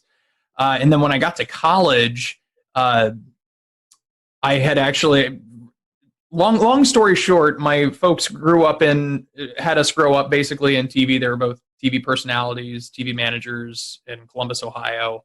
Got out of it for a little bit, and then college came around, and then got back into it. And so I started on the news end, and then I actually dated a meteorologist my junior year of college, and then that sparked the love of weather. So the relationship didn't last, but my love of weather from there on did. At least you had something lasting from that. We'll call it a nice parting gift. Another question, and then we want to kind of get to some more fun questions. While we're taping this, we've been going through some crazy times in the country with the COVID-19 pandemic. So this is kind of another two-parter question. A lot of folks have been able to do weather from home, a lot of meteorologists. So my question is, what are your thoughts on doing weather from home, and what do you think the future of meteorology looks like? Do you think we can incorporate this more into your daily routine of what you guys do on TV? Whoever wants to start, I'll let whoever. Well, my thoughts on weather from home is I think it's a great way to offer the service, the public service of distancing as you can. We've kind of followed the guidelines at work from our middle and upper managers, and we're kind of as weather in terms of directives, the last off the boat, really. A lot of our anchors have been broken up, and our reporters have been taken away. Some of our producing has been doing sales, etc. But they've left us in place. But I mean, I think it's great when it can be done. I know Gabe has a great setup that he's probably going to speak to, and but I'm enjoying watching some of the setups and the creative things that people have in other media markets. Every little bit helps, I suppose. Yeah, Gannon's right about that. I for sure think that this entire outbreak is going to change the landscape. Are we going to be doing this completely at home from now on? No, but certainly we have a baseline of what to do in the event that we can't be at the station. I mean, it's really no different than doing live shots, but the key is going to be for stations to help as much as they can, their meteorologists, their anchors, reporters, utilize the technology they have or provide them with the technology they have that is comparable to what they would have if they were in the building. Yeah, I kind of agree with Gabe. Again, I think it is incumbent upon the stations to make sure that the meteorologists have the tools that they need, the computers, the broadcasting equipment they need to broadcast from home. I love the idea. Of course, I think you always run into the issue, of course, is probably severe weather. It's probably a little easier to obviously broadcast from home on a quieter weather day, but when you start getting a severe weather situation, especially, it kind of feels like it's more incumbent to be at the station where you have all of the tools that you would really need to do a broadcast, especially on short notice. Yeah, just to piggyback off what they were saying, I have personally seen a lot of very impressive work from home setups. And I think, at least for me, going in, you normally think you're a broadcasting major. Everything that you do needs to be done from the studio. And now that we, kind of are taking that step forward to work from home, there's so many different, opportunities and doors open on how much can you expand this? What more can you do from home? And then you also think, how long is this going to last for? And, if it's, tech trends to be something that pops up more in the winter or in the summer or whatever it would be, would people just start to transition to working from home during that, time where people would more likely get sick than, during the off season, if you will, from that coronavirus? It's amazing how many different setups there are too. I mean, I even saw a picture of someone using augmented reality in California and their weather hits. It's impressive. So transitioning away from some of the weather talk, and Kelly, I'll put this right back to you. What are some of your favorite non-weather hobby? Well, I've recently started painting at home just to keep myself busy. And I've also realized that I'm pretty good at doing puzzles, since that's kind of one of the only things that I can do now. But I also love doing anything at the beach. Anybody who knows me knows anything coastal or nautical or ocean related. Like, my name is just all over it. I really want to start surfing. That's like the next thing on my list. Are you able to get to the beach right now? I know. Well, Ganna said there's parking in Carolina Beach, so I'm going to try and get down there like ASAP, because I usually go probably like 3 days out of the week, and I haven't been in like 2 months. So I'm starting to go a little stir crazy there. The waves are good today, so I know. it could be a good day to learn. I'm seeing that. Even just body surfing would be fine with me. Just something to get into. I love being in water and around water. Awesome. Good choices. Eric? Well, I don't get to do it enough, but I like to play tennis with my son. Obviously, in recent years, I've been having raising my kids, but now they're kind of getting older. So actually, probably in the future, I'm going to have a little more time to myself. But yeah, I love sports. I like golf. I'm a terrible golfer. I haven't golfed much recently, but I do love the sport. Obviously, I love just getting out, walking around, and obviously when I go to neighborhood swimming pool, beach, things like that. Pretty simple guy. Wouldn't say I'm real complicated, but those are the kind of things I like. We found out during a photo shoot that Eric has got some pretty awesome hoop skills. Oh, yeah. This I was. need to get in shape. I got to get into shape though. That's the first thing. Well, yeah, but video of this? I feel like someone recorded some cell phone video with it. I'm not 100% certain, but I could shoot a little ball of the day. I could. Yeah, it was October and November. I'm a perpetual band kid, so my athletic talent is slim and none, unless it's pro wrestling, because it's predetermined and I know how to do it. So you would fit in well with the WFNY crew last week. Every single one of them played an instrument. They were all in the band back in the day. So we're trying to get a band together, a meteorologist band. So we'll maybe reach out. Not me. Oh, well, I'm your guy. Any drums or any percussive needs, I've got you covered. Okay. Gannon, what about you? Favorite non-weather hobby? If you guys get a band together, I'll just call the bars to see if I can get you in. That'll be my role. I'm not very musically inclined.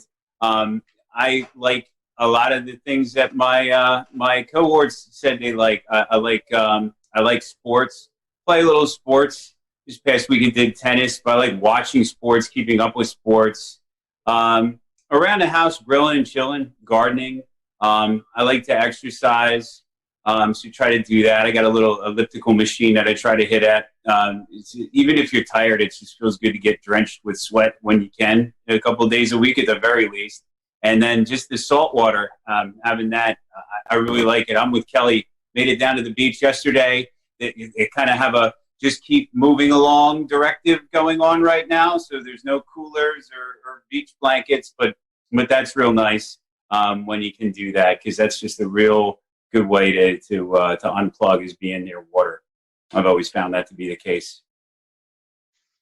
Very nice. Well, in a similar light, is there what makes this city that you live in so great? And do you have any favorite spots to go to? Anything you can recommend to the viewers? I'll say Wilmington is great in its variety of things to do for a city of its size. I think it's a relatively small city, and you might pick something out of Charlotte or Atlanta or Washington, D.C. that Wilmington wouldn't have had a chance of even having. So, I mean, I know there's scale to be had, but there's plenty to do. And then the variety of landscape with the different water bodies, the ocean, the intracoastal, the river, so close, that naturally lends itself to a lot of different things to do. I'd say one of my favorite spots is the part of the downtown riverfront and historic district portion of Wilmington. It's all within a few city blocks of each other, and it's extremely walkable. And there's just a variety of places to dip into and eat and drink. It's a good vibe down there. Wonderful. Do you want to jump in, Kelly? I was going to say, I love Wilmington. I'm not a city person at all. But, visiting from time to time is cool, I guess. But, you know, Wilmington just has, you know, beautiful downtown features. They have the Riverwalk, numerous different kind of restaurants you can go in. They have a raid room. They have, you know, again, what did we do the one time? The knife throwing thing. Oh, you can throw axes. Axes You and can throw arrows, yeah. axes. Multiple axe throwing opportunities in Wilmington. Yes. Axe throwing. Then you have, you know, the beaches. Any beach you go to is going to be a beautiful beach. I love how the people here really take care of the beaches. Like, I rarely ever see any trash on the beaches, and it's great. People pick up after themselves there, and we keep our beaches clean. And, you know, not too far away from here, you can go to Raleigh. You have Myrtle Beach to your south. It's just a really good location, and being in a southern coastal town, you know, for me, it's something that I've always wanted to, you know, experience living in, and I'm glad I did it.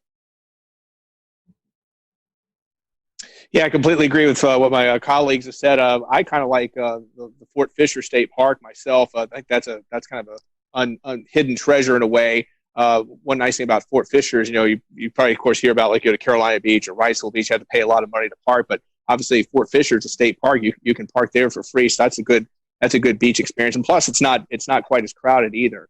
So that's kind of a nice place to walk around, or if you want a little quieter beach experience. Mm-hmm.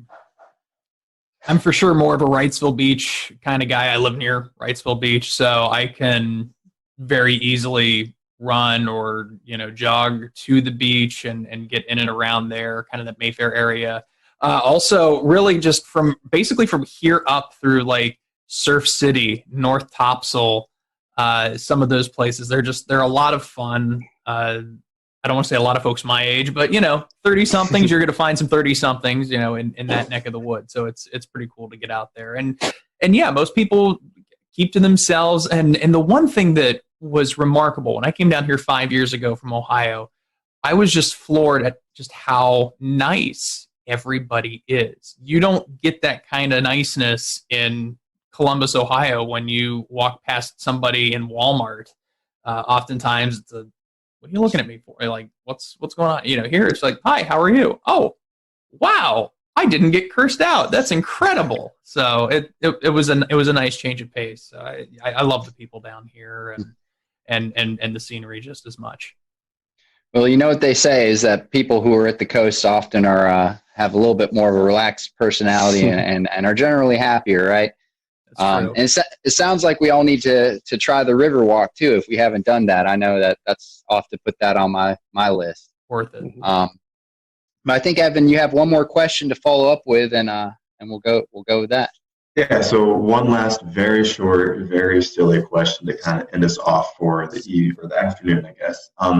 Gannon, start with you. Really philosophical here. Is a hot dog a sandwich?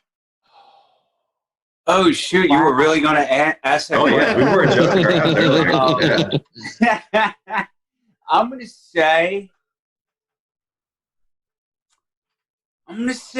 say yeah, like a square is a rectangle, but it's a square. What goes on what goes on your hot dog, Gannon? Tell us what's your toppings? Oh, man. I haven't had a hot dog in years, but I had like brats, so same kind of thing. It's mustard and then sometimes pickle relish, but definitely mustard. I like the rectangle is a square is a rectangle, whatever. That's good. That's good logic. I got mathematical on you. I'm going to say yes, because if it's between two pieces of bread, in my mind, that qualifies as a sandwich. Very, very simple criteria.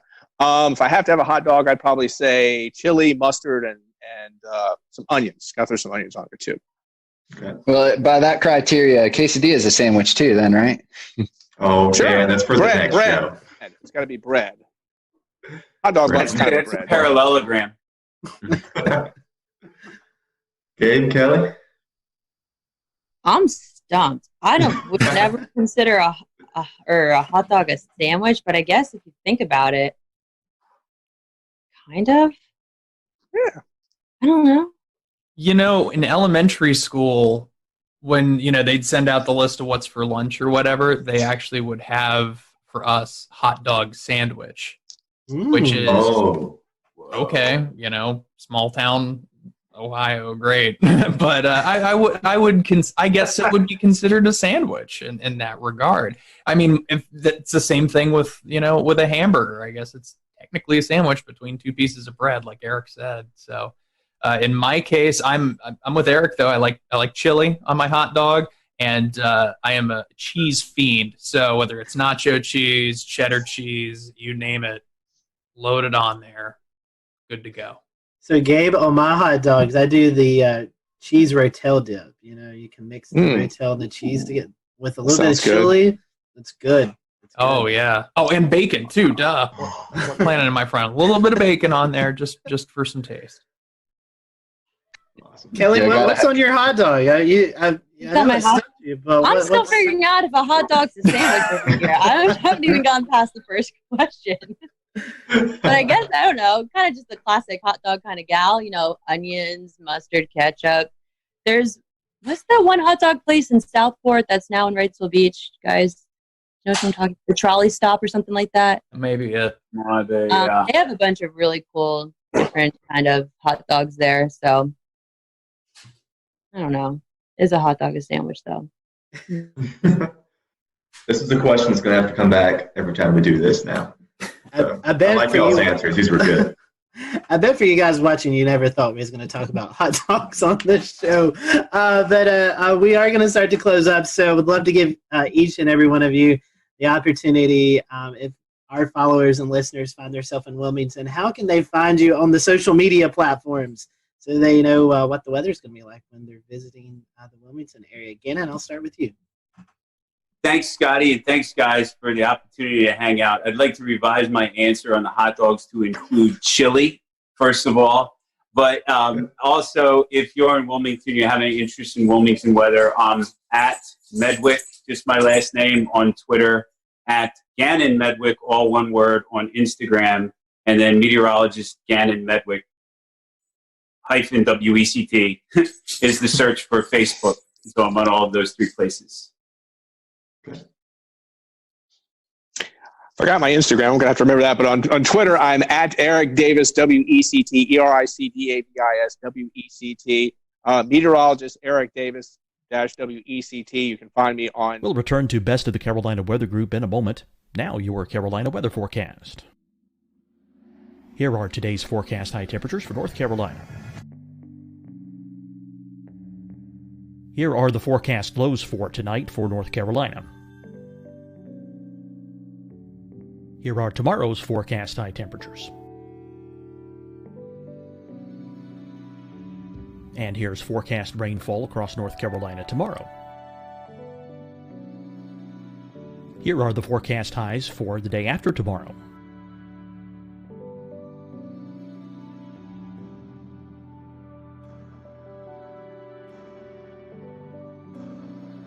And here's the forecast rainfall across North Carolina for the day after tomorrow. This is the total rainfall forecast across North Carolina for the next 3 days. Here's the severe thunderstorm outlook for today from the Storm Prediction Center.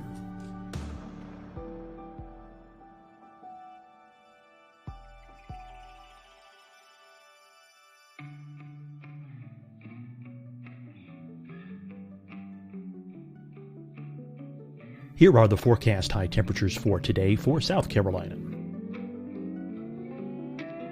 Here are the low temperatures for today for South Carolina. Here's the probability of precipitation forecast across South Carolina today. And here are the rain chances across South Carolina tonight. Here are tomorrow's forecast highs across South Carolina. Here are the forecast low temperatures for tomorrow for South Carolina. And here is the probability of precipitation across South Carolina tomorrow. Here's the precipitation chances across South Carolina tomorrow night. Here are the forecast highs for the day after tomorrow in South Carolina. Here are the forecast low temperatures across South Carolina for the day after tomorrow. And here are the rain chances across South Carolina for the day after tomorrow. and South Carolina's probability of precipitation for that night. Here's the Storm Prediction Center's severe thunderstorm outlook across South Carolina for today through tonight. Here's the Storm Prediction Center's severe thunderstorm outlook across South Carolina for tomorrow and tomorrow night. And here's the Storm Prediction Center's severe thunderstorm outlook across South Carolina for the day after tomorrow through that night. Here's the severe thunderstorm outlook for today from the Storm Prediction Center.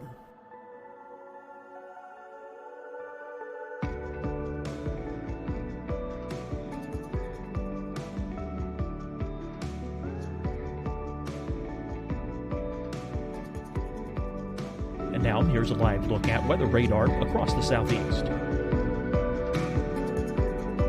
Fight the spread and take a stand against coronavirus. Wear a mask in public. Stay at least 6 feet apart from others. And get tested. Join us and fight the spread. Visit scdhec.gov/COVID-19. Getting tested for COVID-19 helps you to take the steps needed to protect yourself, your loved ones, and your community. Find the testing location at scdhec.gov/COVID-19 testing. Hi, everyone. I'm Dr. Mandy Cohen, Secretary of the North Carolina Department of Health and Human Services. And when you follow the 3 W's, you protect your family and your neighbors from COVID-19. When you leave your home, practice your W's. Wear a cloth face covering, wait 6 feet apart, wash your hands often. Wear, wait, wash. We're in this together. Stay strong, North Carolina. Deciding when to wear a mask isn't about who you know or how well you know them. Just ask yourself, will I be with anyone I don't live with? If the answer is yes, get behind the mask. Help slow the spread of COVID-19. Get behind the mask. Learn more at covid19.ncdhhs.gov. You'll see your Carolina weather forecast at 25 and 55 past. And now back to the best of the Carolina Weather Group on the all-new Carolina WeatherNet. That's on the Instagram. I forgot for the moment. I have it, Eric. It's WX Eric D 10. WX Eric D10. There you go. That's Instagram. Thank you, Gabe. Quick search. My Twitter is @Kelly_WX. And for those that may be watching that doesn't know what WX means, it means weather. And my Facebook is just meteorologist Kelly McLinn. So if you do come to the Wilmington area, you won't be disappointed. And hopefully you won't be disappointed in what the weather is that day. But otherwise, it's a beautiful place. I try to make all my social media as consistent as possible. So you can find me on Facebook, Twitter, Instagram at TV's Gabe Ross, TVS Gabe Ross, GABEROSS, YouTube, and all the other fun stuff you can find on that too. Well, I just want to say too, I'm not like other Kellys who spell their name with a Y. Oh yeah, my name is KELLIE, so that may help you find me too. All right. There you go. Well, we appreciate you you all joining us this afternoon. For everyone who is watching, thank you for joining us, and catch us next time as we wrangle up another group of meteorologists and ask them these silly questions. Have a good day.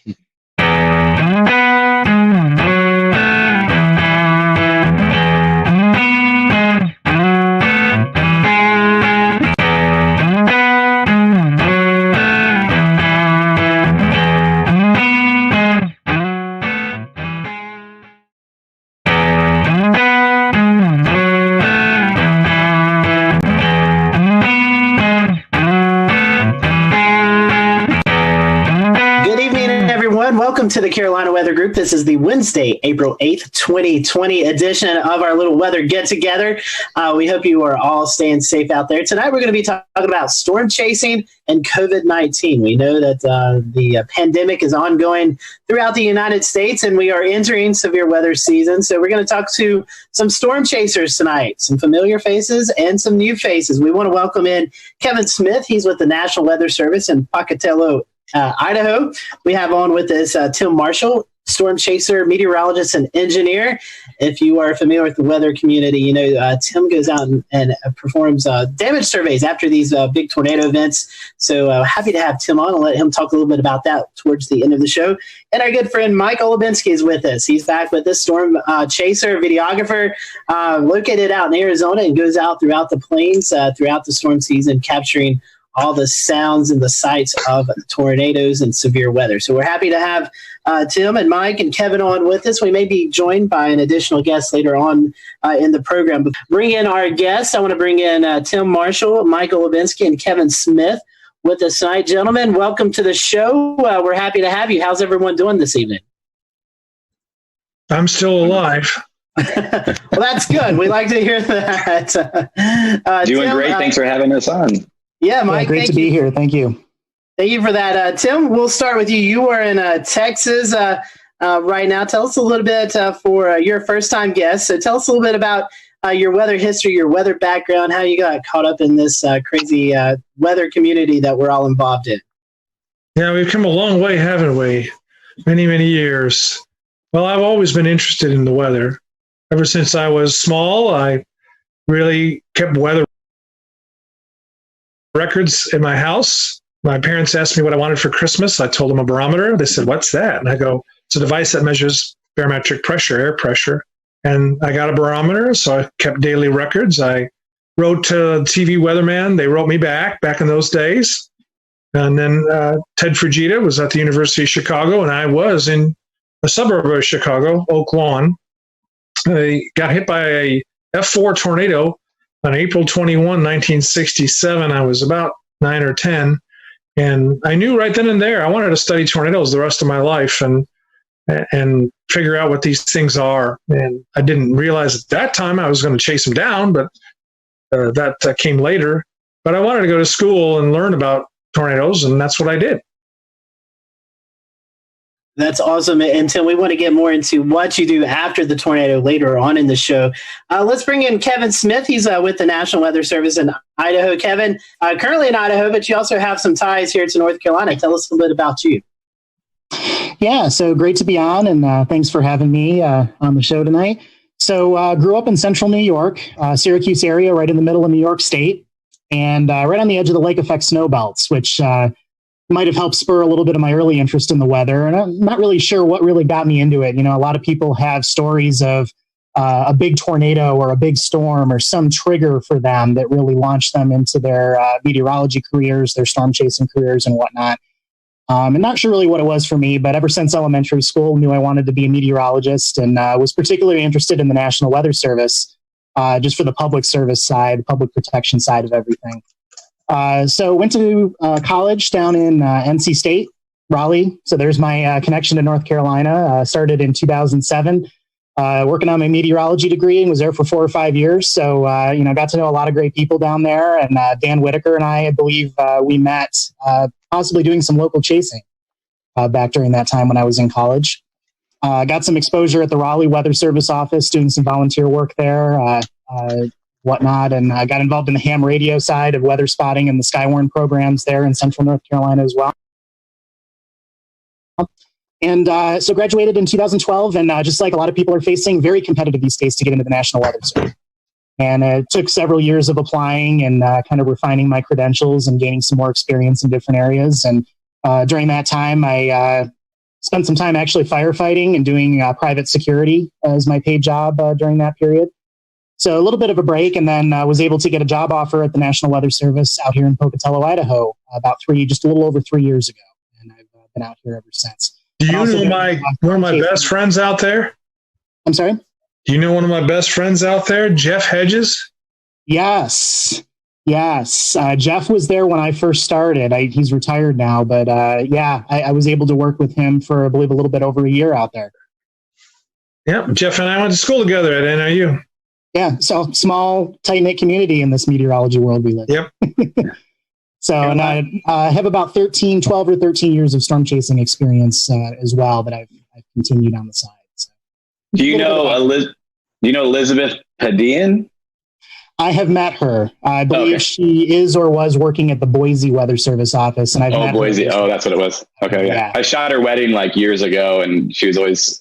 She said she was up from one of those offices, and for some reason, Pocatello always seemed to be where she was from, or something in my head. So that's why I remember. Yeah. No, I have met her as well. Well, Mike, I'm going to start off with first question for you. Our guests may remember you from December. But I want to ask all three of you guys your different roles. Each one of you have a different role in storm chasing, a different agenda, idea of what you want to do. So, Mike, I'll start with you. Kind of tell us, you live in Arizona, so you make the trek out to the plains every year. Kind of tell us about the role that you want as you're out storm chasing. I was just talking to someone today. They were saying something about, I bet you'd probably still go chasing if you didn't have a camera. And I was like, I don't know. Like, I would love to watch a storm if I didn't have a camera, but chasing it and going out to the plains and all that stuff, my big thing is I love to capture that stuff.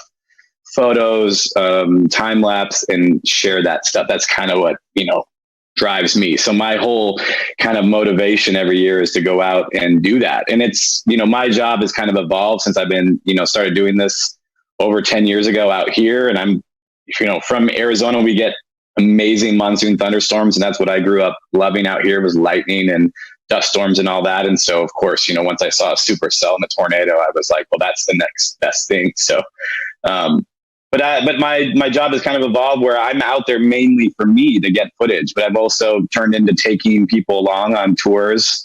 I kind of, do more like, I guess I would kind of call them private tours, where there's 1 or 2 or 3 people coming along. Try to keep them small because I still want to get, the footage I want to get.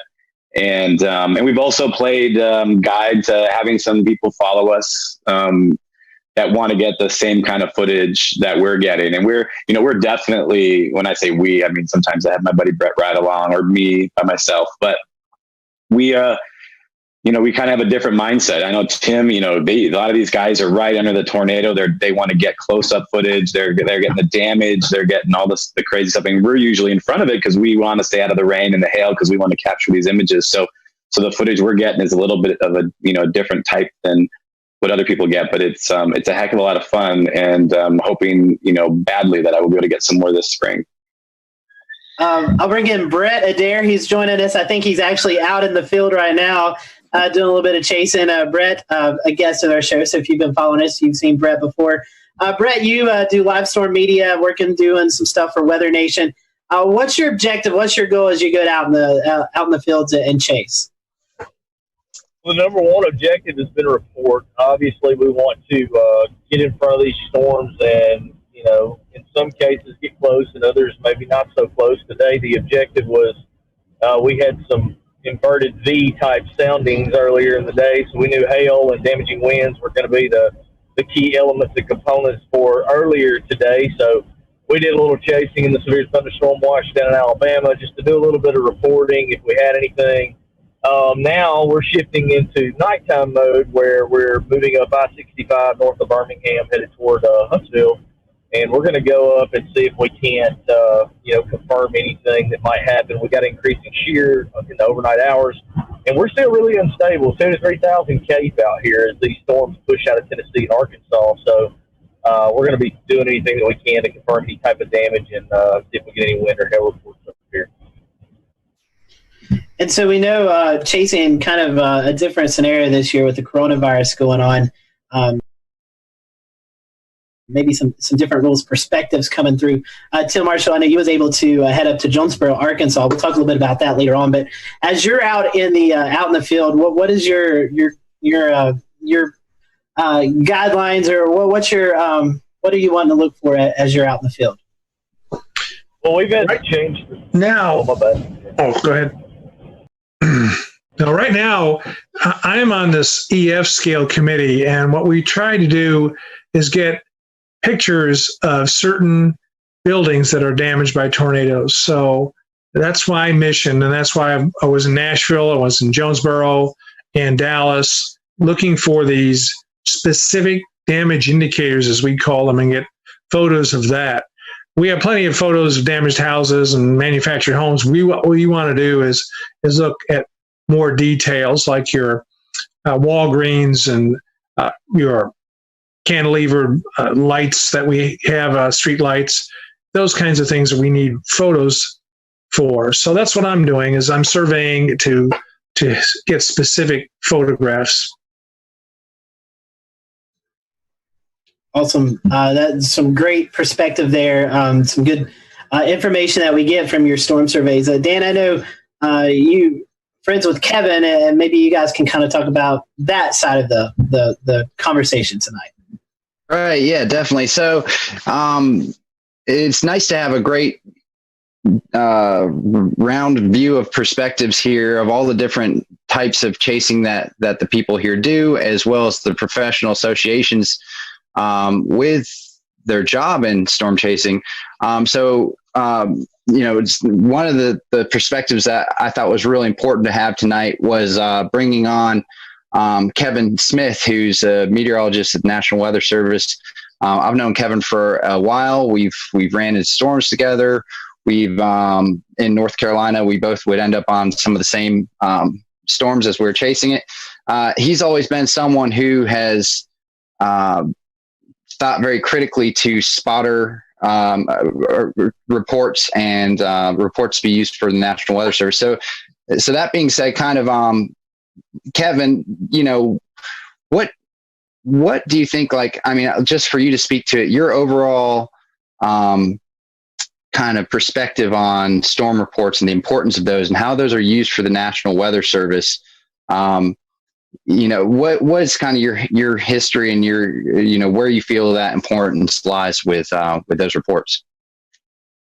Yeah. So going back to before I was in the Weather Service, my focus chasing has always been on reporting. And I know, we all chase for different reasons. There's research applications, there's chasing with tour groups as a means of making money and whatnot. Obviously a lot of research going on and whatnot, people looking for photos and videos.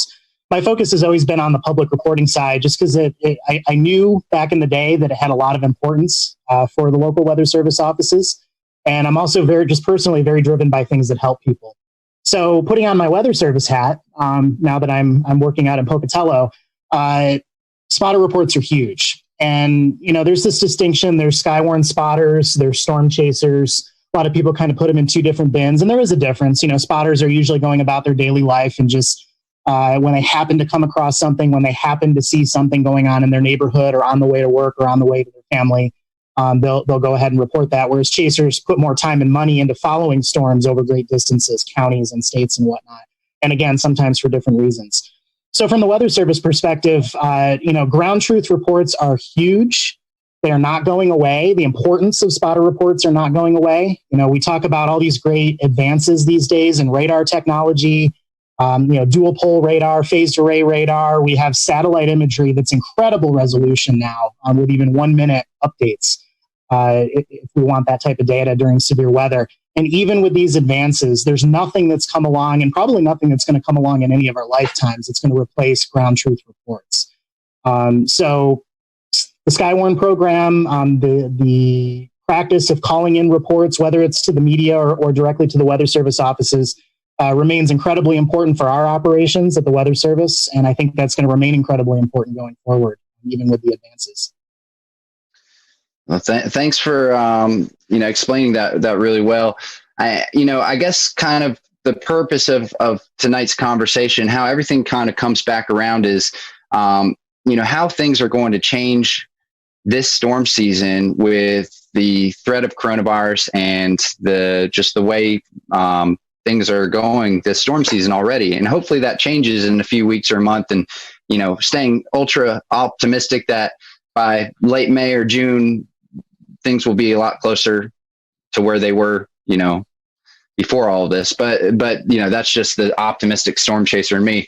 All that being said, I think one of the important things is, what if we're talking 5 years from now and we're looking back at this storm season, what are going to be the biggest takeaways? What are the most important things that may have happened weather-wise from a lot of people staying home, from a lot of research potentially being halted?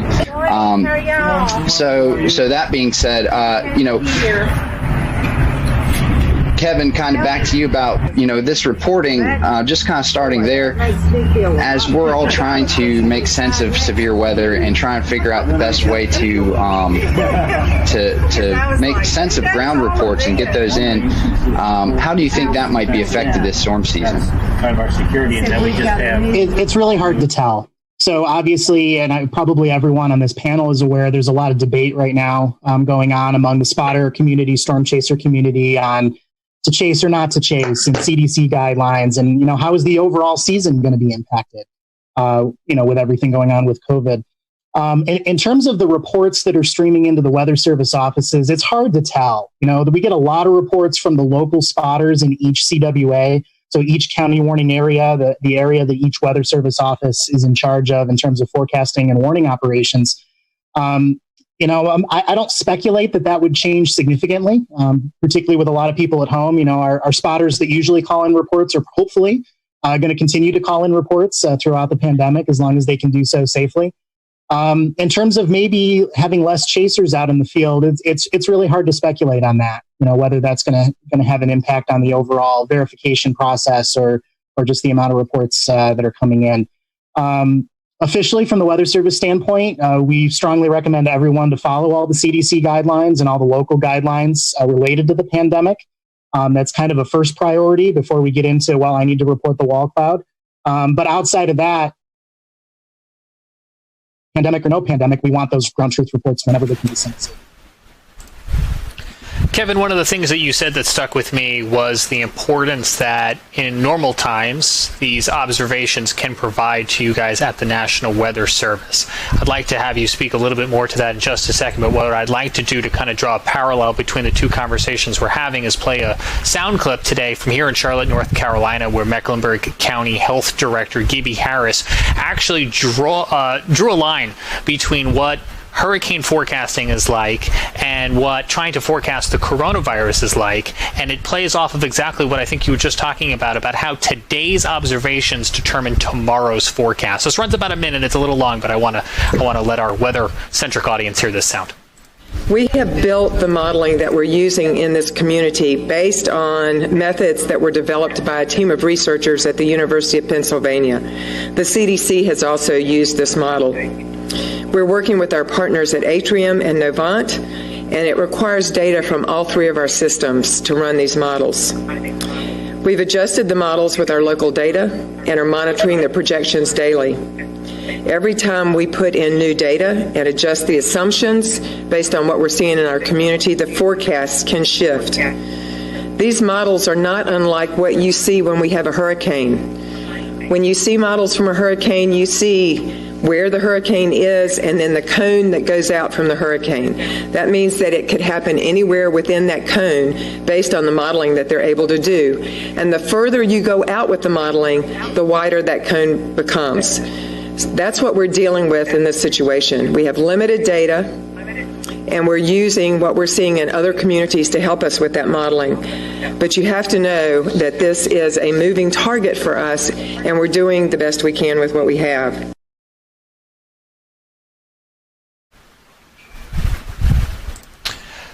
So, Kevin, those observations, whether they come from humans or machinery, really do play a role in the weather world to help with tomorrow's forecasting. Is that right? That's right, yes. And I think we're padded a little bit as far as spotter reports go. And what I mean by that is, obviously, when we're reducing weather balloon launches, which are directly inputted into the models that we use, if we're reducing observations coming from aircraft, because air travel is down so much right now with the pandemic going on. Things like that are direct inputs into the weather models are going to have a pretty clear and documented impact, I think, on some of the accuracy and just the performance of the overall model. When we circle back around to ground truth reports from spotters and from storm chasers, again, it's hard to ascertain. We're not plugging a spotter report or a chaser report directly into a model. And again, with the majority of spotters being on the spotter end of that spectrum and reporting from home, reporting from work, again, we're hoping that we don't see a big reduction in those types of reports coming in during the pandemic. But I can think of multiple examples all the way back to high school when I was a spotter back in high school. And then I kind of started to stray more and more into storm chasing as we went into college and then my adult life so far. There's a lot of different examples I can think of where actions were taken by the Weather Service immediately based on my report. And that's a really great feeling. As far as, we know spotter reports are valuable. I'm telling you they're valuable right now as a Weather Service employee. But being able to see that in real time. So, for example, back in Cicero, New York, just north of the Syracuse area, called in my rain gauge observation one day. This was back, I believe, toward the end of high school, and said, hey, we've had a thunderstorm. Our total accumulation over the last 45 minutes was measured as this much. And this is what I'm seeing in terms of minor flooding around the neighborhood. And within 3 minutes, an urban and small stream flood advisory was issued. And when you read into the text of the advisory, it said, at such and such a time, a trained weather spotter reported this much rain fell in 45 minutes. The weather spotter reported there is street flooding in Cicero. And multiple examples like that over my time as a spotter, where you can see that direct effect that report has. So I think it's kind of in a different category. Regardless of how the weather models are responding to changes in the data inputs right now due to the pandemic, I think spotting is always valuable. Calling in reports, whether you're a spotter or chaser, is always valuable, pandemic or no pandemic, and hopefully that's going to continue uninterrupted as we go forward this year. Hey, Kevin, one more question for you before we move over to Brett, Mike, and Tim. As a forecaster at the National Weather Service, if come May, some of these stay-at-home orders haven't been repealed and we can't get storm spotters out in the field, how will that affect the warning process? Yeah, so again, hard to say. I think the majority, my impression from my experience is the majority of our local Skywarn spotters that report into each Weather Service office, again, are local. And so I don't think there's going to be a huge interruption in general in terms of their ability to report what they're seeing in their backyard, the type of weather that's impacting their neighborhood and whatnot. And again, it's hard to categorize, if people are not going out as much as they would, if some of the local spotters are not driving the neighborhood looking for damage, maybe because of the pandemic, or if we're cutting down on the chaser presence out in the field, just from the storm chasers, whether they're local or coming in from another state. It's very hard to tell what type of impact that would have. But the final thought on that, again, is whether you're a storm chaser, whether you're a spotter, whether you're someone looking to get involved in that process, these reports matter a lot. We use them every single high-impact weather event and operations at all the weather. We'll return to Best of the Carolina Weather Group in a moment. Now your Carolina weather forecast. Here are today's forecast high temperatures for North Carolina. Here are the forecast lows for tonight for North Carolina. Here are tomorrow's forecast high temperatures. And here's forecast rainfall across North Carolina tomorrow. Here are the forecast highs for the day after tomorrow.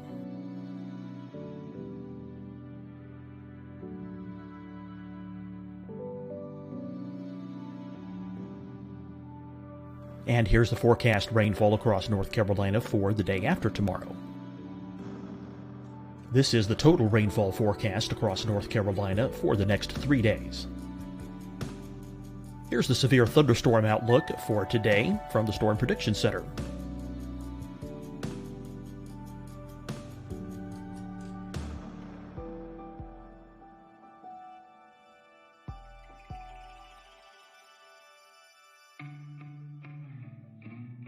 Here are the forecast high temperatures for today for South Carolina. Here are the low temperatures for today for South Carolina. Here's the probability of precipitation forecast across South Carolina today. And here are the rain chances across South Carolina tonight. Here are tomorrow's forecast highs across South Carolina. Here are the forecast low temperatures for tomorrow for South Carolina. And here is the probability of precipitation across South Carolina tomorrow. Here's the precipitation chances across South Carolina tomorrow night. Here are the forecast highs for the day after tomorrow in South Carolina. Here are the forecast low temperatures across South Carolina for the day after tomorrow. And here are the rain chances across South Carolina for the day after tomorrow. And South Carolina's probability of precipitation for that night. Here's the Storm Prediction Center's severe thunderstorm outlook across South Carolina for today through tonight. Here's the Storm Prediction Center's severe thunderstorm outlook across South Carolina for tomorrow and tomorrow night. And here's the Storm Prediction Center's severe thunderstorm outlook across South Carolina for the day after tomorrow through that night. Here's the severe thunderstorm outlook for today from the Storm Prediction Center.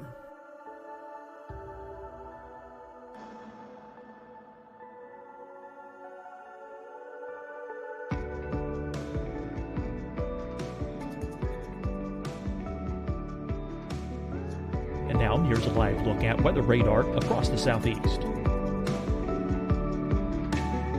Fight the spread and take a stand against coronavirus. Wear a mask in public. Stay at least 6 feet apart from others. And get tested. Join us and fight the spread. Visit scdhec.gov/COVID-19.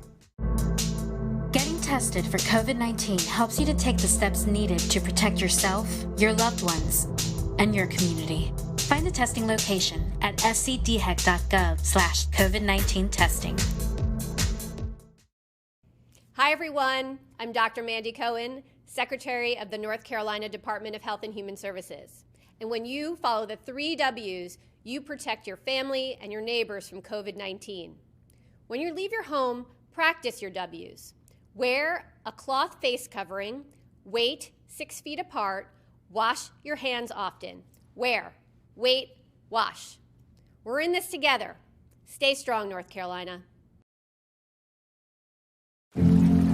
Deciding when to wear a mask isn't about who you know or how well you know them. Just ask yourself, will I be with anyone I don't live with?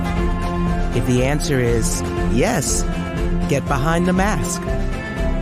Help slow the spread of COVID-19. Get behind the mask. Learn more at covid19.ncdhhs.gov. You'll see your Carolina weather forecast at 25 and 55 past. And now back to the best of the Carolina Weather Group on the all-new Carolina Weather Net.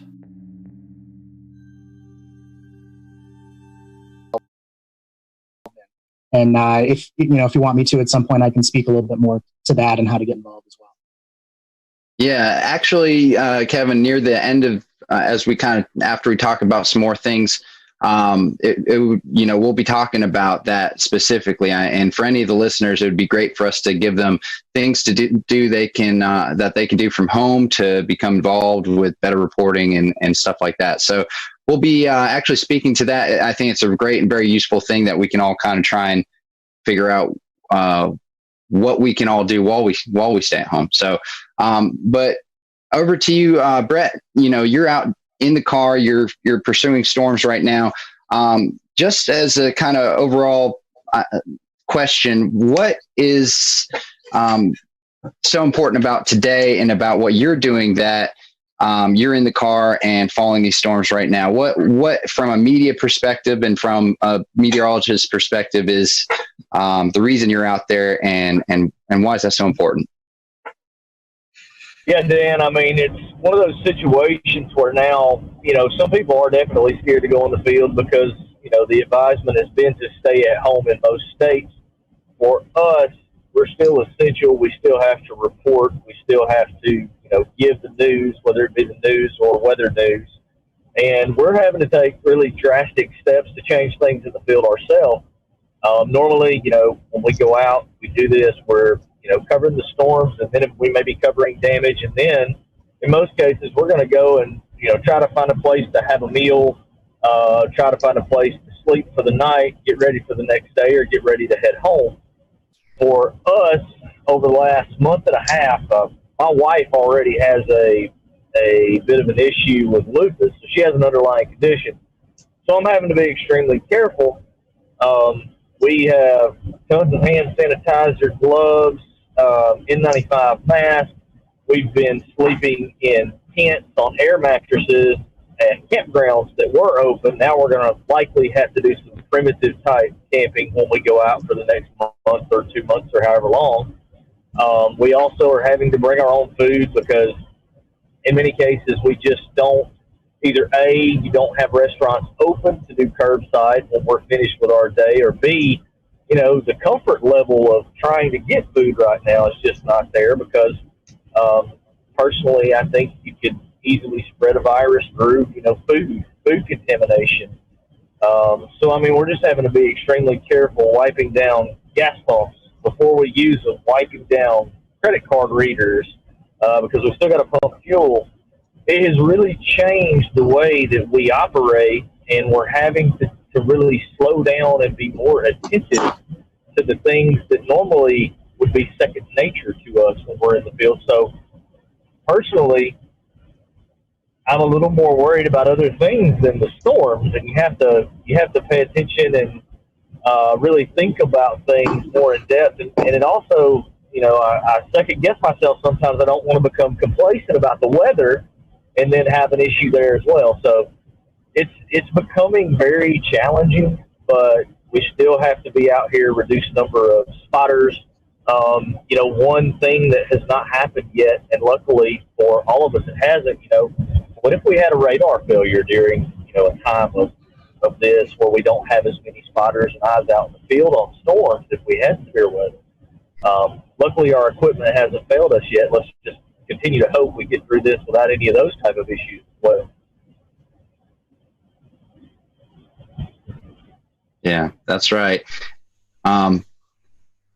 So, Tim, to kind of speak to you, you've already been out chasing as well. You've done your damage assessments. You've seen some of these effects probably as well. Is there anything like what Brett was talking about that you think you've had to change, or that's limited your ability to do your job or to pursue the storms? Absolutely. Everything Brett was saying with regard to carrying hand sanitizer. I have an N95 mask and have gloves, have surgical gloves, have a whole box of them. So every time I go to fuel up, I put on a surgical glove and then go ahead and proceed to use that and then throw it away after I fill up the vehicle. Fast food is the order of the day, obviously, and that's not good for my health. My doctor would certainly frown on that, but that's the way chasing is. So some of the fast food restaurants are still open fairly late at night, and even the Sonics we found were open, and not my first choice to go eat there, but if it's the only thing around, you want something warm there you go. Hotels I have not found to be a problem yet. I've been finding that many hotels welcome to have a visitor because they don't have hardly anybody in the hotels. So I'm not too concerned about that. So far, we've done pretty well. We've had a couple chases already, and it's been fun. But I think what happens is we'll see how things work over the next few weeks and months and see how bad it gets or if it improves any. And so, Mike, I want to bring you in because Tim lives in Texas, Brett's in Alabama. You're in Arizona, so you have to do a lot of traveling to get to where you need to be. What do you think the effects may be for you? Have you already experienced some of them? Kind of tell us, walk us through your game plan. Well, at least I haven't experienced them. I haven't been out chasing yet. I've kind of put a goal in my head of not chasing until May, just so I don't even think about it right now. I just want to wait till things maybe get a little better. Plus, I have 3 kids. They're out of school, and my wife works at our church where there's only a couple people working, so she still goes in every day. And so I'm kind of hunkered down, helping them, get caught up on schoolwork that they need to do. I'm the one going to the store to get groceries and all that. So it's actually been really fun, but also kind of, still trying to work and stuff on my own, which has been a little bit stressful with the kids. But, I'm trying to look at this time a little bit with some silver lining as a gift that I get to spend time with them and help them out. But all the precautions they're taking, I've been taking. I'm starting, I've freaking out. I sound a little sick. I have allergies out here. But on Friday night, I thought I was like, oh my God, my chest is caving in and I've got all these symptoms, and I had like a panic attack on Friday night. So, since then I realized I just have allergies. It's real bad out here for everybody. But I do everything, go to the store and wash my hands before I go in. I try not to touch anything. I've like trained myself not to touch my face. And it's just crazy how much your face itches once you've trained yourself not to touch your face inside a grocery store. And then I cannot immediately wash my hands and make sure and wash my phone if I've touched it, or credit card or whatever. So, but for me, at least coming up, it's going to be different. I usually will do tours for 7 days, 10 days. I don't know if any of those are going to happen. They don't usually start until mid-May. So right now I'm, one of the guys coming, he was a 77-year-old man who's come on a couple of my workshops before. He's like, I don't want to come and I don't want to stay in hotels, and which is great. I don't want him to risk anything he doesn't want to. But, for me, when I started doing this, I started in Arizona chasing by myself. And when I started coming out the plains, I had a buddy or two, but really my first time ever coming out was by myself. And I learned to chase solo and how to navigate, look at radar, and do all the stuff at the same time. For me, I'm almost thinking, it's going to be like kind of like a flashback to how I used to chase. And right now, the plan is to bring a cooler of food and a sleeping bag and a pillow and sleep in the back of my 4Runner. And if I need a, motel, I might even go in and bring my pillow and my sleeping bag, so I don't really have to touch the bed, and make sure I wipe everything down. And like Tim said, I have a neighbor who works with hotels, and, I know that some of them out there, they're going to need money. They need support as well. And so, in a way, hopefully we're kind of helping them out at the same time of being, safe and all that. So, my plan is to just kind of try to do that as much as I can. I've gotten used to driving out there, especially to, kind of to Denver, chasing, coming back to Denver, leaving my truck somewhere and flying home for, $100 a flight one way, which is pretty cheap, staying home for a few days, flying back out and chasing. So I don't have to do the crazy drives back and forth across New Mexico and everything. But this year I'm probably going to have to get used to doing that again. So I think it's possible it's going to be a little bit different than before, but my plan really is to, hopefully wait till May, maybe first, second week of May. I love late May and June anyway. It's about my favorite time to chase. Usually it's more picturesque, or it can be. But that's just kind of my goal. And if it's safe to go, I'm going to feel real good about it, but I'm definitely going to be ultra paranoid the whole time I'm out there, and try to avoid any, big chaser meetups, no Applebee dinners, none of that stuff. It's just going to be kind of staying below radar, just chasing and having fun and trying to just do what I really love, which is just be out there all night getting lightning photos. And honestly, storm chasing, at least to me, is one of the most socially distancing hobbies you can possibly have. That also, at least for me, is a job. So I get to go do that and really have an excuse to be away from everybody and not have to do anything. But other than, Tim and Brett said, wash your hands before touching a gas pump and avoid, that kind of stuff as much as possible. So at least that's my plan right now, but we'll see. It's, it's only early April. Who knows what's going to change? Yeah, definitely in a changing world. Kevin, I want to bring you in, and then we're going to go to a quick break. With the Weather Service, I know some things have to be kept internally, but as we get into storm season with the Weather Service, we see these bigger severe weather days. Sometimes the Weather Service brings in additional staff to help monitor social media, Skywarn, things like that. Does the Weather Service have any clue or any ideas or plans on how to address these bigger severe weather event days during the COVID-19 pandemic? Yeah, so the guidance we've been given is operations continue. So broadly in the Weather Service, we have a lot of people teleworking if they can, particularly on the management side, upper management, even some of our IT support and electricians type positions, electronic support, are trying to telework as much as possible. As far as operations goes, doing the forecasting for the airports, providing support for our partners, all of the severe weather outbreaks, all of that. I say business as usual. We're washing our hands more. We're spraying down the workstations. We're trying not to sit next to each other. So we're trying to practice social distancing and disinfect as much as we can. But we're going to bring in everybody that we need to work a severe weather event or a tornado outbreak. And it kind of comes down to risk. If we have the potential for big tornadoes to start wiping people out, there's a point where that risk potentially, particularly if we can't warn for it, that risk is going to become pretty big and be a pretty big threat to life and property. And, right alongside the pandemic, that needs to be addressed. So, we bring in everybody that we need on the operational side to handle the big events, just like we normally would before the pandemic. So, Tim, you were in Jonesboro just recently in the past few days surveying. Did you notice any effects of the COVID-19 outbreak and how that influenced storm surveying as well as storm recovery? Well, the people there were very cognizant of the stay-at-home order, but they also wanted to go out and see the damage. So there was, two types of people out there. There were people who did stay home, and then there were people who were out in their cars taking cell phone pictures of the damage and destruction. The police were all over there, and funny because talking to the police there, one police officer shook my hand, and then we both thought, wait a minute now, we shouldn't be doing that. And then other officers would say, well, we could just, say hi or something like that. And that's great. So there was some of that. And then the hotel I stayed at up in Jonesboro, they said that before the tornado, they had 20% occupancy.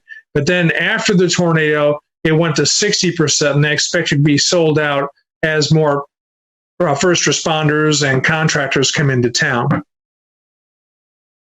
So in a way, it brings back some business. Absolutely. Wow, that's scary stuff. It's the worst case scenario that a major tornado goes through a populated area at a time like this. And obviously that's awful no matter when, even when there's no virus wreaking havoc through the world. But that's just awful for those folks. Over to you, Scotty. Thank you, Evan. Tim, I want to keep you up and bring Kevin in as well. Tim, you were able to kind of go through Nashville, Tennessee, look at this tornado damage that went through downtown. That was pre-COVID-19, before everything kind of shut down. You was in Jonesboro after COVID-19. So you did storm surveys on both. So I want to ask you, how are those storm surveys different? Have you noticed anything? And then Kevin, I want to piggyback that off to you as how will the Weather Service conduct these storm surveys when we're in this time of social distancing? So Tim, I'll throw it to you first. Well, as far as Nashville and then Jonesboro is concerned, I was still able to get around without any problems whatsoever. I was able to do my survey without any problem. I do a lot of walking as well, and I have all the credentials with me. So, I have my hard hat on and I have a jacket on that says, that I'm a surveyor. So those kinds of things, people recognize me as somebody who's supposed to be essential out there doing the job. And that's what I do. So I've had no problems with it myself. And like I was saying earlier, there's two kinds of people out there in the Jonesboro area, those that stayed home and those that went out and took a look at the damage. And it wasn't anything too bad because it's a rural town, and it didn't have the hundreds of people that have had it or died from it yet. And so it wasn't really that impactful to a lot of the people I spoke with. They didn't realize the full extent of it, I don't think, like some of the bigger cities have. It's because they're out 2 hours from Little Rock, for example, and they're out in the country, and they don't have the concentration of COVID positive cases as something like Little Rock. And Kevin, with you guys doing out National Weather Service storm surveys, I know you got the credentials and stuff, but sometimes you maybe interview or interact with homeowners and business owners and things like that. Is there any guidelines that are changing during this COVID-19 period? Yeah, so luckily we haven't had anything to survey yet out here in Idaho. Certainly less severe weather than the plains. Which makes it a little bit nicer. But, storm surveys are a responsibility of the Weather Service, usually a lot of times in conjunction with local emergency management and some other partners. And as they fall under operations, we're going to proceed forward with what we need to do. Certainly, there's going to be social distancing. There's going to be an increased emphasis on safety and disinfecting and masks and things like that, just like everyone else is doing. So that's the main difference there, is that type of stuff is going to come into play in a pretty big way. as we go out and do that. But storm surveys will continue. I'll mention too, since it relates to chasing and spotting, we've had to cancel our outreach. A lot of Weather Service offices are essentially locked down. We're not letting contractors in anymore. We're not we're not interacting with people who are delivering packages. We're not allowing tours or visits or any in-person meetings of any kind. And that includes the outreach we do out in the field, like Skywarn classes to train new spotters. So a lot of that has been canceled, and actually just about all outreach across the country for the Weather Service has been canceled or postponed until things get better in the course of this pandemic. We have increased, most offices have increased their virtual presence. Some offices are doing more virtual online Skywarn classes that people can dial into live. So there's been a little bit of more of an emphasis there, and that's a trend that's been going on for years. A lot of offices have been starting to do that anyway. But that's certainly taken on a bigger role here during the pandemic since we're avoiding all of that in-person contact. So, Kevin, if I was let's say this was my first year trying to get involved with severe weather, whether that's the information or the spotting or and I have to do most of that from home, what other things would you recommend that I could get into to be able to kind of enhance my knowledge and also my ability to report from my local area for home, things such as CoCoRaHS or MPing, anything like that you can think of? Yeah. So there are two ways to look at this. One, business as usual as far as reporting for local spotters. If you're going to work, if you're at home, you see severe weather, before we wanted to know about it, we still want to know about it. And it's certainly, a safe social distancing activity as far as reporting electronically or over the phone. CoCoRaHS is great. We use that data at the Weather Service offices across the country routinely for precipitation events. So getting involved in CoCoRaHS, whether the pandemic was happening or not, is certainly something that's encouraged. Getting involved in your local Skywarn program and becoming a spotter, certainly encouraged. And then there's other technologies out there such as Spotter Network and MPing that are both pretty popular among the spotter and chaser community.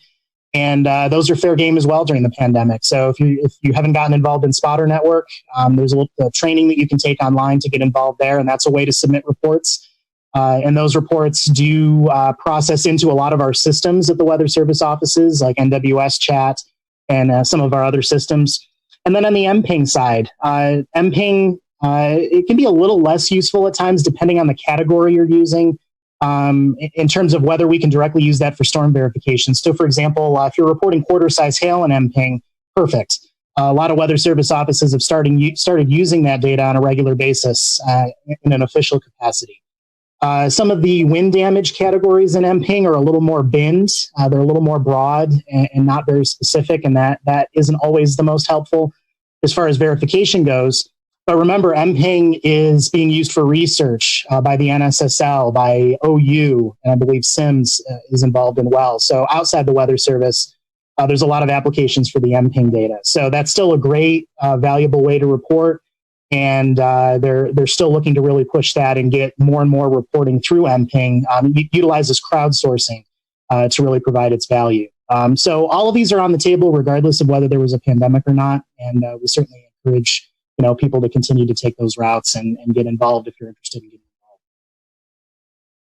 Tim, involved. in years past, you've been involved in projects such as Vortex 2 and more recently Rotate. How might this diminish travel and being more careful about what you do while you're out chasing? How might all of those things affect severe weather research this season?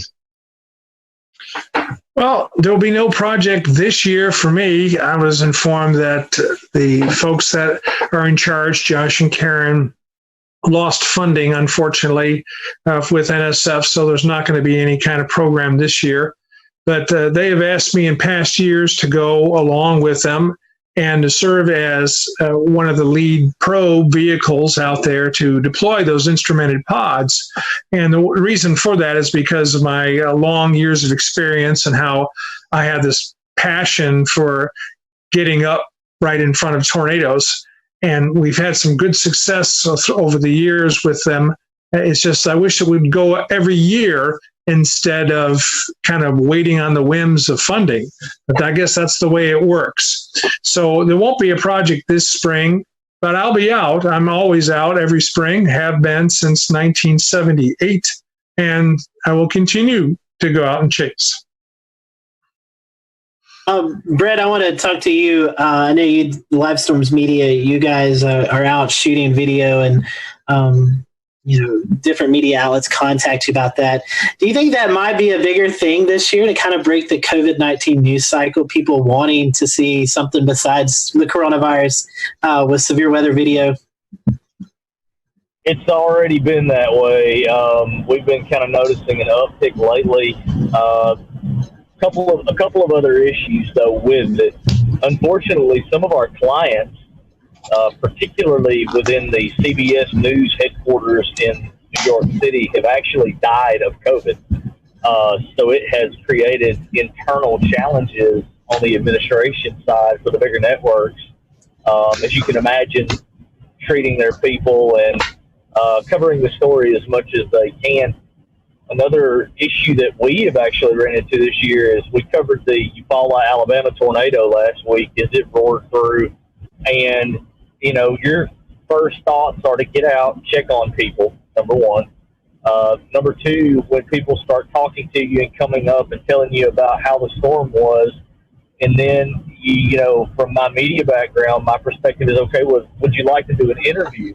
And it's very, very hard for me to try and retrain myself. Wait, I can't mic this person up, or we're going to have to take a different approach. We're trying to stay 6 feet back. Well, the boom mic pick up the audio, those type of things. So the actual coverage element has had to change overall as well due to COVID. But back to your original question, yes, we've seen an uptick in weather video. I think really and truly, there's so much doom and gloom with the curve and the number of fatalities nationwide, the number of cases, that anything that is different that's going on television, people are kind of glued to, because they know the seriousness of the situation, but they're getting burned out on hearing about it. Definitely so. Well, I know we're running up on the hour. I want to invite you guys to stick around for just a little bit more. We're going to do a weather roundtable. But before we do that, I would love to give you an opportunity to promote any website, social media that folks can follow you on. Mike, I'll start with you first. How can people keep track with you as we get into the storm chasing season? Pretty much, unless it's something called TikTok, which I've never understood what that is, you can find me. So Twitter and Instagram and Facebook, and my name for my website and all that. But if you Google my name, you'll probably find it. I think we may see Mike on TikTok before long. We'll return to Best of the Carolina Weather Group in a moment. Now your Carolina weather forecast. Here are today's forecast high temperatures for North Carolina. Here are the forecast lows for tonight for North Carolina. Here are tomorrow's forecast high temperatures. And here's forecast rainfall across North Carolina tomorrow. Here are the forecast highs for the day after tomorrow.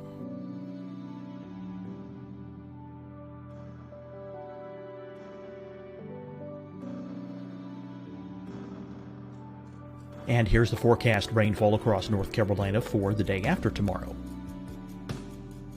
This is the total rainfall forecast across North Carolina for the next 3 days. Here's the severe thunderstorm outlook for today from the Storm Prediction Center.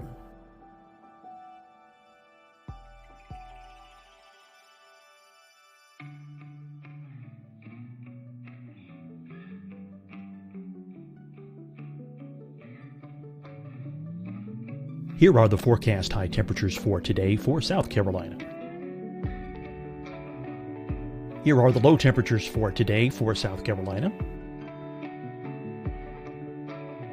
Here's the probability of precipitation forecast across South Carolina today. And here are the rain chances across South Carolina tonight. Here are tomorrow's forecast highs across South Carolina. Here are the forecast low temperatures for tomorrow for South Carolina. And here is the probability of precipitation across South Carolina tomorrow. Here's the precipitation chances across South Carolina tomorrow night. Here are the forecast highs for the day after tomorrow in South Carolina. Here are the forecast low temperatures across South Carolina for the day after tomorrow. And here are the rain chances across South Carolina for the day after tomorrow. And South Carolina's probability of precipitation for that night.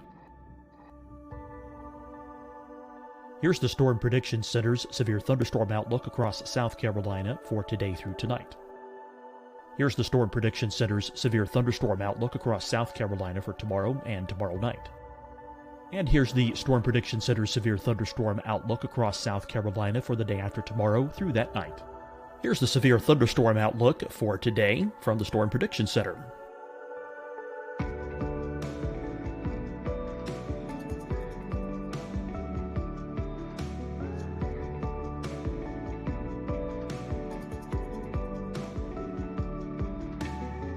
Now, here's a live look at weather radar across the southeast.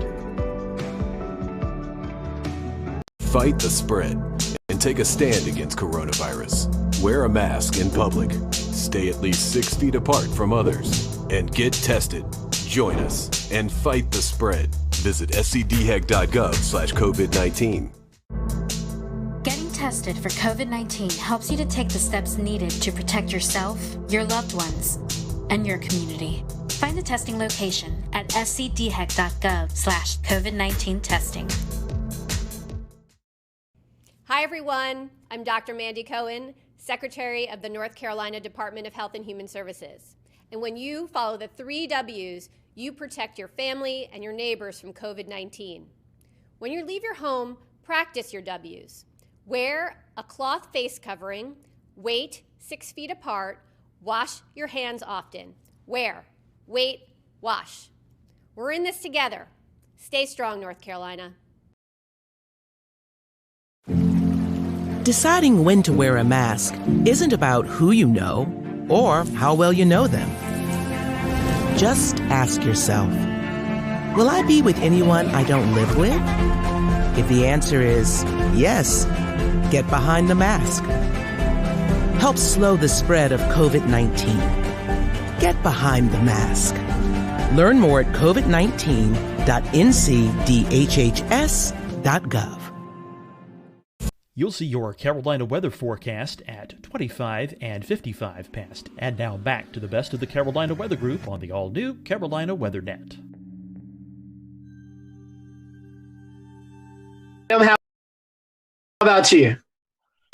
Well, I'm on Spotter Network. When a storm gets going, then I put my beacon on, but not until my target storm is going. So people cannot follow me until there's a target storm there. And I'm on Facebook. That's the only social media I'm on.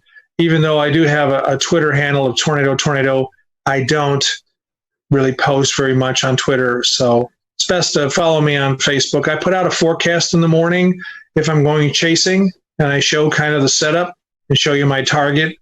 So that's not done by too many other chasers, but that's what I do. So at least they have an idea of where I'll be in the afternoon. I always enjoy seeing your Facebook posts, drawing the target area of where you are headed towards. Brett, how about you? How can we follow you? Yeah, we're on Facebook. Obviously, I have a personal Facebook with Live Storms Media. You can see all kind of cool videos, and then the YouTube channel, Alabama Storm Tracker on Twitter. And if you got an iPhone, Android device, which most people do these days, the live chasing app. That's one thing where people are going to be able to get some entertainment. We're going to have a lot of new live streamers streaming storms this year, and we're going to be running on livestormchasing.com. Also, lots of cool new features coming as we go through the season. And then, Kevin, if we find ourselves in Idaho up in your area, how can we follow you? Well, unfortunately, with my focus always being on calling in reports, and that's been, always been kind of my core focus. I haven't really dabbled much into having social media pages for people to follow me on. So not super helpful there. I have a personal Facebook page. I post some photos and video, mostly for friends and family. And I'm on Spotter Network. So for the chaser community and the spotter community, you will see my beacon moving around when I'm out on chases on Spotter Network. I'll toss out there too, since I don't have a personal page that's public. The last question I kind of said, well, there's two different things here. One of them, like I talked about, is the spotting and chasing side and calling in reports. But for people who are home teleworking right now, or maybe just have more free time on their hands because they are isolated because of the pandemic, one way to get involved if you want to expand your knowledge a little bit in the world of weather, weather.gov/learning is one of our official websites where we've collected together a lot of different things. So some of it designed for children, some of it designed for everybody. And I believe there's links to like Comet Med Ed and some different programs in there where actually you can take Skywarn spotter training online and get that to your local office. But a lot of different resources there for anyone looking to pick up a little extra knowledge or learn a little more about weather if you have extra time at home during the pandemic. Climatologically, this is the prime time for severe weather in the South. So we'll definitely be keeping our eyes on that. And James, today, the National Weather Service, NOAA, Weather Ready Nation ambassadors, all were promoting Safe Place Day. Safe Place Selfie Day. I'll say it that right the second time. Safe Place Selfie Day. And so, James, I know you were able to capture a few selfies. Yes, the first one comes to us from the National Weather Service in Greenville-Spartanburg, making mention of social distancing. Have you thought about where your safe place is at work? For that point in time when we actually went to work. For them, it would be their break room, which doubles as their storm shelter. And you'll notice that it is empty here, as we've talked about with so many of them working from home. This guy's going to look real familiar to you. Here's Scotty Powell in his, is this a basement closet, Scotty? This is the basement bathroom, yeah. Yeah, you got your helmet on, which is good. You have your tools. And loyal viewers of the show will know that we've actually seen Scotty reporting live from this space while seeking shelter. So we're used to seeing that wood paneling there behind him. And then... Remind me, it happened about this time last year, right? Yes, I believe we were talking about that earlier. A year ago, coming up, not the 16th, because that's a different tornado outbreak, but it was about a year ago that all took place. And then here's my picture. We moved into our new house a couple months ago, and I'm still trying to figure out where everything is, but we have this really nice space under the stairs, and I was going to pose with my emergency hand crank radio because it's important that when you go into a shelter, you can continue to receive information, but it's actually acting as the flashlight in this particular photo. So it's not too late. If you have not already taken your picture, you can send it using hashtag #SafePlaceSelfie, and it's just always good to know exactly where you're going to go, how you're going to get there, and if you're like me, make sure you clean the space out, clean the closet out, maybe the day or so ahead of time so you can get in there in a moment's notice. Scotty, back over to you. Yeah, so we have a couple of days. We'll be watching that severe weather possible setup over the weekend. So that's all for tonight. Next week, we're going to be talking about the April 16th, 2011 tornado outbreak in the Carolinas. So be sure to tune in next week. We all hope you have a great Easter weekend. Stay safe out there, and we'll see you next time here on the Carolina Weather Group.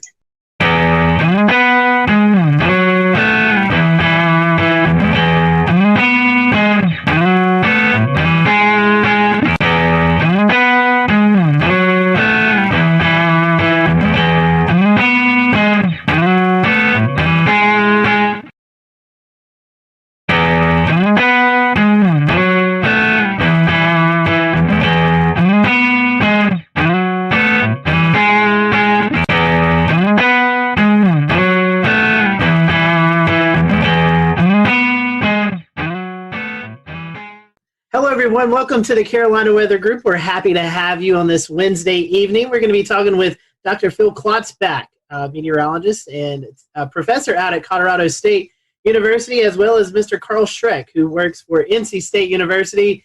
You've also probably heard him associated with NOAA up in the Asheville office. So, Carl, a fellow North Carolinian on the show tonight, and we're going to be talking about some research that they've put together, and they are trying to get a little momentum behind of this theory of classifying hurricanes not by the traditional way of wind speed, but more of surface pressure.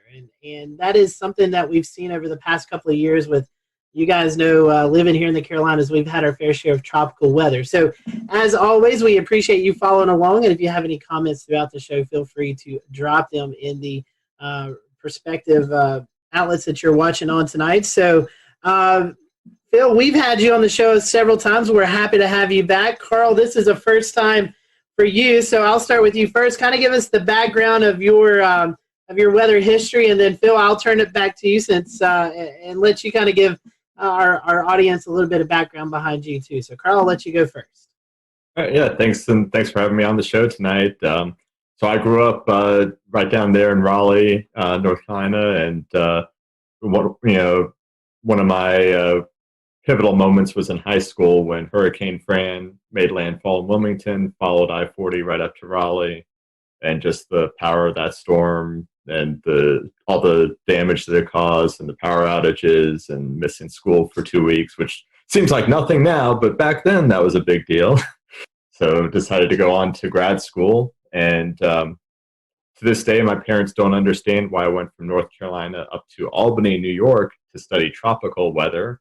But Albany is actually kind of one of the hot spots for tropical meteorology. And I did my PhD, master's and PhD in tropical meteorology up there, mainly large-scale things, equatorial waves and the Madden-Julian oscillation on subseasonal scales.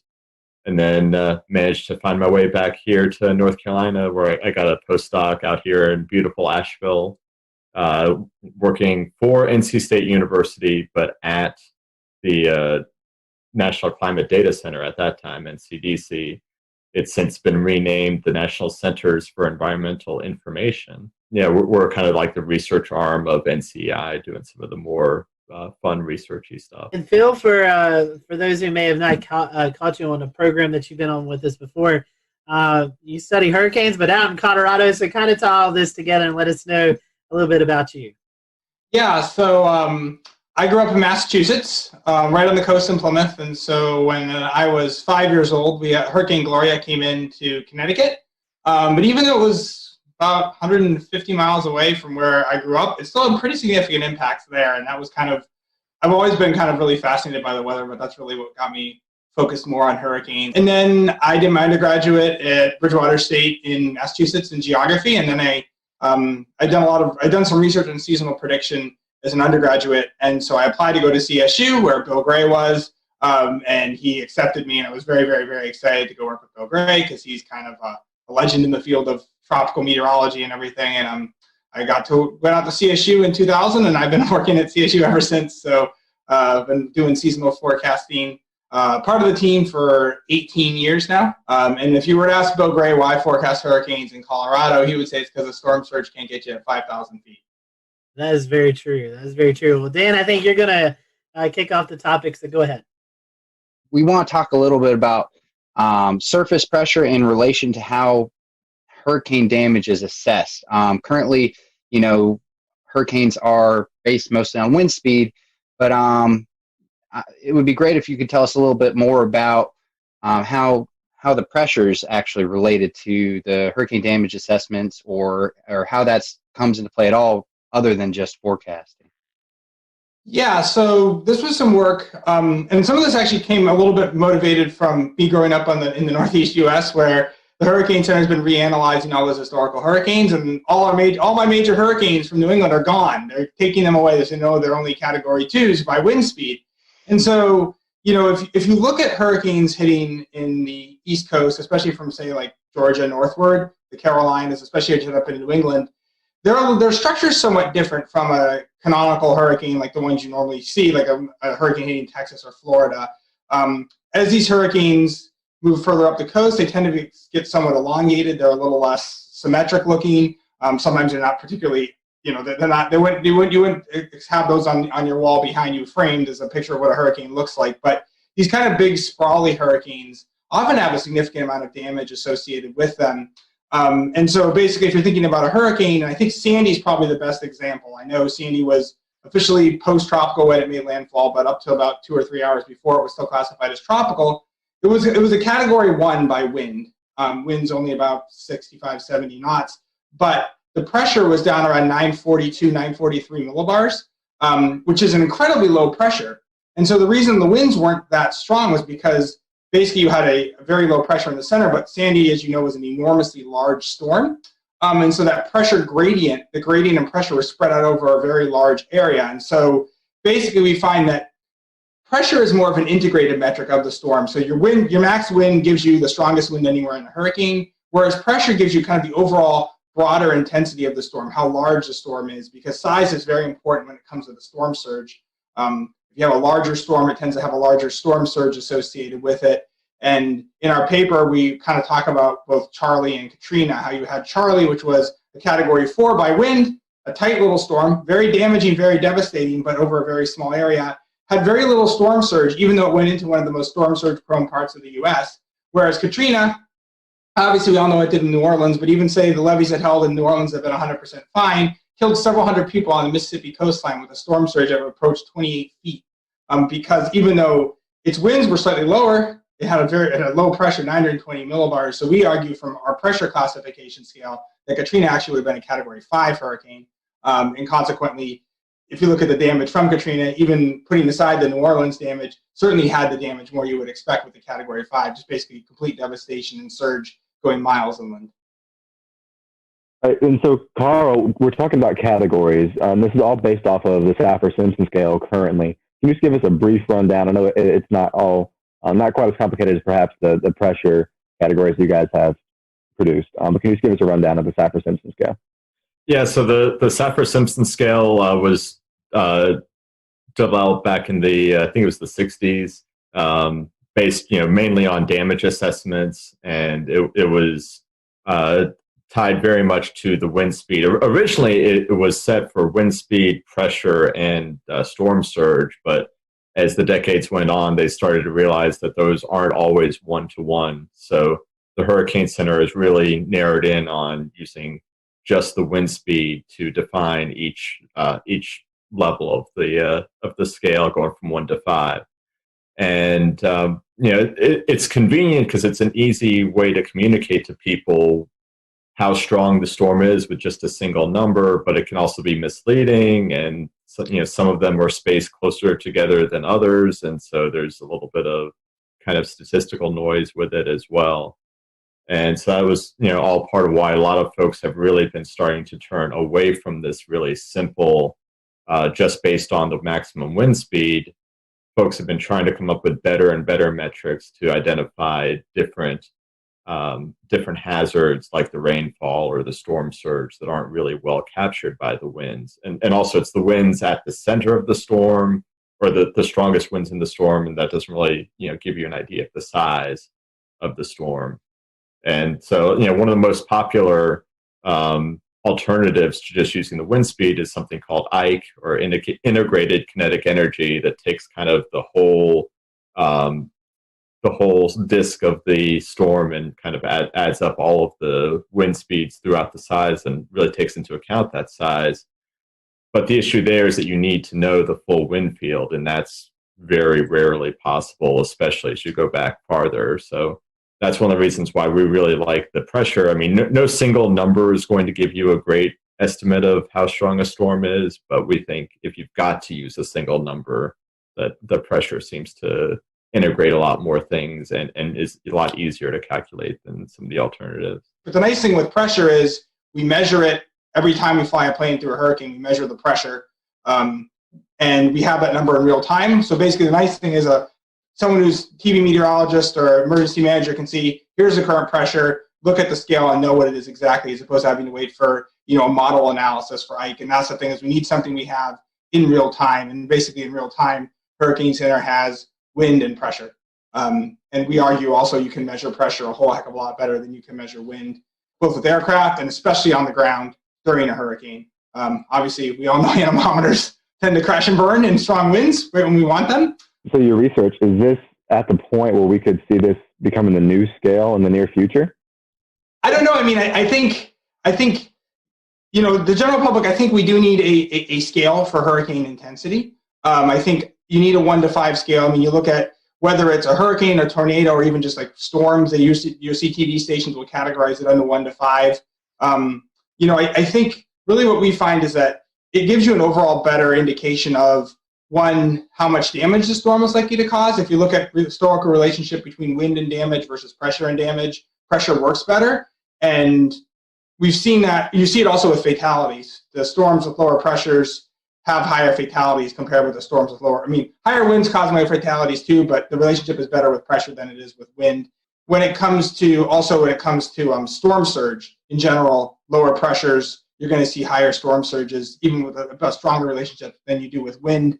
And one of the big things we've seen is a pushback against Saffir-Simpson in the last, say, 10 to 12 years, as with these large storms like Ike and Sandy doing a lot more damage than we would expect from the category. But if we were categorizing them by pressure, we wouldn't necessarily have that strong pushback because they've actually worked pretty well. When you look at the pressures, they correlate really well with the damage. And obviously all we're looking at is the storm itself. We're not looking at where the storm is making landfall, because obviously if a storm makes landfall in, a major metropolitan area like Miami or Houston, it's going to do more damage than if it makes landfall in a much sparsely populated area. So just simply looking at the pressure, we can explain about 55-60% of the variability in the damage, not even knowing where the storm is going to make landfall. So for a rapidly intensifying hurricane, would this provide any more, any better communication tools, or how would this apply to a storm perhaps like Michael that was rapidly intensifying as it approached the Florida coastline? When it comes to rapidly intensifying storms, it should work about equally whether you're using wind or pressure. I would say typically your pressure is going to, you may see the pressure fall. The pressure often will fall just ahead of where the winds pick up, so it might give you a little bit of extra notice. I think a lot of what you find is that pressure works well for these storms. I would say that pressure is going to work a little more robustly than wind when you have an eye wall replacement cycle. Because when you have an eye wall replacement cycle, the storm grows in size, the winds come down, but the pressure will maybe go up a scooch, but it's not necessarily going to go up. You're not going to see as big a dramatic a variation in the pressure as you do the wind. And so often when these storms go through eye wall replacement cycles, it's like, oh good, the winds are coming down, but the pressure is staying the same or even going down at the same time. And so it's not, things are getting better, it's the storm's getting larger. And basically, kind of the way I always figure it is that the pressure's falling, there's other things that come into play, but in general, if the pressure's falling, the storm's either the winds are picking up, the storm's getting larger, or a combination of both, all of which is bad. And we saw this a bit with Hurricane Dorian last year, is that once it emerged from the Bahamas, it was it had weakened, the winds had come down, and the pressure had gone up. But then we had a few hours where the winds were still coming down, and the pressure was actually dropping at the same time. And so you kind of see the wording that the Hurricane Center was using where it's like, okay, the category may have come down, but the storm is growing in size, so it's not like the risk is getting any lower. And so I think that's why we argue it's a smoother and more continuous function than is the wind overall. It's a lot less volatile. And again, I think really one of the key things is we measure it a whole heck of a lot better too. Well, and you touched on earlier how the winds were, they're always going to be concentrated kind of in a smaller area. The strongest winds, as where the wind field itself can be a lot larger and still be very damaging. And how does, assigning a number to a hurricane, a category number, obviously when it comes to research purposes, you're going to be able to look at a lot more factors. But when it comes to emergency management and assisting funds that are associated with these storms, can either of you speak to, how putting a number to that storm might affect that system if you have a 4 versus a 2, and how many funds you would be able to get from that, and why it would get better to have a better rating system?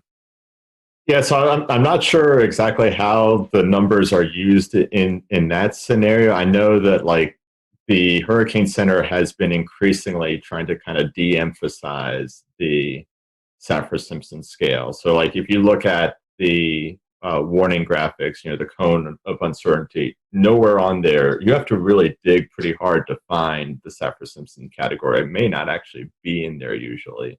They usually just give the wind speed and the pressure. They'll put, hurricane, major hurricane, which is category 3 or greater, but they don't really get beyond that because people seem to focus too much on the category.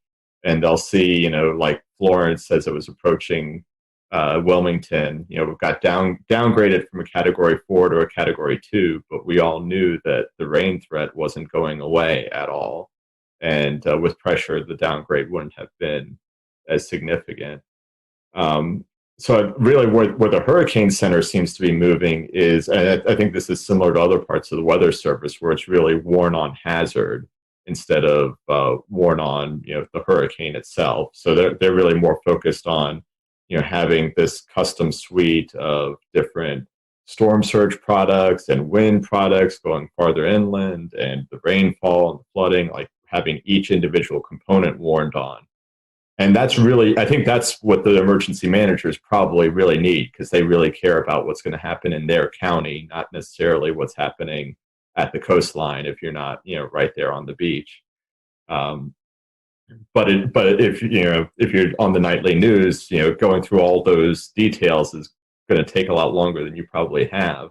And so that's why boiling things down to just one number still is valuable. It's just a matter of trying to figure out what one number is going to be the best for it. And we think this is a better solution, but we'll see how quickly people pick up on it.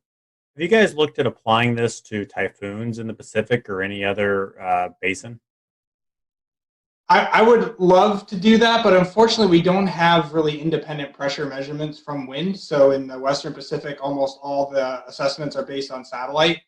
And so they have basically what's known as the Dvorak scale, intensity estimation scale. And basically it and all its derivatives are based off of satellite presentation, and then they assign a wind and a pressure based on that. So unfortunately, the Atlantic is really the only basin we have independent pressure measurements to actually be able to do this analysis.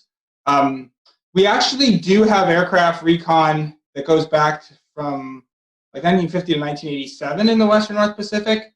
Unfortunately, I don't think, Carl, you can correct me if I'm wrong, but I don't think the pressure is archived in the best track, though, unfortunately. So the statistics at the end of the year, basically the Hurricane Center or the Joint Typhoon Warning Center in the Western North Pacific will go through and reassess the storm, maybe tweak its location slightly, or will maybe change its intensities. And so in the Atlantic, they archive the position, the wind, and the pressure. In the Western North Pacific, they only archive the wind speeds. So the other really interesting thing that Phil was touching on there with the West Pacific is, so the Joint Typhoon Warning Center, their best track historical data only reports the wind for most of the record. But we do have the pressure fixes from recon data. And the really ironic thing is those winds that are reported in the best track were almost never measured. Because if you think about it, right now, most of the winds that we get are primarily coming from dropsons. And, we look back in the 50s, we found a schematic of what a dropson looked like in the 1950s. It literally had a record player in it, like a turntable dropping down out of the sky. How accurate do you think that was for measuring the wind speeds? Not very. So, really what they were... We'll return to Best of the Carolina Weather Group in a moment. Now your Carolina weather forecast. Here are today's forecast high temperatures for North Carolina. Here are the forecast lows for tonight for North Carolina. Here are tomorrow's forecast high temperatures. And here's forecast rainfall across North Carolina tomorrow. Here are the forecast highs for the day after tomorrow.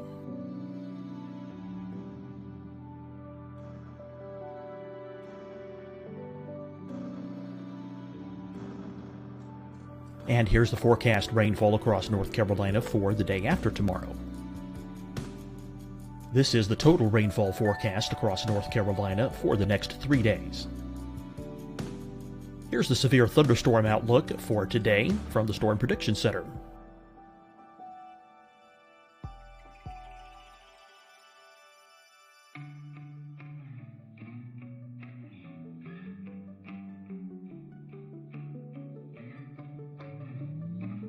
Here are the forecast high temperatures for today for South Carolina.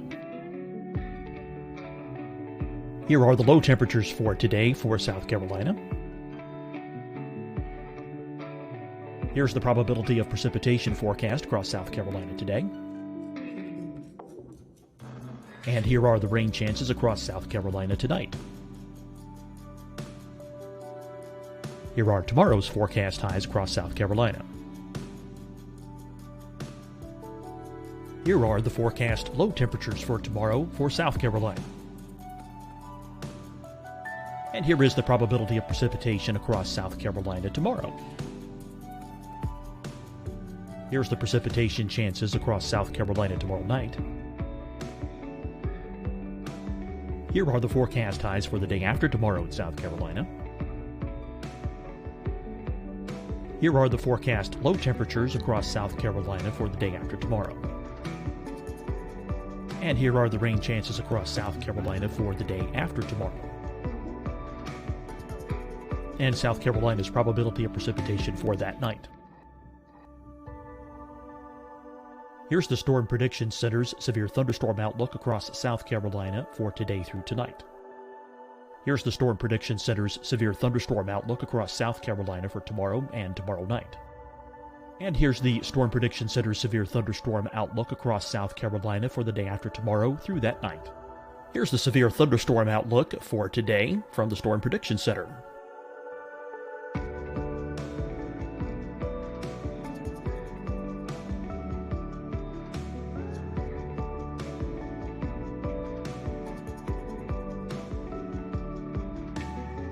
Now, here's a live look at weather radar across the southeast.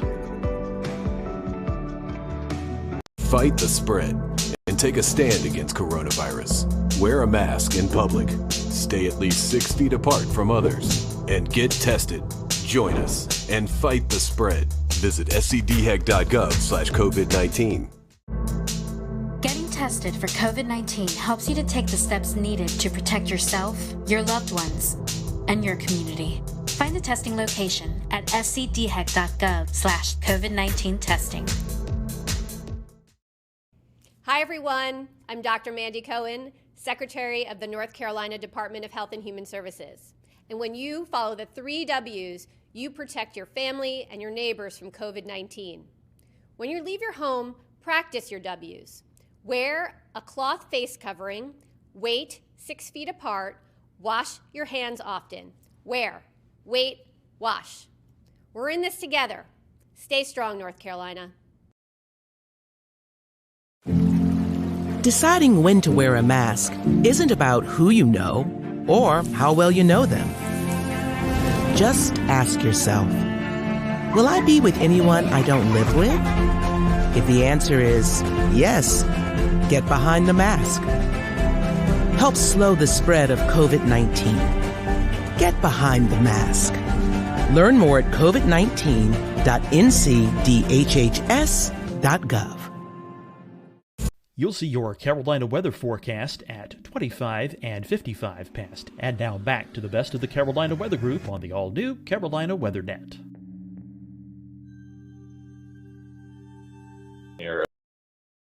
In the West Pacific was they were actually measuring the central pressure and then using their best guess of a wind pressure relationship to estimate the winds from that pressure, because the only way they could really measure the winds was to look down at the ocean and see how much spray was coming off of the waves.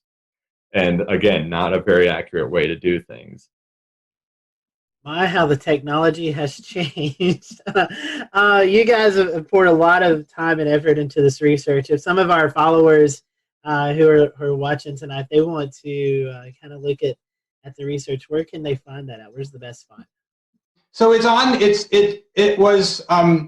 been accepted. It's currently in early online review for early online for publication. So you can view it. It's currently the way it was accepted, the way it's currently formatted. They'll actually put a nice new formatting on it. It was supposed to come out in April, but I still haven't seen like the final version. So I suspect it's now going to be May. We have some other stuff going on in the world, so a lot of stuff has been delayed. If you search Phil Klotspot, Carl Schreck, and wind pressure, you'll definitely find it from that. There's not a lot of us roaming around. Well, gentlemen, we certainly appreciated your time tonight talking about this as we get into the tropical season. I know there's a lot of conversations going on in the weather industry about the Saffir-Simpson scale and maybe adapting or changing a little bit. I think tonight you've got a little bit of an idea of what a future scale may look like as we go throughout the next few years. So Gentlemen, we certainly appreciate your time, and hopefully this tropical season will be a little bit quieter, but if not, when you hear about surface pressure, hopefully tonight's episode will kind of give you a better idea about how we're determining the damages that these hurricanes could cause. So thank you for watching the Carolina Weather Group. Hope you have a great evening, and we will see you back here next time.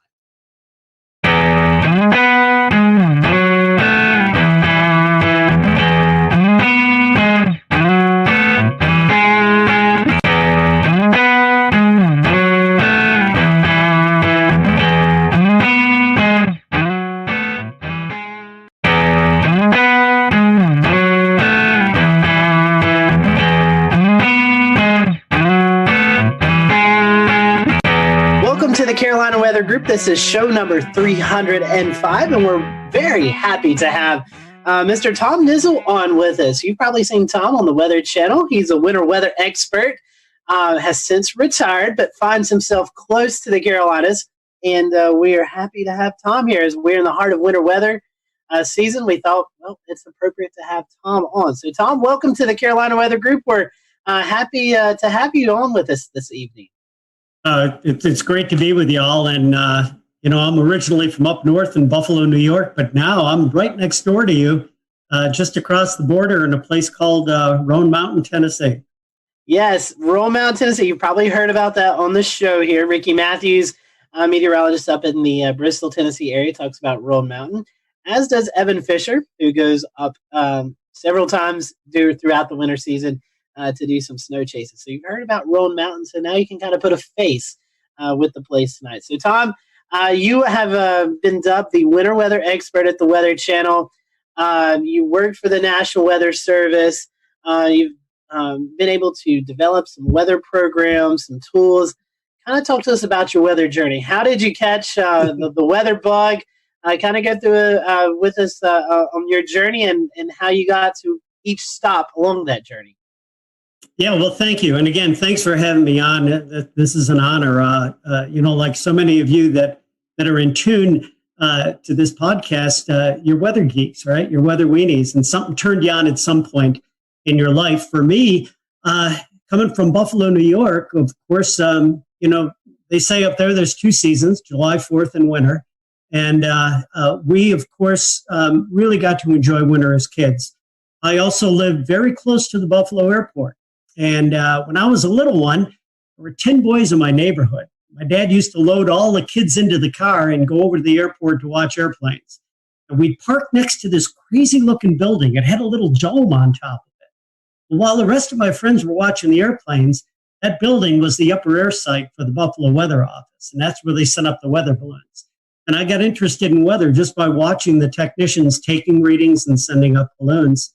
And my love of winter weather, of course, was in my DNA, because when you live in Buffalo, you learn to enjoy the snow and get out and play in it. So it's kind of my beginnings. And Tom, talking about winter weather, before we kind of transition into more conversationally, winter weather is different. You said you grew up in Buffalo, you're kind of used to it. Now you live here in the South in Tennessee, where the mountains of Tennessee obviously sees more snow than when, let's say, you lived in Atlanta, Georgia. So can you talk a little bit about the differences of how people perceive snow maybe in Buffalo compared to here in the Southeast? Well, yeah, it is fascinating. And, when I lived up north, we used to, and I mean this in sort of a respectful way, but we would laugh at the people down south having all kinds of problems with a few inches of snow. Well, then I moved down to Atlanta, and we got a couple of interesting events with only a couple of inches of snow, but temperatures below 32 degrees that turned that snow immediately into ice. Atlanta's a pretty hilly area. I came from flatlands up in Buffalo, and I very quickly found out that when there's no salt to salt the roads and treat the roads, and you're in hilly conditions, I don't care how good a driver you are, you're going to be stranded. You can't get around in that kind of weather. And so it's not as much that people are wimpy in the South and can't handle the snow.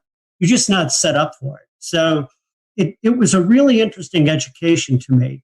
But it was also fascinating when I first got to the Weather Channel that when we would talk about snow in the South, I would kind of just push it off like, yeah, there's going to be a little bit down here. And everybody would say, no.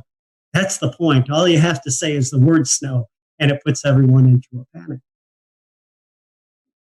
Ain't that the truth? The time, that we're talking about this, we just recently had a snow scare here in Charleston. Somebody, a snowflake showed up on the app and everybody freaked out. So it's, I get it. I lived down here a long time, and it just freaks everybody out. So let's talk a little bit about you started, you really got your big time in weather before you came to the Weather Channel. You were at the National Weather Service up in Buffalo. You were up there, did a lot of really, a lot of really cool things that we're going to talk about here later in the show, such as Buff Kit, and but also naming winter storms was something that came out of the Buffalo office, as I recall. I want to talk a little bit about that and just how that, and just your time up there and how the winter storm names came to be. Well, let's start with career real quickly here. It's great to be in the right place at the right time. When I graduated from college with a bachelor's degree out of State University of New York in Oswego, one of the lake effect snow capitals of the world, I worked research for about 3 years in the Buffalo area in atmospheric science, and then transferred over to, at that time, the Weather Bureau, now the National Weather Service office in Buffalo. And immediately began this interest in lake effect snow, this crazy type of snowstorm where it can be snowing in one part of your town with 2 feet of snow, and 10 miles away you could have green grass. I was born and raised with that, but I didn't understand it that well. So getting into the Weather Service office in Buffalo really sprang my career into learning more about lake effect snow.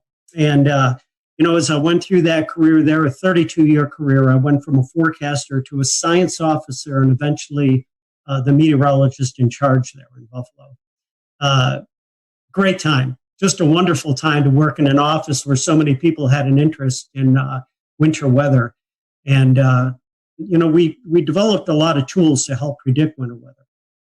So tell me a little bit about, you worked on some really innovative things, including Buff Kit. And Buff Kit is, we love it here for fog prediction, smoke dispersal, things like that.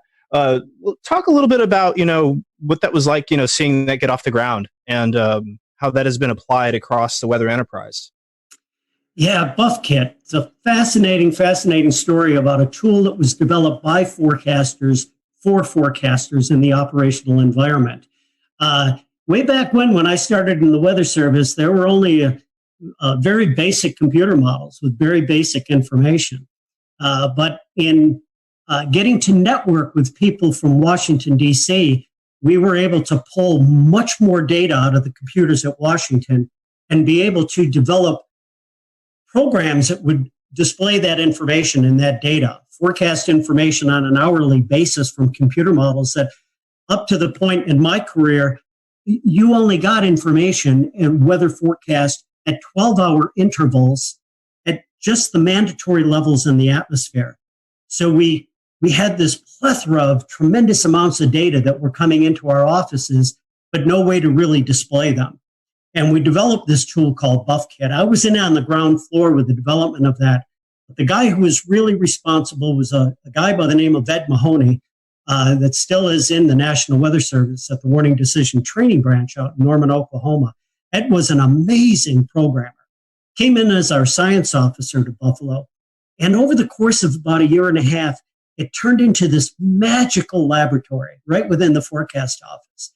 We would say to Ed, we want a tool that's going to help us predict fog, or maybe predict strong winds with momentum transfer down through the atmosphere. Ed would look at the data, go into his office, sit down at the computer like Scotty at the computer in the Enterprise, right? Just type away. And about 3 hours later, come out with another tool that we added to this toolkit designed in Buffalo, and hence the name Buff Kit. I wanted to get back into one of the topics that we brought up a little while ago, which was lake effect snow. So Buffalo, being on the eastern side of Lake Erie, we all have heard stories about just some of the amazing amounts of snow that fall from lake effect snow in the Buffalo area. Specifically, a couple of years back, there was about 5 feet of snow that fell during one event. That it was forecast. It was a huge event. But talk to some of our viewers about what is lake effect snow and how you understood it in your office. How did you forecast for that? Lake effect snow, of course, when we talk about lake effect, it's mainly in reference to the Great Lakes, though it can occur in bodies of water all around the world. Essentially, they're a snowstorm on about the scale of a summertime thunderstorm. So they can only sometimes be just a few miles wide across the length of a band of snow that comes off the lake itself. The snow develops as cold air comes across that relatively warm water of the Great Lakes. So you may be moving air at maybe 10 degrees Fahrenheit across a lake that's 40 degrees. You get a tremendous amount of latent heat release and heat and moisture that actually rise off the lake into that air. And as it continues to rise, it cools, condenses into snow. And then the wind direction is what determines where that snow falls. So as the winds change direction, the snow band will move downwind of that. And that's what the big challenge is to predict lake effect snow. You got to think about the fact that you're predicting for one side of the city, maybe 2 feet of snow, whereas your friends that live on the other side of the city may see no snow at all. So it was a tremendous forecast challenge. And early on in my career, it was long before you guys were, some of you may be on the face of the earth, computer models were at a much lower resolution because you didn't have the computer power to work with these models. And some of these early models did not even see the Great Lakes. That is, the Great Lakes weren't even an input into the model. So they wouldn't even recognize the ability to predict or simulate a lake effect snowstorm. So early on, we actually had forecast methods that we used to predict these snows. And again, you see the Great Lakes there. These are huge bodies of water. I mean, they compose 20% of the fresh water in the world. I think about that. And I read a statistic on that. If you take all the water in the Great Lakes and you spread it across the entire United States, it would be 9 feet deep. So put that in your head and think about it. These are huge volumes of water, and they actually control the weather, and not only on a local scale, but on a regional scale across the eastern United States. And yes, and we may touch on this a little later, if you get the right wind direction off the Great Lakes, you can actually see lake effect snow down along the Appalachians. Very, very interesting. So a little bit, I just want to dive a little bit more into this, right? Because we touched on what the lake effect snow is. Wind direction for Lake Erie. If you look at the length and the width of the lake, not so much the depth or the longitude, but the latitude, you think west-southwest winds. And then how do you forecast the time that it's going to occur? Say, like you said, 10 degree Fahrenheit air moving over 40 degree waters. At what point does that stop? We're looking at what kind of difference in the for maximum occurrence to happen, and then for how long is this going to occur? How do you know when the valve shuts off? Yeah, it's a very interesting and important question there. I like the question. The question is, how long is it going to last? What's the intensity going to be, in addition to where it's going to occur? What's important is you need cold air moving across the Great Lakes, but that cold air has to be deep enough to allow clouds to grow to a great enough depth to produce snowfall. If the cold air is really, really shallow, like that cold air that dams here on the east side of the Appalachians and is really shallow, you're not going to develop the clouds to produce lake effect snow. So that's a very important parameter. As far as how long is it going to last, once again, once that layer of cold air becomes shallow enough that it gets squeezed out by high pressure that moves across the area and begins to produce subsidence, that will cut off the lake effect snow. But in any particular locale, any location, it's the wind direction that determines where the snow band is going to be. So that snow band may be going like crazy over your little suburb, your area, and as little as a 10-degree shift in wind, just like that, will kick the snow band 10 or 15 miles north of you or south of you, and you'll go into clear skies at times. So it's a very, very intricate set of parameters that produce lake effect snow. Again, temperature difference to get that heat and moisture off the lake, the depth of the cold air to allow clouds to grow, and then the wind direction, which determines where that will all occur. And if you put all those parameters together, and keep the winds in one direction for a long period of time, then you get pasted with snow. If you're under that snow band, think about the fact that it can produce 4 to 6 inches of snow an hour. Put that snow band over you for about an 8-hour period, and you're looking at anywhere from 32 to 36 inches of snow. Very insightful. Thank you for those answers. I got one more topic to ask you about, and then I'm going to hand this off to Scotty. Tell us about some of your most memorable winter events. Being from up north, probably can give you one a year from up there. But, and again, many of you too young to remember this, but one of the coldest winters on record in the eastern United States was back in the winter of 1976-77. And in January of 1977, everything came together in the right or wrong place, depending on how you would define it, at the right place at the right time into upstate New York, western New York off of Lake Erie, and produced a 5-day blizzard known as the Blizzard of 77 in Buffalo, New York. Unfortunately, 29 people died during the blizzard. Many of them were found frozen in their cars that had gotten covered over by snowfall from 5 days. And think about this, 5 days of blizzard conditions. Blizzard conditions that stranded people on roadways. Back then, you didn't have cell phones. You couldn't get on that phone and just call someone to help you. The conditions occurred with temperatures down near the freezing or the zero mark and wind chills down to 20 to 30 below zero. Anyone caught outside in that storm was in peril. And again, unfortunately, there were many, many people that died from that. That was probably the benchmark storm for me because the intensity and the duration of that event. But we've had other really interesting lake effect snow events that have occurred. Back in Christmas week of 2001, I was working at the office in Buffalo, and during that week, we picked up 82 inches of snow. And this wasn't in mountainous areas or areas that were not populated. It was right across the city of Buffalo, and that really put the city at a standstill for several days. Tom, when you had a chance to go to the Weather Channel, your area of responsibility grew from upstate New York to the entire country. What was that learning curve like? Oh, man, what an education to go from forecasting for, several counties in a portion of the state, and then all of a sudden ending up being responsible for forecasts across the entire nation. At any one point in time, and I've had this happen more than once in my career there, I'd be covering a storm coming into the West Coast, pasting the Sierra with heavy snow, a second weather system that was developing a lee cyclogenesis coming off of the Rockies, and maybe a third weather system that was working up the East Coast to produce a northeast snowstorm. As I got into that, I began to understand the United States as a whole and what an amazing natural laboratory it is for studying the weather. Check the map out here. This is what I use when I train the forecasters and meteorologists that are at the Weather Channel. There's several features in the United States that make this a great natural laboratory. We start with the mountains, the western and the eastern mountains.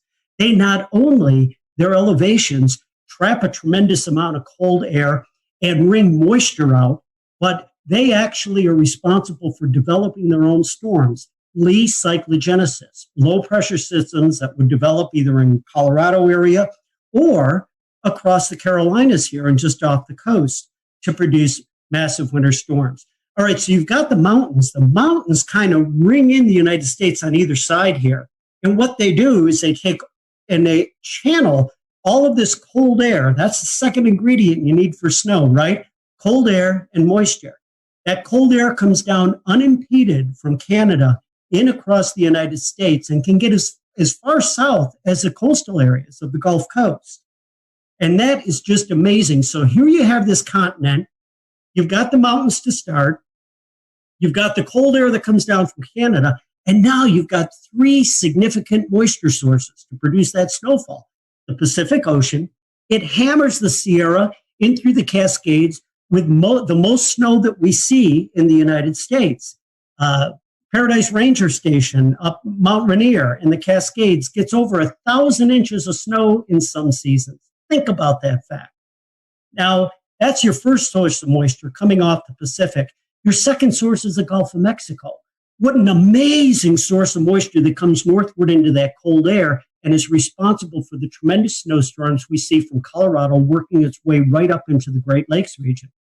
And down in the southern United States, that cold air can be shallow enough that the Gulf air rides over it to produce some major ice storms. And then we've got our next feature, and that is the Atlantic Ocean. We're all familiar with that because that's what's going to fuel a lot of the snow that occurs here along the east coast of the United States. And by the way, what I call the turbocharger is the Gulf Stream.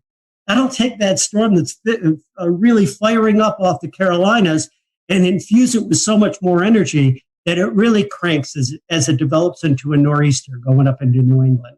So all in all, that education in the 7 years at the Weather Channel taught me just how amazing the United States is and the North American continent for producing winter weather. Tom, let's take a little bit of that and translate it into the Southeast here in the Carolinas, Tennessee, Virginia, Georgia. For us to get winter weather here, you kind of talked a little bit about the CAD situation.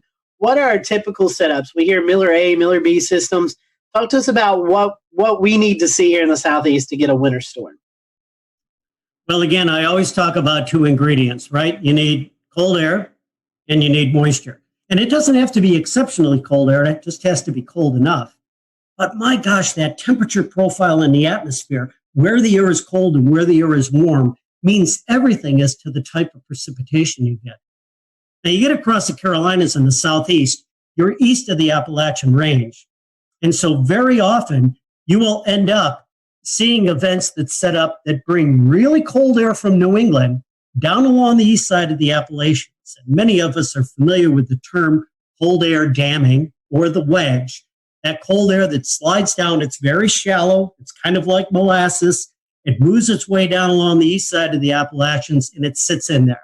All right, there's ingredient number one. We've got the cold air. If the cold air is really, really shallow, then that can be a real serious issue for the Carolinas. Because ingredient number two is typically going to be a system that is coming somewhere out of the Gulf of Mexico. When we talk about the Miller Type A, Miller Type B systems, but let's keep it even more basic than that. Low pressure system coming out of the Gulf of Mexico is bringing all of this moisture northward along the east coast of the U.S. And it's not exceptionally cold. There's a lot of moisture there, but it's relatively warm. Oftentimes, we see in the Carolinas that this moist air will move northeastward along the coast. And what I've got next to me is one of the most interesting storms I had looked at in the years that I had worked with snowstorms and ice storms along the southeastern part of the United States. And this storm is back from December 2nd through 4th. And I think this was back in, trying to look at the exact date on there. I can't see it on there. I think it was 2002. That's right. This is one of the worst ice storms that occurred in the southeastern United States in many, many decades. In fact, in the Raleigh area, I think you had over an inch of ice that occurred from this storm. There were hundreds of thousands of people without power. I believe there were 24 deaths attributed to this storm. But we'll return to Best of the Carolina Weather Group in a moment. Now your Carolina weather forecast. Here are today's forecast high temperatures for North Carolina. Here are the forecast lows for tonight for North Carolina. Here are tomorrow's forecast high temperatures. And here's forecast rainfall across North Carolina tomorrow. Here are the forecast highs for the day after tomorrow.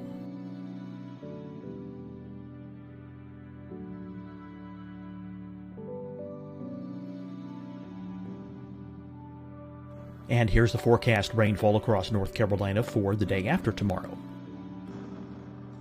This is the total rainfall forecast across North Carolina for the next 3 days. Here's the severe thunderstorm outlook for today from the Storm Prediction Center.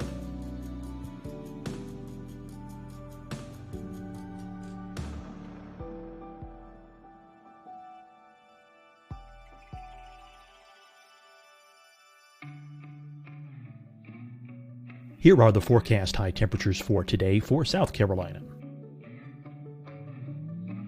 Here are the low temperatures for today for South Carolina. Here's the probability of precipitation forecast across South Carolina today. And here are the rain chances across South Carolina tonight. Here are tomorrow's forecast highs across South Carolina. Here are the forecast low temperatures for tomorrow for South Carolina. And here is the probability of precipitation across South Carolina tomorrow. Here's the precipitation chances across South Carolina tomorrow night. Here are the forecast highs for the day after tomorrow in South Carolina. Here are the forecast low temperatures across South Carolina for the day after tomorrow. And here are the rain chances across South Carolina for the day after tomorrow. And South Carolina's probability of precipitation for that night. Here's the Storm Prediction Center's severe thunderstorm outlook across South Carolina for today through tonight. Here's the Storm Prediction Center's severe thunderstorm outlook across South Carolina for tomorrow and tomorrow night. And here's the Storm Prediction Center's severe thunderstorm outlook across South Carolina for the day after tomorrow through that night. Here's the severe thunderstorm outlook for today from the Storm Prediction Center.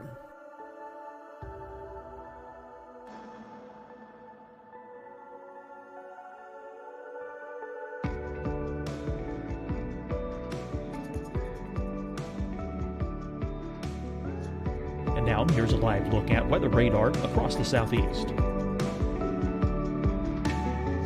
Fight the spread and take a stand against coronavirus.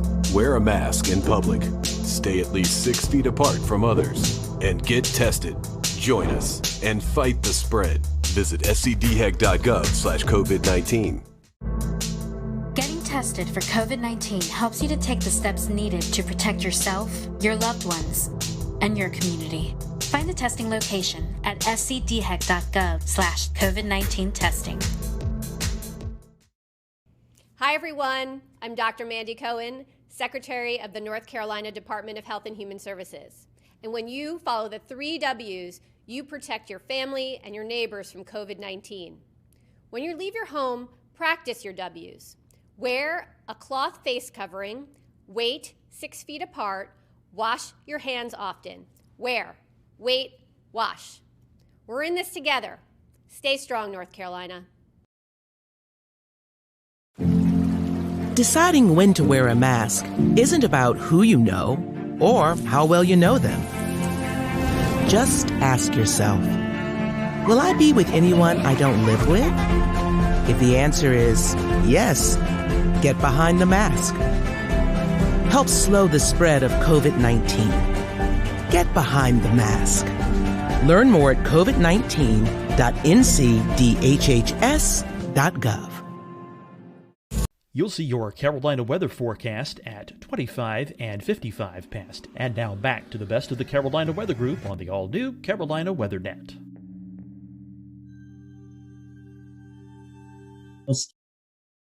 Standpoint here, you've got very cold air to the north of that storm. It comes down along the east side of the Appalachians.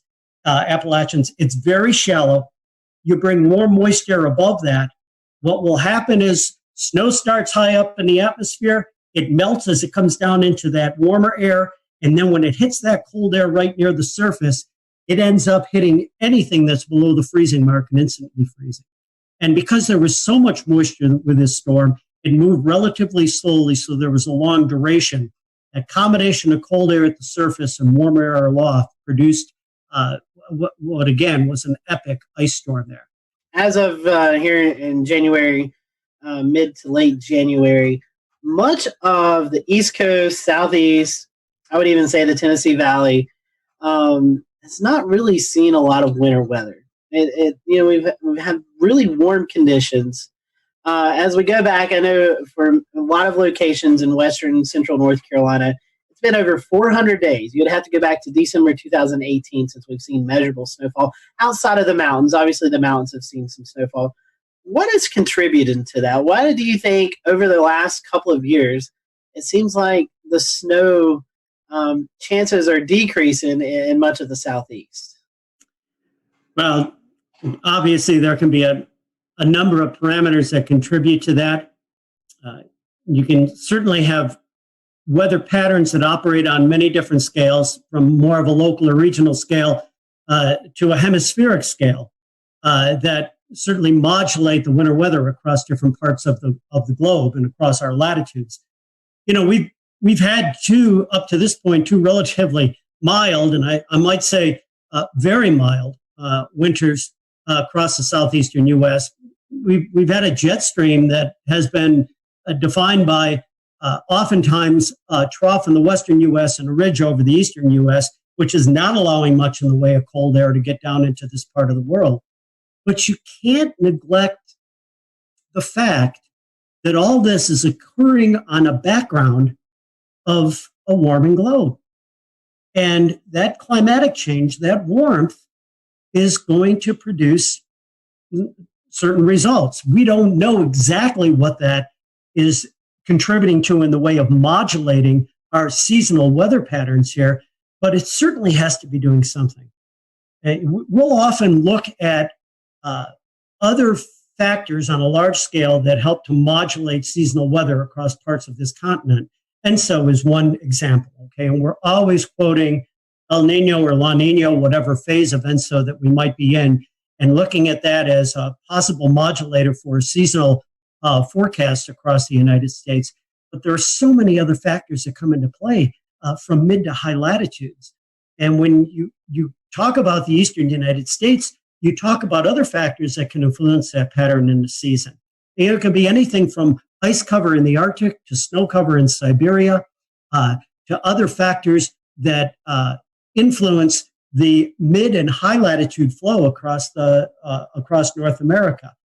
Features that are indexed or measured by things such as the NAO, North Atlantic Oscillation, the Arctic Oscillation. Those types of factors in there also play a role in the seasonal weather. But there's no doubt that the past two winters here, I mean, for someone like me who's a snow lover, it's been few and far between.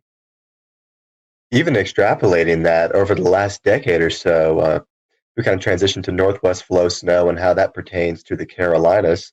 There's been a serious decrease in bigger northwest flow snow events over the western North Carolina, eastern Tennessee area.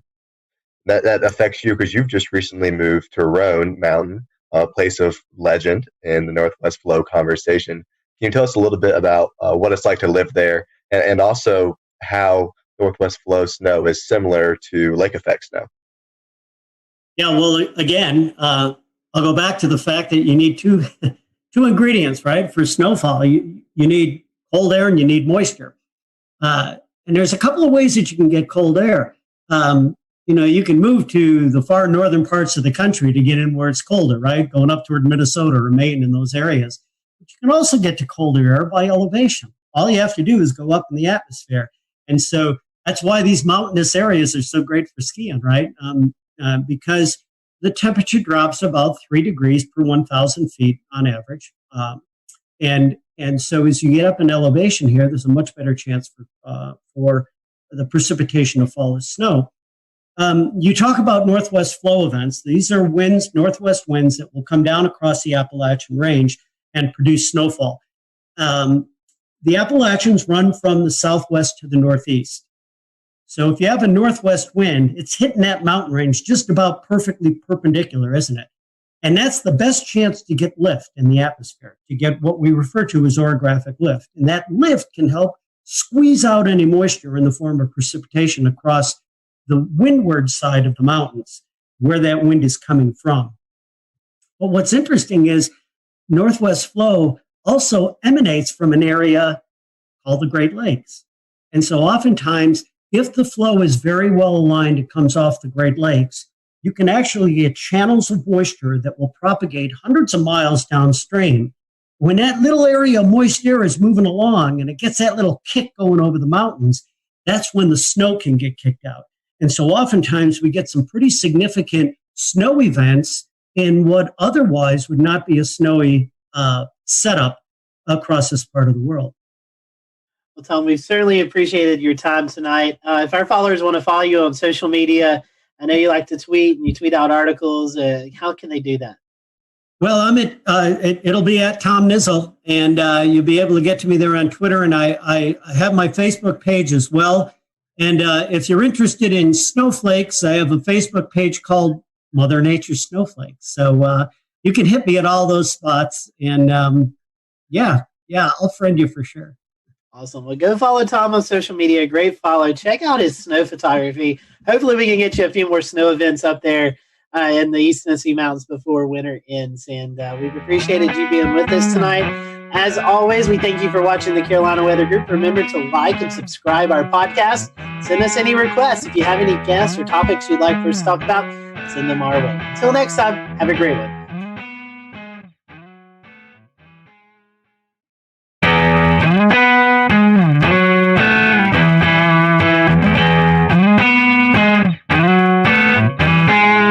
Hello, everyone. Welcome to the Carolina Weather Group. We're happy to have you this evening, and we're going to be talking about winter weather. It's getting cold outside, and eventually we're going to be talking about some of those wintry precipitation events that likes to kind of rear its head here in the southeast, here, especially in the Carolinas in the wintertime. So with us tonight is Trish Palmer.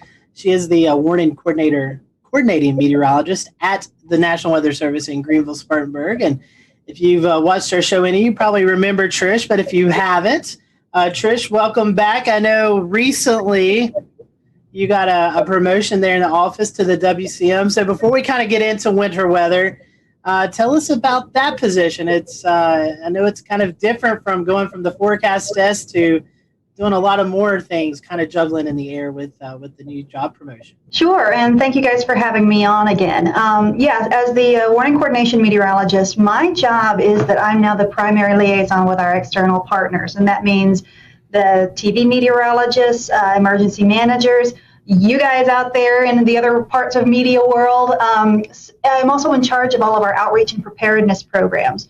So when you hear about Severe Weather Awareness Week or Winter Weather Preparedness Week or whatever it might be, I'm the one that has to coordinate all of those different issues. And I work very closely with our surrounding offices. As part of the transition, I'm no longer actually in the shift rotation, but I still cover shifts because I'm still a meteorologist, and I have not lost my love for the geeky part of meteorology. I absolutely love it. That's why I got into this. But now with the promotion and my title as the warning coordination meteorologist, getting to work with the partners and establish those relationships and working with the media and helping to bridge the gap between what we do in the Weather Service and what you guys and the TV meteorologists do in taking the message to the public. It's the whole weather enterprise needs to work together really well in order to effect the proper response from the public. And I really enjoy being that liaison and working with all these different facets of the weather enterprise. You know, forecasting is a big deal, but communicating is another big deal. And you about put half and half now these days with the various ways that we can communicate. And one of those ways that we really want to communicate is winter weather. And it's one that we don't get a lot of storms here in the Carolinas, but when we do, they're pretty impactful. So Trish, talking about the winter weather products, we kind of start with a winter storm watch, and then it kind of builds from there. Talk to us about these different products and what each product, the criteria is for each of those. Okay, so for a watch, just like any other watch that we might issue, a severe thunderstorm watch, a tornado watch, tropical storm watch is what we had this year as well. A watch means that conditions are favorable for these hazardous weather types to occur, and you need to have a plan in place. You need to be thinking about what you would do or where you would go if that weather event were to impact you. So a watch is basically, we're keeping an eye out of the sky, we're watching the weather. Again, have a plan, make sure you're prepared for whatever happens. So in the case of winter weather, we like to issue a watch anywhere from 36 to 48 hours in advance of the onset of wintry precipitation. And the watch timing with that, we're really looking at about a 50% confidence level, that we're 50% confident that this hazardous weather will occur. As we get closer to the event, we can transition the watch to a warning or an advisory. And the difference there is that with the warning, we're looking at 80% confidence that hazardous winter weather will occur. And with an advisory, it's still 80% confidence, but it's more like nuisance winter weather. So the difference would be if you consider snow. Right now, for the Piedmont of the Carolinas, our criterion for winter storm warnings for snow is 3 inches. So if it's below that, that would be more of a nuisance event, which would warrant an advisory. And if it's 3 inches or above, you'd get a warning. Now, we do have flexibility with our forecasters because we all know that, say, 2 inches of snow in Charlotte at 2 o'clock Sunday morning is very different from 2 inches of snow in Charlotte at 7 o'clock Monday morning, right? So we are able to take the societal impacts into account when we're issuing those warnings. So for 2 inches of snow at 2 o'clock Sunday morning, probably an advisory. 2 inches of snow at 7 o'clock Monday morning, you're talking about rush hour, school buses, that's where we would have that flexibility to go ahead and issue a warning, even though the objective, the number criterion isn't quite met. So we have that flexibility there. We have different criteria for sleet and freezing rain too. For a warning for sleet, we're looking at 1/2 inch. For freezing rain, for a warning, we're looking at 1/4 inch. But again, there's a little bit of flexibility there depending on the impacts that we might be experiencing. And so, Trish, one thing is an advisory really isn't a step down. It's still impactful. It just, the accumulations are different than what a warning is. And, some folks may see as advisory as, it'll be okay, when in fact it's still going to be impactful to people. Right, especially when you're talking bridges and overpasses. You could still have dangerous areas on the roads, dangerous travel conditions, even with an advisory. Again, going from a watch to either a warning or an advisory, we're going from 50% confidence to 80% confidence. So we're confident that something is going to happen. It's just the scale of whatever that is. So we don't want people to just take advisories lightly. You still have to be prepared, and you still have to take precautions. It's just that we're talking the chances of, say, like widespread power outages and stuff like that would be much less with an advisory type situation than with a warning situation. Right. And Tricia, one of the things that sticks out that I wanted to reinforce is that the criteria for this is it's tailored to each area in your forecast area. Like, for example, the impacts and the impacts are what matters most. So, what would be most impactful for Asheville is different than what would be impactful for Charlotte and Greer. So obviously you're going to have different criteria for those areas, that's what matters, and that's the thing you need to be thinking about is whether you get this lower level advisory but still important, or the higher level warning, which is even more important, that would be issued for your area. Right, exactly. And we all know that the mountains get more snow than the Piedmont does, right? So our criteria for the mountains for snow is 4 inches, whereas the Piedmont gets 3 inches. And the further north you go, the higher that gets. You go for places like New York, you're looking at 6 or 7 inches, maybe even 8 inches before they get to a warning, because they know how to handle it, they have the resources. The impact isn't as great up there as it is down here. Again, just partially based on climatology. Right. And something else to think about if you're traveling outside this area is that criteria will be different elsewhere. If you go into Raleigh, if you go to Philadelphia, if you go to Chicago, those criteria are going to be different still. Think about the level of impact when you hear about these advisories or warnings being issued. It indicates how serious the event's going to be. Right, and we have the exact opposite in the summer. Down here we can handle the heat a little bit better than people can up north. So somebody down here may go up north in the summer and it's a heat advisory, whereas down here we're expecting heat indices of 105 for heat advisories, but up north it might be more like 95 or 100. And, we Southerners are like, what, I can't handle 100 degrees? But it's different. It's based on climatology and what your body is acclimated to. Trish, the National Weather Service also issues wind products year-round, but during the wintertime, it gets especially breezy across the western half of the Carolinas, and specifically in NWS GSP's forecasting area. That's maybe not a winter weather type that most people think about, but it can definitely drive wind chills down and cause widespread power outages. So can you talk a little bit about the criteria for wind products in general? Sure. Well, we've got the wind aspect and we've got the wind chill aspect. And then, of course, we have the winter weather aspect. So when we have a winter event, lots of times we roll them all into one product rather than issuing a whole bunch of different products, because as you guys are probably aware, a wind product is handled by one set of products. It's called a non-precipitation warning, whereas the winter storm and wind chill products are handled by the winter storm products. So it can get very confusing. So we often wrap these in together, and so we can sometimes tweak our criteria to make it match what the weather is looking like. And again, just to make more sense to the residents across the Western Carolinas and Northeast Georgia. So for example, when we issue a high wind warning, that's when we're expecting frequent gusts over 50 knots or 58 miles per hour. That's not uncommon in the northern mountains in the middle of the winter, because we have the jet stream coming down. We've got some really tight pressure gradients that set up often. And anybody who's watched the weather at Grandfather Mountain knows it can get very, very, very windy up there. So you'll see those products a lot. The step down from there is a wind advisory. And that's really when we're expecting winds, 30 to 39 miles per hour with frequent gusts over 40 to 45 miles per hour. Again, we have the flexibility to adjust that. It's been kind of a wet season, so maybe we might issue a wind advisory at wind speeds just a little bit lower. We also know that once we get to wind speeds that are over 35 miles per hour, school buses have a real hard time driving in that.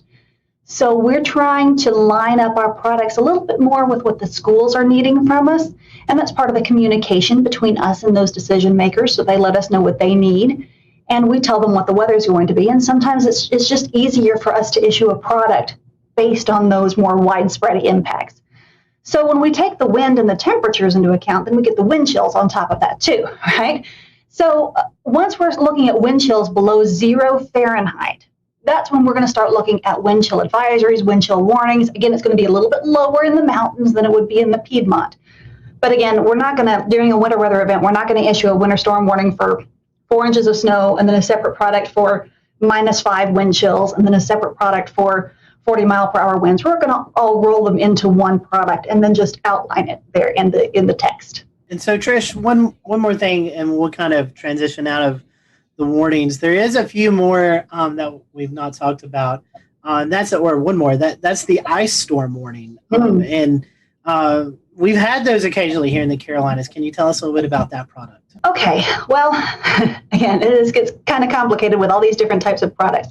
But we have a winter storm warning and we have an ice storm warning. The difference is that a winter storm warning is considered, either a mix or a mostly sleet or snow event, whereas an ice storm warning is mostly freezing rain. The difference is, again, in the impacts. When we have snow, we don't have quite as many widespread power outages as we might with a freezing rain event, because the freezing rain is accumulating on the power lines, whereas snow doesn't always accumulate on the power lines. The difference is, like, if we could look back to December of 2018, that was pretty kind of an earlier snow event. So there were still some leaves on the trees that hadn't fallen off. And so we had more widespread and prolonged power outages just because, the leaves were brown, but they hadn't all fallen off. So there are some, again, impact-based issues that we're dealing with there. But freezing rain can often be a bigger hazard for travel than snow can, because if we can get the roads treated for snow, lots of times the road crews can keep up with it. But ice is a totally different beast, because you've got the power lines, you've got the tree issues, you've got bridges and overpasses. Sometimes you can't even walk. Whereas with snow, you get a little bit of traction just based on the snow itself. So ice storms are a slightly different beast. And we're happy we haven't had a big one in a while. NOAA released their winter weather outlook not too long ago. And it all it takes everything into consideration, the La Nina state that we're in currently, as well as other factors throughout the year. Can you tell us a little bit about that outlook and how it might impact the Carolinas? Well, the outlook, like you said, it takes a lot of big picture seasonal things into effect. And the outlook is developed by another branch of the National Weather Service called the Climate Prediction Center. And these are folks who are climatologists by training. They have a lot of experience in seasonal forecasting, and they look at all of this stuff and they produce this outlook. Now, for us, partially because we're looking at a La Nina year, we're looking at more likely we're going to have above average temperatures through the winter season and below average precipitation. Now, I want to be clear that that doesn't mean we're not going to get any big events.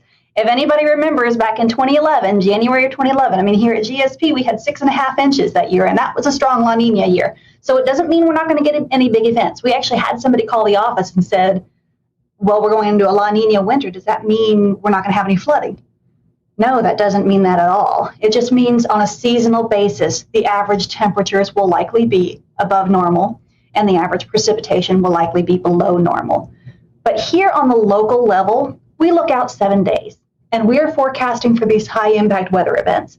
And we're going to issue watches and warnings no matter what the seasonal outlook is, because you could still have an extreme event any time of year. Very important to consider when we live in the South here that one snowstorm can bring you double your normal snowfall in a year. So even though on average we're likely to see a warm and dry winter, it only takes a 1 week long cold pattern to give you above normal snowfall. So keep that in mind, because what's normal is actually not much. So you can actually get a lot well above normal snowfall for a year just because you got one big snowstorm. Yep. And it's really important for your viewers, your listeners, to understand that they need to be prepared for all types of high impact weather.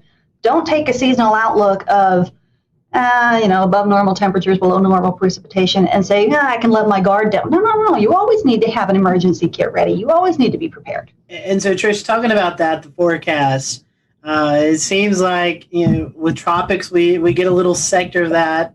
But with winter weather, we get a bigger sector, seeing these fantasy weathercasts that go out 10, 15 days in advance and kind of show these big monster winter storms developing. But honestly, tell us how hard it is to forecast winter weather here, and how those Fantasyland storms that some people like to post, hardly ever verify. You can find a model run that'll say basically anything you want it to say.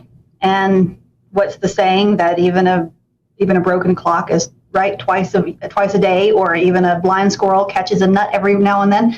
So there may be some extreme forecasts out there, and maybe somebody gets lucky and it gets right. But the important thing is for people to rely on trusted sources of weather information. So don't just look at one social media post from Joe Blow out there. Talk to your, you guys have a huge Twitter following, and you guys have reliable sources that you tweet and retweet, whether it's your local favorite TV meteorologist or us here at the National Weather Service. It's really important that people rely on trusted sources of information. And in the end, when it comes to watches and warnings, we in the National Weather Service are congressionally mandated to issue those products. And then we rely on you guys on the media side of things, whether it's TV media or internet media or whatever, to get the word out there to the public. I mean, some people will get it through our website. But our interface is more working with the media and emergency managers. So we really rely on you guys to be the go-between between us and the public. So again, we're the ones that are issuing the watches and warnings, but often it's you guys in the media that are communicating that to the public. We'll return to Best of the Carolina Weather Group in a moment. Now your Carolina weather forecast. Here are today's forecast high temperatures for North Carolina. Here are the forecast lows for tonight for North Carolina. Here are tomorrow's forecast high temperatures. And here's forecast rainfall across North Carolina tomorrow. Here are the forecast highs for the day after tomorrow.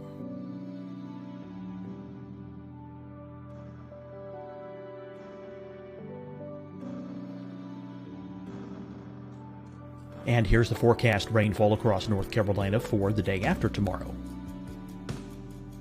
This is the total rainfall forecast across North Carolina for the next 3 days. Here's the severe thunderstorm outlook for today from the Storm Prediction Center.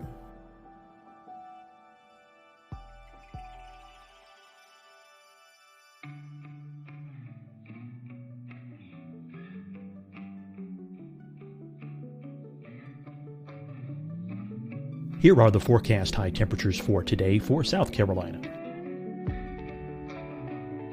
Here are the low temperatures for today for South Carolina. Here's the probability of precipitation forecast across South Carolina today.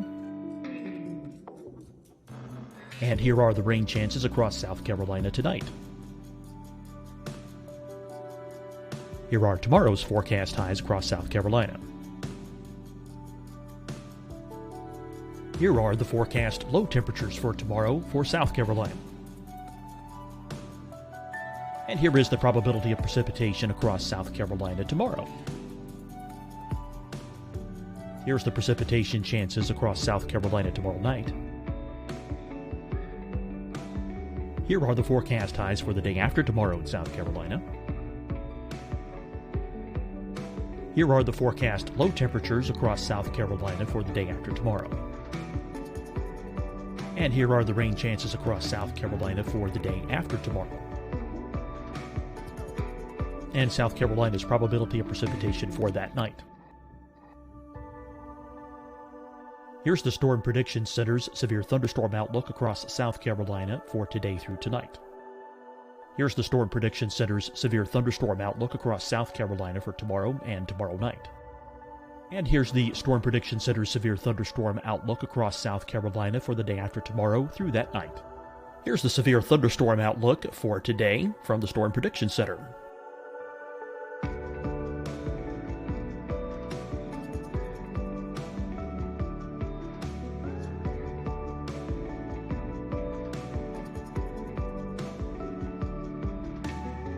And now here's a live look at weather radar across the southeast. Fight the spread and take a stand against coronavirus. Wear a mask in public. Stay at least 6 feet apart from others. And get tested. Join us and fight the spread. Visit scdhec.gov/COVID-19. Getting tested for COVID-19 helps you to take the steps needed to protect yourself, your loved ones, and your community. Find the testing location at scdhec.gov/COVID-19 testing. Hi, everyone. I'm Dr. Mandy Cohen, Secretary of the North Carolina Department of Health and Human Services. And when you follow the 3 W's, you protect your family and your neighbors from COVID-19. When you leave your home, practice your W's. Wear a cloth face covering, wait 6 feet apart, wash your hands often. Wear, wait, wash. We're in this together. Stay strong, North Carolina. Deciding when to wear a mask isn't about who you know or how well you know them. Just ask yourself, will I be with anyone I don't live with? If the answer is yes, get behind the mask. Help slow the spread of COVID-19. Get behind the mask. Learn more at covid19.ncdhhs.gov. You'll see your Carolina weather forecast at 25 and 55 past. And now back to the best of the Carolina Weather Group on the all-new Carolina WeatherNet. Interaction is really important. And when it comes down to some random social media post with some random forecast, anybody can be right every once in a while. And a lot of that is just clickbait. They want people to click on them to get likes or followers or whatever. And there's really no point in scaring people with crazy forecasts all the time. Again, go to your reliable, trusted sources of weather information. Absolutely. Know your meteorologist. Or if you're finding weather information from someone you don't know who is actually posting it, it's some anonymous type of weather site, you may want to take that with a grain of salt. Exactly. If it's the National Weather Service, a company like the Weather Channel or AccuWeather, or a local meteorologist, those are the ones you can trust, especially if you're hearing the same or similar message from all of them. Trish, we were talking about that. Obviously, winter weather gets everyone excited. But there's also some aspects here in the southeast where we could see severe weather in the wintertime. We have seen, severe weather aspects. And even when you mention La Nina, you in the back of your mind, late winter, early spring, you think of potential of an active fire season. So there's other things that we're looking at in the wintertime besides snow, sleet, freezing rain, and high winds. Yes. We live in a very active portion of the country. We don't really get a break here. There's not really much of a down season. Sometimes October, early November can be kind of quiet. It's actually kind of quiet out there this week. But certainly recently it hasn't been. You know, we've had a lot of rain and some big flooding events. So there's always something that could be happening. So like you said, I mean, winter, we're going into winter weather. That doesn't mean that there's not going to be tornadoes at some point. February 6th of last year, we had a pretty big event back then, or this past year. We had tornadoes back in January of 2020. So tornadoes can happen any time of year. And again, that's why people need to be watching the forecast, be prepared for anything. And you mentioned fire weather. We've been lucky in the fire weather aspect, and that we haven't had much of a fire weather season in the past few years. It's been 2016 since we've had a really big one, and that was a bad one. So, you know, to avoid fire weather, we've got to have a lot of water, right? So you get 6 of one, half dozen of the other. But that is certainly an issue before the leaves start greening up, the big spring green up. As we get into late winter, we still got leaves on the ground. It's not quite as wet anymore. We've still got some big wind systems that are coming in that'll continue to dry us out. So yeah, fire weather in the early part of the spring is a big issue. This time of year also, in the late fall, it's also a big issue because all the leaves are falling down. So it's also always important to be monitoring fire weather conditions as well, especially if you need to do some outdoor burning. Check with your local officials to find out if there's a burn ban. Please do not burn a brush pile without checking the forecast. I have personal experience with this. A few years ago, our neighbors did not check the forecast and went to burn a brush pile. And they left, there was one guy there with a tractor to watch it, and it got out of control. And we noticed more and more smoke. We all happened to be home that day. There was more and more smoke coming by our windows. Our baby girl was up taking a nap. And so my husband goes, he looks, and there's a fire in our yard. So we actually had to call 911, and there were 2 different units that had to come out. We had a 2-alarm brush fire around our house. And then they're first concentrating on a propane tank. And, you know, in the heat of the moment, you don't think about it. But looking back, if I had realized that if I had put the 2 and 2 together, fire, propane tank, I would have completely panicked. In that case, they got the fire out, but it could have been a devastating situation because our mulch was on fire. It was very scary. Our little boy was terrified. Little baby slept through it all, but you've just got to be careful. You've got to watch what you're doing and pay attention to the forecast. So, Trish, what are some of the sensible safety precautions that the public can take? We talk about putting together a kit so that you can be prepared, but what would go into that and really tailored towards winter weather? Well, it'll depend on what you're doing and what you need to be doing and your life situation. So if you're at home and we have a winter storm warning and you don't need to be anywhere, and hopefully not, you're going to want to have your standard, a gallon of water per person per day in case you lose power and can't get water, especially if you're on a well. You're going to want to have any medications. You're going to want to have non-perishable foods, and make sure you have a manual can opener for any cans that you have. You're going to want to have extra blankets and stuff nearby. If you're using something like a kerosene heater or something, or propane gas fireplace or something like that, you need to be aware of carbon monoxide issues and always have a way to vent the carbon monoxide out. And if you've got the best thing is to have a carbon monoxide detector in your house, because that is truly a silent killer. Because people go to sleep and they never wake up. They have no idea, they don't know what happened. So again, have a way to stay warm, have a way to stay fed, and have plenty of water. If you have babies, make sure you have plenty of baby supplies with you. Again, your medications.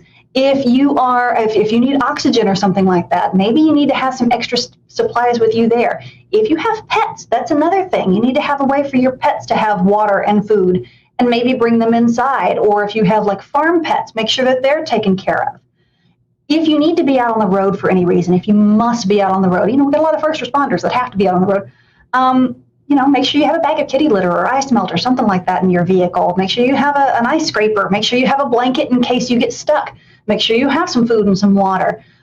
Make sure you have a snow shovel maybe even. So there's a lot of different things that you can have with you to help you should the worst case situation arise. And it's important to do that in advance. Yes. When, like, for example, current times when the weather's relatively quiet, advanced planning is the key to being ready when things happen, be them a weather disaster or something else. Get ready in advance. That way, for one thing, you can actually secure the supplies. They might be in short supply when we're close to an event and something bad's going to happen, a big snowstorm or whatever. Be ready in advance. And ready.gov is a good place to go and look for other tips for not just weather emergencies, but also other kinds of disasters too, earthquakes and so forth. Exactly. And always have your phones charged up. Always have these charged. Even if the cell phone networks get clogged up, often text will still work. So if something were to happen and you get stranded, maybe you don't have a cell phone signal, you might be able to still send a text to a family member or something like that and ask them to ask for help for you. But always have your phones charged up. That's a big one too. Especially going into a big event, just keep it plugged in overnight and just have it there. There are lots of like manual battery chargers that you can get. You can get crank chargers, crank radios, and stuff like that. So there's lots of different options out there. Well, Trish, speaking of winter weather, we'll kind of close with this. For those folks who live in Western North Carolina, upstate South Carolina, and far northeast Georgia, how can they follow you guys? What's the best way for our followers and listeners to get information from the Weather Service there with winter weather coming up? I know your website, you've got social media. What's the different outlets they can check out? Well, like you said, our website, weather.gov/GSP for Greenville, Spartanburg, weather.gov/GSP. That's going to have all of our latest information, the most official information. We do have Facebook and Twitter at NWSGSP. Facebook and Twitter, social media is not an official source of warning information, okay? Because sometimes that can go down. Sometimes our meteorologists get overwhelmed and we can't always keep some of that updated. A lot of that auto posts. The other thing is that Facebook algorithms sometimes don't always show you the most recent posts. So we have stopped posting warning information on Facebook because we've had a lot of complaints from people getting old warning information instead of new warning information. So we'll use Facebook more to post precautionary and preparedness activities and actions. And we might use Twitter more for the actual warnings and advisories, those kinds of real-time, what's going on right now situations. We love to get reports from people. We don't know what's happening basically anywhere except outside our office. And we have these little bitty windows. We can't see very far. So it's really important for people to tell us what's going on out there. And that's not just winter. That's all year round. If you see a tree that comes down, let us know. If there's a thunderstorm out there and it's causing, there's flooding on your road, let us know because we don't always know what's going on at the ground. So get out there with a ruler, take a picture of the ruler. Those are the best. If you can take a picture of the ruler in the snow and then tweet it to us at NWSGSP, or if you go to our website, there are places that you can report your weather there. We really, really, really appreciate that information because that helps us to understand what's going on out there so that we can then adjust our thresholds. That's all good information. Trish, we certainly appreciate you joining us, and fingers crossed. I know I like winter weather. I believe you like winter weather. I know Evan loves winter weather. Frank, I know you've had your winter weather in Pennsylvania, so you might want a little bit of a break. But yeah, I'll take this La Nina winter. Hopefully it's at least 60 degrees every day for now through March. I'll be fine with that. But for the rest of us who are wanting winter weather, we hope that we'll get some. And Trish, we thank you and your crew down at GSP for all you do. I know it's been a very busy year, and maybe we can get one or two winter weather events and then let you guys get a little bit of a break. Maybe we can. And we really appreciate you guys because, like I said earlier, we really rely on you guys in the media, whatever type of media it is, whether it's television or social media or podcasts and videocasts and all of this stuff. Again, we rely on you guys to be the go-between between us and the public. And we appreciate the efforts that you guys make to help in that regard. We're honored to do and honored to help you all out any way we can. And we thank you guys, our followers. Give us a like on this podcast. Let us know if you found this information valuable to you. And be sure to follow GSP on Facebook and Twitter. And let them know what you are seeing this winter season. So for everyone here at the Carolina Weather Group, hope you have a great evening, and we will talk to you soon.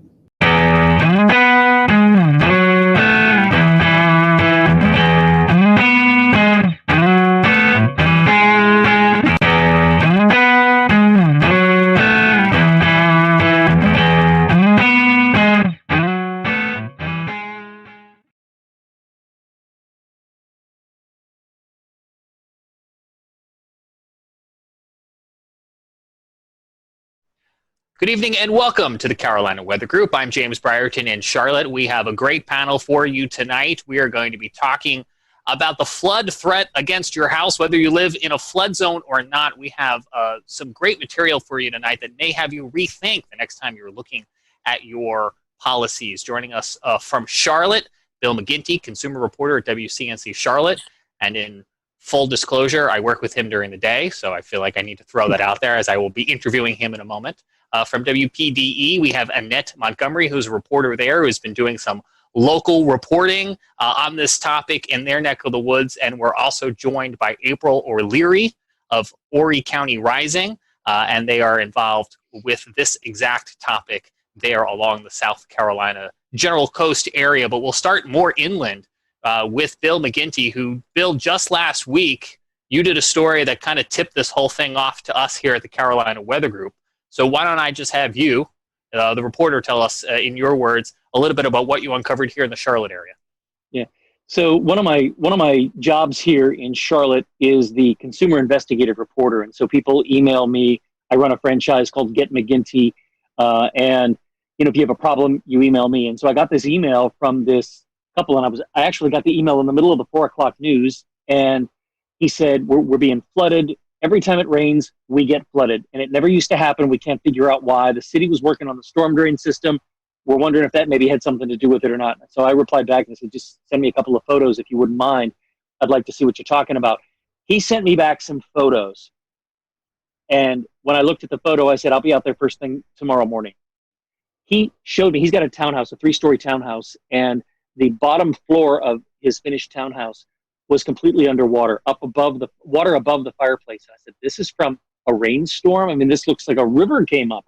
He said, it comes up and then it goes away. And as long as the rainstorm lasts, his point was that if we get 3 inches of rain over 3 days, not a problem.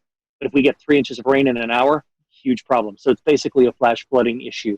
And so one of the things we were able to do was get a hold of the city of Charlotte, which told him they'd look into this sometime about 2021, before they actually would drill down on this and figure out what the exact problem was. And they gave him, I don't want to say the runaround, but for lack of a better word, the answer wasn't good enough for him, which is why he reached out to me.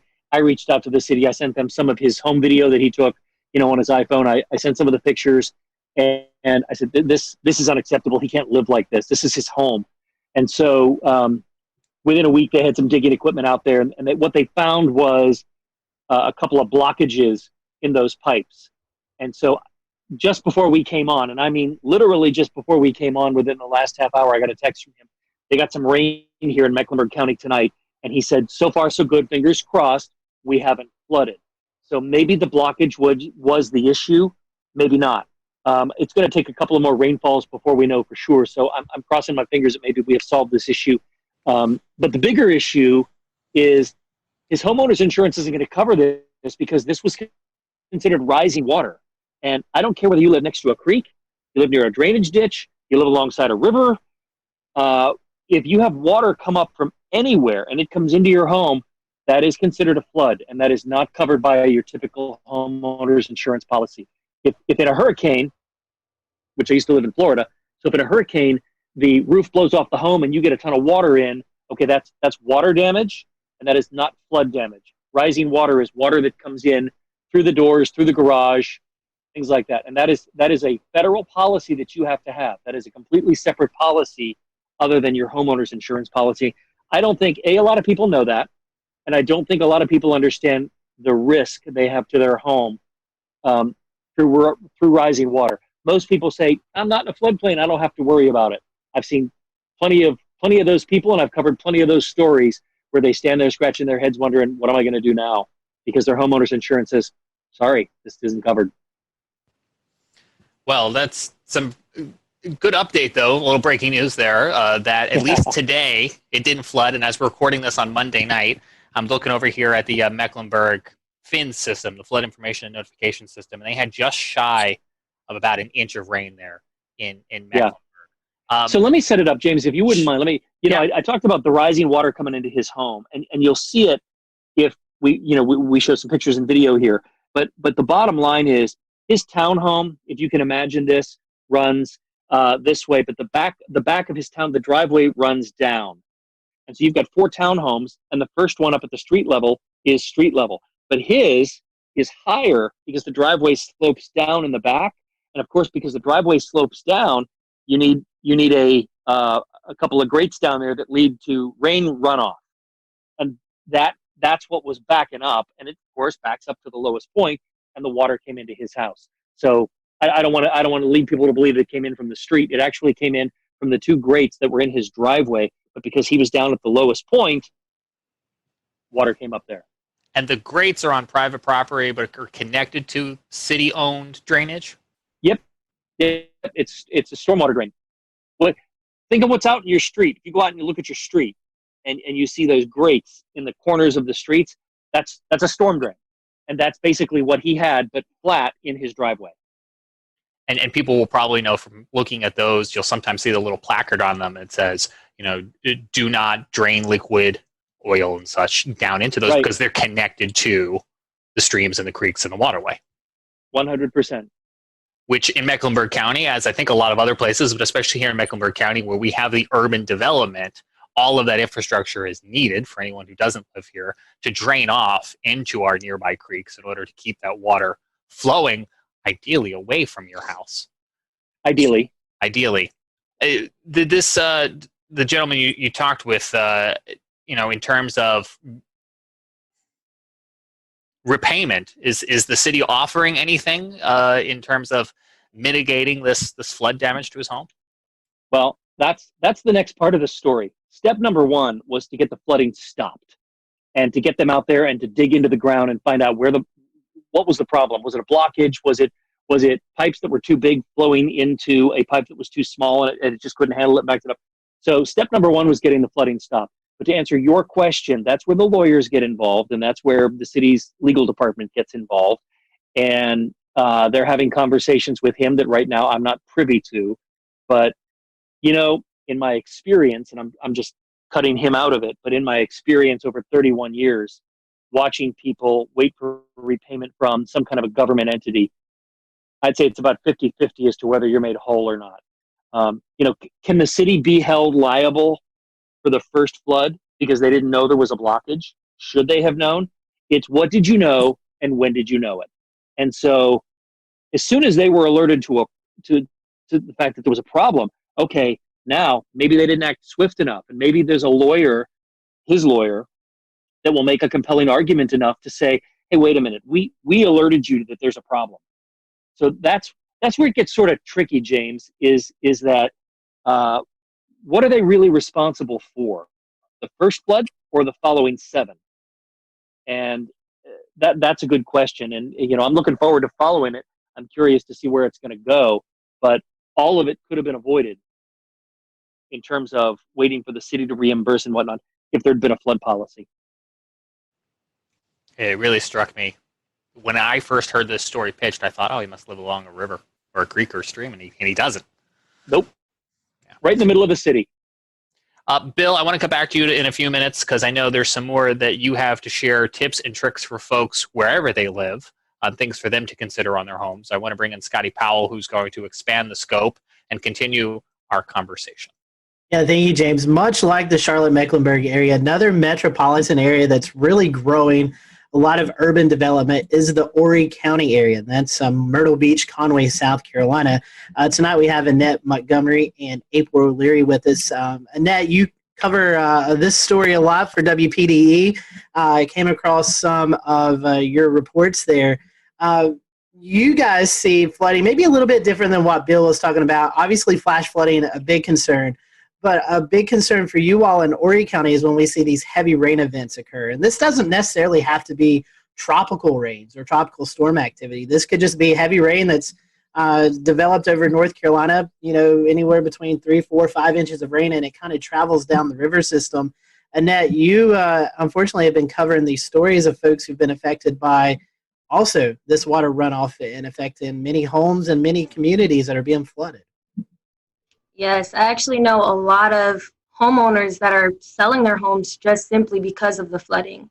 I actually did a story last week with a woman who she moved into the house less than a year ago and wasn't told by the owners that it floods just from small rain events.